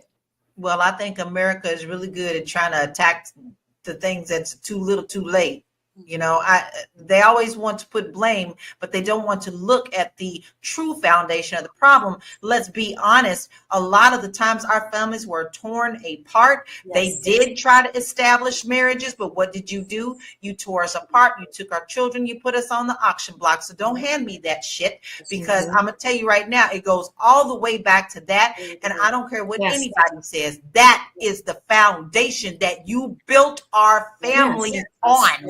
That's Bucks. Bucks. They were like, we were bred like horses. And that's where that whole mentality of get as many, because that came from what they did. And Aisha, and I'm sorry, I said your name. I think I said Alicia earlier. Aisha, she nailed on the head with protection. If we can lead with the right intentions, the right actions are going to follow. The problem is some of us are not healthy enough to lead in these relational situations with the right intentions. Protection. If your intention as a Black man is to protect your woman and protect your family and provide, whether or not you have that piece of paper and you're married, which is a great thing, or you had a relationship that dissolved, and you're still going to lead with that intention. And there's going to be beautiful, symptoms and beautiful things as a result that come out of that. We got to get our intentions in order. Yes, Exactly, indeed. exactly. Totally, exactly. So, listen, we're going to take a short break and then we're going to come back and still continue to tackle this conversation. And we're going to watch that video again. So, if you missed it at the top of the hour, we're going to watch it again. We'll be right back. Are you a Black business owner looking to expand your reach? Well, has Fly Nubian Money got good news for you? We are building a Black business directory to connect you with customers who need your services. And here is the best part. It is absolutely free. Email us at info@realvirtual.net. Send us your business name. Tell us a little bit about what you do, what services you offer, your website address, and your contact information. That's it.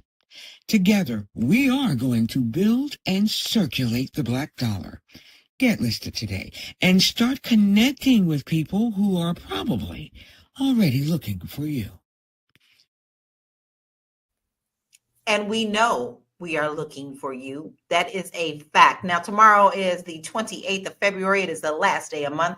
There is also a plan to have a blackout. Don't you spend not near nada, not near nada dollar on nothing outside of our community. We must speak with our 2 trillion spending that we give to these people who are obviously not paying attention to us. So how do we do that? We let them know with our money and our spending power.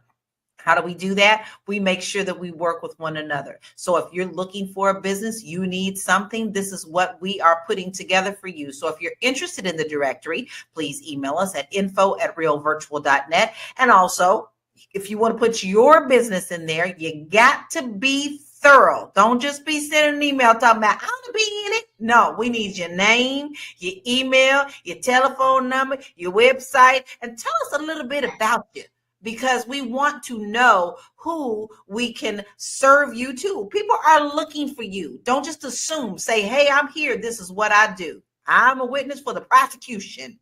So you want to make sure that you do that today, because we are powerful with our spending dollars. Now let's check this video out again. We'll be right back. If you're easily offended, run now. That's your only trigger warning.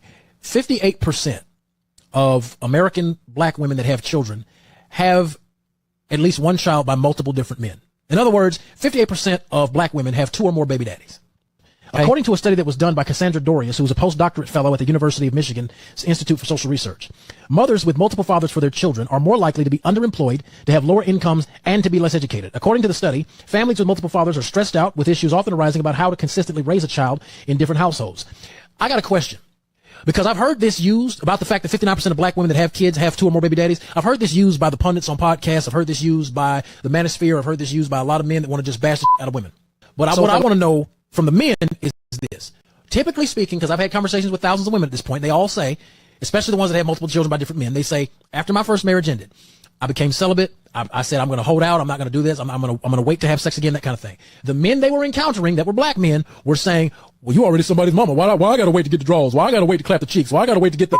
And before we sit up here and try to damn and condemn women for having more than one child out of wedlock. Now, granted, there are a large percentage, a growing percentage of women that want children without getting married, to which I say, y'all know my opinion on that. I think that's stupid.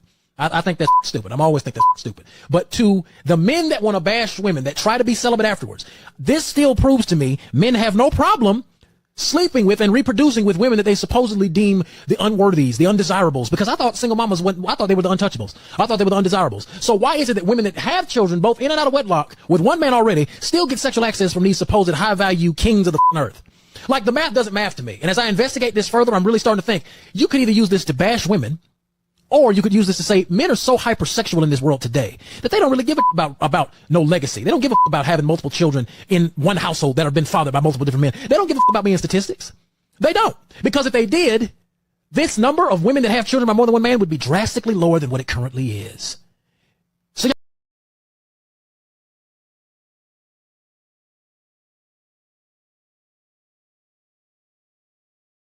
Okay, well, listen, we done saw that again, right?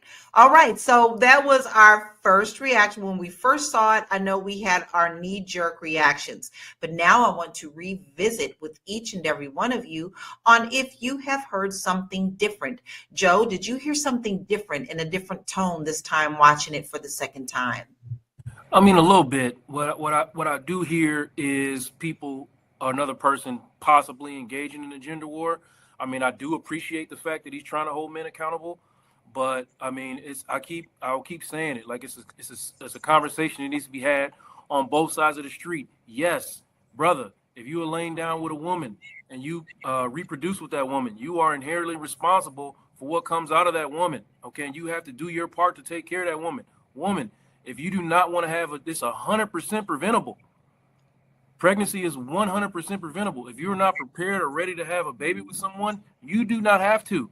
And I don't know enough. Let me ask women, like how much I don't know, how preventable is pregnancy for, I mean, I mean, how preventable is it? I mean, it's preventable, right? Like I'm straight up. So, and men, two things can be true. We got to talk to each other about this. It is not a gender problem. It's a community problem. And also, I'm gonna stop right there. I'll come back and say more later. All right. Well, listen, you tapped into a lot of things. What is our key word together, Joe? We say what? Communication, right? That is always our trending thing. We have to have that communication and that mutual respect. But Dr. Lene, did you hear anything different, anything new this time that we watched it? No, I didn't really hear anything different or new. I think that the fact that he gave both perspective was good, because a lot of times you hear it as the woman issue, even the way it's framed. 58% of Black women have multiple baby daddies. Well, that means 58% of Black men have multiple baby mamas, right? It's always framed to the woman. So we're always saying, well, women should, and women should. And I always will usually come to the defense and say, men can not have babies too. Like, it's not only on the woman. A lot of times we push that narrative. Well, if she didn't want to have babies, well, if she didn't want to have babies, well, if he didn't want to have babies, like it's two people. It takes two people to lay down and have a baby. It's not only the woman's responsibility. It is not only the man. Like, both parties have a role to play. And I think he did a good job of making sure to keep it fair and balanced, but also, tapping the brothers on the shoulder and say it goes both ways. It's not just one narrative. I agree. And I do love how he pointed that out. How about you, Shalay? Did you hear a different perspective this time? I actually did. Something else stood out to me about when he was saying that the women who are in the first marriages and decided to be celibate, and now they're getting this pushback from the men. And I want to actually ask Joe, because I know earlier Joe had said that the men that he's sitting with, they're looking for marriage or after marriage. My question is it after their period of doing the hoe phase? Like, at what point are these men now ready for marriage? Is it like in their 40s and 50s when they done already had about 3 or 4 babies with about 2 or 3 different women? Like, what are you seeing in your practice with the men that you're? I don't think the hoe phase is like the marker, like, because there are men who go through hoe phases and then get to that point. There are men who never had a hoe phase and then get to that point. I think that it takes a lot of time for Black men to develop, and rightfully so, in the environments that we come from, in the nature of this country. It's just not happening the way that we need it to happen. And it might not happen that way in our lifetime. You know what I mean? Like, and the same for Black women. You will never, if anybody hearing the sound of my voice, in your lifetime, you will never get the payback that this country owes you. Okay? You will never get it. So to answer your question directly, it's more about getting to a certain point emotionally that makes you understand when you want to start, like, being serious about women. Is it typically when they're the men that you're meeting with? What's the age range that you're typically seeing that they're like at that point where they're like, okay, I'm serious about marriage? Exceptional, probably like in the mid 30s, but typically in the early 40s. Okay.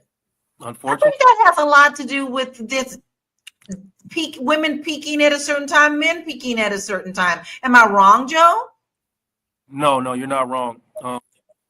You're not wrong. Like, women also like have to reach an emotional maturity to get to a point where we've talked about it before, where those red flags don't look like 6 flags anymore. You know what I mean? Like, Gotcha. you got. Hey, I don't want this for myself. Like, women have to get to a point where I don't want this for myself. And honestly, I'm not sure I ever did. They have to arrive at that point too.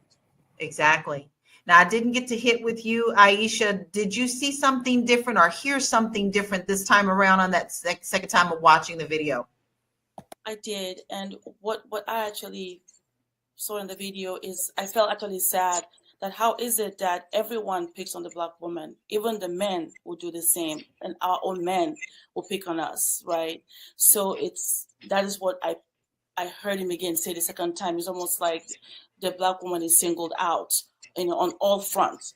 Everybody has given the statistics. Also, our men get the statistics and saying, "Oh, I don't want to be the father of your multiple children," right? Then who is going to be? Who is willing to stand up and just love these babies? Who? So that was what I got.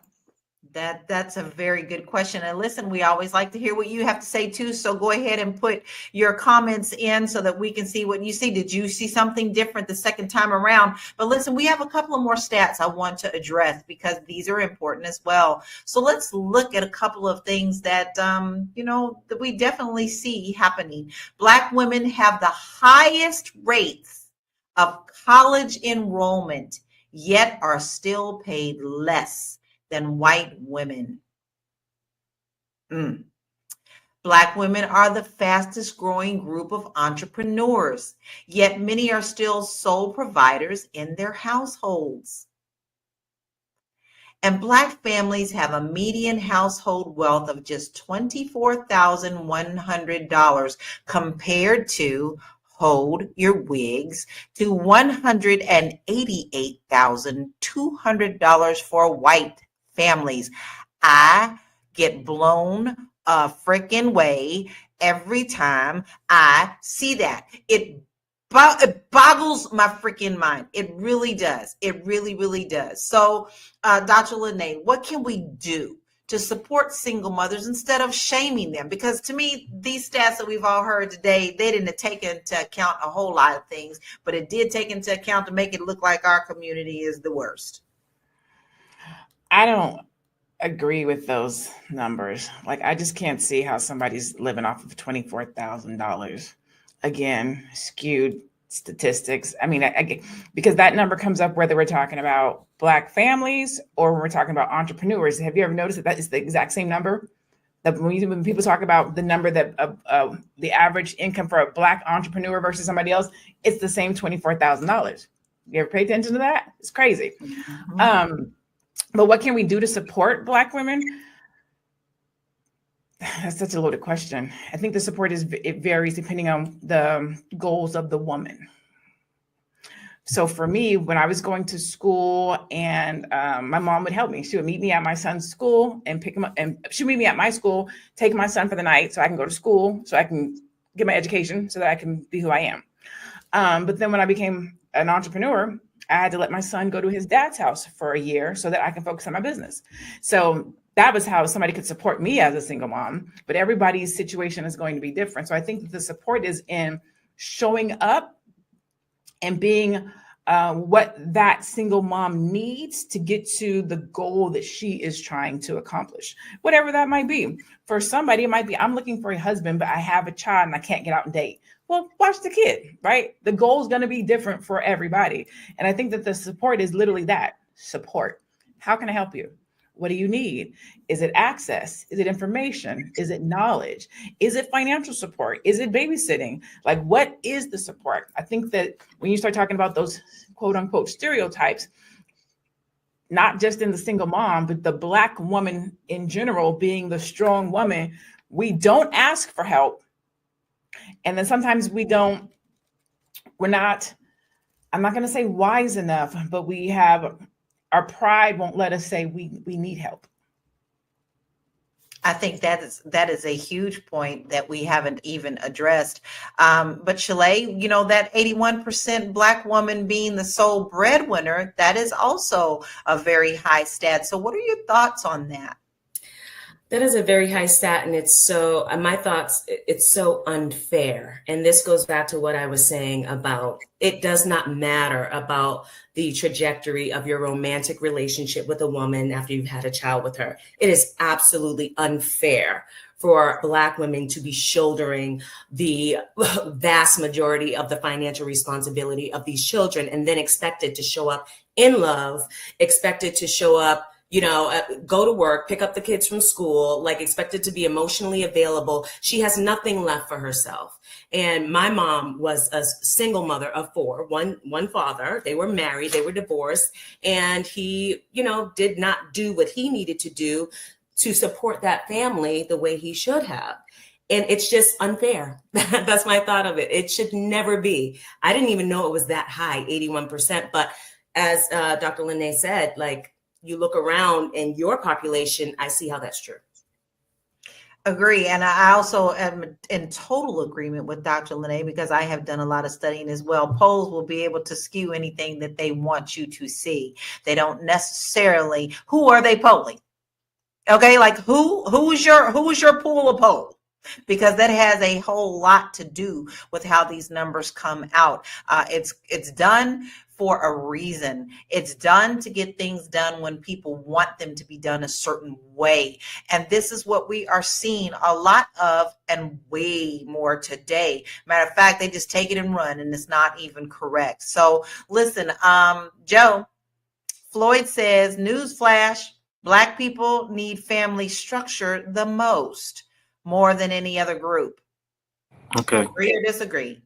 I agree. And before I start, address that. Floyd, brother, go to Instagram, type in Miss Black Hollywood, get in them DMs and shoot your shot. Okay? I want you to do that. She out in LA with you, bro. All right. Now let me tell you why he's right. Okay? Really quickly. We know somebody that is either lived through the civil rights movement or is a generation away from it, right? We know somebody that's 1 or 2 generations away from slavery. Dr. King would be alive if he had not gotten killed. Malcolm X would be alive. Emmett Till would be alive. So these situations did not occur as long ago as we like to make them out to be. And I say that to say that the first part of dealing with a problem is recognizing that it exists, right? We have been torn apart as a family, right? We have been torn apart. It has systematically been done. This is what has happened. I don't want to hear it, oh, it's an excuse or you playing a race card. No, this is what happened. And we are still feeling the residual effects of the torment brought to us from this country. So I saw Floyd ask earlier, how do we fix it? He just said it. We need the family structure. We need to educate each other on what the family. There are families who are living with great structure, okay?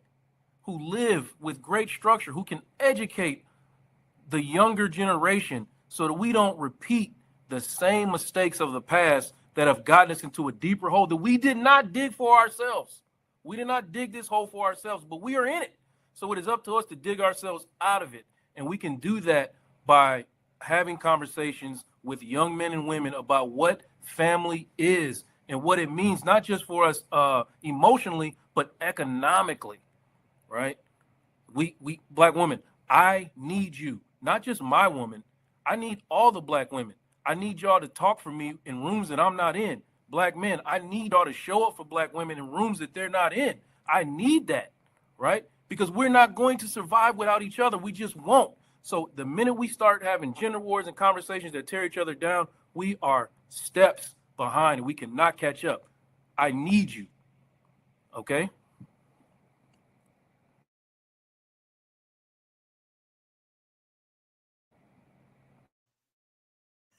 Why are you fighting me? Listen, I got something good to say. Listen, he tapped in to some money points. And I have to tap into Alicia for that because she is our financial person on here. So, Aisha, does the stigma around single motherhood affect Black women's ability to build wealth?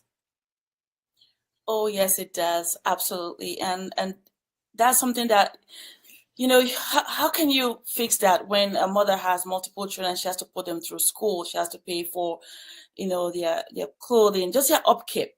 It's not cheap. and she's doing it all by herself, she won't even think about her retirement. She won't even think about what if something happens to me. It's just doesn't happen. And when I say with a client that is a female that has children, and I look at her financial situation, I feel sad, because where do you pull from? Where do you pull from? She needs to take care of her children now. She can't wait. So the best thing to do for her is to support her and give her other ways how she can perhaps maybe make more income. But at the end of the day, it's the community. It does take a village. Nobody can do it alone. We can't raise a family by ourselves. We cannot do it, right? Sometimes too, she has to pay for childcare. Imagine if there was a village around her. She doesn't have to pay for that. The kids can go with the other family so she can go to work or to go to school. So all these things matter. So really, at the end of the day, like Dr. Joe was saying, we need the community. We need each other. We need the men. We need the women. There's no one or the other. It's a matter of coming together as a unit. No matter, it doesn't have to be from the same blood, but because we have the same value and we care about each other, we say, okay, we have to fix a problem that we see. How can we come together so that we can now save money? This single mother can save money. She can go to work and not have to worry about her children. She can have time to take a break without have to worry about paying someone to take care of her children for her.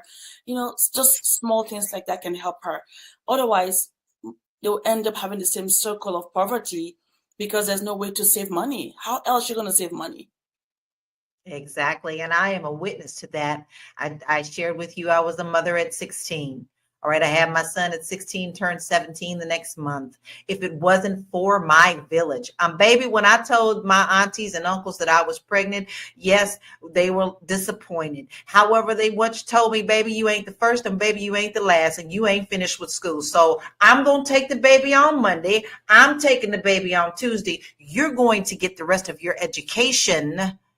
And they helped me get through it and helped me to really get the education that I needed to raise my son proper. So when I say that I was raised by a village, I mean, I was raised by a village. Now, listen, with that being talked about, we're talking about the financial aspects of it. Listen, we here have something really important to you that will tie into your finances too. Are you a business owner? Are you looking to start something new? Because, baby, the things that you had before that government job ain't as stable as you thought it would be. You want to make sure that you get yourself tapped in. And we are doing something unique with the Fly Nubian Money Club. And this next speaker is Marlo Layson. Our beautiful Marlo Layson is going to teach you how to brand yourself, how to get yourself seen on social media, and get you all around the hype that people keep saying, you got to do this and you got to do that. No, she's going to get you in order. So our next class is March 8th at 11 a.m. Eastern Standard Time, and you do not want to miss it. We've already told you that we've had multiple classes since the beginning of the year. And guess what? This weekend is the 1st of March. So you've had Dr. Lene, okay? You've had moi. You've had Athena. You've had Vanessa Gopal. You have had Constance Carter. Listen, get on in. So increase your sales, traffic, and profit with data-driven SEO. That right there, y'all. That is the key. The SEO strategies. You don't want to miss it. Marlo is going to be teaching it March 8th, 11 a.m. to 1 p.m. Eastern Standard Time. FlyNubianMoneyClub.com. Boy, did we have some conversation today, and I feel like we still could go on and on and on. But what does Erica say? Yeah, Erica Badu. But don't get me in there froze. We're going to go ahead and start with final thoughts. Dr. Lene, what's your final thoughts, and where can we find you? I'm sorry, it broke up. Did you say Chalet? Dr. Lene. Oh, okay. Okay, yeah, it broke up for me too. I didn't hear it either. So my final thought is I've been hanging on to this comment since 11:28, so for 30 minutes. From Moments with LJ, we have to start where we are. The past can't be changed. It changes right now with each of us determined to make that change.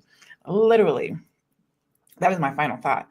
We talk a lot about the past, and we have to talk about the past because we have to understand how we got here, right? We have to know that it wasn't us per se, right? If this was intentionally done to us, this was strategic, this is white supremacy at work, we know that this is slavery. Those things are the truth, right? But this is where we are today. So what do we do going forward? We talked about some different solutions, being better leaders, being better mentors, creating a family structure, speaking into the youth. I think it all comes back to communication. Talk about what's happening. Talk about your experience. Talk about what you wish you could do differently. Find somebody who's going through something that you remember or you saw yourself going through, or if you see somebody starting to veer off the path and go down this path, talk to them. Like, each one teaches one, and this child doesn't have to be yours, or this young person doesn't have to be yours, or this young man or young woman doesn't have to be yours, but they could be your brother, your sister, your niece, your nephew, somebody in the community, and you can literally speak life into them so that they don't have to become a statistic. And I'm talking about, it could be a young man or it could be a young woman, but we can literally use our voice, our story, our experiences to help someone behind us, beside us, or that's coming up in front of us. So that would be my thing, is let's be change agents. Let's make it so that we lower these statistics. Let's make it so that other Black people, children, family members, friends, whomever, don't have to keep repeating this cycle of broken families, right? We can change this thing. So I'm Dr. Lene Javette, Brand Your Brilliance coach. I help Black people, Black entrepreneurs, to build businesses that brand their brilliance. And you can find me at I am Dr. Lene Javette. Brand your brilliance. And you all got it. You know, we got that Black excellence, young, gifted, and Black, baby. Tap into your brilliance. Make sure you follow Dr. Lene, because she has some good stuff for you to help you shine, because that's what diamonds do, right? All right, Shalay, what is your final thoughts, and where can we find you? Yes, so my final thought is, we know the facts, right? I'm not even talking about those stats, but we just know, we as a community know the facts of our community. And we each have the power to change the reality and to create a new reality. And all we have to do is just change our minds.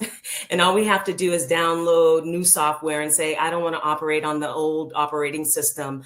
I want to operate on a new operating system. And we all have the power to make that decision right here, right now, today.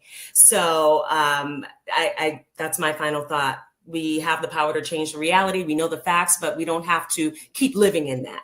Send women love, send women protection, have empathy, and let's work together with this conversation. Let's keep the conversations going, but in a direction that actually helps our community and help us build and create our legacy. I'm Shalay Camillo. I'm CEO and broker of Vital Source Realty in Boston, Massachusetts, but we can help you move anywhere in the continental US or Canada. Please reach out to me, and you can find me on social media at Shalay Camillo, YouTube at Shalay.Camillo, and VitalSourceRealty.com. You heard what she said. I know you're thinking about moving. I know you possibly may be thinking about moving up on out of this country. And if you do, and Canada is on your list, you need to make sure that you follow her and look her up at Vital Source Realty. She does Boston. She does the US. She does Canada. Oh, Canada. All right. So now we're going to move on to you, Aisha. What is your final thoughts, and where can we find you? Wow, it's been an incredible, topic today. And my final thoughts are this: just thinking about what we just discussed today is that, it's all about love. At the end of the day, it's all about love. And I hear we talk about what we need to do, and there is a new narrative that we have to create for ourselves. And how do we do that? It's truly, we know that we're not perfect. We're not perfect. Nobody is perfect, and we will never reach perfection. But my final thought is this: that we come to love each other not by looking for perfection, or you have to do this, you have to fit this box that I created, and if you don't fit that box, you don't fit. But no, rather we come as each other to learn to love each other perfectly in our imperfection, right? And that will bring us that we're looking for, that village that we're looking for, because then we know that if we love each other in our imperfect ways, but in a perfect way, really all of this will start to dwindle. All this lack of support or having the right people around us will change, because then we're really putting love as the number one thing that we should be doing. So that's my final thought. And I'm a financial expert. I help families kind of create a GPS for themselves from point A to point B, whether you're a single mother or you're a business owner, and I just help you, kind of give you a roadmap so you can reach your financial goals, and not just reach them, protect your finances, preserve your wealth, and transfer to the next generations, because we want to build 3-4 down generations. That's what we want to build. You can reach me at www.aishaverzi.com. And I'm there, and I can help.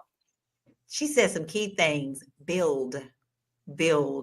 If you don't have a solid foundation, what she's going to do is help you get that solid foundation so that you can build your financial house. Make sure that you go stock and chicken hawk. She's giving you all of her contact information. Go now. It's all on you. Go do it. I'm telling you, everybody we have here has so much value, and you do want to tap into us as your resources. So Joe, what is your final thoughts, and where can we find you?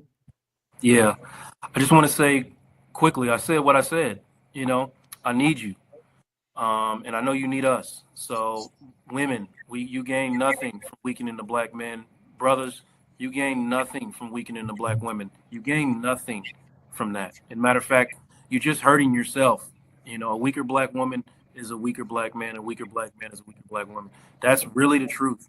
So, I'm doing my part to send as many emotionally well, healthy black men back out into the community as I can. And I'm going to continue to do that. I'm going to try to create as many eligible black men as possible. And the ones that are already in relationships, I'm going to do my best to try to get them to build healthy ones. So, hey, realuconsulting.com, send them to me. I will send them back better. You have a black man that you need some tinkering to be done with, send them to me. I will send them back better. I have done it. I have proven that I can do it, and I will continue to do it. And if you have rooms full of young black men or young black women that need this conversation, holler at me. I will show up, and I will tell them the things that, a lot of us were missing from my generation. A lot of the words that were missing from my generation, I will share, okay? And we will tell them and show them what healthy black community looks like, okay? So and that's where we need to be. So we got your website, but what is your socials, Joe? Yeah, Joe Corley on all the socials. At Joe Corley 80 on Instagram and Joe Corley everywhere else. Okay. All right. Putting out messages all the time. Okay. Love it. Listen, did he just not say to make our black community healthier? That is a beautiful thing. When you really think about it and you really start within our communities and you see the power that we have and you know that we can tap into it, why not? Why wouldn't you want that? So make sure that you go and check out Joe at realuconsulting.com. His couch is available. Go ahead and get the help that you need. Ain't no shame in that. I know that there's a stigma in our communities that we shouldn't be going and talking about this, and we shouldn't be putting our business in the street. How are you going to heal yourself if you don't heal that festering wound that you have in your heart? You can't sow into someone else if you can't sow into yourself. So make sure that you follow Joe and you also tap into him to get the help that you need. Dr. Lene, I know you have something else to tell us. Listen, right on the heels of what you were talking about, it was you perfectly segued into what I was going to talk about. On this past Saturday, we did the free training for Brand Your Brilliance in the Fly Nubian Money Club. And I can't say enough about the Fly Nubian Money Club, the conversations that are being had over there, the information, the dialogue, the wide girth of topics is phenomenal. Make sure you go and register for flynubianmoneyclub.com. But my conversation was on Brand Your Brilliance. And I look at brilliance from the perspective of your knowledge, your light, like what you said, the diamond in you. And a lot of times our life comes and chips away at it little by little. Trauma, frustration, rejection, failure, whatever the case might be. And our light starts to dim, which means our brilliance starts to dim, right? And that day, and Tiara's on backstage, but she was there, and so was Gwen. The amount of women, Black men and Black women, I was surprised because the brothers felt this way too, is that if we could actually show up in the world and be who we are, who we're supposed to be, and let our brilliance shine, their responses were, I would be happy. I could breathe. I could be free. I could find a relationship. My heart broke that we're strong and we're out here and we're mothers and we're doing what we're doing, but we're not whole. We're not complete. We're not letting our brilliance shine. And so I have a class that's called Brilliant AF, because sometimes you got to say it for yourself. I am brilliant AF, right? And so it's only for Fly Nubian right now. I haven't opened to anybody else. It's a beta program. And so I have it at 50% off right now. And so if you are at that session, this is a reminder that you can come and take Brilliant AF. I technically could say this, but I don't like to cuss a lot. Or if you have not seen that presentation, go and join flynubianmoneyclub.com. I think it's 30 days for free. Go join the flynubianmoneyclub.com. Watch the presentation. At least go and get your brilliance on. If nothing else, go and be a part of that conversation. People were hugging. We were virtual hugging and crying and just being free. But if you want to be able to brand your brilliance and be free and operate from a place of strength and confidence and all of the beautiful things, if you go to IamBrilliantAF.com, you can get signed up. It's a 4-week course. We start next Saturday, March 8th. Mark your calendar. She might not want to say it. She may not want to say it. What's the name of it? And I will expound on it. Tell us the name again, Dr. Lene. Because I am brilliant as fuck, but we use AF. Yeah. I told them it's similar to, there's this song by Betty White where she's talking about, you know the song, when she said, I went in the home and I played it for my mother and she said, I know you're not going to sing that song. When I told my mom about it, she was like, you going to put that in your business? I was like, yes, because sometimes you got to put some stank on it.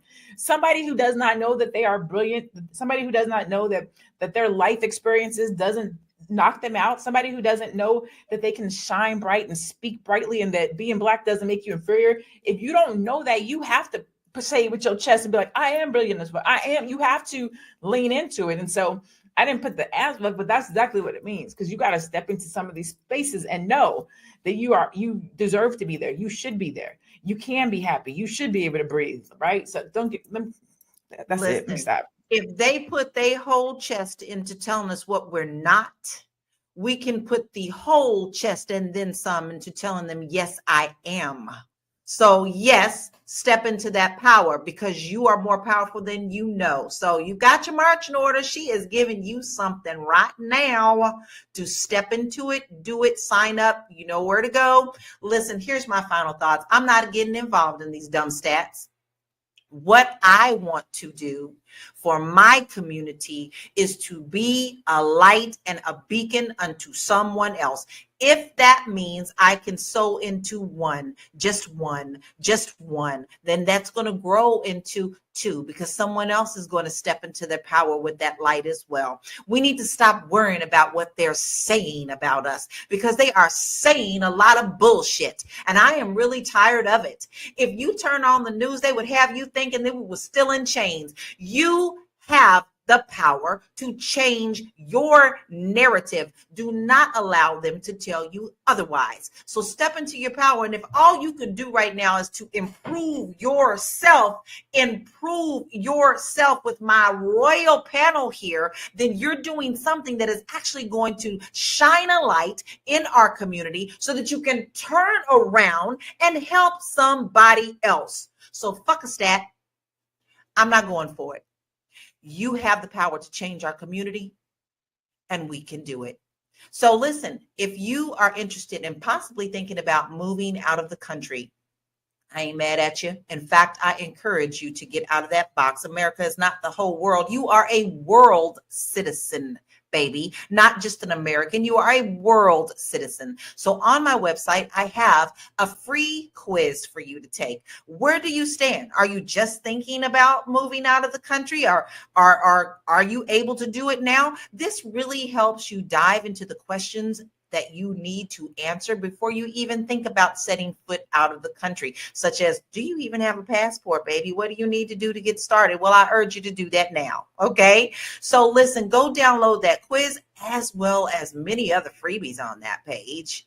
And get on that list to opening your mind to living in a different country. www.laurakey.net. Listen, boy, was this a good conversation. I could just sit here and talk about it all day long.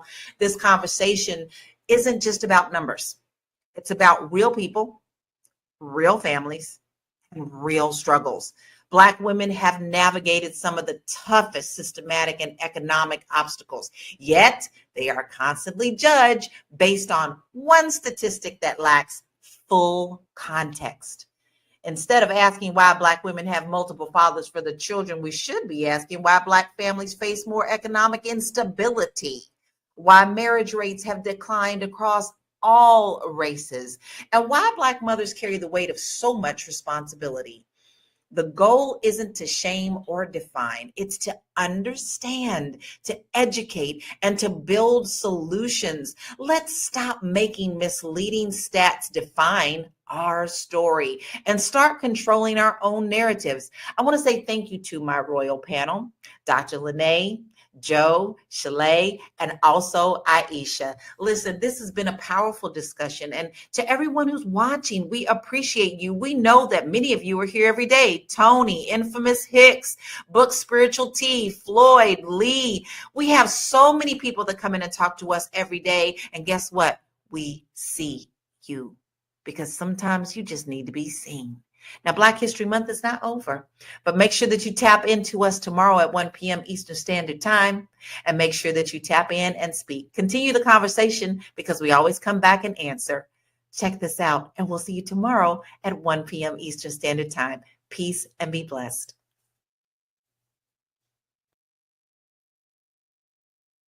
You may write me down in history with your bitter, twisted lies. You may trod me in the very dirt, but still like dust, I'll arise. Does my sassiness upset you? Why are you beset with gloom? Just because I walk as if I have oil wells pumping in my living room. Just like moons and like suns with the certainty of tides, just like hope springing high, still I rise. Did you want to see me broken, bowed head and lowered eyes, shoulders falling down like teardrops, weakened by my soulful cries? Does my sassiness upset you? Don't take it so hard just because I laugh, as if I have gold mines digging in my own backyard. You can shoot me with your words, you can cut me with your lies, you can kill me with your hatefulness, but just like life, does my sexiness offend you? Oh. Does it come as a surprise that I dance? As if I have diamonds at the meeting of my thighs. Out of the huts of history's shame I rise. Up from a past rooted in pain I rise. A black ocean leaping and wide, welling and swelling and bearing in tide. Leaving behind nights of terror and fear I rise. Into a daybreak miraculously clear, I rise, bringing the gifts that my ancestors gave. I am the hope and the dream of the slave. And so, wow, there I go.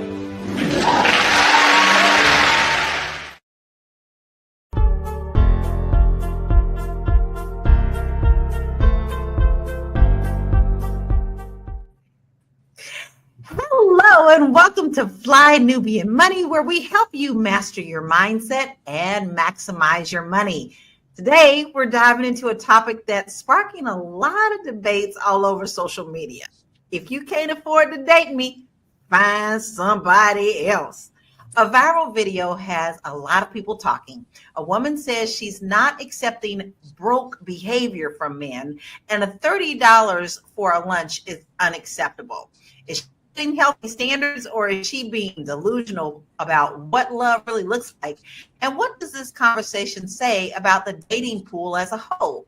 So joining me today, we have my royal panel: Tiara Williams, producer and actress; Marlo Layson, TV and film producer; Joe Corley, licensed therapist, mental wellness coach, and educator, and Erica Lewis, author in Faith in Transition. I always get tongue-tied, but it's only because I love you. I don't know why I get so excited. It's been a while.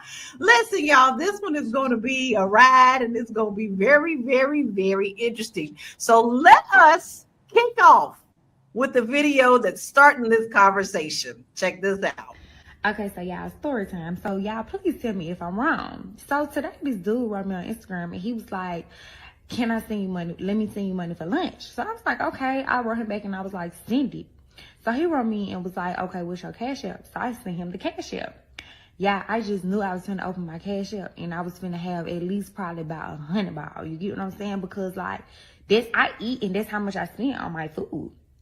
Yeah, I opened my Cash App, and this man sent me $30. Yeah, yes, $30. And I'm just like, at first I'm like, damn, like, am I ungrateful? Like, am I fucked up? Like, the feeling like, why the fuck would you send me $30? But then I had to ask people, and they was like, nah, because I'm like, $30 is not even half a tank in my car. Like, what the fuck you thought I was going to go to Chick-fil-A? Like, I mean, I'm trying to figure out what did you think I was going to eat? It's like, when I go and eat, I eat full course meals. Like, I order a appetizer, a entree, and a dessert, and a drink. That can't even get me 2 drinks. Like, what the fuck? And then this man had the audacity to write me back and say, let me get to know you. Why the fuck do you think I'm gonna let you get to know me and you just send me $30 for lunch? Is you dumb? I mean, like, y'all be for real. Like, tell me, am I wrong? Like, am I fucked up? Like, is my head fucked up? Like, I don't even spend $30 on lunch on my, like, I spend over that on myself. So it's like, for someone to think they're gonna send me, I get that this is out their account, like you didn't have to send the $30, but it's like, no, like, nigga, I'm not that type of, I'm not one of them. Cause you know you gave me feel good. Cause I mean, you tell me, am I fucked up? Cause I just need to know. I ain't one of them. Cause it ain't that. You know what's what I'm them? saying? I feel like I need a translator just to understand what you're saying. Like, okay, obviously, you know my thing. Mine is like, is you crazy? You asked the question, and I'm going to answer it. Yes, you crazy, because I don't know nobody who spend no $30 on a lunch. So that is my opening question to all of y'all, including the ones who are watching us, our viewership family. Is $30 enough for you for lunch, Joe? Enough for 2 lunches. I'm going to Panera twice off $30. So, and babies will have leftovers and make it fold. Yeah, if anybody wants to want to send me $30, go ahead, man. I'm gonna be grateful and I'm gonna love you for it. Go ahead. Marlo, is $30 enough for your lunch? It is, and as Joe said, I'm gonna echo what Joe said. If you want to send me a hot 30. I'll take a picture and be like, thank you, shout you out. I'm gonna tag you in it. Thanks for lunch. Because look, he couldn't even get to know her, right? This is a round. I'm gonna wait for y'all. I ain't gonna go too far because y'all gonna have to guide me through this round because I've never been through this portal before. So I don't even know how to navigate. So I'm gonna be quiet and I'm gonna let y'all be my tour guides in this portal of unknown places that I've never been. Erica, is $30 enough for your lunch? Listen, I actually just moved and spent $30 for lunch and had a panic attack because I spent $30 on lunch. So what I did is that lunch turned into lunch and dinner. I ate half the wrap, most of the fries, and saved the soup for dinner. What? I spent $30 on lunch and had a panic attack. So this young lady is talking about an appetizer, an entree, a dessert, and 2 drinks for lunch. Yeah, I'm with you. Like for lunch, and she says that for every time she goes out to eat, girl, you should be 500 pounds right about now. 500 pounds, and let me tell you something. This young lady is going to be broke real soon if she keeps up this behavior. But like Marlo, I'm gonna fall back. Whatever else gotta say. All right, Tiara, it's your turn. Is $30 enough for you?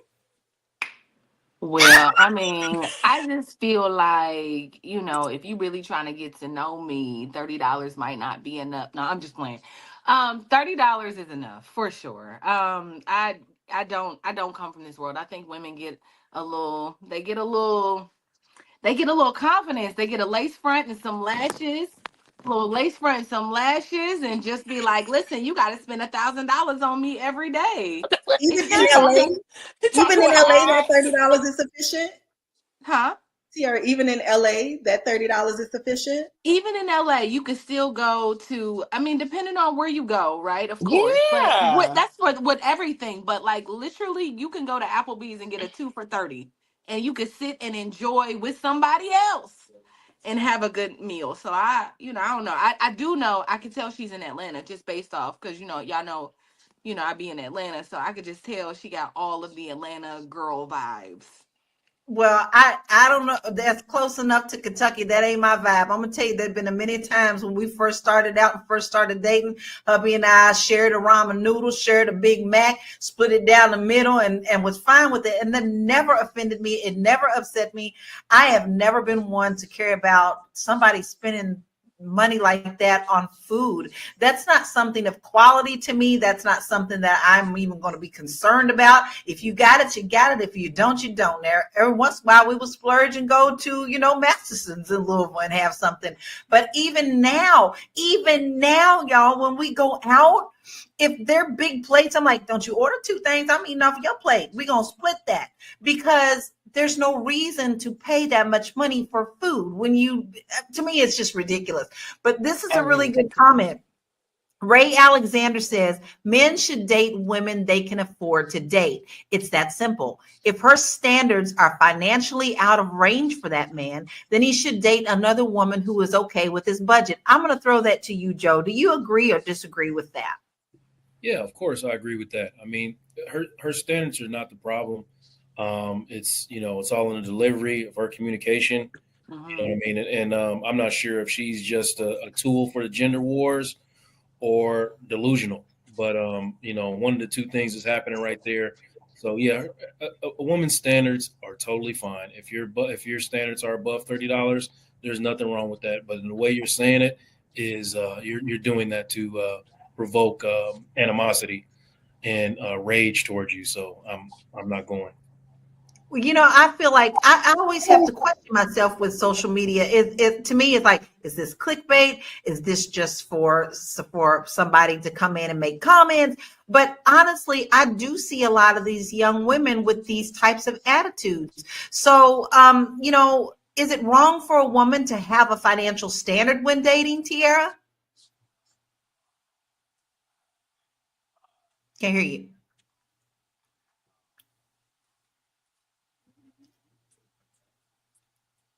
Okay, I'm going to throw it on over to you, Erica. Do you think that it's wrong for a woman to have a financial standard when dating?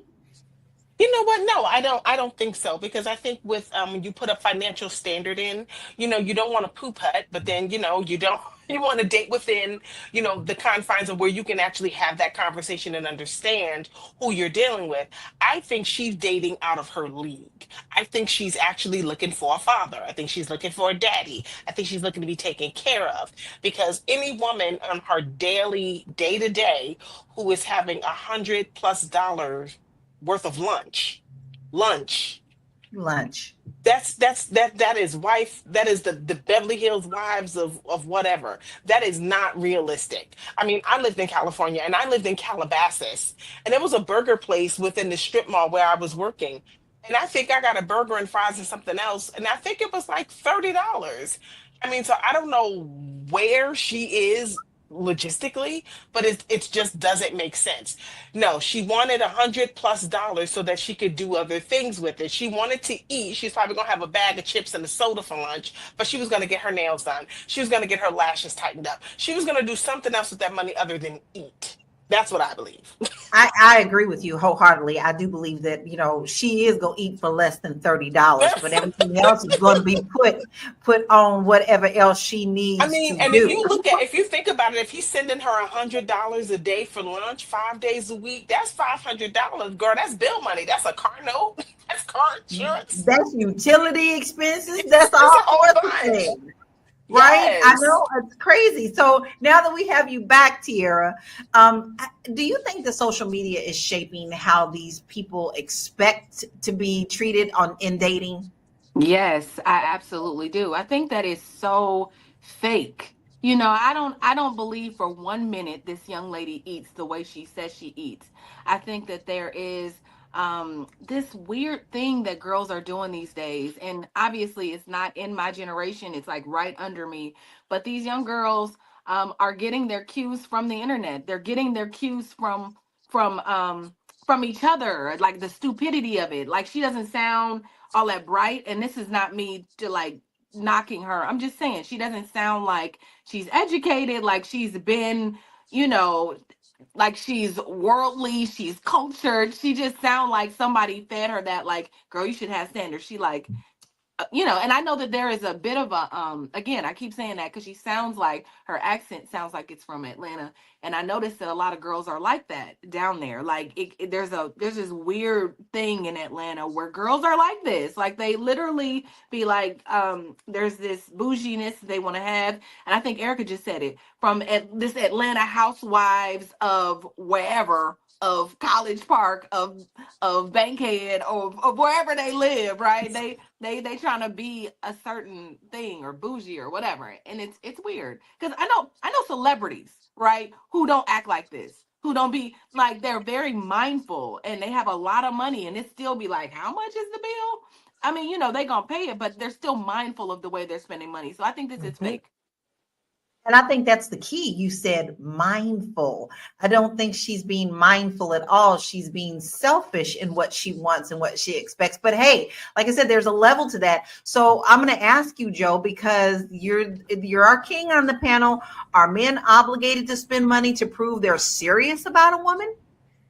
I love it. That's the answer. That was the happiest laugh I've heard in such a long time. Hell no.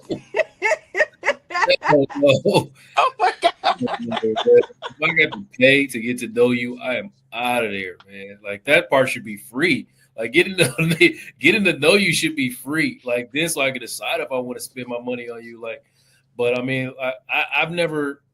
Maybe I should back out of this one because I've never really dated. You know what I mean? Like, I don't know what's required to get to know a woman. Do you? So I'm gonna throw that to y'all, man. Do you gotta pay to get to know women these days? It would be a hard no for me. You don't have to spend money. You know on what? it. I have always been the kind of, like, if we're just meeting, I want to go out for tea and coffee, because the only way you can get to know somebody is to talk. And if you start going out to elaborate dinners, you're going to focus on what my grandmother used to call the dead cat on the line. We're going to be focusing on the dead cat, but not on the red flags that we're seeing at the dinner table. You're talking about everything else other than what you should be talking about. So I love to take a long walk, have coffee, have tea, so that we can actually communicate versus going to this elaborate dinner, spending $500-$600, and you don't know what this person said because you were enjoying the filet mignon. Like, yeah, no, you don't need to spend money to get to know someone. But let's be honest. Sometimes these coffee and these teas be costing just as much. My daily Starbucks is $7. Me and my wife's first date was, we split a Twix and a peach iced tea. Okay, and we got 17 years of marriage out of that. So I'm not doing that. So Twix, what was it? You said Twix and peach iced tea. That's it. And look, we got it something right, Joe. Mine's ramen noodles. For Christmas, she put that in my stocking this year for Christmas as a reminder to know this all started with peach iced tea and some Twix. That is so cute. Absolutely love it. On that note, we're going to take a deep breath and we're going to be right back. Hey, if you're just tuning in, you are watching Fly Nubian Money, where we help you master your mindset and maximize your money. I am Tiara Williams. I'm also known as Miss Black Hollywood, and I am the proud producer of this show. So I hope that every day when you join us, you leave a little smarter than you came, because that's the point. Otherwise, why are you watching? So if you want to receive notices for when we go live, Fly Nubian Money goes live every single day. That's Monday through Friday at 1 p.m. to 2 p.m. Eastern Standard Time. So if you don't know, Now you know. All you have to do is text the word Queens. That's Queens. That's Queens to 87948. That's 87948. That's Queens to 87948. Yes. If you want. Yes. Text that word. Go on now. Listen, this is the last week. This is the last week of 2024. You know you don't want to march into 2025 and miss none of our episodes. So you want to make sure that you text the word Queens, Queens, to 87948. Yes. Yes. Okay. Marlo, should dating be seen as an investment or a partnership? I think partnership should be seen as an investment. I think dating is just browsing, right? That I'm just in there looking. This shirt cute. You know, I might not even take it to the register with me, right? Like it's just at that point, I'm just trying to see what's there, what's out there. And then once you choose a partner, then that to me seems like the intention, right? And once I go into the register, right? It's in the bag. I'm going home with it. It's mine. I done chose it. I think that's when the investment starts, right?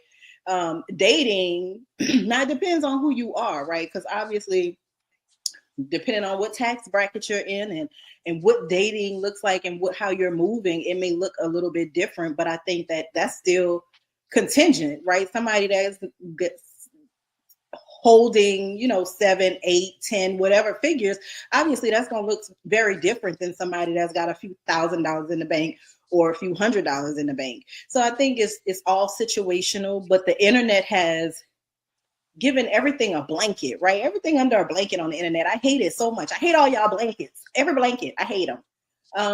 Because it doesn't allow for nuance and all the things that are real in life, right? It's just all based off this one girl that's really looking to increase her engagement, right? So she says something inflammatory, get everybody hot, and in however many weeks we'll see her moving into her first house because she done got that TikTok money off of everybody being so enraged behind $30 not being enough.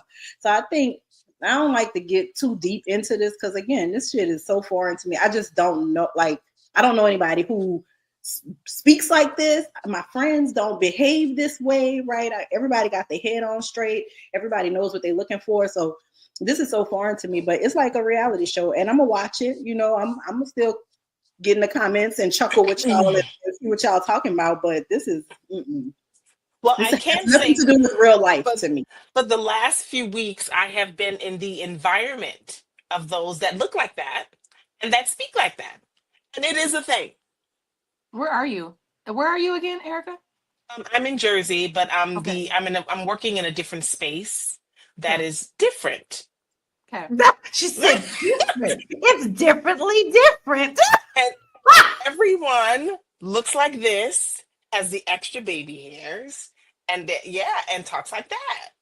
Yeah, I think it's a generational thing, y'all. I think these young girls. Mm-hmm. I think 20, it's I think it's 20 to 25. I don't even think it's closer to 30. I think it's between 20 and 25. Because at some point as a 30-year-old, like you're kind of like career oriented and stable. I mean, because I'm not looking at your money any different than I look at mine. Like if I'm not willing to spend ridiculous amount of money on something, I'm not going to want it and then want you to spend a ridiculous amount of money on it. I have to agree with that. Go ahead, Tiara. I was just gonna ask: Is this young lady like a gold digger? Like, is this what gold digging is? Is this the evolution of gold digging? No, seriously. I honestly, I would say yes. I mean, and yes, it could be a generational thing. There's a couple of people in our comments saying, "Why are we talking about this? With this, are we really talking about this?" Yes, because guess what? We are still talking about money, and money revolves around everything. Your relationships. Is this young lady being practical? Is she really looking for someone to spend her life with? Does she even understand what financial goals are? So yes, sir. Yes, ma'am. Those who are asking why we're doing this, it is a logical and a really good conversation because who's teaching these children? And let me tell you something. I was listening to the R&B Money podcast on my way to the office, and Trina was on there, and she was just talking or whatever, and it made me go back and listen to You Don't Know Nah. So I put the video on and I was like, what the fuck? What was you listening to? What was happening? Listening to. So this goes into, like you say, it's a generational thing, T. I'm like, I don't know. Like, where do we lose our way? Because I was listening It's to almost as if we've turned into our parents overnight and didn't realize it. We didn't get the memo. You hush. You hush. You be quiet. You be with that. I have to take a break. I'm gonna have to get myself together after that comment. I'll be right back. You want to grow your money and not blow your money, as Constance says, check us out at flynubianmoney.com. There's all kinds of resources, programs, videos, resources. In 2024, there's no reason to be broke when there's information all around us. So get your money right. flynubianmoney.com. And it's so easy to do. Guys, we have so many resources for you. It's not even funny. And it's so simple. All you've got to do is just go to our website, flynubianmoney.com. We have plenty of resources for you. Listen, you have no reason to march into 2025 not getting at least a little bit of a game plan. I know everybody's talking about goal planning and things of that nature. Well, yes, that's a good thing, but we want you to also be able to stick to it. So we give you practical tips, practical things that you can use to continue your goals of reaching your financial goals. It's as simple as that. And if you haven't been there already, shame on you. Go on right now. Stop what you're doing, because I'm about to ruin that. Now go on over there to flynubianmoney.com and get your resources. Now I had to laugh, Erica, because I was telling my husband just this morning, I said, when did we become the older person? I don't understand. Like, there are just times where like I can't stand that music. Then I'm like, oh my God, is that really me? So, at some point we do have to take that into consideration. But then also I'm asking this question: where did we, as this generation, since now we're on the other side of it, where did we drop the ball with this generation that is coming up now? I'm going to ask that for you, Tiara, because you have a young daughter. Oh man, it's so interesting. I think kids naturally, because my daughter thinks we're rich, but she thinks we're rich, right? Like she don't, and I think this is just all kids. Maybe when we were younger, we didn't ask. Like my daughter will ask. My daughter will call me and be like, "Mom," she called me the other day. She said, "Can I have 1428 to get this Panda?" And then the day before, she called me and asked me for something else. Then the day before, I said no. And the thing is, I don't know if we're telling them no. I think we're trying to give them better than what we had. Every year I find myself trying to top what I got her last year. Like, she's used to flying out. She used to getting flued out, this kid, like all of these things. So I think, I don't know what's going to happen when my daughter steps into the world and be like, who's going to buy me Panda? Well, at least she's grateful. At least she'll be like, she'll be like, I'll take that $5. She, at least it's that. Like, it's not like, what is this? But I was going to say something about the music. There was something, Joe, you said something about, you don't know now. And there was something about us that knew, I think, that it was like entertainment versus real life. And I don't know what it was. We could listen to Lil' Kim, we could listen to Foxy Brown, we could listen to Trina, and just be like, you don't know now. And not think about like, I need to sell my body. I need to, get some man to pay for me. I was already still goal driven. It didn't change the chemistry in my brain, right? It didn't do that. But I think that there is something to be said today about the music and how it influences the culture, our culture, and how social media, we've sprinkled social media in there, and people are watching people's fake lives and saying, well, I'm going to be like that, or I'm going to do that, or I'm going to project that. That girl ain't living real life. I don't believe that she spends $500 a week on food. I just don't believe it. Like, I don't believe it. She cute. I don't either. But she ain't that goddamn cute. You brought up a really good point, and this is why I always tell people you better be careful with you trying to keep up with the Joneses. I learned more than anywhere in the world. And in Kentucky, we all were the same. We all was in the same community. But when I moved to LA, and you see people driving the Maseratis, and you see them driving the Rolls Royce, and then when they come in to ask for a home loan, baby, they living in a house with 7 other families. But they wearing the best product that they got off of the discount stores. Listen, so what you see is not what you always get. These people who you're trying to keep up with can't even keep up with themselves. And you have to be very careful about wanting something that someone else has, because they may not have it either. You're going down the wrong path. So Lawrence Lamar says, when we give children too much, this is how they end up. If they earn it, things are appreciated more. Do you agree with that, Marlo? Absolutely. Like I remember my parents like wanting things, and then once I had to start spending my money on those same Air Max, once the polo coming out of my pocket, once the food and the entertainment coming out of my pocket, I was watching my pockets more. Like that's just the reality, right? But I think that to touch on what Tiara said, I think that there's another part of this, right? Social media has given us a new kind of character, which is the girlfriend of the important person, right? I didn't know who Big Daddy Kane was dating. I didn't know Heavy D baby mama. Like those girls were obscure to us, right? We didn't know who they were. Now we see these rappers who are projecting this rich life and the girls that they are in relationship with, right? We know the baby mama, the side chick, the OG baby mama from the hood. Like we know all of these girls. And I think that part of it is these young girls are kind of shaping their personal lens through what these girls are sharing, right? So whoever King Von baby mama is, and whoever the baby or Lil Baby, who all of these dudes, right? I think that new character is the intangible, because Lil Kim was telling me, get it, you might have to go dig in his pocket and take it from him. Like they was on some other stuff, right? They weren't on no begging shit. They weren't saying go out there and beg for it. They saying, get him full of them drinks and then go in his pocket, take his money, and don't answer the phone for him. Like they were on some shiesty, right? So I think that this new social media generation has just introduced us to a new character that we never had before, right? Who is the spouse of, right? You famous by adjacency, right? You famous by proxy. Like you could touch him, so you too are famous. That never was before. So now fame is so accessible to people. So then seemingly wealth is very accessible to people. All I need is these clicks. So I think that younger people's minds are just shaped by a different level of exposure, because the music is saying a lot of the same thing. I mean, like I said, they weren't begging, they were taken, but they still were very hypersexual.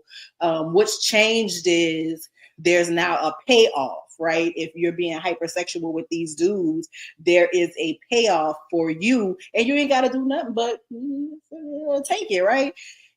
And I think that that's the part that is kind of missing for our generation, we just are seeing it through a different lens. But that to me is the biggest change, is like all of these anonymous people with minimal or no talent are now getting a forefront, right? So now their talent is not even a prerequisite for people knowing your name anymore.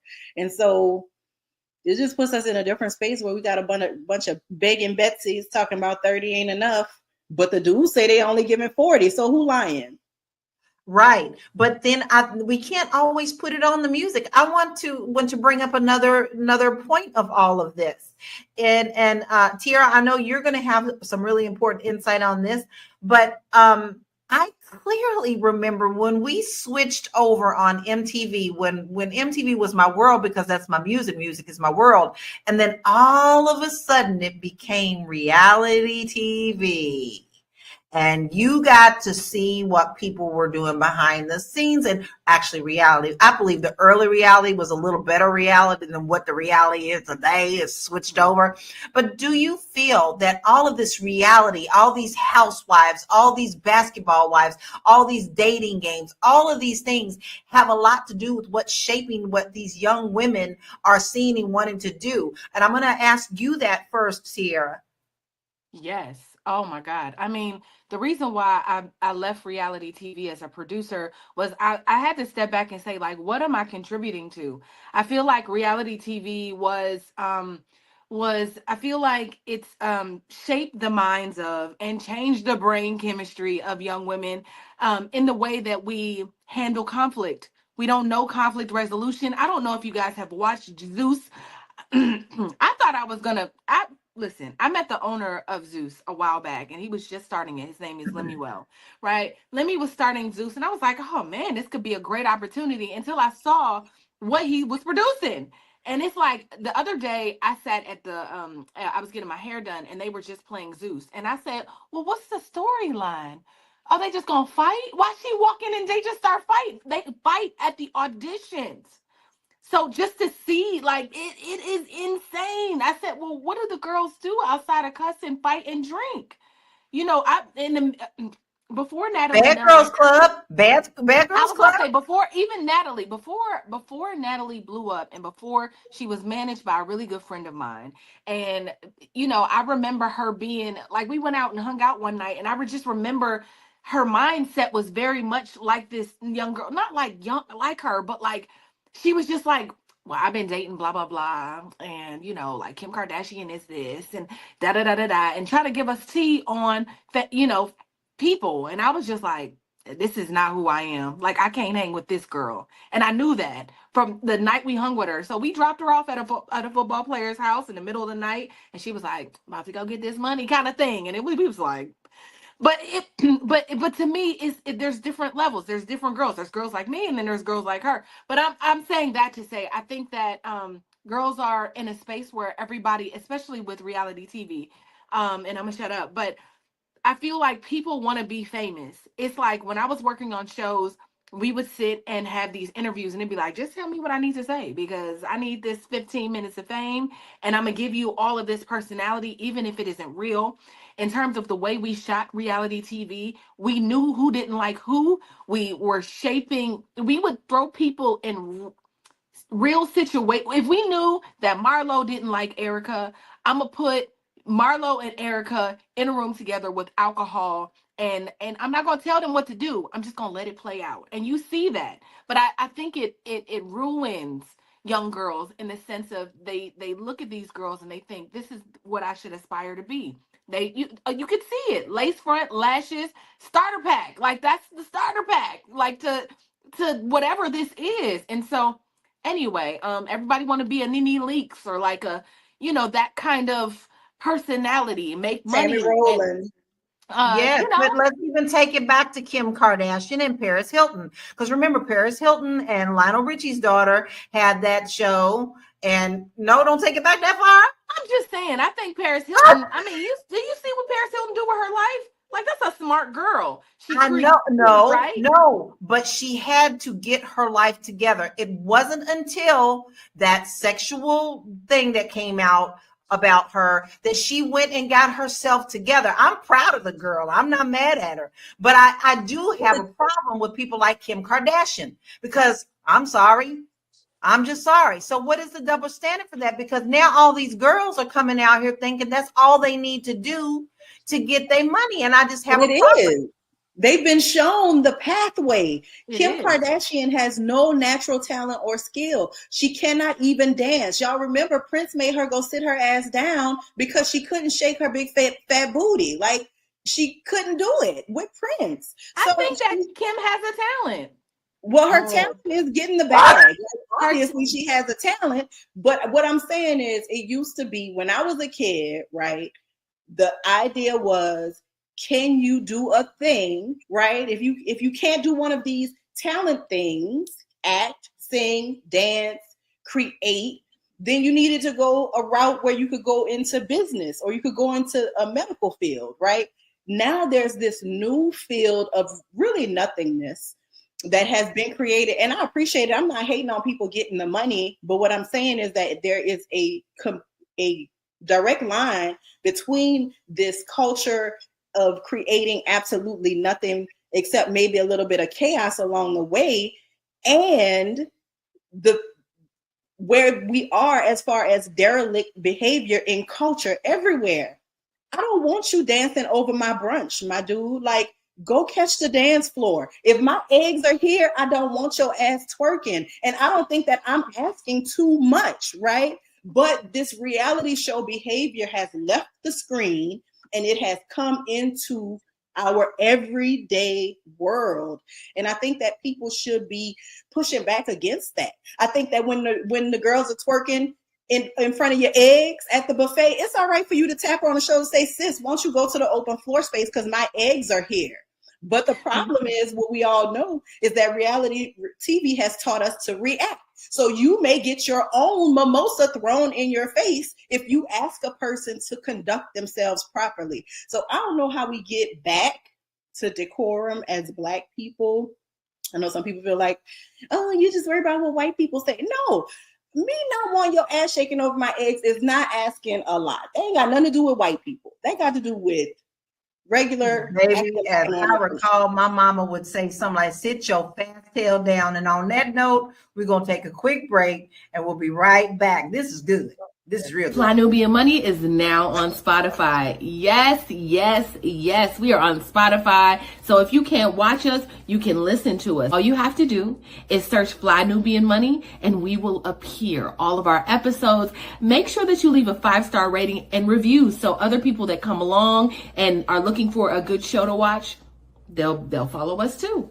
If you are interested in being on Fly Nubian Money, sorry, I don't have any spaces.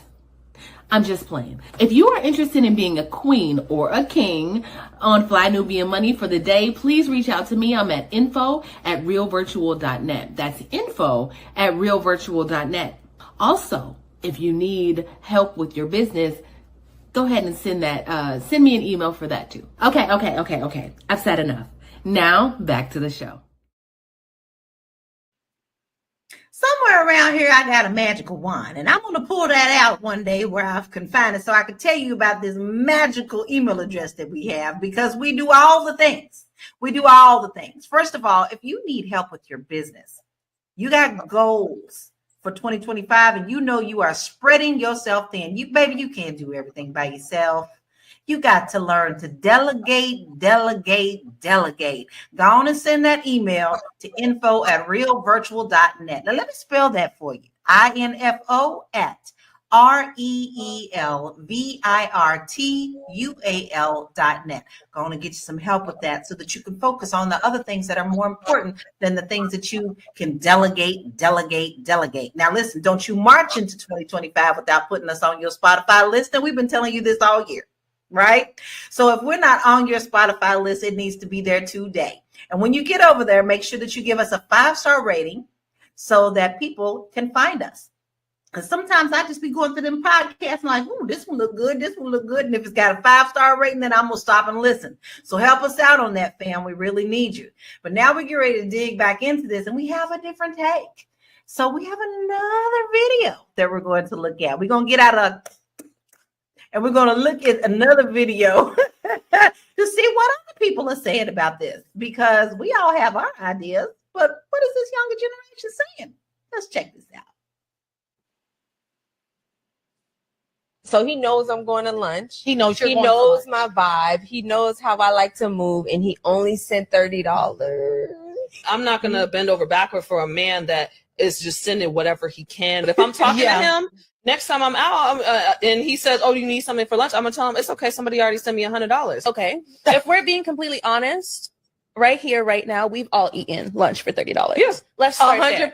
Wait, little cafe spot, baby. I'm going to snap us and get something popping, but we're not saying that we're ungrateful. Right. Food is food on the table. However, you know what the standard is. Correct. Me in that situation, handling it with grace. Thank you so much, baby. I'm so appreciative. I'm going to still take a picture of that bill and I'm going to send it to him.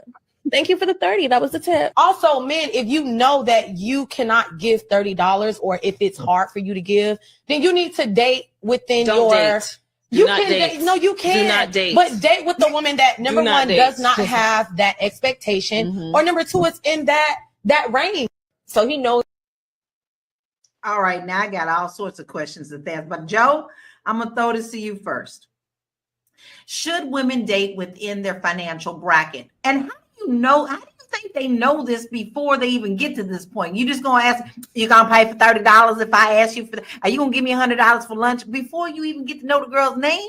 I just want to know, should women and men try to date within their own financial bracket?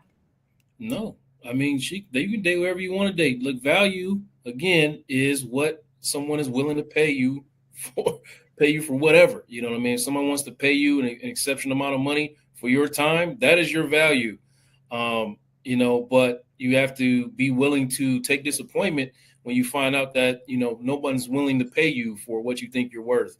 So nobody wants to give you $100 for lunch or any of the other things or take you anywhere because you don't bring any value to the situation.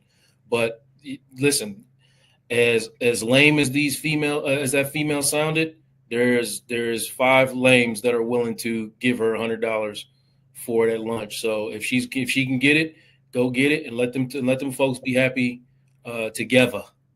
Together. Yeah. Right? Okay. That's a really good take on it. I'd like to know I'm starting off on a good foot, period. I don't want to start off rocky. So I'm going to ask you, Erica, do you think that the dating pool is different for high earners versus low earners? I think the dating pool is just messy altogether.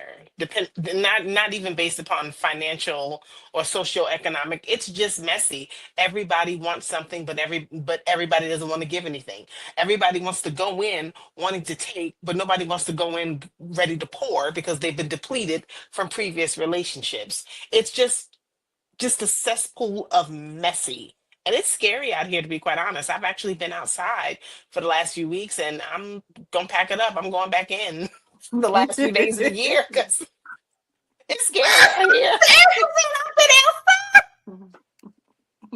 It's scary out here. I talked to a couple of guys that I know, male friends that I hadn't seen in a while, and 2 men that are in 2 domestic relationships where they have children with a woman, and they put the woman's name on the deed of the house, and now the women don't want to be with them, and they're trying to take the houses from them. 2 separate men. I couldn't believe it, but they have a preference, so Wow. I'm sorry. I'm not sorry. I'm not sorry at all that I'm not in that situation. I'm minding my business. Happy I was married. Look, I feel like I'm mad. And I'm okay with it because I am not going back into this at all. Tiara, so do you think that it's okay to prioritize financial gain in a relationship? I mean, I think every woman wants to be provided for to some extent. We don't want to go into a situation thinking struggle love, right? I want struggle love no matter what. Like at some age, you just be like, I don't want that. I want to enjoy life. I want to enjoy life with someone else. But depending on who you might meet somebody who's a young lawyer who's in law school, or you might meet a man who is on his way up. You might be on your way up. It's really about the build versus like, what can I get from this person? I mean, in my perspective, but if we can go back to the music, I don't know how I got caught up listening to Suki Hana, but in one of the songs, she literally says that they got to pay for PUSSY. Like men have to pay for she's a food stamp hoe. She all of these things. So women are literally saying, if you give me some money, I will have sex with you. And so somebody just said that a few minutes ago, that it's giving prostitution vibes. It is. It's like women don't have any, they're not. It's not. Where is your goals? Where is your ambitions for yourself other than just money? That's a very scary thought. Just respect for themselves to just say because to an extent you're saying I can be bought. Those young ladies are saying I can be bought. If you a lot of men will date those women. They will deal with them. They'll give the $200 and $300 lunches. But what ends up happening is when they actually want a relationship and they try to deal with a real woman, they can't. They don't have the skill set of communication. They don't have the skill set of partnership. They don't know how to date. They don't even know how to be in relationship or communicate or partnership. So it's strange that when they go from that, they've depleted themselves, and then they come over to want to be with a regular, normal individual, and they just don't know how. And then at this point, what life skills and what do you also have to offer other than what you think your body is? Listen, there is a difference between pride of yourself and hoeing yourself out. I'm sorry, it's very clear to me what your intentions are. If that's all you think you're worth, baby girl, it's time for you to go and talk to Joe. All right. It's time for you to go and sit down on his couch and understand that you are worth more than your body. You have more to offer. You are here for a life purpose, a life journey. And that, whether that's to be rich or whatever, but you have something to offer other than what your body and what's in between your legs. Now I'm talking like I am my mama, because that's what my mama told me. And that's what she instilled in me. And that's how she taught me to be a young lady. Young ladies do this, young ladies do that. No, young ladies don't do this. And I saw by example. Where are the examples for these young ladies, Marlo? Do you think that they have examples to go off of, since we've talked about social media and reality TV? Where are their examples? I think some of them have examples and they don't want to follow those examples. They want to follow other examples. But some of these young ladies are living what they were taught. I know a few girls that I grew up in common circles with, and that was the message. The Sukihana message was the message that the grandmothers and the aunties and their mothers were giving them.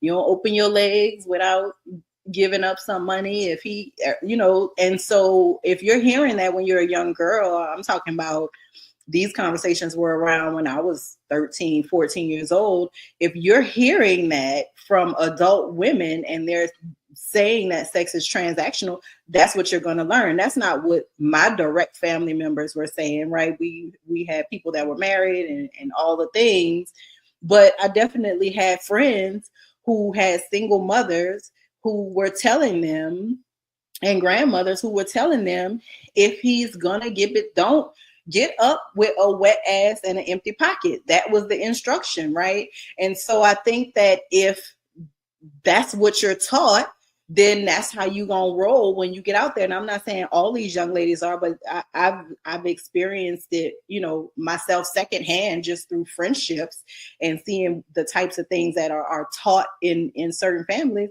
So yeah, I think absolutely some of these girls are doing exactly what they were taught to do. This is granny's doctrine passed on to mama, passed on to me, right? And this is what it is.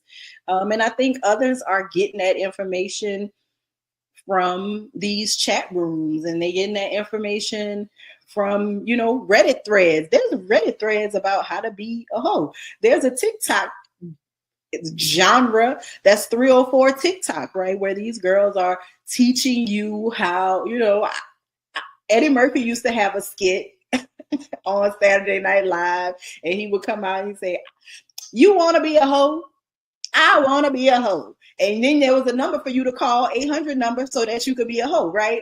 And so I think that that's back. It's back in a different form. There's whole tutorials out here. And I think that we're living with the freedom and unlimited information access that the internet presents to us. And so, we just in here. Hoes, holy hoes, unholy hoes. Everybody just in here commingling, used to be hoes, never was a hoe, but thought about it 2 times. Like, we just all in here together, hanging out, trying to figure out what's going on in the world. Well, okay, we're talking about the young ladies, all right, because that's what the focus is. We're talking about the young ladies and who the ones are doing this. But I actually want to ask you, Joe, because you are a father of a young man. How would you instruct your son when it comes to dating, when he comes up against things like this? What would be your fatherly advice to him as a young man?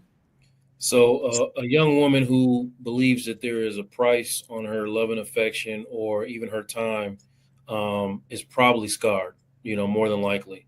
So there's that. You need to be able to look out for that. And any man or that feels like he should be able to buy a woman's time and affection is probably scarred too. So, like you're dealing with, 2 emotionally broken people.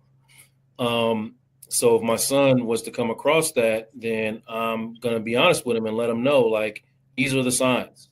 Okay. These are the signs of an unhealthy mind. And these are the signs of, what you actually want to look for in a woman who is whole and healthy.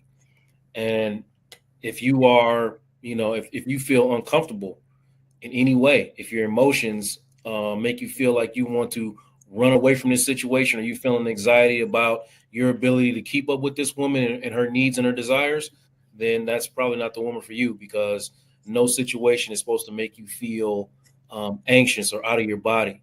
And if it does, then that's a signal that you need to listen to, because either something is wrong with the situation or something is wrong with you, and we're going to talk about it. So that's the way I'm going with it. I think that's great advice. And I always like to hear the male perspective, because all of us here, we've all heard from female perspectives, either aunties, mamas, or combination. We have all been taught by that. I'm proud to say that my village taught me in that manner. Now, I may have been singing Nasty Girl in the mirror in my bedroom, but I sure in the hell wasn't doing it out in the street. All right. Okay. So, Erica, does focusing on money distract from finding true love? Yes. Yes.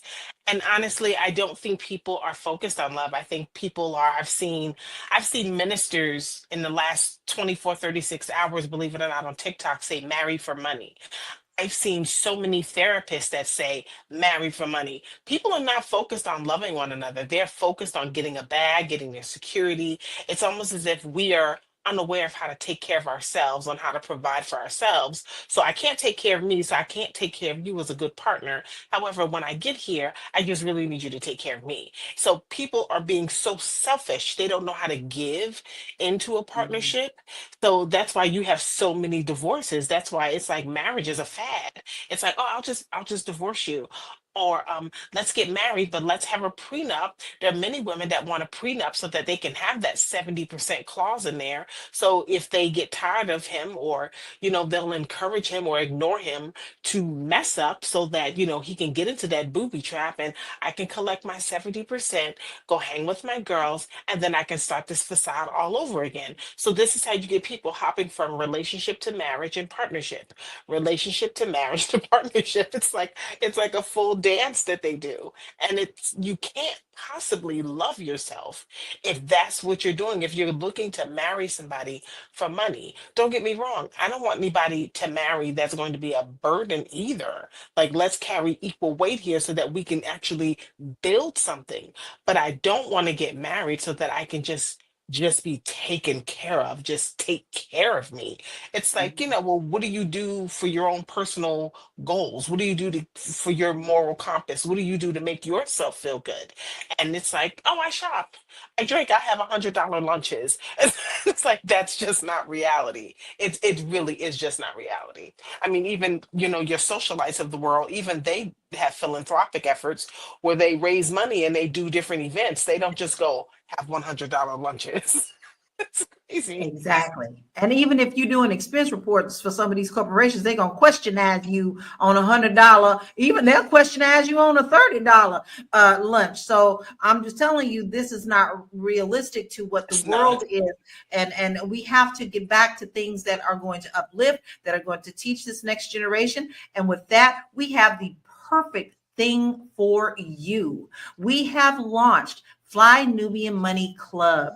And this is going to help you with so many different skills. Listen, you are learning from the best. And right now we have a 30-day trial. I was blessed enough to say that I did the first one a couple of weeks ago, and we talked about real estate. But guess who you got next? You've got Constance Carter. And she's going to be teaching this Saturday, first class of 2025, y'all.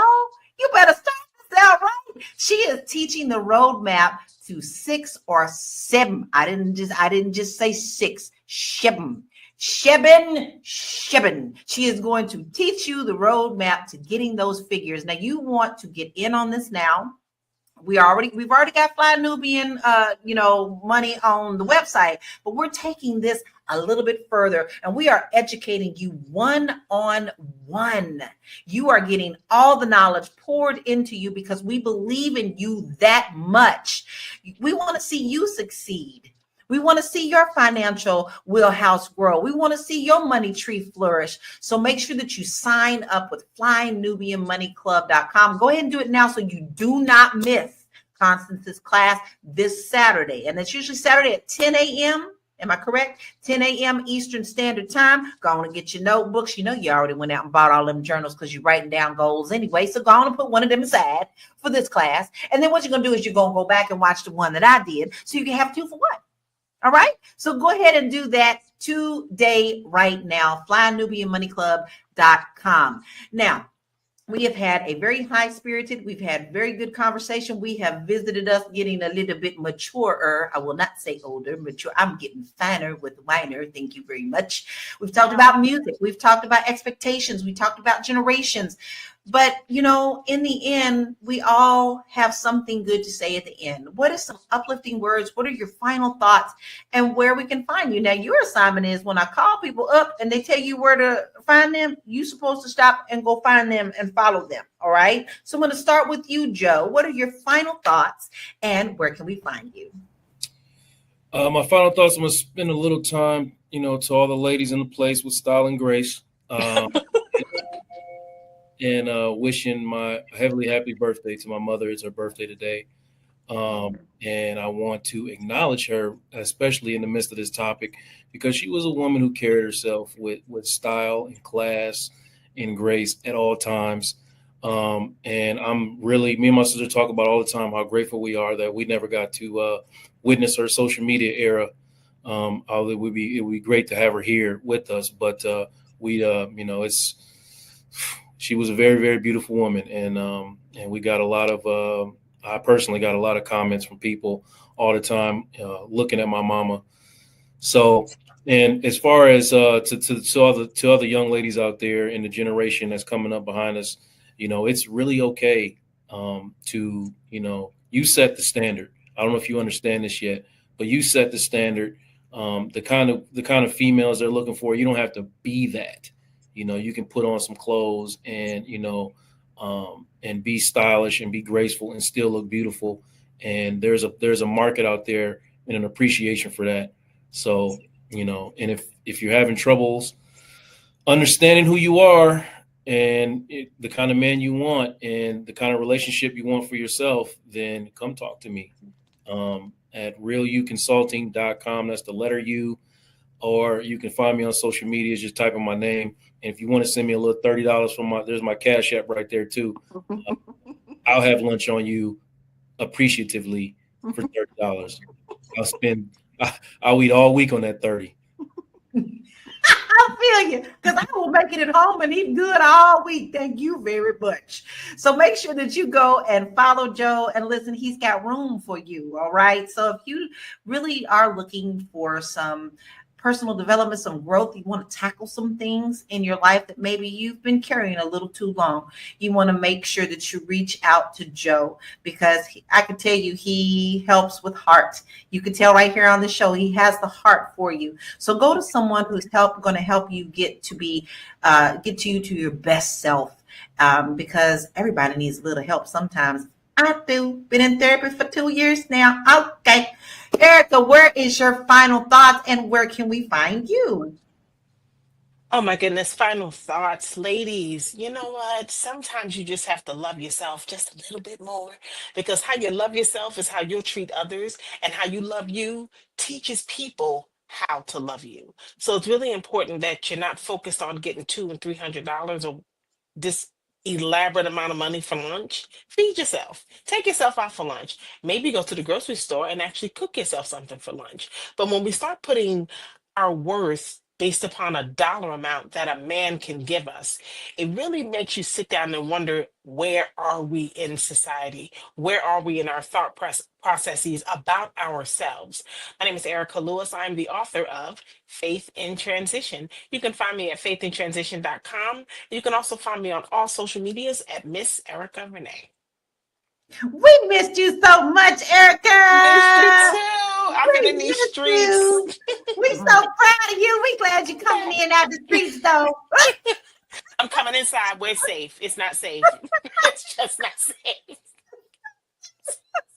So make sure that you go and follow Erica, because she's got a lot of good stuff. You heard that in her final thoughts, right? So you know you want some more of that. Go see that sparkle over there and follow her. All right, Marlo, what is your final thoughts and where can we find you? My final thought is your worth is just that. So if you feel like you deserve a high dollar big dog, go get it. But you're not gonna find him where you find the little penny puppies, okay? So if you think you're high value, you need to be in those spaces so that you can get the results that you are looking for. For the rest of us, live your life, man. Life is too short to be out here trying to mimic other people's lives. Life is too short to be out here looking at somebody else's life and instead of being grateful for everything that's in your life, wishing you had their life. Because I could guarantee you that there are some things in their life that they wish they could exchange with you. Be kind to people, be good to people. We're moving into a new year. Take advantage of some of these classes that the Fly Nubian Money group, the kings and the queens are providing for you because it's valuable information that'll help you buy your own $30 lunch. And then you ain't even worried. You're not even checking the cash app because you got the cash on you. If you're looking for me, my name is Marlo Layson. I create content on the web that is written and video under my name. You can also find me on Instagram. I'm Ora Marlo. That's my name, backward, forward with an underscore on the end.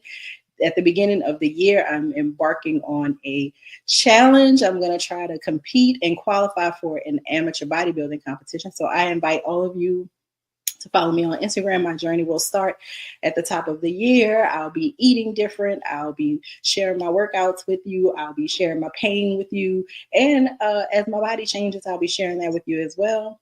And that's it. Be blessed as we move into this new year. Leave these gender wars behind us, y'all. Don't cross this mess over into 2024. Find something else to fuss about because this one, y'all done killed this. I'm done with it. I don't want it no more. She said it's murdered. It's murdered. It's done. It's over. We're not carrying none of that baggage into 2025. We are done. I'm excited for your journey, Marlo. I am so stalking you. I am so excited.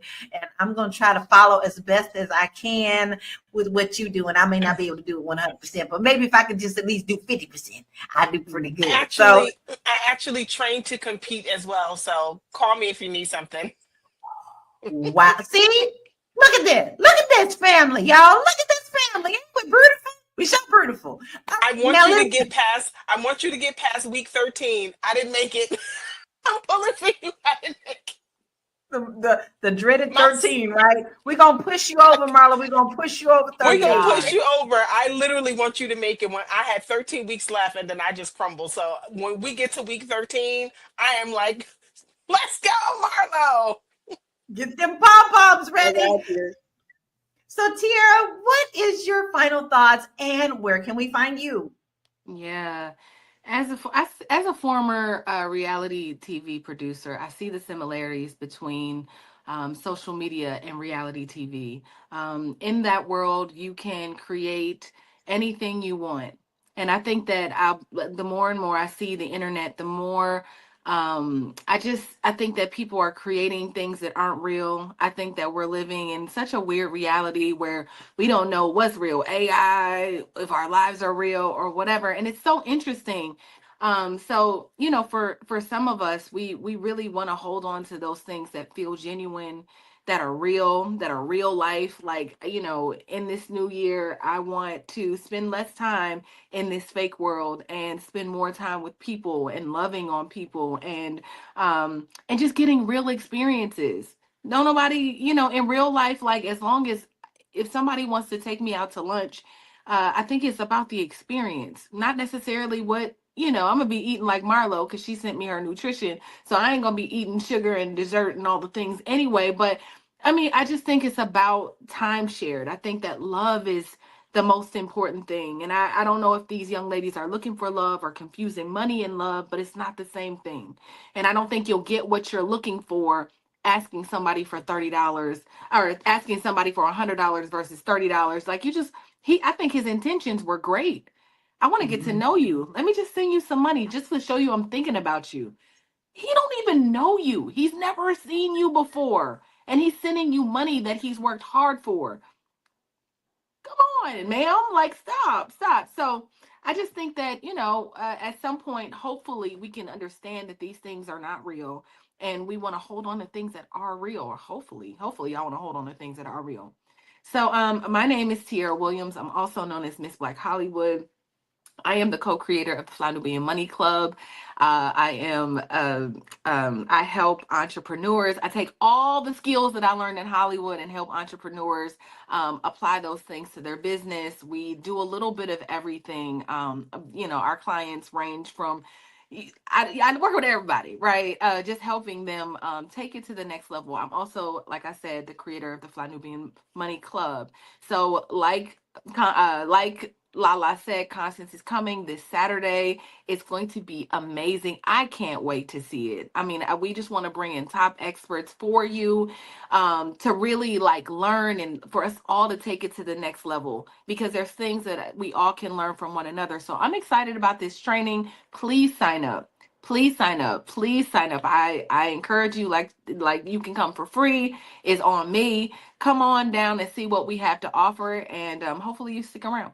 So I can be found at Miss Black Hollywood across all platforms, and be blessed. Merry holiday. What is it? What's coming up, y'all?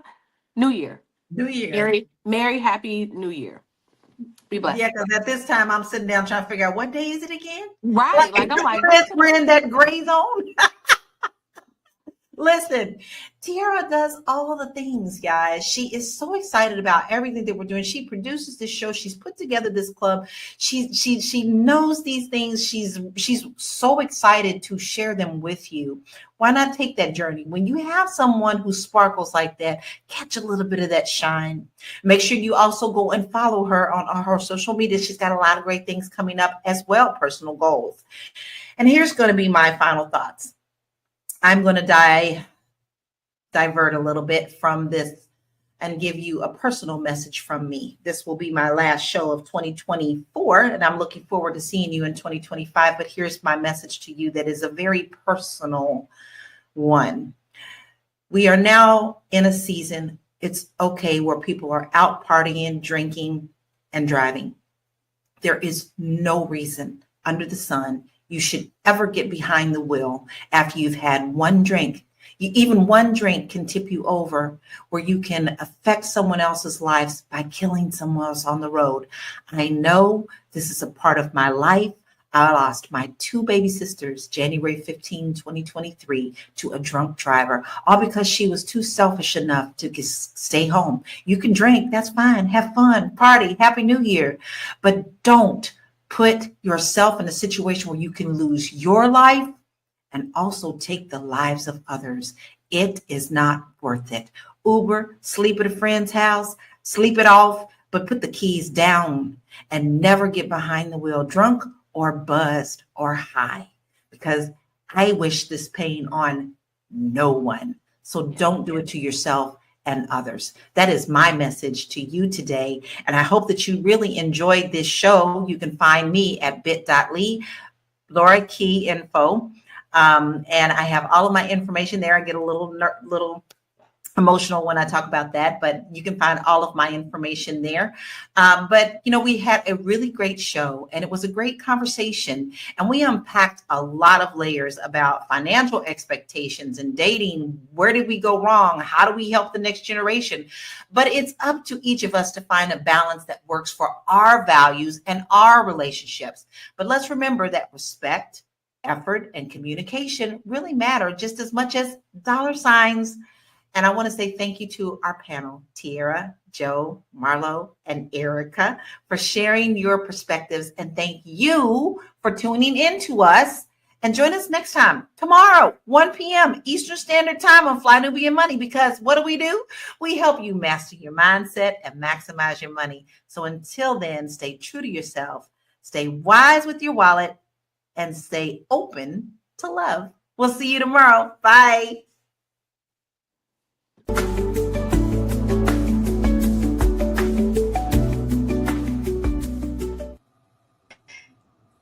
Hey, everybody. What's up? It's your Fly Nubian Money, where we help you to master your mindset and maximize your what?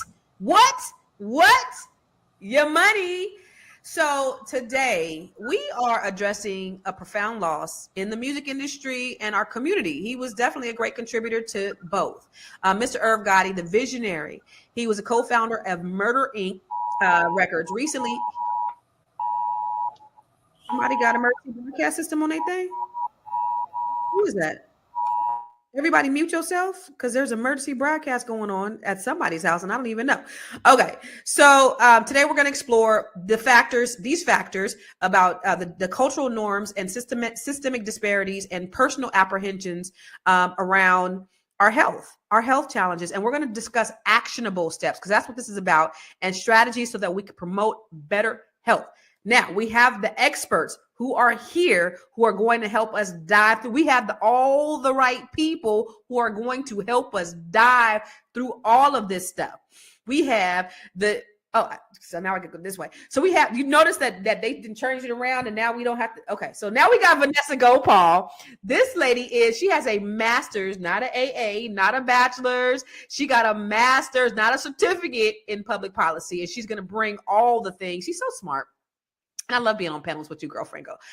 Then we have Mr. Dr. Joe. He is a licensed family therapist, and he's going to bring it from, I guess, maybe a black male perspective. I don't even know.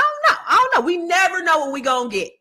And then we have Dr. Felice, the b.big.coach.com, and I'm loving the Miss America wave. Yes.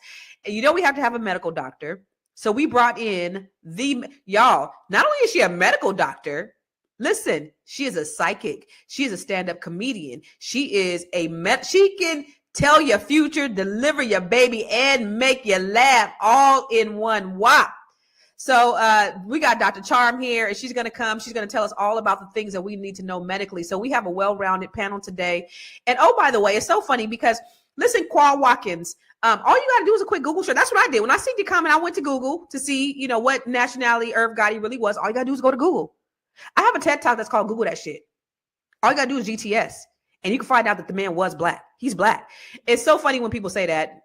I mean, even if he wasn't African-American, I just want to give you a quick history lesson real quick before we go in. Do you know that the boats went in different places? It went to Cuba. It went to the island of Dominica. It went to all of these different places. They are still, guess what? Black. Even though they say, I Dominican, I know black. Guess what they are? Black.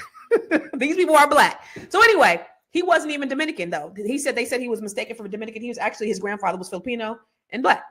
He's a black man. But first, let's get into this video.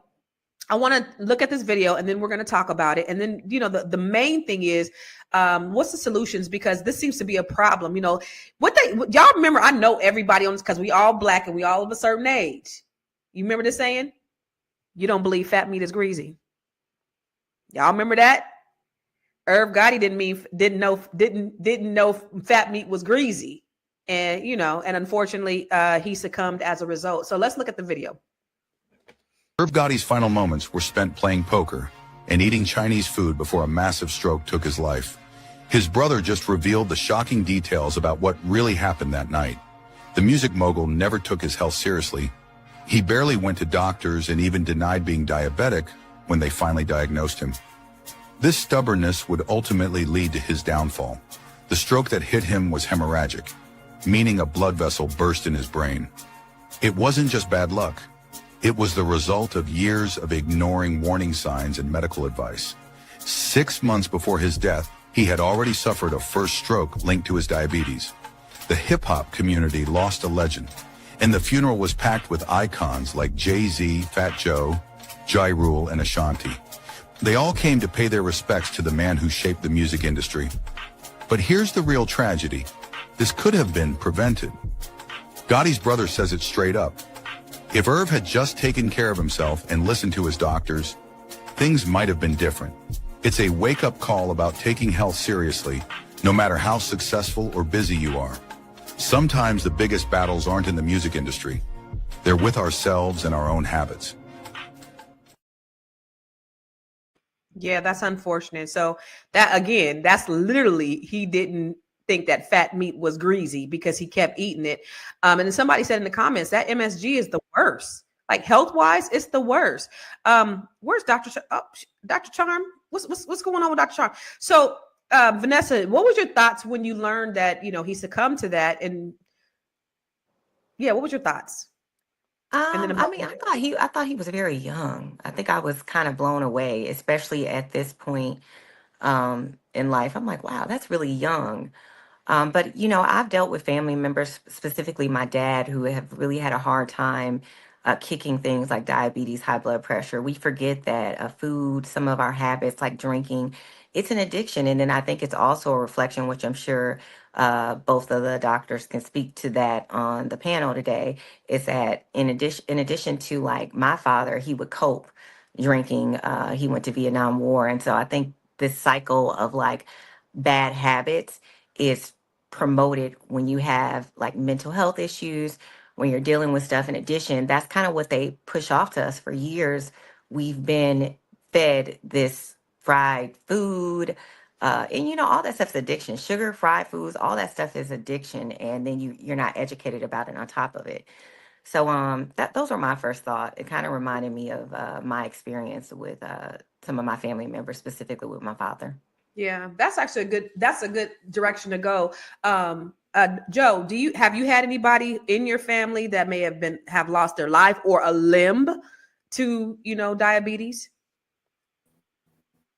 You're muted.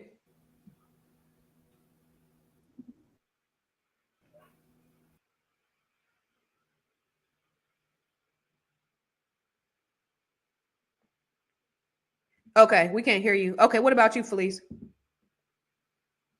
So I know of people who have passed away because of diabetes, heart disease.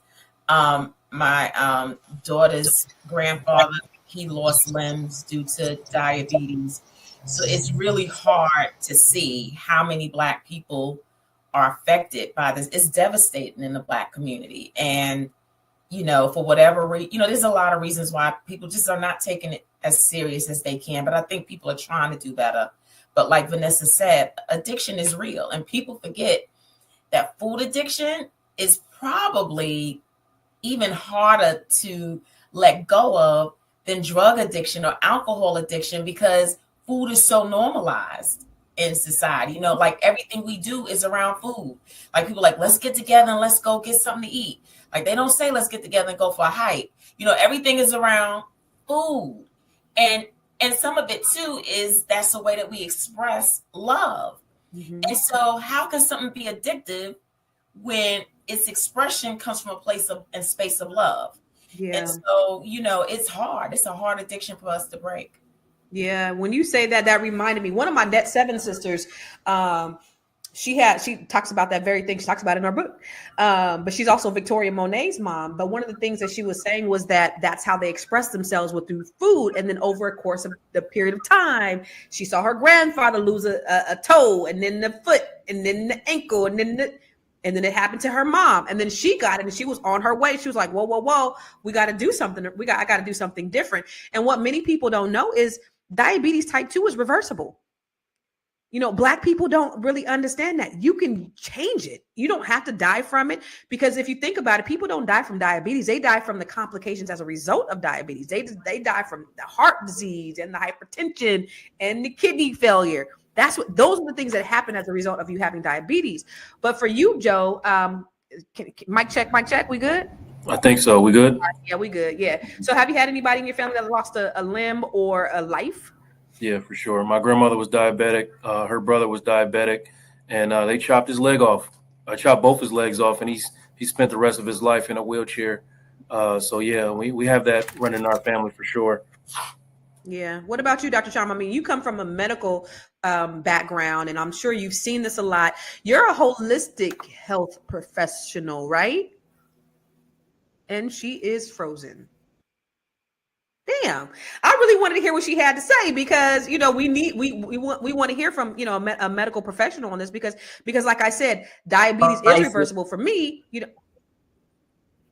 Okay, switch devices and come back, baby. Are you good? Yeah, switch devices and come back. Hopefully you'll be good to go.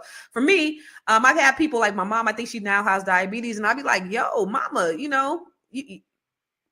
okay, why you over here big backing? Yo, that's how I talk to her. You ain't gonna be walking around here without a toe, but it is very simple. It's just like, take sugar out of your diet, watch what you eat in moderation.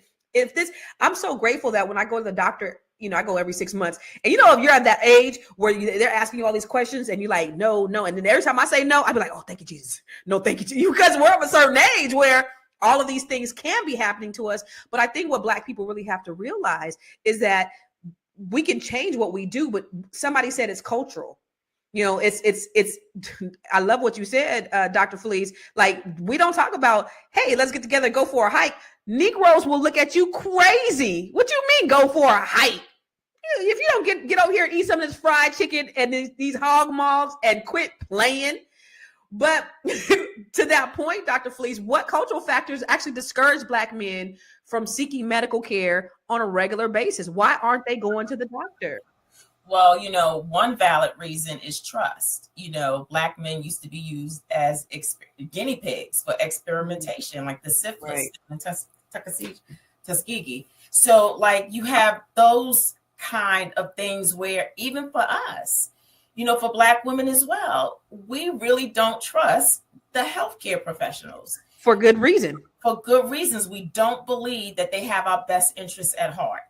And so people are really fearful and skeptical, especially, and another reason is especially because we don't have a lot of healthcare professionals that look like us. And so now they're having to go into these Harvard medical schools and teach these people of other races and ethnicities how to be able to relate to us, so that they can learn how to empathize and give us compassionate care. And so, and that's deep.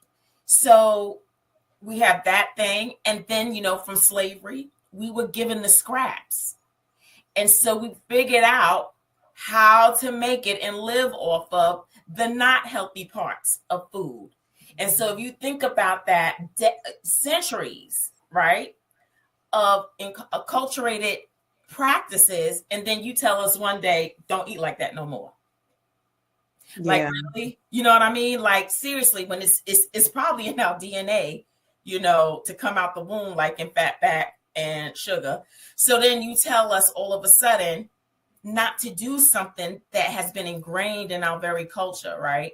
Yeah. And then what we don't do too is that we don't teach our children out the gate how to appreciate and be able to eat well, because that's the key. If you can train your children how to eat well and create that routine, that's what they want to do. They want to eat salads. They want to eat green things. They don't necessarily need sugar in order to exist. And so I think all of those things play a role. Yeah, they do. And then how are we in 2025 still eating chitlins? Like, is the crazy thing, because they still at the groceries. They grocery store people still buying them for New Year's. You still eating chitlins? Oh, Lord. I cook them. God bless her. God bless her life. God bless this lady's life. We're going to kick her off the screen just. You should have why would you even admit something like that? My husband, he has to have a good chitlin, like either Thanksgiving or Christmas. But guess what? Don't tell me that you didn't clean them, you didn't bleach them. Don't tell me how clean pig shit is. Don't tell me how well you didn't clean pig shit. And when you talk about the scraps, like, that's like an insult of what they're like, here, you ain't nothing but an animal. Take these scraps and take this pig shit needed. And of course, we've taken it, we made it into something, and it's been passed down generation to generation. But in 2025, Dr. Felice, I need you to change it. I need you to make a pledge today. No, seriously. No, not once a year, not months a year, not nuts a year. No. Dr. Felice, no. Okay. I hear you. No, absolutely. And I'm taking you seriously, right? Because you're absolutely right. Like, the change starts with me. We have to. It starts with us, and we have to do that. And so, I'm gonna talk to my husband. I'm like, look, y'all got I'll find an alternative to them things. I'll try. Because think about it. Because listen, the very thing that we're talking about, Dr. Felice, you are straight violation. We talk about black men, black men's health, like all the things. And you go say, well, my husband, you know, he love a good chitlin. Like, are you really serious right now? Oh my God. Oh my God. You need a whooping. You need a whooping. What are you doing? Oh my, yo. Listen, Tiara's back there smoking weed right now. Like, it's a whole mess on this stage. Dr. Charma, like, we having technical difficulties. And then Dr. Felice says she cook her husband chitlins. What is going on today? We gonna go to commercial and we gonna be right back. We gonna have our shit together. Woo! It's a good show right here. But I'm biased. If you are just tuning in, you are watching Fly Nubian Money, where we help you master your mindset and maximize your money. My name is Tiara Williams. I'm also known as Miss Black Hollywood, and I'm the proud producer of this show because it is lit. If you want to receive notifications for when we go live Monday through Friday, 1 to 2 p.m. Eastern Standard Time. All you have to do is text the word Queens to 87948. That's Queens to 87948. That's QUEENS to 87948. Also, if you want to grow your money and not blow your money, all you have to do is go to flynubianmoney.com. There's all kinds of resources, there's courses, there's free giveaways. There's just no reason to be broke in 2025. All you have to do is go to flynubianmoney.com. Obviously, you don't want to be entertained here. You want to know enough to grow. Wait, I need to put that on a shirt. You got to know to grow. Got to know to grow. So know and grow with flynubianmoney.com. Okay, so outside of the chitlin comment, Dr. Felice had some really, really valid points. I mean, she did. So please don't overlook everything else. One of the things she said that I think is very important. She still has credibility here, y'all. You know I love her. I do. I love her. I love her. I for real. But one of the things that you said was that we're afraid of, we're afraid to go to the doctor. Like, men are afraid for very good reason. Listen, I read the book Medical Apartheid by Harriet Johnson, I believe it is. And what she talks about is not just the Tuskegee experiments, but you also had the father of gynecology who was using black women as lab rats so that they could make gynecology medicine easier for white women. There's been so many instances, even how they're trained in medical school, where they say that black tolerance, our pain tolerance is higher than everybody else's. There's so many misconceptions, and there's so many reasons why we should. And then you have only 5% of the medical profession that are black doctors.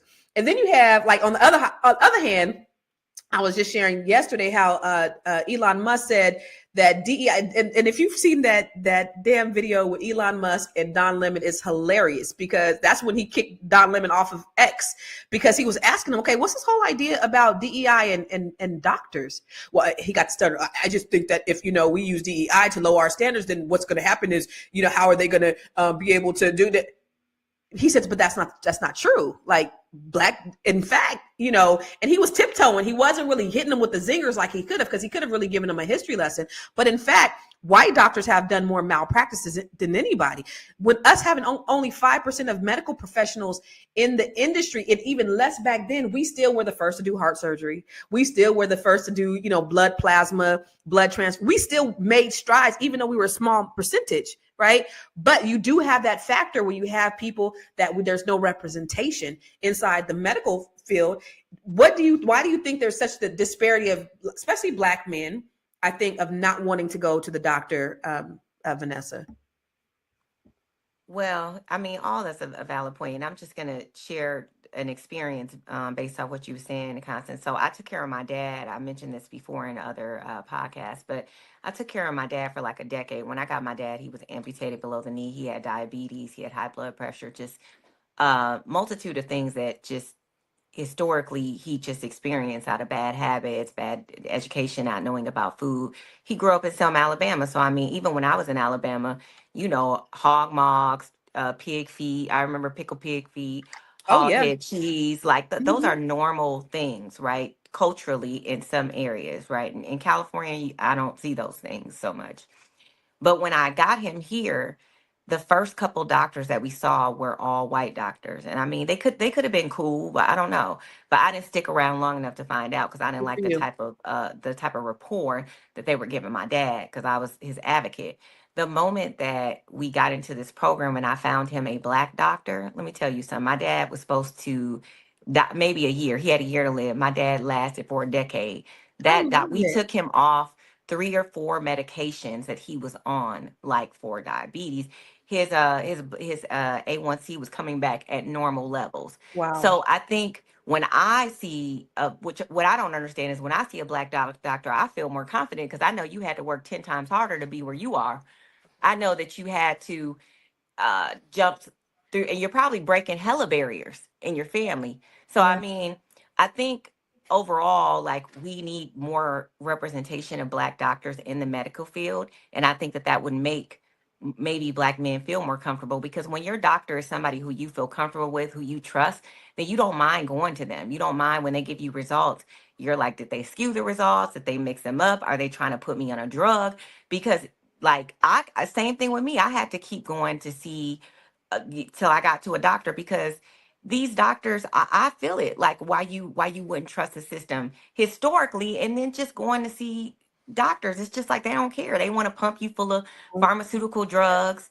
They don't care. They're trying to get to the bag. It's the way that the system is set up doesn't work. It's not in the interest of the patient in It's general. So then you add another layer to being black.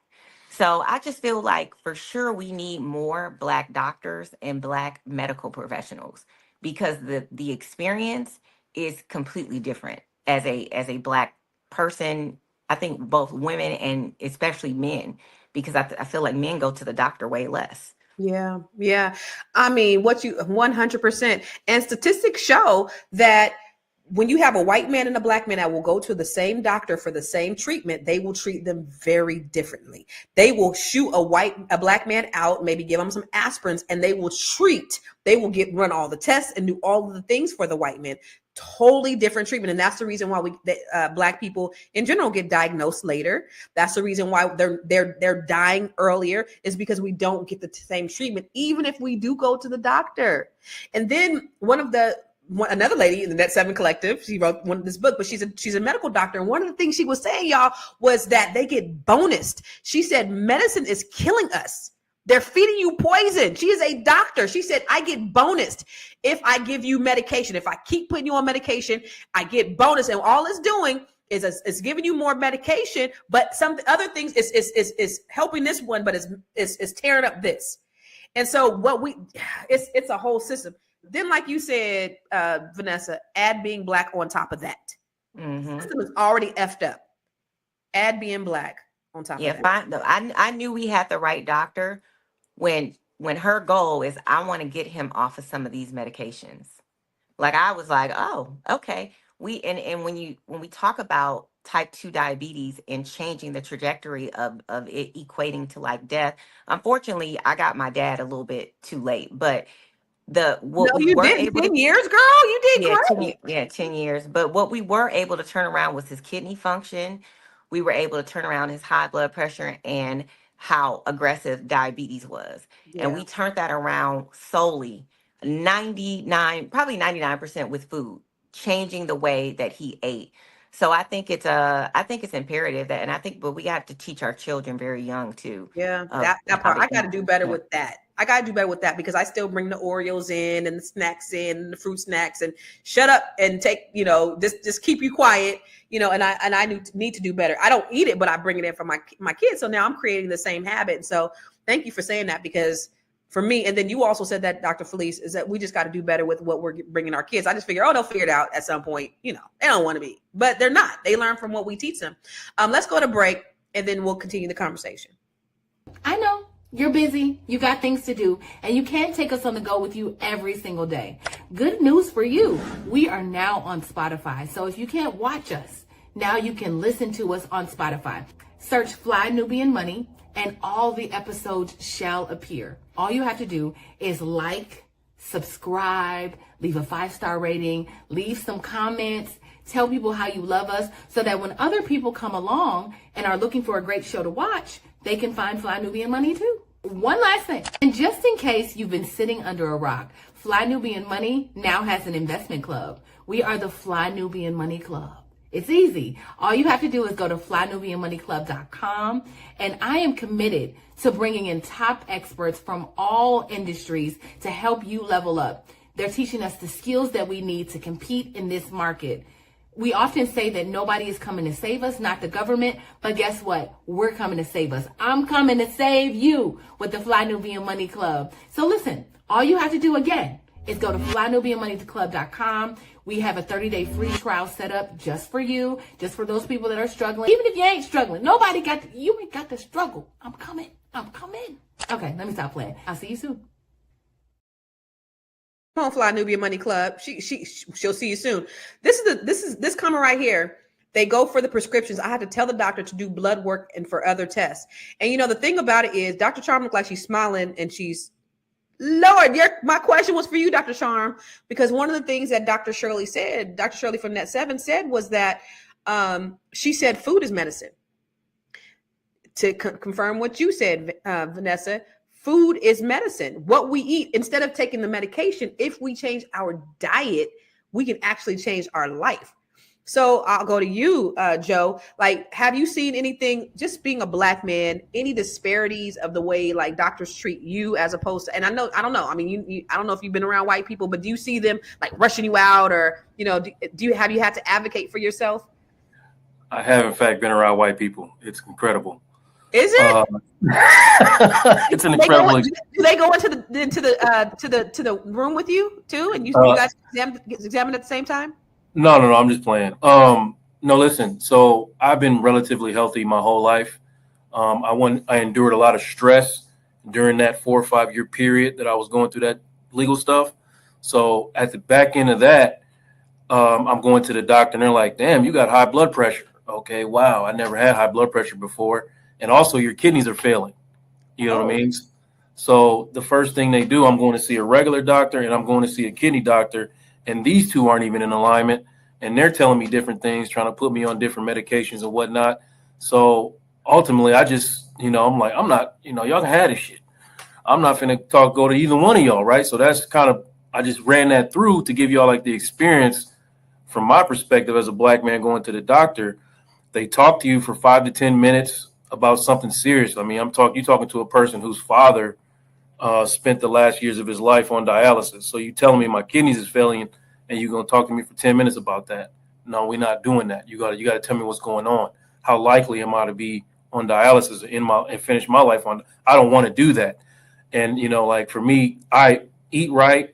I exercise, work out almost daily, regularly. So how is this happening to me? You know what I mean? And to this day, I still haven't found out how or why. So it's totally. Have you reversed that? Have you reversed it? I did reverse the blood pressure on my own. Like, they was giving me medications, and I was taking them at first because my wife was like concerned.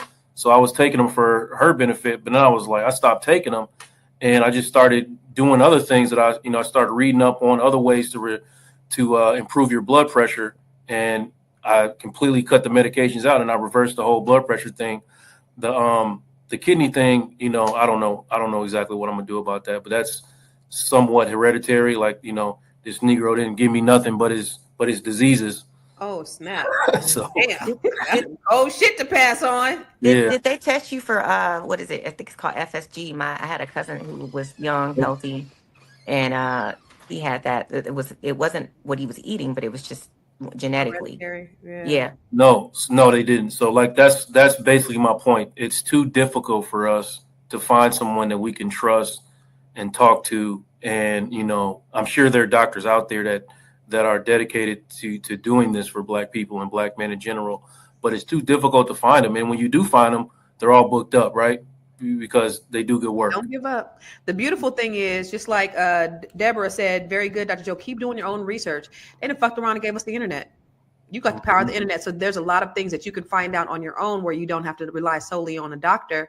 One thing Deborah Will Win said, we can't use their rule of standard for us. Unfortunately, they're not like us. And then Kevin said, as a Black man, I've always had to advocate for others in my care and for myself. So Dr. Felice, what can we do to advocate for ourselves? Because that is the thing that is important. If you cannot just listen to what these doctors tell you, like there's things that you can do. What are some things that you can do to advocate for yourself? Well, follow me. Me and my co-founder, Dr. Devetta Hammond, we started a nonprofit called States of Wellness. And so what do? We go into the 50 states and we bridge the health disparity gaps by getting teams of trust. So we find Black and brown providers who are willing to come on board with us when we go, and we go into faith communities, right? And we have panel discussions and we answer the community's questions, and we also do health fairs. So what does that mean? And then we follow these people and track them for about 6 to 8 weeks, where we're shortening that time, and basically getting their numbers when they come to our health fair. And then our teams of trust stay connected to these people in the community to make sure, right, that they're getting the proper health care and possibly finding a provider that will look out for them. We also teach them how to advocate for themselves. So we'll give them sheets of questions that they need to ask according to their age. Right? Good. And so because we know that these are the issues that our communities are facing, we bridge that gap over those issues. And so there are ways that you can advocate. One of the things that I tell all my clients is that before you go to your doctor, like you said, Google what are some of the questions I need to ask, because unfortunately, the insurance system has made it so that our doctors can't even ask you really good, vital questions because they got to get you in and out or they're not going to get paid. Yeah. And so what you have to do is you have to go in and you got to tell your doctor what they're going to check. Mm-hmm. Yeah. And sometimes I play the race card and I got a Black doctor. I'm like, look at here. You're not going to skimp on this Black girl. You know, that's right. And so I'm not leaving this office until I get my questions answered, right? Because I know you on a time limit. I'm not leaving. And so you have to make sure that you stand your ground when it comes to your issues. You got to tell them what you want them to look for.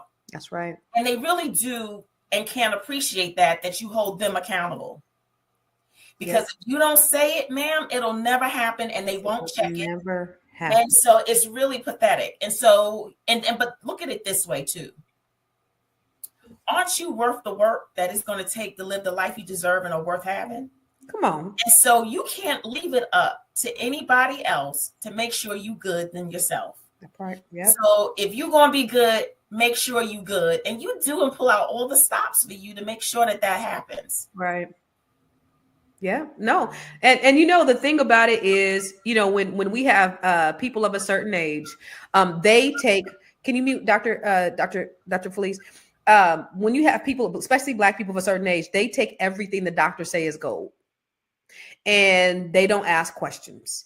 And they, you know, the doctor said this, you know, and so we don't think that we can advocate for ourselves. So Vanessa, you taking care of your father and having to advocate and having to ask those hard questions. I remember when my dad got prostate cancer and I went to the VA with him and they were like, well, you know what, listen, they was like, it's so small that by the time it grows to, you know, he'll be dead before it grows to a place where it's going to, you know, it's going to affect him.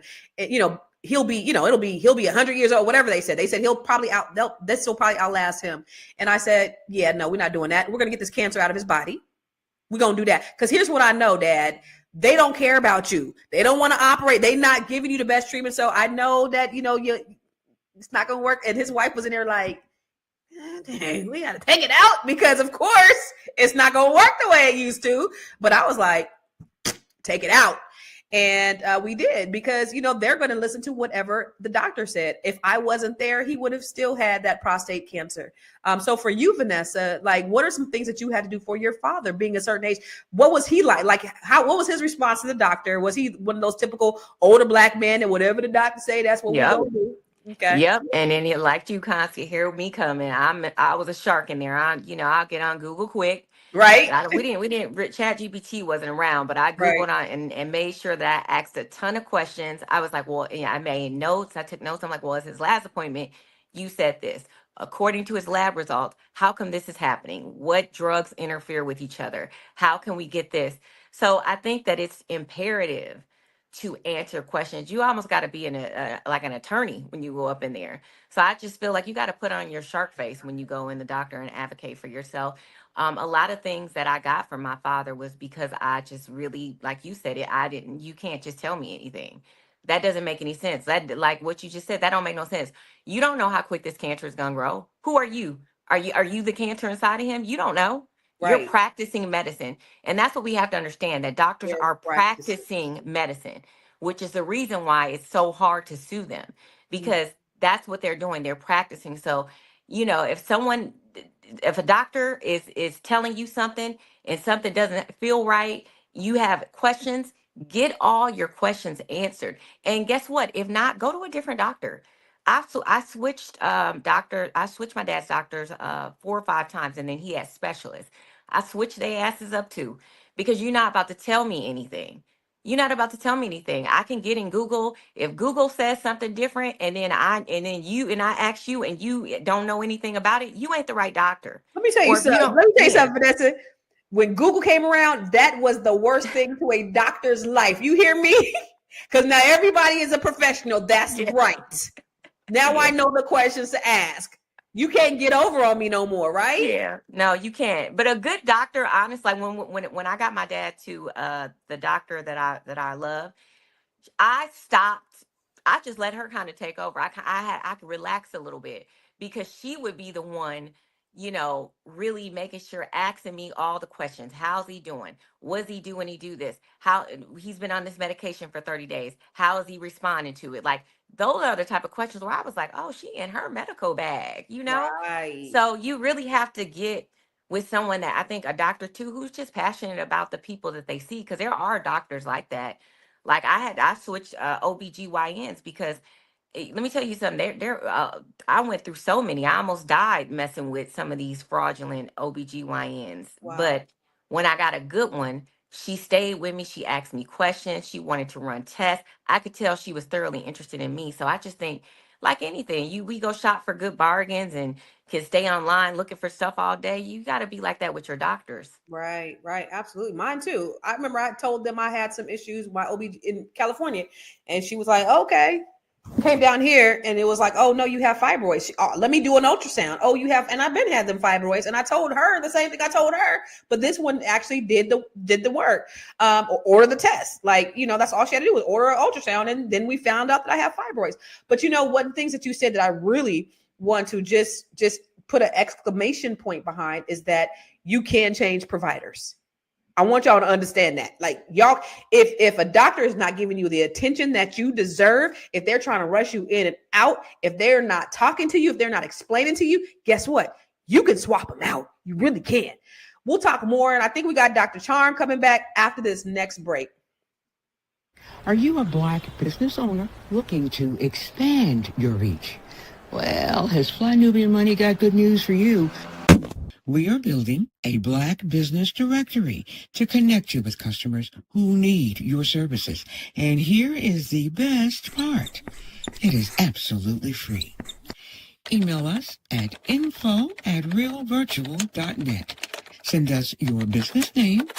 Tell us a little bit about what you do, what services you offer, your website address, and your contact information. That's it.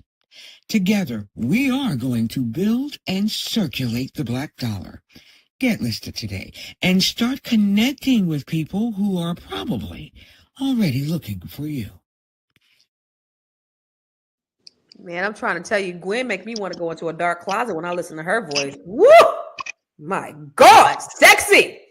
Mute yourself, Dr. Felice. So listen, I wanted to ask you, as you kept coming in and out, I almost got seasick watching you coming in and out, Dr. Charm.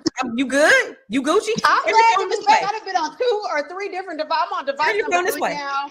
Can you turn your phone this way? Can you turn your phone this way? Okay. Oh, are we good? No. Can you unlock it? Let me unlock it. Lord Jesus. Okay. We just want you to, just kind of balance out. But while you're unlocking it, Dr. Charm, what I did want to help ask you, because you're a medical professional, you're a holistic health provider. What are some things that we can do today to start eating to make sure that we have that longevity, that we're healthy, that we're not getting sick? Because Black people, culturally. Okay, go ahead, girl. Y'all can see me, right? So I apologize. I don't know I've never had this happen before. So anyways, we're on device number 3. But here's the thing, and I was listening to you guys backstage while I was trying to get my technical stuff together. What struck me is that Irv Gotti was no longer married. And we neglect the fact about human relationships and how important that is in health. Most of the time when I was practicing, the wives were the ones that were dragging these husbands into the offices. And so marriage has shown to lower depression, lower heart disease, lower risk of stroke, because loneliness really increases what we call inflammation. And so you think inflammation like, oh, I hit my arm, I hit my leg, or I sprain my ankle, and then it swells up, and then it starts to, you wrap it and you put ice on it, and after a matter of time it goes down. That's kind of the physical manifestation of inflammation, but we have in our bodies what's called inflammation. And when you have chronic inflammation in the body, it can lead to obesity. It leads to heart disease, stroke, heart attack, all these things. And so actually having human connection reduces the loneliness, reduces inflammation, and having that human connection reduces the risk for those diseases. And so I'm looking at the fact that Irv Gotti got divorced in 2013. I don't know if he was involved in a long-term relationship, but he hadn't been married for, over a decade. And so I really want to say cultivate our human relationships and marriage. Like, I am team pro marriage, and we talked about other shows where Black marriage is at 30% right now. And it's slated to be at 17%. So that's important. And then as far as just health, definitely watching what we eat, because that's one thing. The wife is traditionally, the woman is the one cooking the food. Why that man was eating that Chinese food is because he ain't had no wife to cook him no food. He didn't have no wife to fix him a good home cooked meal. And so she's doing the shopping. She's doing most of the cooking, the grocery shopping. And then also it reduces the risk for these social things that men are doing that aren't really healthy, like excess drinking and smoking. Because remember, smoking and drinking really lead to some of these increases risk for a lot of these illnesses. And so that's my spiel on it. Of course, we want to eat right and exercise and do the holistic health stuff, but social relationships is just as important. Girl, I'm so glad you came on here, because I hadn't even considered the social aspect or even the marital aspect of it. I did look at an interview that he did a few months ago, maybe a year ago. And first of all, I looked at one he did a few months ago when he was on Drink Champs, and he was looking real frail and sick. So this is not new. But then a little bit before that, he was dating some 21-year-old girl that was in one of his movies. Like, y'all, Black men of a certain age, you see the outcome of him dating this little 21-year-old girl. What did she do for him besides give him a good time? She wanted a bag. That's it. That's the only thing she wanted from that old ass man, right? But not, What we talking about? Yeah. Get back to the topic. No, I'm just saying, I think that's a really great perspective, because when you look at human connection, human relationships, now I'm looking over at my empty bed next to me, like, maybe I need, maybe I need to have somebody next to me, because maybe that will help me in my health journey, So I think that's a really great perspective. But also for you, Dr. Charm, I'm going to ask you another question since you just got on here. But what about the eating? What are some things that we can eat? Because what type of doctor are you? I'm a naturopathic doctor, and I have a bachelor's degree in nutrition. So eating, definitely you want, I am very much team reducing the amount of meat that we consume, just because back in the olden days, 60, 70 years ago, people ate meat rarely. It wasn't 3 times a day. And what happens is it takes so long to digest that it takes such a toll on your body. So I am a fan of reducing meat. I'm very heartened to hear that Black people, we're the fastest growing group of plant-based eaters in the country. And so with my diet, I eat meat probably like once or twice a week towards the weekend. And then most of the week I'm on like fish and vegetables. So you have to increase the amount of complex carbohydrates, which that means your simple carbohydrates are like sugar and white bread and white flour. So your complex carbohydrates are going to be things like whole grains, beans, whole, things that are whole that aren't processed. So if it's brown, keep it around. Okay.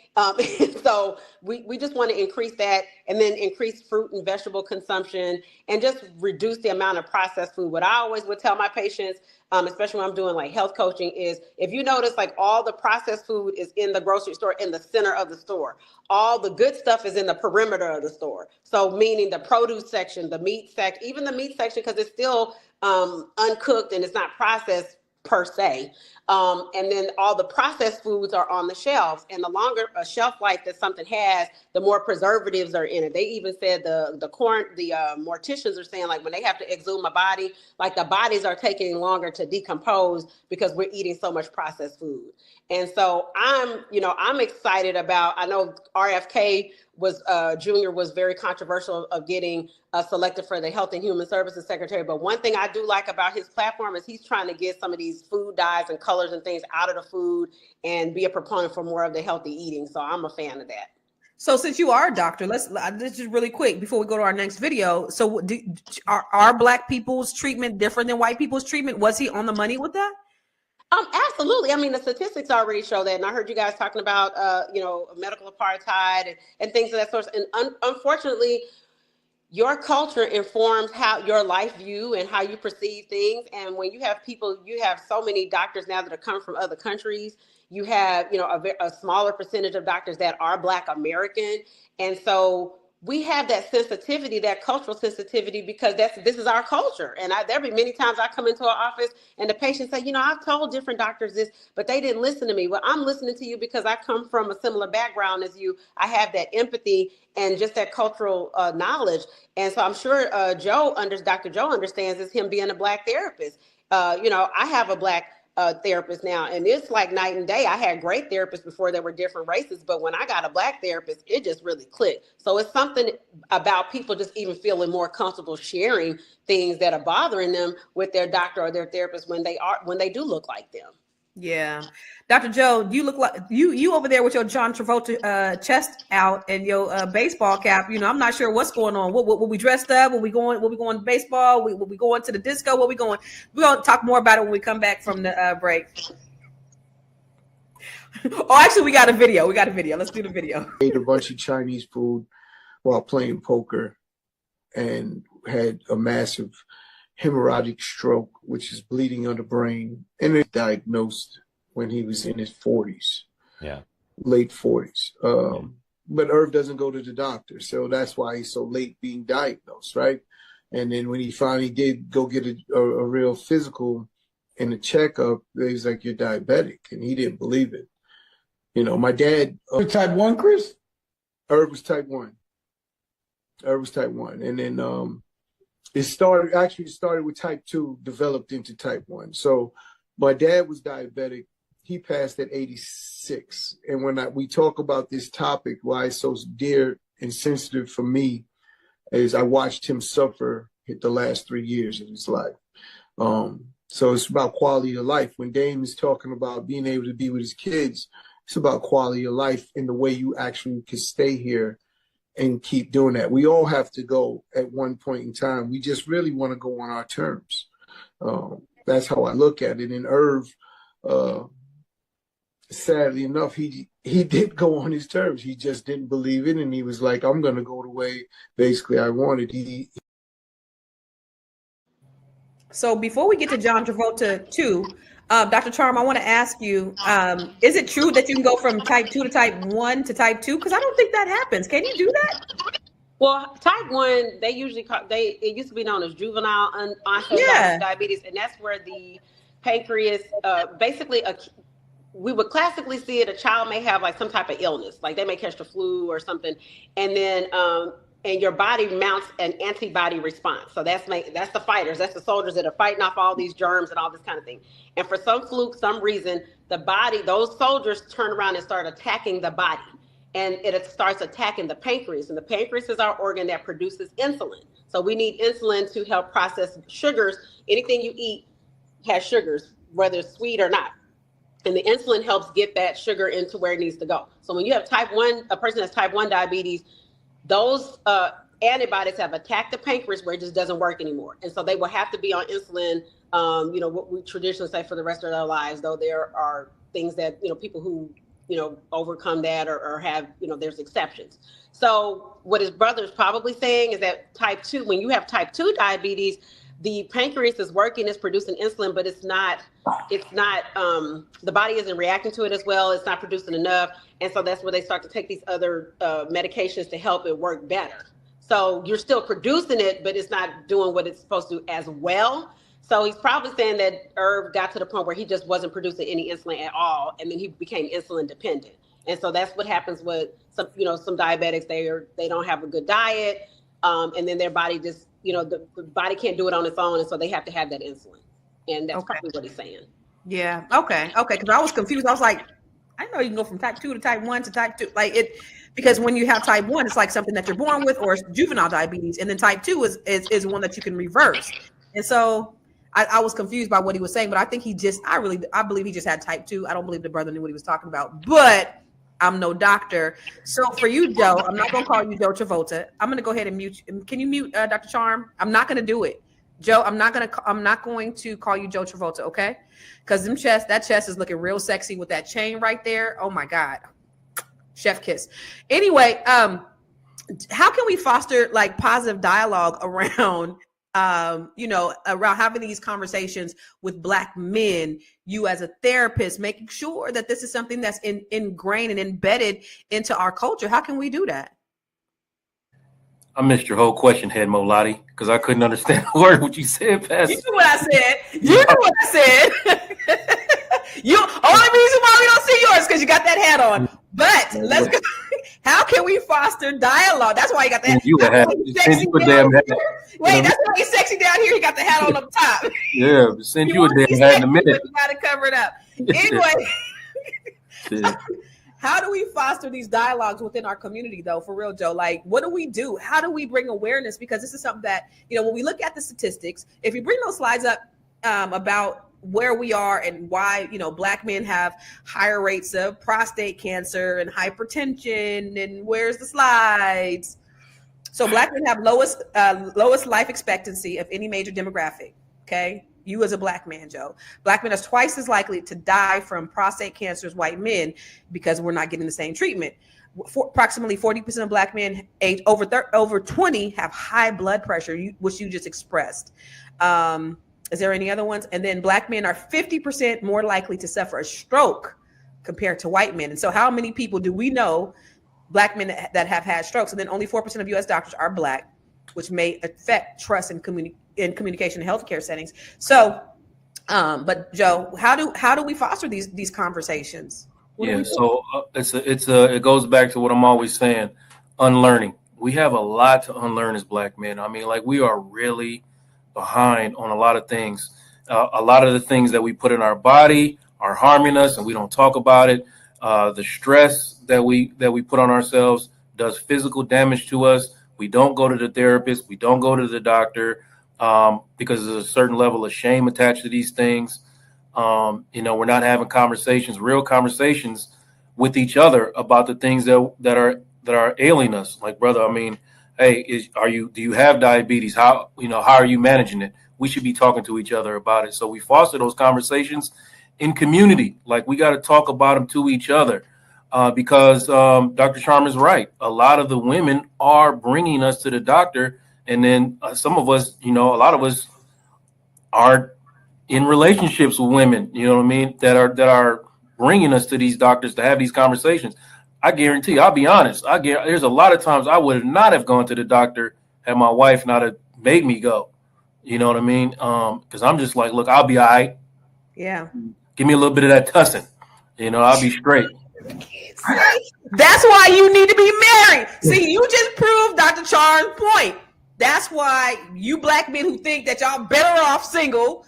How does being married add value to me? Focus because on you live longer. No, I mean I'm agreeing. No. No point. Yeah, no, I get it. But I'm trying to tell brothers that we need to have talks. You know what I mean? Because we going to and some of us are going to the doctors and we getting these medications, right? And then you got Constance yelling at us because our penises don't work no more, right? These medications are stopping our penises from working. Dr. Charm, am I right? Huh? I'm hearing it from I haven't experienced it in my dating life, but I heard too. That's what I heard. It can be a side effect of being on these high blood pressure medications, and it's the erectile dysfunction is something that many women are dealing with, and it seems like the men are refusing to discuss it. I don't know if it's a shame around it, but please, men, please do not be ashamed to go to your doctor and discuss this. That's why we have Cialis and Viagra and all these other different things, because you deserve to have a healthy sex life too, and Right. women deserve to have a healthy sex life with these men. That's right. And I'm having conversations all the time with men that are, dealing with the shame of, kind of what how their bodies are failing them. You know what I mean? So it's really, has a lot to do. We have to remove the shame from the conversation so they can really, really talk about a lot of these. And then we have to watch what we put in our bodies. I mean, it's really difficult, man, because it can be really expensive to, we think it can be really expensive to eat right. And plus we are addicted to these foods that we've, like I said, we have to unlearn. We've been eating them our whole lives, you know what I mean? And they taste really good, but they are in fact killing us.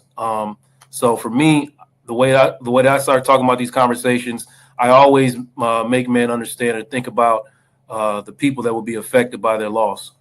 You know what I mean? So let's talk about that for a minute. Like who's going to be hurt, because you're going to be gone, right? But the pain's going to remain, Yeah. I actually, when you guys were talking, I think that we do need to have a conversation around, like a real dialogue around erectile dysfunction, like a serious conversation. Maybe I shouldn't be involved in it, but maybe we should have a serious conversation about how, what this does to erectile dysfunction, right? How emotionally we could deal with it for, Dr. Felice and Joe, and then what we as women can do to kind of foster that conversation to where men trust us to be able to have these conversations, and we can be sensitive to let them know that it's okay, and that you probably, it's okay to go to the doctor. Like that's a real conversation I think that needs to be had. But when you have these, these macho black men that, are led by their masculinity and that being part of it, it may be tough for them. But the question I have for you, Dr. Felice, is when we talk about, their willingness to go to the doctor, when his brother said that he was in denial. And, when you look at the mentality of someone who gets diagnosed, but then they just completely refuse because they refuse that diagnosis. Why? What is it in him that's making him not believe that fat meat is greasy or that it's not serious? Well, first, right, if you don't acknowledge it, it doesn't exist. Mm-hmm. So a lot of times people don't want to acknowledge something so that they can act like it isn't happening. Mm-hmm. Then there's that underlying fear, right, that you also don't necessarily want to address, because that goes against that macho image of men too, because how am I a strong man and have fear too? And then that vulnerability that you have to enter into in possibly accepting what this means for me. And that's a cultural thing. Like our men don't want to be or appear vulnerable. It's a sign of weakness to them, which is an error. And so what they'll do is they'll wait, like Irv Gotti, like they wait till it's extremely severe and then irreversible at that point, right? And so what you have to realize is that the earlier that you get on top of something, the more likely you are to have the life that you can live. And don't feed into the fear, right? Surround yourself with people who are going to encourage you, who are going to support you in this journey, regardless of what the diagnosis is, and helping you, right, to change mindset, because it really is a mindset. If you stay positive, you're doing all the things that it takes to reverse this thing, you're going to get on top of it and in front of it. But as long as you stay in denial for all the different reasons that I explained, you're gonna shorten your lifespan. And that's unfortunate because from what I could tell, he was a big family man. Like he loved his family. And it looks like his daughter, recently got engaged. And so what a missed opportunity to walk her down that aisle. And had he got in front of it, that could have possibly, been his why to get healthy, was to be able to walk her down the aisle had he educated himself about the severity of staying in denial. Yeah, man. Yeah. Well, there's so much more to discuss on this. And, somebody had a comment. JJ Mars said, I was once trying to open up a healthy food store, but too many Black people don't want to eat healthy foods. And then, we could have a whole conversation about food deserts and, eating healthy foods and those, the habits that we've created because we haven't historically had them in our communities and we don't know. And, that's not the food addictions. I think the addictions that we have towards food is what actually leads us to wanting to go to the liquor store and get the hot Cheetos and the, and the strawberry sodas before these kids go to school. But that's a whole discussion that affects all of this. So this was a really good conversation. I think we need to continue the conversation because our health is our wealth. Our health is so important. Dr. Felice hit it on the head. And Joe, like, think about the people that you love. If you love these people, then you're going to make sure that you do everything you can to make sure that you're around for them for the long term. So we're going to go with our final thoughts, and I'm going to just do a round robin. I'm going to start with you, Vanessa, and tell us where they can find you. So, Vanessa, you can find me Instagram at VigoPaul. All my information is there. My final thoughts is I think that we need to be honest with our children, right? A lot of times when we're already in our 40s and 50s and 60s, we're putting so much energy into changing those people. And it's really harder as you get older. The saying, you can't teach an old dog new tricks. You can, but it's extremely hard. But if we just change the education and teaching our children that food has benefits, food can make you sick or it can make you healthy. So I think that teaching that early is really important. My daughter got to see my father. He was amputated below the knee, and I tell her that's a defect, consequence of some of the actions of drinking and food. And some people will say, "Oh, that's just too much for her," but she picks healthy options. So I think it's very imperative for us to teach our children about what goes into their body, and I think that's a great start for our community. Good shit. Thank you. That was really good. Thank you. We're gonna go with you, Joe Travolta. Listen, I just want y'all to get in the community. I'll be real quick about it. Just get in the community, talk to other Black men about some of the things that they're ailing from. I guarantee you, whatever you're dealing with, you're not alone. Please listen to your bodies and respond accordingly. It's not as easy as I'm making it sound, but it is possible. We need y'all.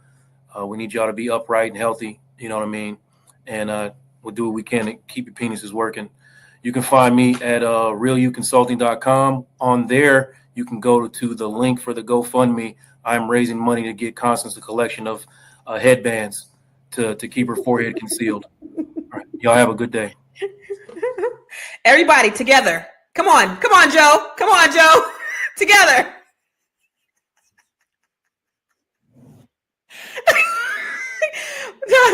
All right, Dr. Char. Boy, if you don't get back on here, stop pouting. As a member of a co-member of the Big Forehead Club, I got Barbara on today. Y'all know I named my wigs. I got Barbara on today. Listen, we in solidarity, sis. Covering their forehead, but I love my African high forehead and Constantine's forehead. Okay, so I just want to say, y'all, I'm really glad to be on this panel to offer the medical perspective.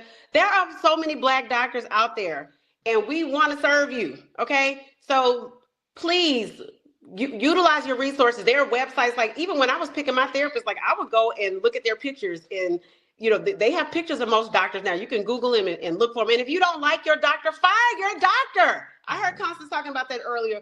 There's nothing wrong with firing your doctor. There's nothing wrong with getting a second opinion. And please don't be afraid to share things with your doctor. That's what's most important. Irv Gotti, it's a sad situation, but I have seen Black men end up on the stroke floor because they had high blood pressure and they didn't know they had it. It is the silent killer. Unfortunately, there's theories about in slavery where we had to hold on to salt because we were working in this backbreaking work. And so there's higher incidence of high blood pressure due to this genetic mutation from slavery. So we're fighting battles, but I'm heartened to say Black people, we are plant-based now. I'm in Atlanta. There's so many vegan restaurants over here on the West End and Edgewood. We're taking control of our health. I'm not subscribing to that we eat all this unhealthy food. Yes, we, just like anybody in America, we do, but Black people, we're really taking control of this, and I love to see it. And so with that, the other medicine is laughter. I got my new shirts. It's against my religion to tell y'all my business. base inspired by Onaja, the Pakistani princess, the Pakistani queen. So I got shirts on my site, charmcomedy.com. I got shirts without the face on it, all kind of different designs. I got a show this weekend. If you're in Atlanta, March 1st, Saturday, 7 p.m. Keenan presents Road to Las Vegas. Come check me out, and it will be pay-per-view for $9.99. If you want to get that link, download Radiant TV, the Road to Vegas. Come check me out. Thank y'all very much. Me and Barbara love you. Let's go, Dr. Charm. You know what? I'm so glad that you got on here today, even with your technical difficulties, because I was really getting seasick just seeing you go in and out. But I really love the perspective that you brought, because it was something that I hadn't even considered. But when you think about it, it's the real truth. So all things Dr. Charm, y'all, if y'all in the ATL, check her out this weekend. Hey, you've been killing it on them skits too. I've been watching. Your shit is good. It's great. I love it. I love it. Follow her on TikTok. She got her skits about that lady in Pakistan. Thank you, Onaja. Yeah, funny. Super funny. All right, we're going to round up with you, Dr. Felice.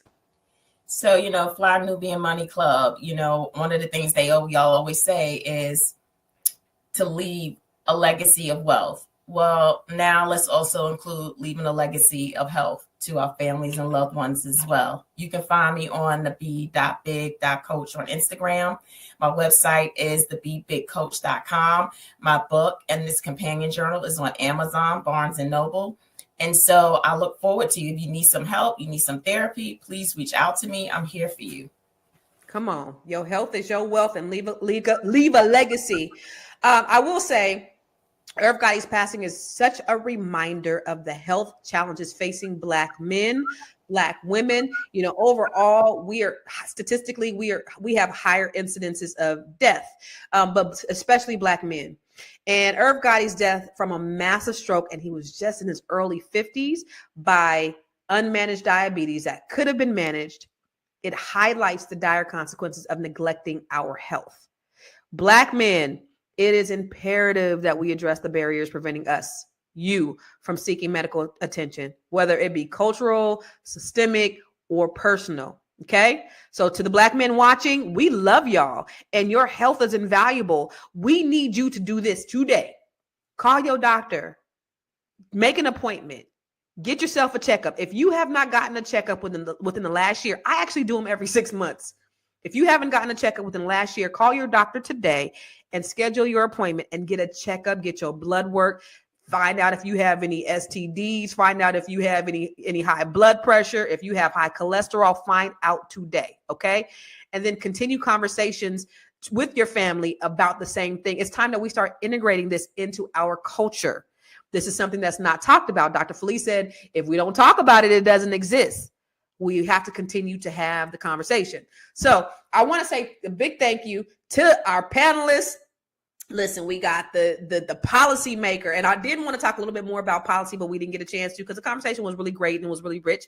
But we got the policy maker. She ain't got a certificate. She ain't got an AA. She ain't got a bachelor's. This chick got a master's in public policy. Then we got Miss Doctor. She is a psychic medium. She is a doctor, and she could tell your future, tell you a joke, and deliver your baby all in one sitting. Then we got the B.big.coach. Look at Joe's already ready. And then we got Joe Travolta. Thank y'all for an amazing panel. You guys your information was so invaluable. We're here every day, Monday through Friday. You'll see me next Tuesday, but we're here Monday through Friday. And if you don't see us live, you can watch us on Spotify. Search for Fly Nubian Money, okay? And then also, remember, you can always text Queens to 87948. That's QUEENS. If you want all the latest updates, if you want to know when we are having a new training, or you want to know when we come live, or you want to get some stuff from Dr. Boyce, text Queens to 87948. We appreciate you. We're going to see you tomorrow. Same time, same bat channel.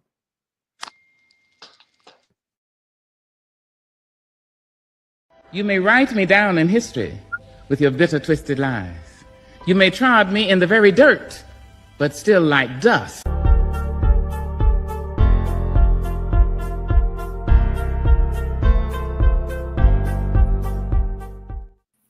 Happy New Year, everyone.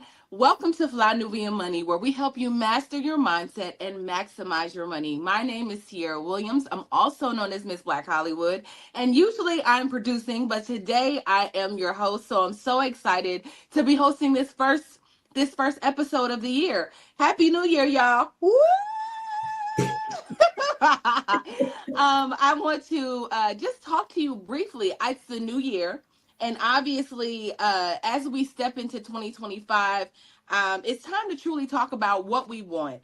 Resolutions, I think, are cute, but without a real plan and a strategy and the right mindset, I think we're setting ourselves up for failure. So today we're going to try to break the cycle through conversation and explore how to have a lasting change. Lasting change, whether you're chasing personal goals, professional dreams, or you just want to show up for yourself better. This conversation is all about leveling up. So, let's get started. Today, I want to introduce you to our wonderful panel. I am here with Chile, who is my real estate queen, Dr. Felice, who is my Be Big coach and therapist, Joe Corley, who is our male resident therapist. And so this is my panel today. Let's get into this conversation. So, guys, y'all, Happy New Year, first of all. How are you guys Happy New feeling Year. today? How y'all feeling? Happy I'm New feeling Year. good. I'm Feeling excited, good. optimistic. Yeah. Yes. So I want to just go through and just talk about do we have New Year's resolutions? I'll start with you, Shalay. Do you have a New Year's resolutions and what are they? I don't have a New Year's resolution. I think I stopped doing resolutions maybe about 20 years ago. I've made promises to myself. And then also what I get in the habit of doing is like having a theme for the year, like naming the year. Like last year was my year of expansion. And Lord, did I expand? Okay. Yes. Not necessarily in the way that I thought, but I'm between two words for this year. I still haven't decided yet. Okay. All right. Joe, do you have any resolutions? No, I haven't put no resolutions yet together. I'm actually probably going to write myself a little letter about all the things that I want to accomplish this year, and then go from there. But I haven't really centered my mind around exactly everything I want to do. But it's going to be a better year than it was last year for sure, because last year was rough on me. Okay. Felice? So I don't really subscribe to resolutions. I think that resolutions are so fleeting and they don't really stick, or I haven't seen people's resolutions really stick. So what I do is I start out in the last quarter, like around October to December, and I start getting intentional and reviewing my life over the year.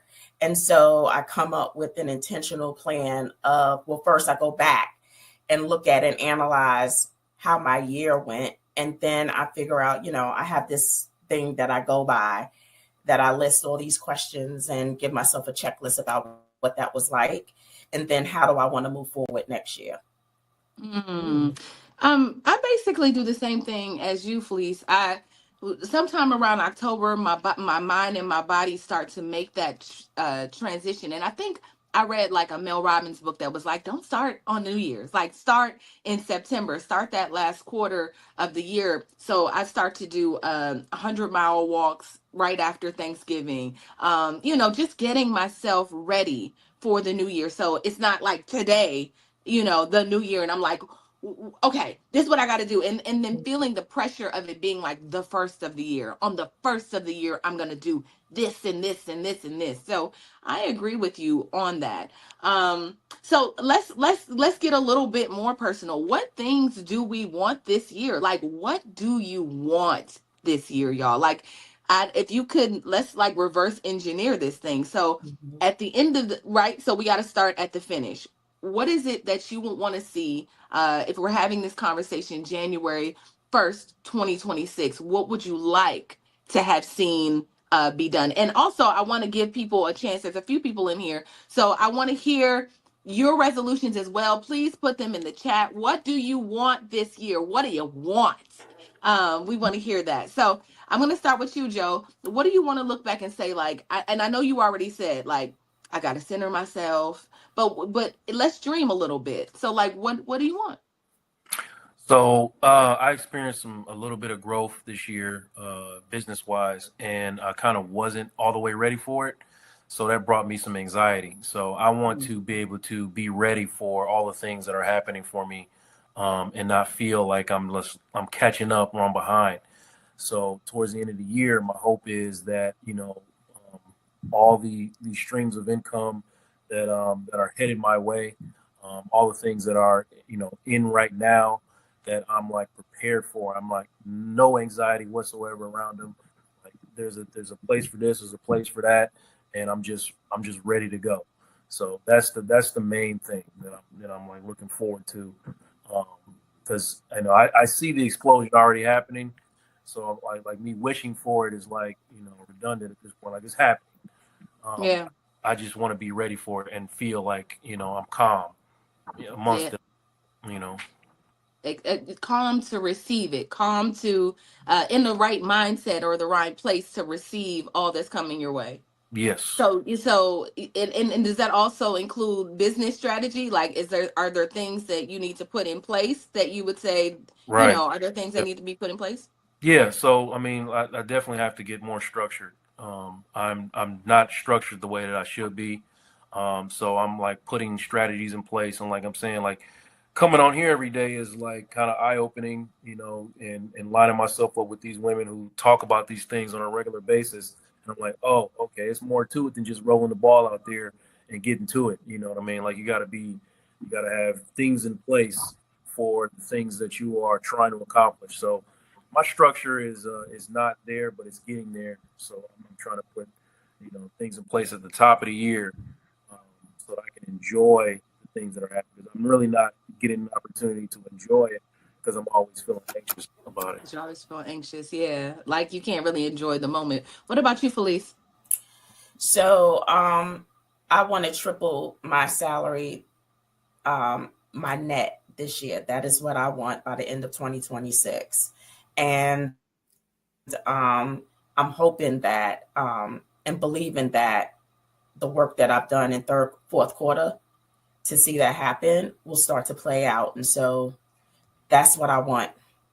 So creating structure, tripling 3 times your Three income, times. Yes, right? ma'am. 3 times your income. Yeah. Okay, I love that. What about you, Shalay? Yeah, so what y'all both said, Felice and Dr. Joe, like I'm right there with you. Dr. Joe, I'm also feeling those growing pains in my business. And 2024, the last quarter, I put in a lot of work and then I lost an assistant. And like realized that everything in my business, well, not everything, but things were coming to a halt. And when you have all these plates spinning, if you're not personally spinning them, like you start to drop the plates, right? Mm-hmm. and keep it going. So definitely, and I've been working on it with my coach, the structure of my business and building that back up so that I can be consistent, persistent, efficient in my business. And as far as what Dr. Felice said, yes, girl, tripling the salary sounds awesome. I actually have a business plan that I'm still working on with a coach of mine. And the number is very ambitious, but I believe I can hit that goal. And doing the work that I did in the fourth quarter, my first quarter is going to be great. So as long as I can keep that momentum going and really get that structure in my business, that would be amazing.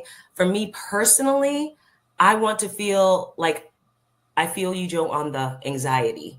I want to feel, and being an entrepreneur, it's hard to actually get there and have this 100% of the time, like have the balance 100% of the time. But I have 2 little girls, I have my business, I have these opportunities. I want to feel calmer. Mm-hmm. I want to feel calmer. I want to be able to enjoy the moments and not always be thinking about the future and what am I doing now that's going to affect the future, but really being present, enjoying the moment. And just at the end of the year, December 31st, 2025, I want to feel like just fulfillment. I feel like we're doing all of these things that we do, the making more money, the putting the goals in place in order to feel what we think is happiness. And we think that in doing all of these things, that will give us the happiness. So if I could feel that fulfillment within myself, like I did my best this year, I leveled up and feel that in my heart, I would be totally happy.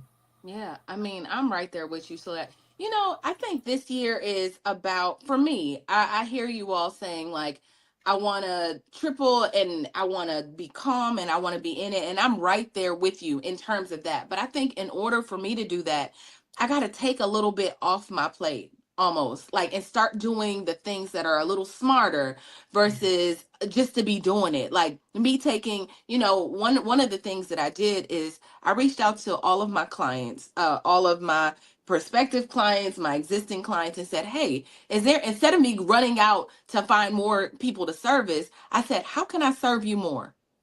So then, obviously, if I can serve you more, that means I make more money. We already have a good thing going, right? So Right. how can I serve you and help you more if that is an option?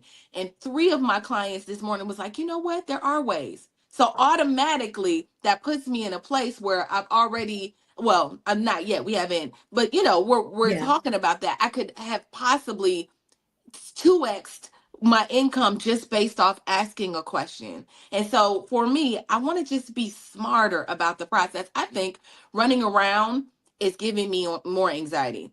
And then also just to get out of bed and make sure that I'm sticking to my regimens, making sure that when I wake up in the morning, I'm not allowing the outside world to get involved in my morning and take me off.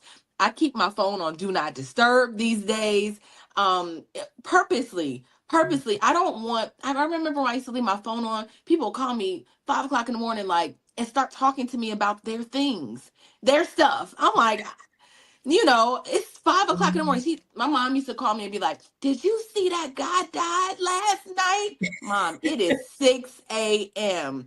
So just making sure that I'm managing my morning and making sure I'm managing my evenings. I'm planning well.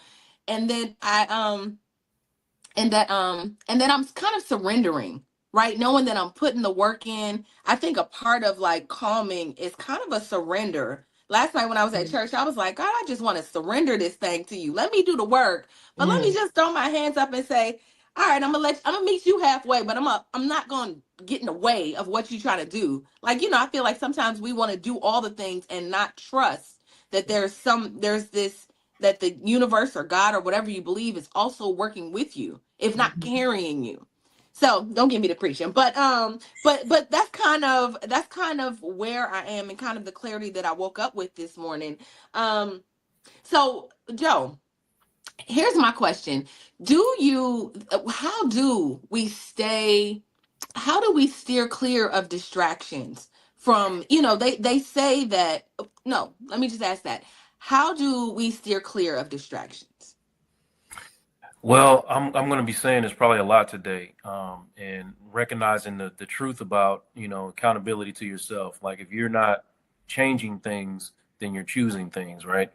So, you're making a choice. And at the end of the day, however this thing is making you feel, you're choosing it. So you're talking about staying clear of distractions. It's like small, like micro changes that you might need to make in your daily habits to eventually lead to the big change. You can't just wake up one day and say, I'm gonna stop smoking. Okay, no, I'm only gonna smoke this many today. Okay, and then a couple weeks down the line, it turns into this many, then it turns into none. So, like taking the time to like be patient with yourself, don't beat yourself up for the failures, and like making these micro changes. Eventually, you get rid of the distractions or the things that are keeping you away from whatever your goals are, and also giving yourself permission. Like you said, like your mom's calling you at 6 in the morning. You got to get yourself some permission to be like, I ain't answering that. For sure. And that's okay. And that's okay. You got to make space for yourself because you're the ship that keeps everything afloat. You know what I mean? Like, so if you're sinking, then everybody's sinking anyway. So you're not really doing anything for anybody because you're broke down or eventually just completely broken. So. So Felice, they say, I saw a study that said that people quit their New Year's resolutions by the second Friday of January. Mm-hmm. the second Friday of January. That's literally like next week. People are in the gym right now. They're like, okay, this is what's going to happen. And then by next Friday, it's going to be over. So how can people get over the not quit hump? That's a really great question. And it's about having a plan, right? So what we do is we have these January 1st motivates us, right? It's the new year. We get this hype and this fire, but that fire fizzles out really quick. And so if you don't have a plan to go by, then you don't have something that can help you stay on track. And so that's what happens is fizzles. You have no plan. And then you have nobody that's holding you accountable to the plan. And so a lot of times we need that extra support or that extra check-in to say, hey, how you doing with this? And so you've got to have a plan. And I like what you said earlier when you said, you know, I'm doing a little bit smarter and I am not trying to do all things. So there's a book out called The One Thing. And what people need to do is they need to find that one thing that they're going to do, right? Do that one thing and do it well. Have accountability with it when it comes to it. Have check-ins, have support. Think about Weight Watchers, right? Weight Watchers is still here today because they have a plan. And that plan really is based upon, right, accountability. Like those people have to come in every week and they have to get on the scale. And that scale is going to tell them where they're at. And then they got to get around a group of people and be like, hey, my name is Felice and I weighed in at this month, right? But it's no judgment. It's just to say, hey, we see you and we're here for you. And then when they're around those people, right, it's almost like a mastermind. Those people are imparting ideas about how they can stay on track, how they can maintain their progress, how they can keep track with their goals. And so that you don't feel like you're going in this circle, but people are giving you ideas about what you can do differently, what you can do better, what you can do that will not make it feel dull or boring, right? Or feel like when you start to feel like you might be getting stagnant or you reach a peak, how you can get over those peaks. And so all of those things will help you to be able to keep your fire, to keep your enthusiasm, and to make sure you keep your promise to staying on track and reaching your goal. But that's not the key either, because it's easy to reach your goal. It's the maintenance that's the key. And so then how do you keep maintenance? And so you got to create and get more creative about how you add a new fire or spin to that first goal so that it keeps that momentum going. I think that is great. I mean, you said so many things, but I'm gonna go ahead and take a quick commercial break, and we're gonna come back, and I'm gonna throw something to Chalet. So we'll be right back. Hey, if you're just tuning in, you are watching Fly Nubian Money, where we help you master your mindset and maximize your money. I am Tiara Williams. I'm also known as Miss Black Hollywood, and I am the proud producer of this show. So I hope that every day when you join us, you leave a little smarter than you came, because that's the point. Otherwise, why are you watching?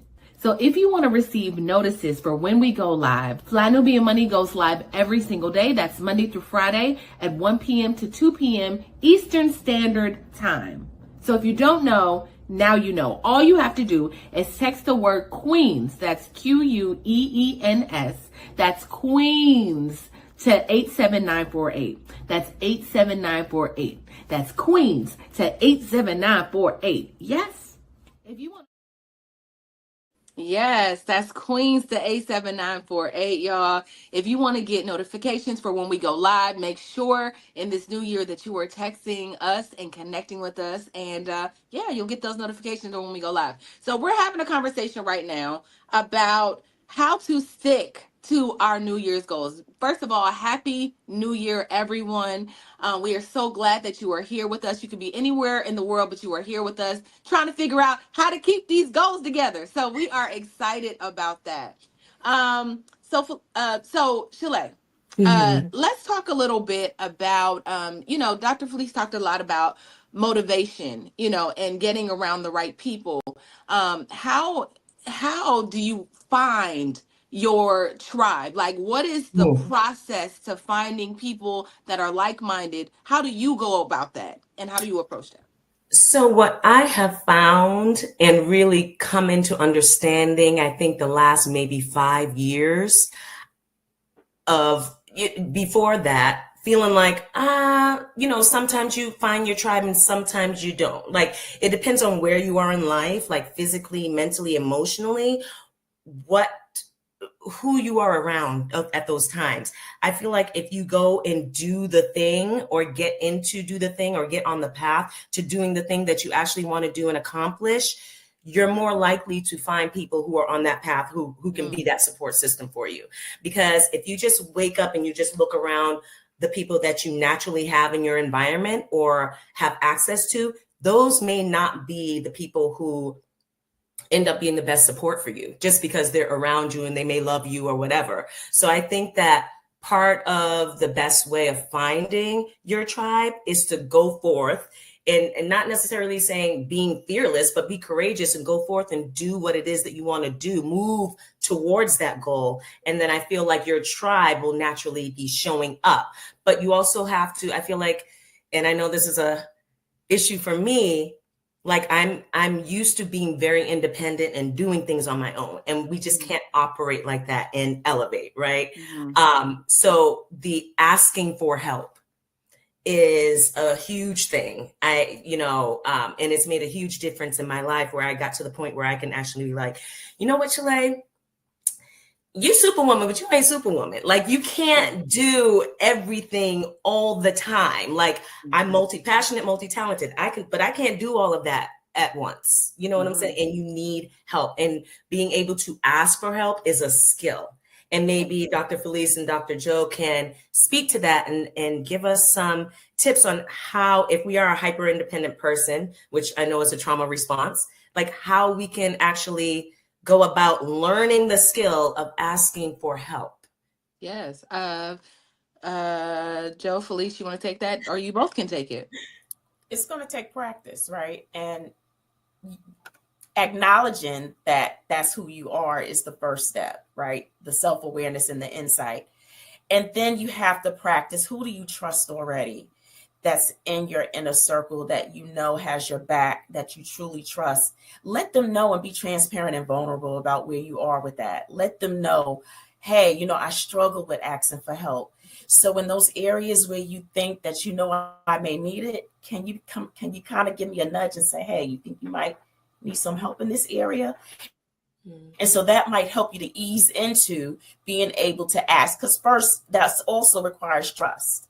And so a lot of times we don't ask people because we don't trust that they can do what it is we do and how we show up the way we show up. And so it takes trust. And so maybe a little nudge, and then you practicing, right? Saying, getting little nuggets, like put little posters up saying, do you need help? Do you need to ask? Like little things that will help you reminded to be like, hey, yeah, I think I might need some. And thank you for checking in with me. Right. And then that practice. And when you start settling in that and seeing, hey, okay, because sometimes we rush over things too quick and we don't sit in stuff.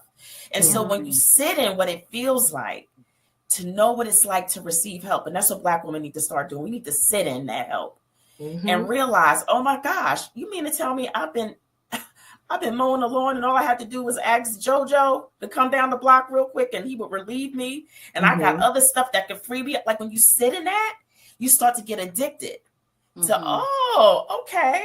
And so you start slowly building your village and being able to pinpoint who can do what for you, right? It is so true. It is so true. You'll grow into it, you'll ease into it, and then you'll figure out, okay, this thing is pretty good. Yeah. I have learned that to do that. I have learned over the years that, okay, you need to do that. But I also find, you settle back sometimes into your subconscious programming. And I find that sometimes, because some people also look at you like you're the one who can do it all. Right. And then so it's like getting out of that mindset of not wanting to be seen as needy or weak. So that's the sitting in it, right? Like not wanting to be seen as needy or weak. And then also not wanting to be taken advantage of, because some people are transactional. So it's really about it's about so many things. It's about discernment of who you can trust to ask to do certain things. It's like, you need to call me. Yeah. So, speaking of being multi-hyphenate, Dr. Felice mentioned the one thing, and what I give my clients, my clients that tend to have like an ADHD or that are just like super talented or super creative, I tend to give them that book. It's in my Audible. I read it 2 months ago. It's like it's even my reminder. Like, wait. We trying to focus. We trying to do too much. So, Joe, my question to you is like, how do you focus? How do you find your one thing? Like, what thing? How do you decide if you have so many talents? How do you decide on what you want to do in that moment without being scatterbrained?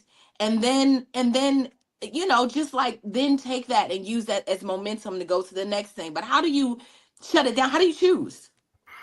That's a very good question. That's something I struggle with myself, but I've learned to like prioritize the things that are in front of me. You know what I mean? Like what needs to be done in the most immediate time frame.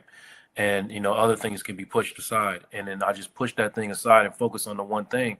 And at the end of the day, I can be comfortable with the one thing that I accomplished, because, if I didn't get it all done, at least I got this thing done. And then tomorrow I can work on the next thing and the next thing and the next thing. But I tend to write everything down when I feel flustered. I write everything down. Okay. And then I prioritize it, right? Like what needs to be done immediately. And that always works for me, and I do that every time. I even have like this little notepad that I carry around that every single thought that comes to my head, I put it down there. And then, if I'm looking at it, the whole thing, I'm just sitting, right? I'm not accomplishing anything. And I say, well, what's something I can do right now? Without anybody's help, you know what I mean? Where I don't have to wait on something. And then I just do that. And then that's that. And I get it out of the way. Because otherwise it's going to be nothing. I'm going to do nothing. So, that's the alternative. So do this one thing or do nothing and be mad at myself at the end of the day. And that just, that it's that 1, 2, 3, just go type of mentality. And that's what you have to do sometimes. Push yourself out the bed, push yourself, off the desk, whatever you got to do. Yeah, I want to talk about that, the momentum of things, but I'm going to talk about it right after we come back from this break. You want to grow your money and not blow your money, as Constance says, check us out at flynubianmoney.com. There's all kinds of resources, programs, videos, resources. In 2024, there's no reason to be broke when there's information all around us. So get your money right. flynubianmoney.com. Joe.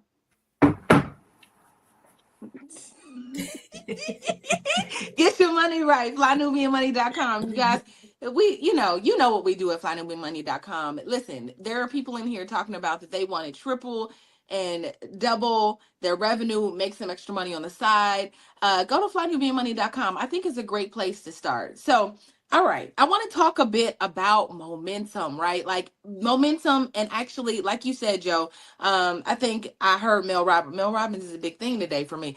But she does that whole thing like 1, 2, 3, or it's like a little countdown, and then you just get up. Like that's the whole science behind just getting. Yours is 1, 2, 3, get up. But for those people that may struggle with that, may struggle with finding that inner, like, because that inner motivation, how do we find that to actually like get to the momentum? Because once you get started, usually you keep going, right? But it's about like once you get started and actually make it through the hard parts that feel lonely, that feel like, can I do this? The doubt, the loop, the process. I think people give up too easily on the process. So, Felice, how do people not give up on the process while they're in it? They, how do they stop doubting and fearing and saying like, oh, maybe this isn't for me? Oh, that's a great question. And so I can only go by, what I do and what I share with a lot of my clients is that, first of all, they're even finding scientifically that people who are spiritual have greater success and handle their mental well-being a whole lot better when they have a spiritual side to them. So I know that I depend heavily on my faith walk, right? And so I know that helps centers me. So I do a lot of mindfulness and centeredness walk, right? But then you also have to discover, what's your why? What is that? What's your why? Why would you want to be motivated in the first place? Is it your children? Do you want to make sure that they don't have to go through what you went through? Is it you want to see your grandchild walk down the aisle? Figure out what your why is. Then be able to identify what your purpose is too. Because when you don't have a purpose, right, you just out there in la la land kind of flagging around. And so you can't keep up momentum when you don't know what your purpose is and you don't have a why. So you got to figure out those two things. And then what you need to do is you need to start finding a village of people who do it better than you and who are willing to impart in you and give back to you and pass the baton or give you some information. Surround yourself with coaches. That's biblical. Wise counsel makes you successful. And so those people are going to cheer you on when you're feeling low or you're feeling like you can't go on. That person's going to be like, hey, we got you. You can do this. Have you tried this? Have you tried that? Like Shayla said earlier, a lot of us, especially, Black and brown women, they're so independent, so used to having to pull them own selves up by the bootstrap that they don't ask for help. And so it does feel like they're on an island. And when you feel like you're all alone and that there's no one to help you and support you, you can give up.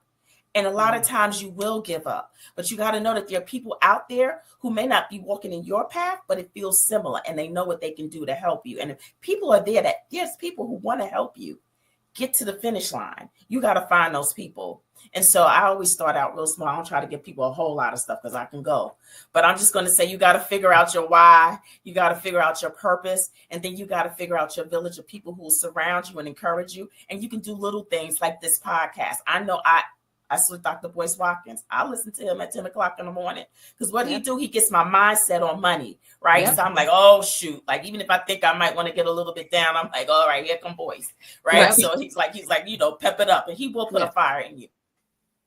And then like I'll listen to other people, other people that I love to hear that get me revved up when I start to feel a little low. I'm like, okay, who can I get that I can listen to that's going to get this fire stirred up in me and get me, up out of this funk, right? So sometimes, like David did, you got to encourage yourself because sometimes you can't call on people. They're not there. You got to encourage yourself. You got to know that you are equipped to do this thing, that you were put here for a reason. So let's get to it.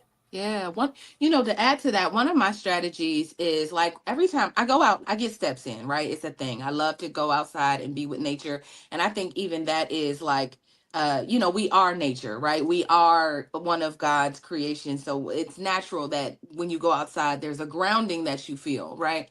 So when I go out, I'll just put on YouTube and I'll say, if I'm feeling fear, if I'm feeling like I need confidence, if I feel like I need courage, if I feel like whatever that thing is for the day that I feel like I'm lacking, I'll just like get on YouTube and find a video.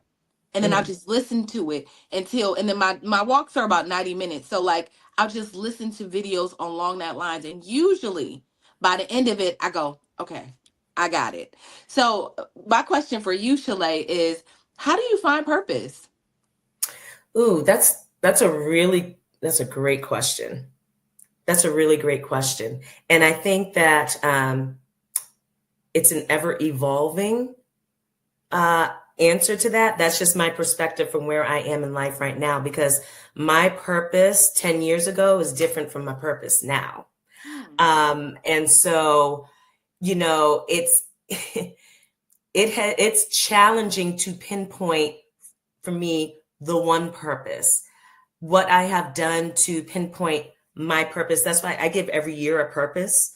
Like I say, I name that year, like what I want to accomplish in a name. And for me, what I have done to help me discover my purpose at a given time, we talk about accountability. I stay in coaching. Like I stay in coaching with my business. I stay in personal development coaching. I think Dr. Joe was on one of the podcasts we did a couple of weeks ago where I'm looking for a great therapist, because that's also important, because you got to remove the stuff. We have so much stuff that we're inundated with, where it's programming from our childhood, It's programming from everything that we receive on a daily basis, everything we're receiving on a monthly basis. So I think that decluttering our minds and getting our mindset right is going to give us the clarity to help find our purpose in a given time. I know for me right now, my purpose is to build up my wealth and my empire and my impact for not only just me, but for my girls. That is my purpose right now. In 20 years from now, when my girls are 22 and 27, my purpose is going to probably look a little different. I think that one of the things that I do to stay kind of on track with what is my purpose right now, and going back to the question that you had asked before about momentum and how do I push through, the funks that inevitably, try to get us down, right? I feel like we have to find the small wins, because we can talk about it on like a macro level, like these are the things we need to do. But like when you're feeling that sadness and you're feeling that depression or whatever it is, or just feeling defeated, like you say, you go out and you do the walk and then you find a podcast. Same with me. I find a podcast like, okay, I need to get up 10 a.m. Money in the morning. I'm on there. Right. Mm-hmm. And also like finding the small wins. So what is the small win that happened yesterday or that happened this week that I can celebrate, and then using that celebration to propel me into a better energetic vibration to where I can bounce off of that and be like, okay, I'm ready to go. So that's something that I practice on a daily basis. Like, what can I be grateful for? Like, yeah, this thing is going on. Y'all, I have a transaction that was supposed to close on Friday and this tenant is still in the house and we're trying to figure it out. And that's a nice check. And I'm like, I need that check. Okay. Mm-hmm. Like, and so it's bothering me. It's in my ether, right? It's bothering me. And it's like, is it going to close or is it not going to close? But what are the other things that I have done this week and accomplished? Or what are the other things that I'm grateful for that I can use that as an energetic springboard to propel me back into gratitude, my creation and things like that. So I love that. I love that. I love that. And actually, I want to also ask the chat. I'm so interested in knowing what is your purpose? What do you feel like is your purpose this year? Or how do you approach finding purpose and giving back? I saw a stat that says only 8% of people stick to their New Year's resolutions for the entire year. So I think that people, when I believe that sometimes when we're walking around, we see a lot of people that have kind of like just started to become zombies. They're like just existing. They go to work, they clock in. They, if you live in an environment, like sometimes I live in Los Angeles now, but when I go back and see my family elsewhere, it feels like they're in a space where they just exist. There's nobody dreaming as big and thinking as big. And I think a lot of people are like that. Like, I think a lot of people have kind of checked out in life. And so, Joe, for people that have checked out, and we've talked about purpose a little bit, if I come into your office as someone who says, like, I feel like I'm here to do great things, I have a purpose, I just don't know what that is, and how I'm supposed to be giving back, how would you advise me as a therapist? So I'm going to center around a few things, right? First, I'm going to tap into like whatever your core values are. And you're like, well, I don't know what my core values are. Let's talk about it. Like, what makes you sad? Like, what breaks your heart? Okay. And let's talk about that. What makes you righteously angry? And when I say righteous anger, I'm not talking about you looking at Keisha's new purse and you just so mad about it because you didn't get it first. You know what I'm talking about? What is righteous thing that makes you like angry in this world? And then what gives you like joy? What gives you joy? And we can talk about those things. And I'm going to be like listening and picking off the things that you're saying. And I'm going to say, okay, well, this sounds like these are your core values. These are the things that matter to you the most. And then we're going to talk about like what gifts you have in this world. Because everybody's been blessed with some gifts, and you're tapping into those things that you're just good at. Like, what are you actually good at? What are people gonna come to you for? That are good for you, that are you do well. And then we're gonna talk about your past experiences, right? The things that hurt you in the past, the things that leaned into what were the hard times in your life, Where have you seen yourself come through and overcome? Who are your heroes? Who has impacted you the most in your lifetime, and what were they doing that made you feel like they were significant? You know, all of these things. And we're going to start packaging them and really like finding your purpose. We're going to find your why in the midst of all of those things. All right. Love it. Yeah. And that's where we go, because a part of you is gonna be some people are gonna be so scared of what they find that they're probably gonna try to run from it, right? You know what I mean? That's right. But if the more you run away from your purpose, the harder your life is going to be. All right. The harder I your love that. So I love it. You guys, we have to take a quick break, but I do have, I got some other questions because this is good for me. This is good for my spirit. Hopefully it's good for you all that are watching. We see you, we see the comments.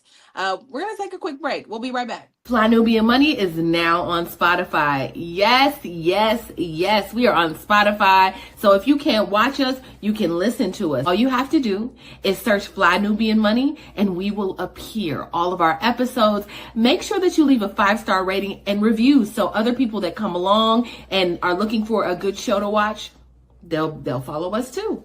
If you are interested in being on Fly Nubian Money, sorry, I don't have any spaces. I'm just playing. If you are interested in being a queen or a king on Fly Nubian Money for the day, please reach out to me. I'm at info@realvirtual.net. That's info@realvirtual.net. Also, if you need help with your business, go ahead and send me an email for that too. Okay. I've said enough. Now back to the show.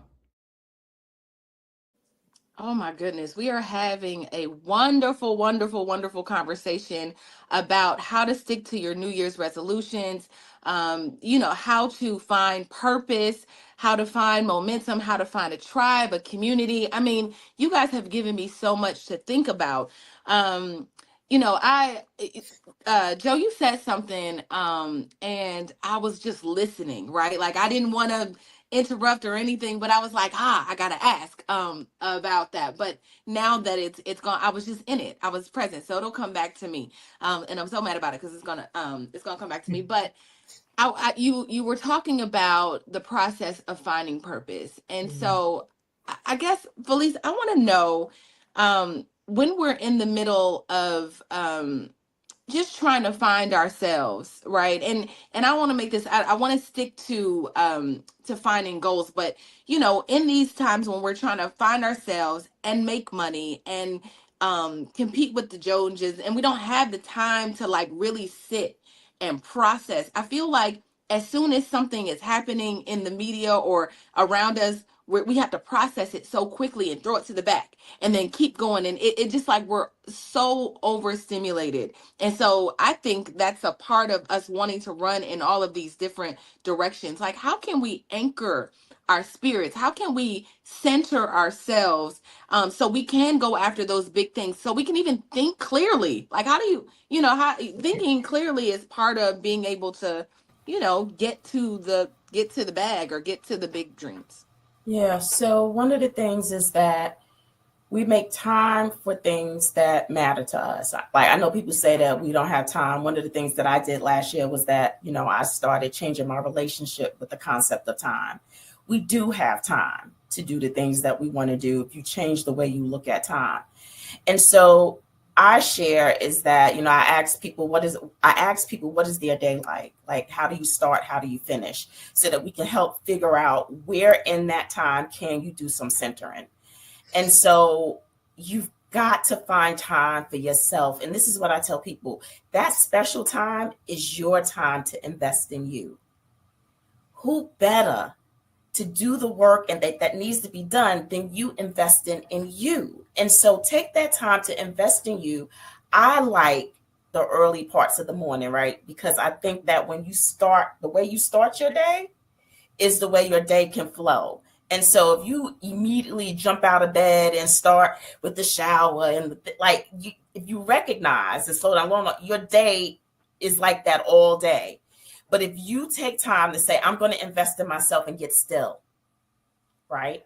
And so that is a skill. to get still. And so you just get still first thing in the morning. And that could be anything, with a nice cup of coffee, watching the sunrise, listening to calming music or calming sounds, devotion, a prayer, a scripture, whatever that time is, that is going to center you to give you the time to start investing in yourself so you can start doing some introspection. Because until you know who it is, who you are, and then who you believe you're becoming, you really can't focus and get clarity on your passion, which I believe is a part of your purpose. What are you passionate about? What are those things that you are naturally good at that just comes to you? That is possibly your purpose. That is your gift to the world. And you can monetize it. And so what does that mean? That means that you've got to be able to develop that, but you must first know who you are and who you're becoming, because that's going to help you to get to those steps that you need to create to get and start crystallizing your purpose. Start getting some specifics around it. Start getting some details that you can start putting down on paper, because you must write the vision. Once you write the vision and make it plain, it is a wrap. It is done. I'm going to repeat that. When you write the vision and make it plain, it is done. But everything starts with the thought. So you got to start getting some alone time and start getting those thoughts to come to you. Start getting those ideas, because then those thoughts can have something, it can start working and start materializing and start coming to you. And so it's a process, but that's where I'm gonna stop right there. Yeah. But that's where I'm gonna stop. I love it. And I don't want you all to miss it, right? We're talking about purpose, and I purposely wanted to and very intentional about approaching it this way, because I hear a lot of people being very result oriented. I want to triple, I want to double my income, I want to do all of that. But in order to get there, to even have that mindset to maximize your money, you have to have you gotta do some inner work. You gotta know who you are, what you like, what the gifts are, I hope you're not missing that from our therapist and from Chalet, that you just gotta know where you're going to get there. Like you get in the car. Go ahead. No, and you're hitting on something, because a lot of people, I say to my clients, I'm like, the universe don't know what to do with Lala. Okay, so like, I don't know. I think I wanna lose weight. Well, how? How much? When? Right? So it starts with a thought, a desire, and then you've got to start creating a plan, right? And so the universe works with specifics. It don't do la. And so that's why a lot of people find themselves in circles, going around and around and around, because they just throwing out la. Well, it's got to be specific. It's got to be detailed, because then you can start, then the universe can support you. And I'm not actually new wave. I believe God is the universe. And so God can work with you. He can start saying, okay, all right, now I know I got Joe down the street who's going to cross your path, and he's going to give you this so that you can take that and you can run with it. Like, you got to have details. And so I hope that encourages people to start finding ways to spend time, because even in those quiet moments, you're going to start getting downloads. Yeah. You're going to start getting ideas. You need to, in your quiet time, have a journal and a pen, because things are going to start dropping. I don't care what it is that comes to you. When it comes to you, you write it down, because eventually, with time and your process, it's all going to start filling in the gaps and start piecing together. And you're going to start being able to go back and look at those ideas and thoughts that came to you in your quiet time. You're going to be like, oh, shoot, that's why that came to me. And then when you go back and you look at it, you're like, well, I could piece this with this, and this is going to make that. And so that quiet time is also the time where you're going to start getting ideas dropped into your spirit. And all of those ideas are not in vain. They are to be used, but you got to be patient with the process, because just because the idea is today, it could be 10 years from now. I've looked back at some of my stuff, and it's taken about 10 years before I've seen it really come. I wanted to write a book for so long. I wrote that book about 10 years ago. That was my idea. And I wrote it last year, right? And so it may not happen today, but because you wrote it down, it's a wrap. And so that's why it's so important to get quiet, to get still, and to invest in yourself and start identifying who you are, who you're becoming, And then what's it going to take? Yeah. You know, thank God it came back to me, because Joe said something earlier and I was like, God, you want me to say something? But I do believe you said something about looking back and looking at past traumas and junk that was in your past that may affect how you show up today. So I believe, and I had a visual about this, I believe that with every new morning, we get a new opportunity. It's almost like a new year every single day, right? Because the old is, you can't get it back. You can't get yesterday back.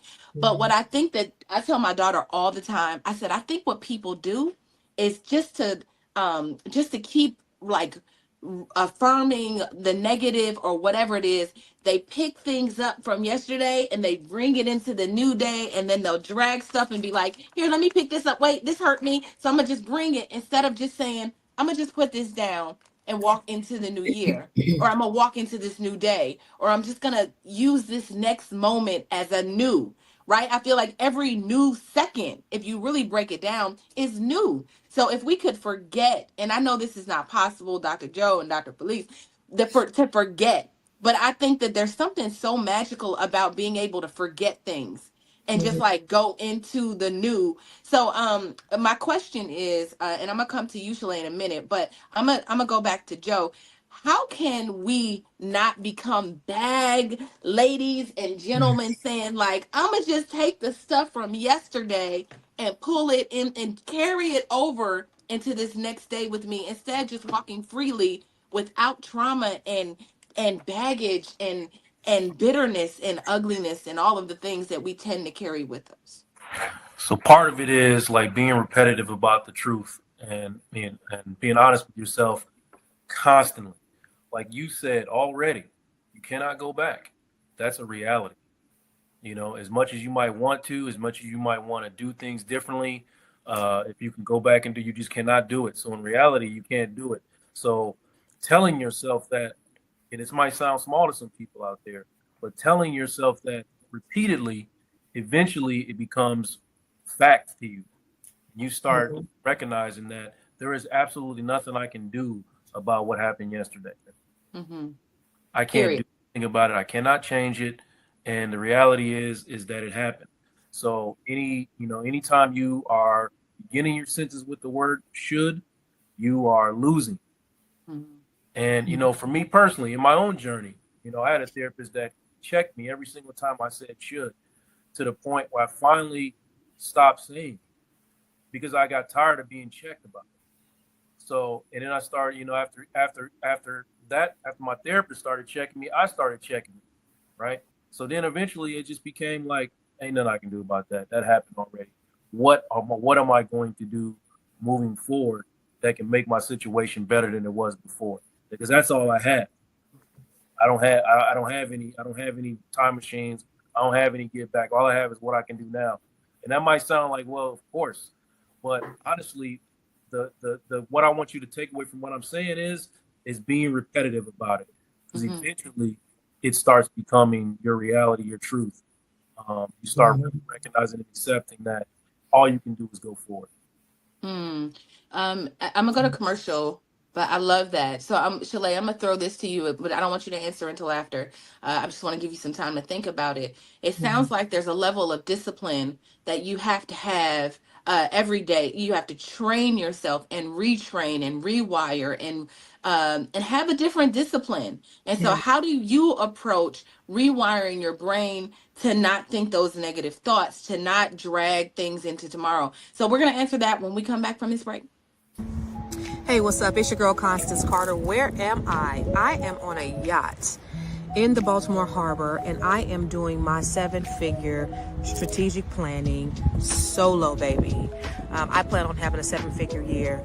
I partnered with the Fly Nubian Money, and we are putting together a training that's going to help you to put together your 6- and 7-figure ecosystem. Yes, there are things that you need to do, strategies you need to put in place so that you can implement and have a 6- to 7-figure year if you don't already have one. If you got a 6-figure year, let's go ahead and get you a 7-figure one. If you got a 5-figure year, let's get you a 6-figure. Let's get you there. Join me, the Fly Nubian Money Club, and let's grow your money in 2025. Yes, yes. So that's what I'm saying. Like we got all types. I am so committed with the Fly Nubian Money Club to bringing in top experts to helping you elevate here, right? Like 6, 7 figures, depending on where you are, but you got to have the mindset to come. This Saturday, we are having another training, our second training, and I want to teach you how to take your figures from 6 to 7, but you got to be ready. So, Shalea is about to tell us about having the discipline to even get to 6 or 7 figures. How do we do it? How do we rewire? Yes, rewiring and reprogramming is so important because mindset is everything. And all of the battles that we fight on a daily basis is in our mind. Every single thing. Like there are physical obstacles, but every single thing that we fight, it begins in the mind. So one of my favorite quotes, and I'll say the quote first. So one of my favorite quotes is from Bob Proctor. It is what it is, accept it. Harvest the good, forget the rest. I literally, 2024 was a great year and I've had some challenges too. And when those challenges came up, and just like Joe was saying, the repetitiveness, literally drilling it into your mind, because you'll have good days and then you'll have bad days where this stuff comes to attack you. You'll have good days where you feel like you have forgotten it and you're over it and you're moving forward. And then that next day, you're like, wait a minute, why is this thing up on me as potent as it is right now? And it's infiltrating everything and it's affecting me in my daily, life and what I'm trying to get accomplished.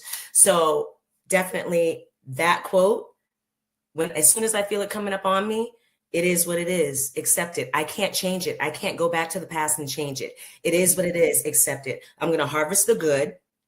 I'm going to look for something in that is good and that's going to serve me on my highest good. And it always is, because it's a lesson. There's always something in there, even in bad situations that happen to us. It's usually because God is sending us a lesson, or the universe is sending us a lesson that we actually need to learn. So harvest the good. The good can be rejection.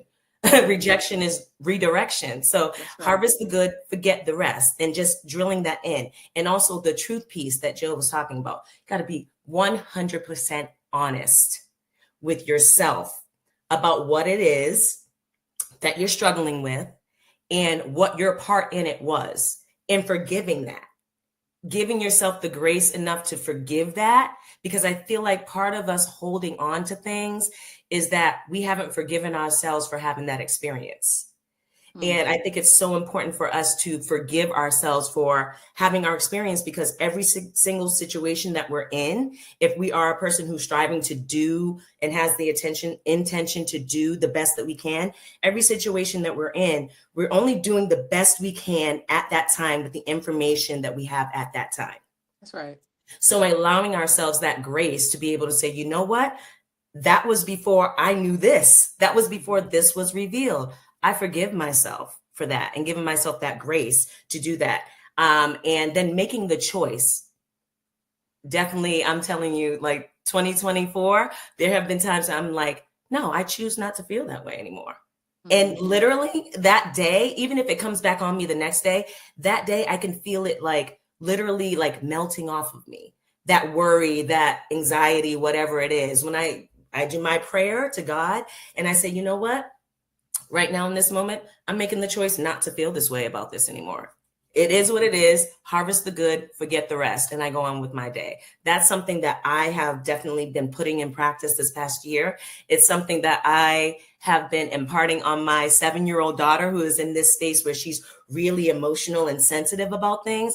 And I started telling her, this is how I started practicing it. I started telling her, no, you have a choice. You can choose a different emotion right now. And I'm like, wait a minute. If I'm telling my 7-year-old this, I need to be able to do this too. So I'm like, I choose a different emotion right now. I choose not to hold on to it, and I choose not to bring that into tomorrow.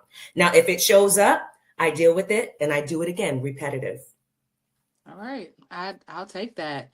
You guys, the hour is up. The hour, we have talked about a little bit of everything, and it has been so It's been so nutritional in the best ways for my spirit. I'm even inspired to get off and go, even more inspired than I was when I woke up this morning. So for that, I thank you.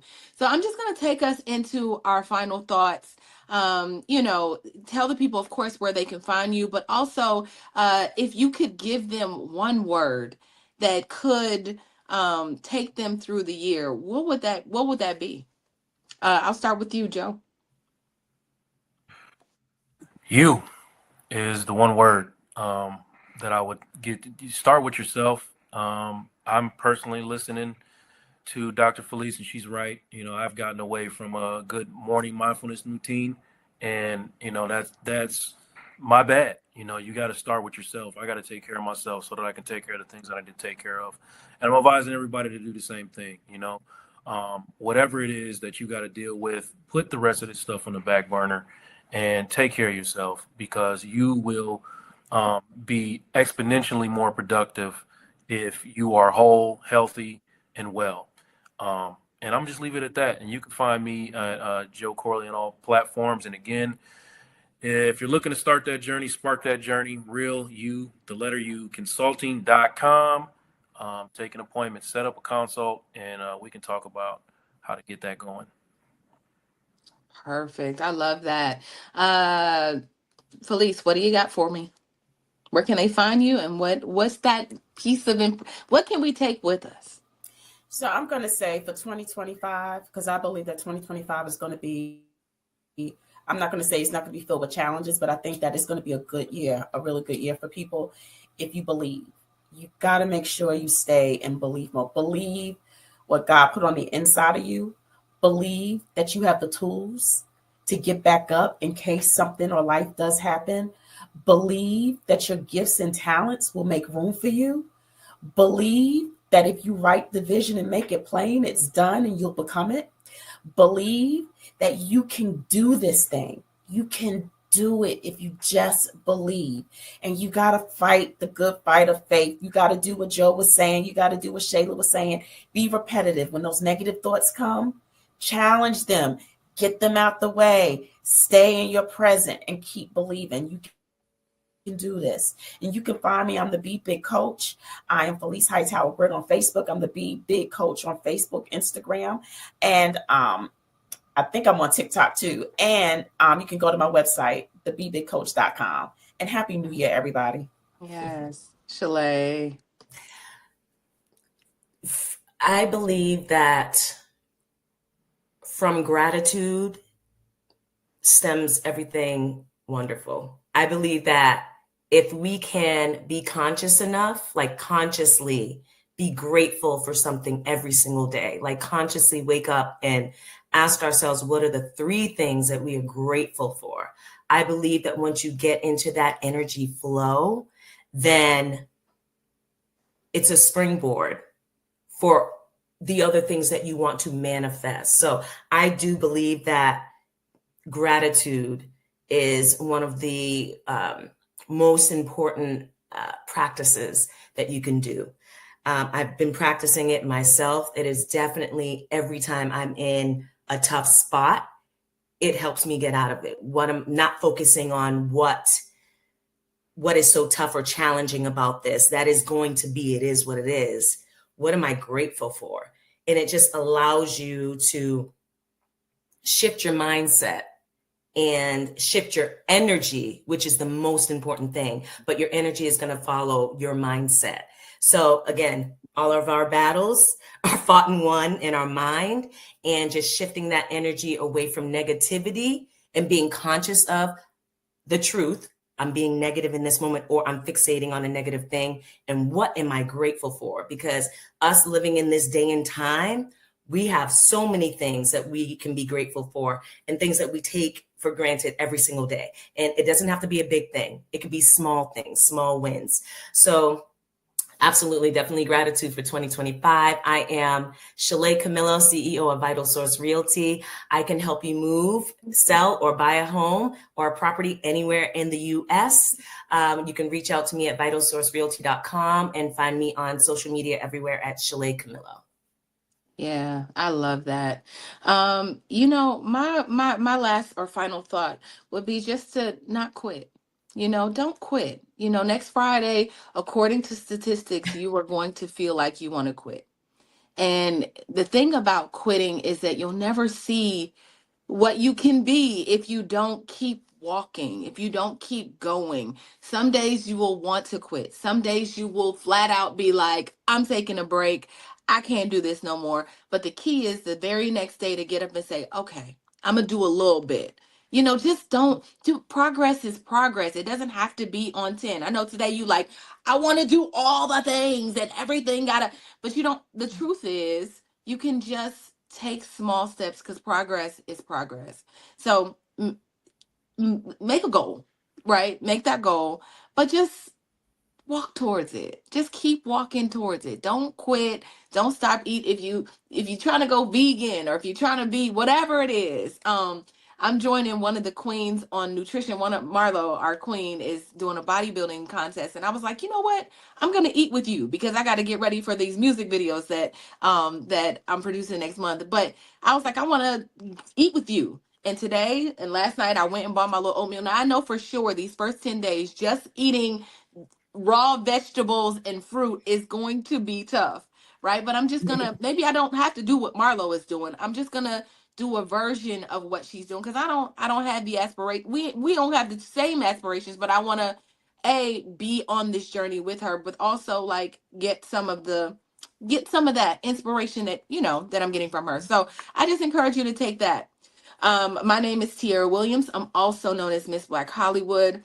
I help creatives, I help entrepreneurs. I take all of this experience that I learned in Hollywood, and I help people in their business take their business to the next level. I am also the creator of the Fly Nubian Money Club. Listen, this Saturday we have our second training. Like I said already, Constance Carter is coming. And if you know Constance Carter, you know she is coming with all the jewels, all the noise, all the realness, and just going to really help us take it to the next level. And it is my promise, again, to help you take it to the next level financially, but you have to take it to the next level with your mindset. So that is all I have for you today.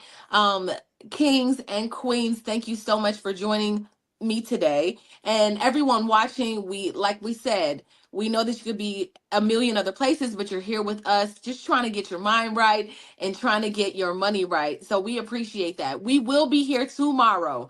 Same time, same place, trying to figure it out, and just trying to change the world, y'all. I'm trying to change the world around here. So we'll see you tomorrow. We love you. Happy New Year, and see you tomorrow.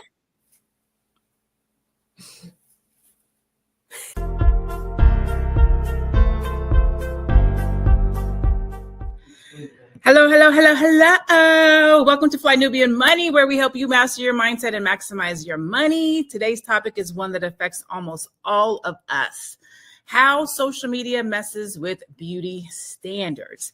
Today, we're going to explore how platforms like Instagram and TikTok shape the way we see ourselves, often distorting what we think beauty should look like. We're going to dive into the positive and negative effects of social media, insights from artists like Vic Mensa, I don't know who that is, but we're going to see who it is, and NLE Choppa. And of course, we'll unpack what all of this means for your self-esteem and your self-worth. I am Dr. Lene Javette, brilliant business coach, monetization strategist, and I'm joined by a host of other beautiful queens and our king at this point. In our court, we have a standing king. So I have Miss Black Hollywood, who is our executive producer, actor extraordinaire. She is a woman of many talents. The Dr. Alicia Watkins, who is a social worker. She is a mom. She is a therapist. She does all things. We have Joe Corley, who is a therapist, and we have Noma Lenga. I wanted to, you just pronounced it correctly offline, but I'm going to get it right by the end of the day. Founder of the M3 programs, marriage, motherhood, and money-making philanthropist. And so, in the chat, let me know how you're doing today on this last day of the new year. We're going to go into the video first so that we can actually open this conversation with Vic and Chapa, and then we're going to dive into the conversation. What are some common misconceptions about dating in 2024? I mean, I feel like people haven't changed, you know what I'm saying? Like men and women, you know what I mean? We interact the same, but I do think that social media has like changed how we see each other. Maybe like people got a lot of misconceptions about themselves, like standards of beauty, I think are a common misconception in 2024. That like a woman has to be, you know, this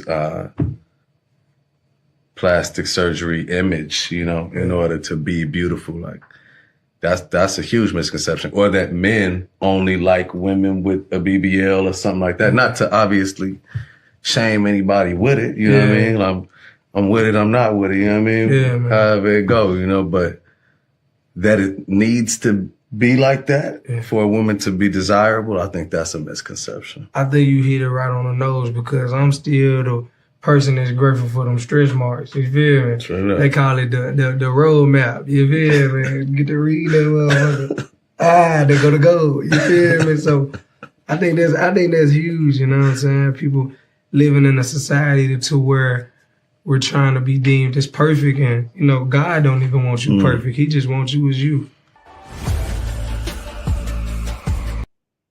He said, there go to gold. I was like, yes, bro, yes.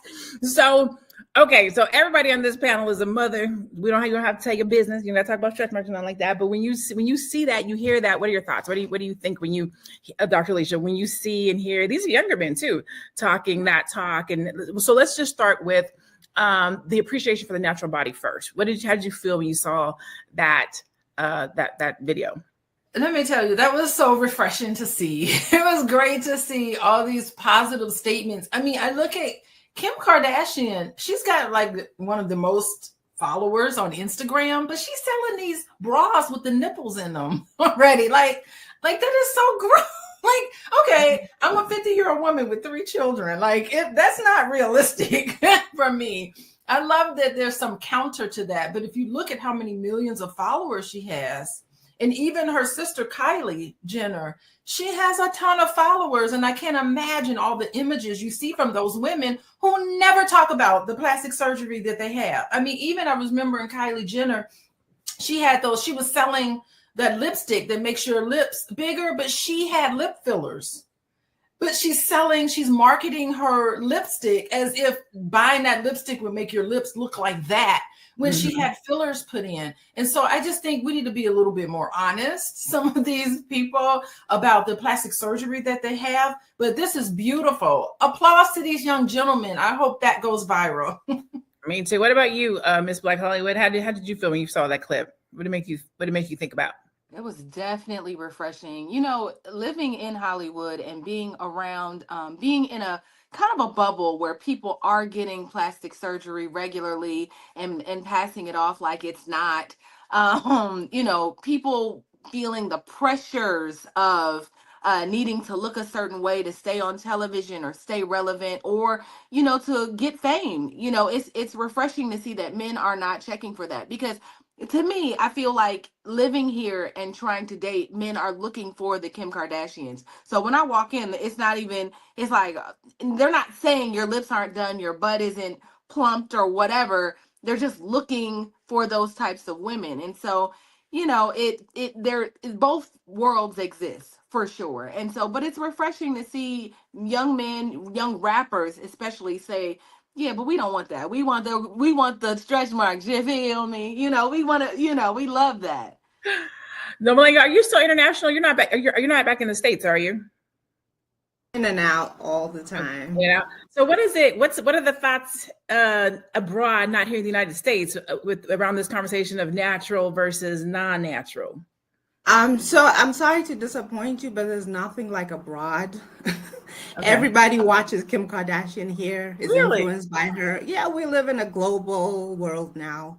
There's nothing that you're going to see on TV at least for me, when I'm in the US and when I'm here, I mean, I just finished watching that new Tyler Perry movie with Kerry Washington, and everybody's talking about it. So there really isn't like a bubble that we live in and the standard that we have that's different from when I'm in the US. But I also was surprised to see some young men just appreciating us in our natural, the way that we're just natural. And I do have it on good authority that actually most healthy masculine men just like women natural, as close to natural as possible.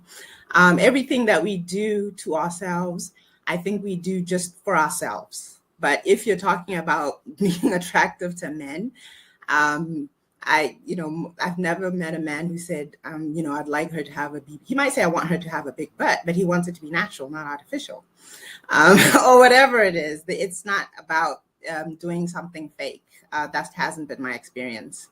Okay. In the chat, I saved the king for last, but let me know in the chat, which way do you lean? This is not a shaming conversation. This is not a disrespectful conversation. There's just perspectives. We're just having a conversation. But let me know in the chat, if you are a man, which way do you lean? If you are a woman, which way do you lean? Joe. Jazz hand Joe. What are your thoughts on the natural versus non-natural as a man, and what do you hear about on the barbershop or when you're with your homies, which I'll talk about? When I'm with my homies, let me see what we talk about. First of all, I agree with those men. You know what I mean? I hope they're being genuine. I really hope that they mean that, because, you get on social media and that seems to be like the starter pack, the norm, the kit. Starts. They all have the BBLs and the breast jobs and the baby hairs and the eyelashes and then I, as a teacher, I started to see that, well, not the BBLs, but all the rest of that stuff being implemented with the young girls. Like it's a generational thing, and now they're all out there. And I'm just wondering to myself, like, who told y'all that was attractive? Like those super long eyelashes and, them eagle wings or whatever who told y'all that was attractive? Because it's not. But, yeah, natural bodies for sure. As natural as possible. But also you want a woman to be comfortable with who she is. Like that lack of confidence can be a super huge turnoff. So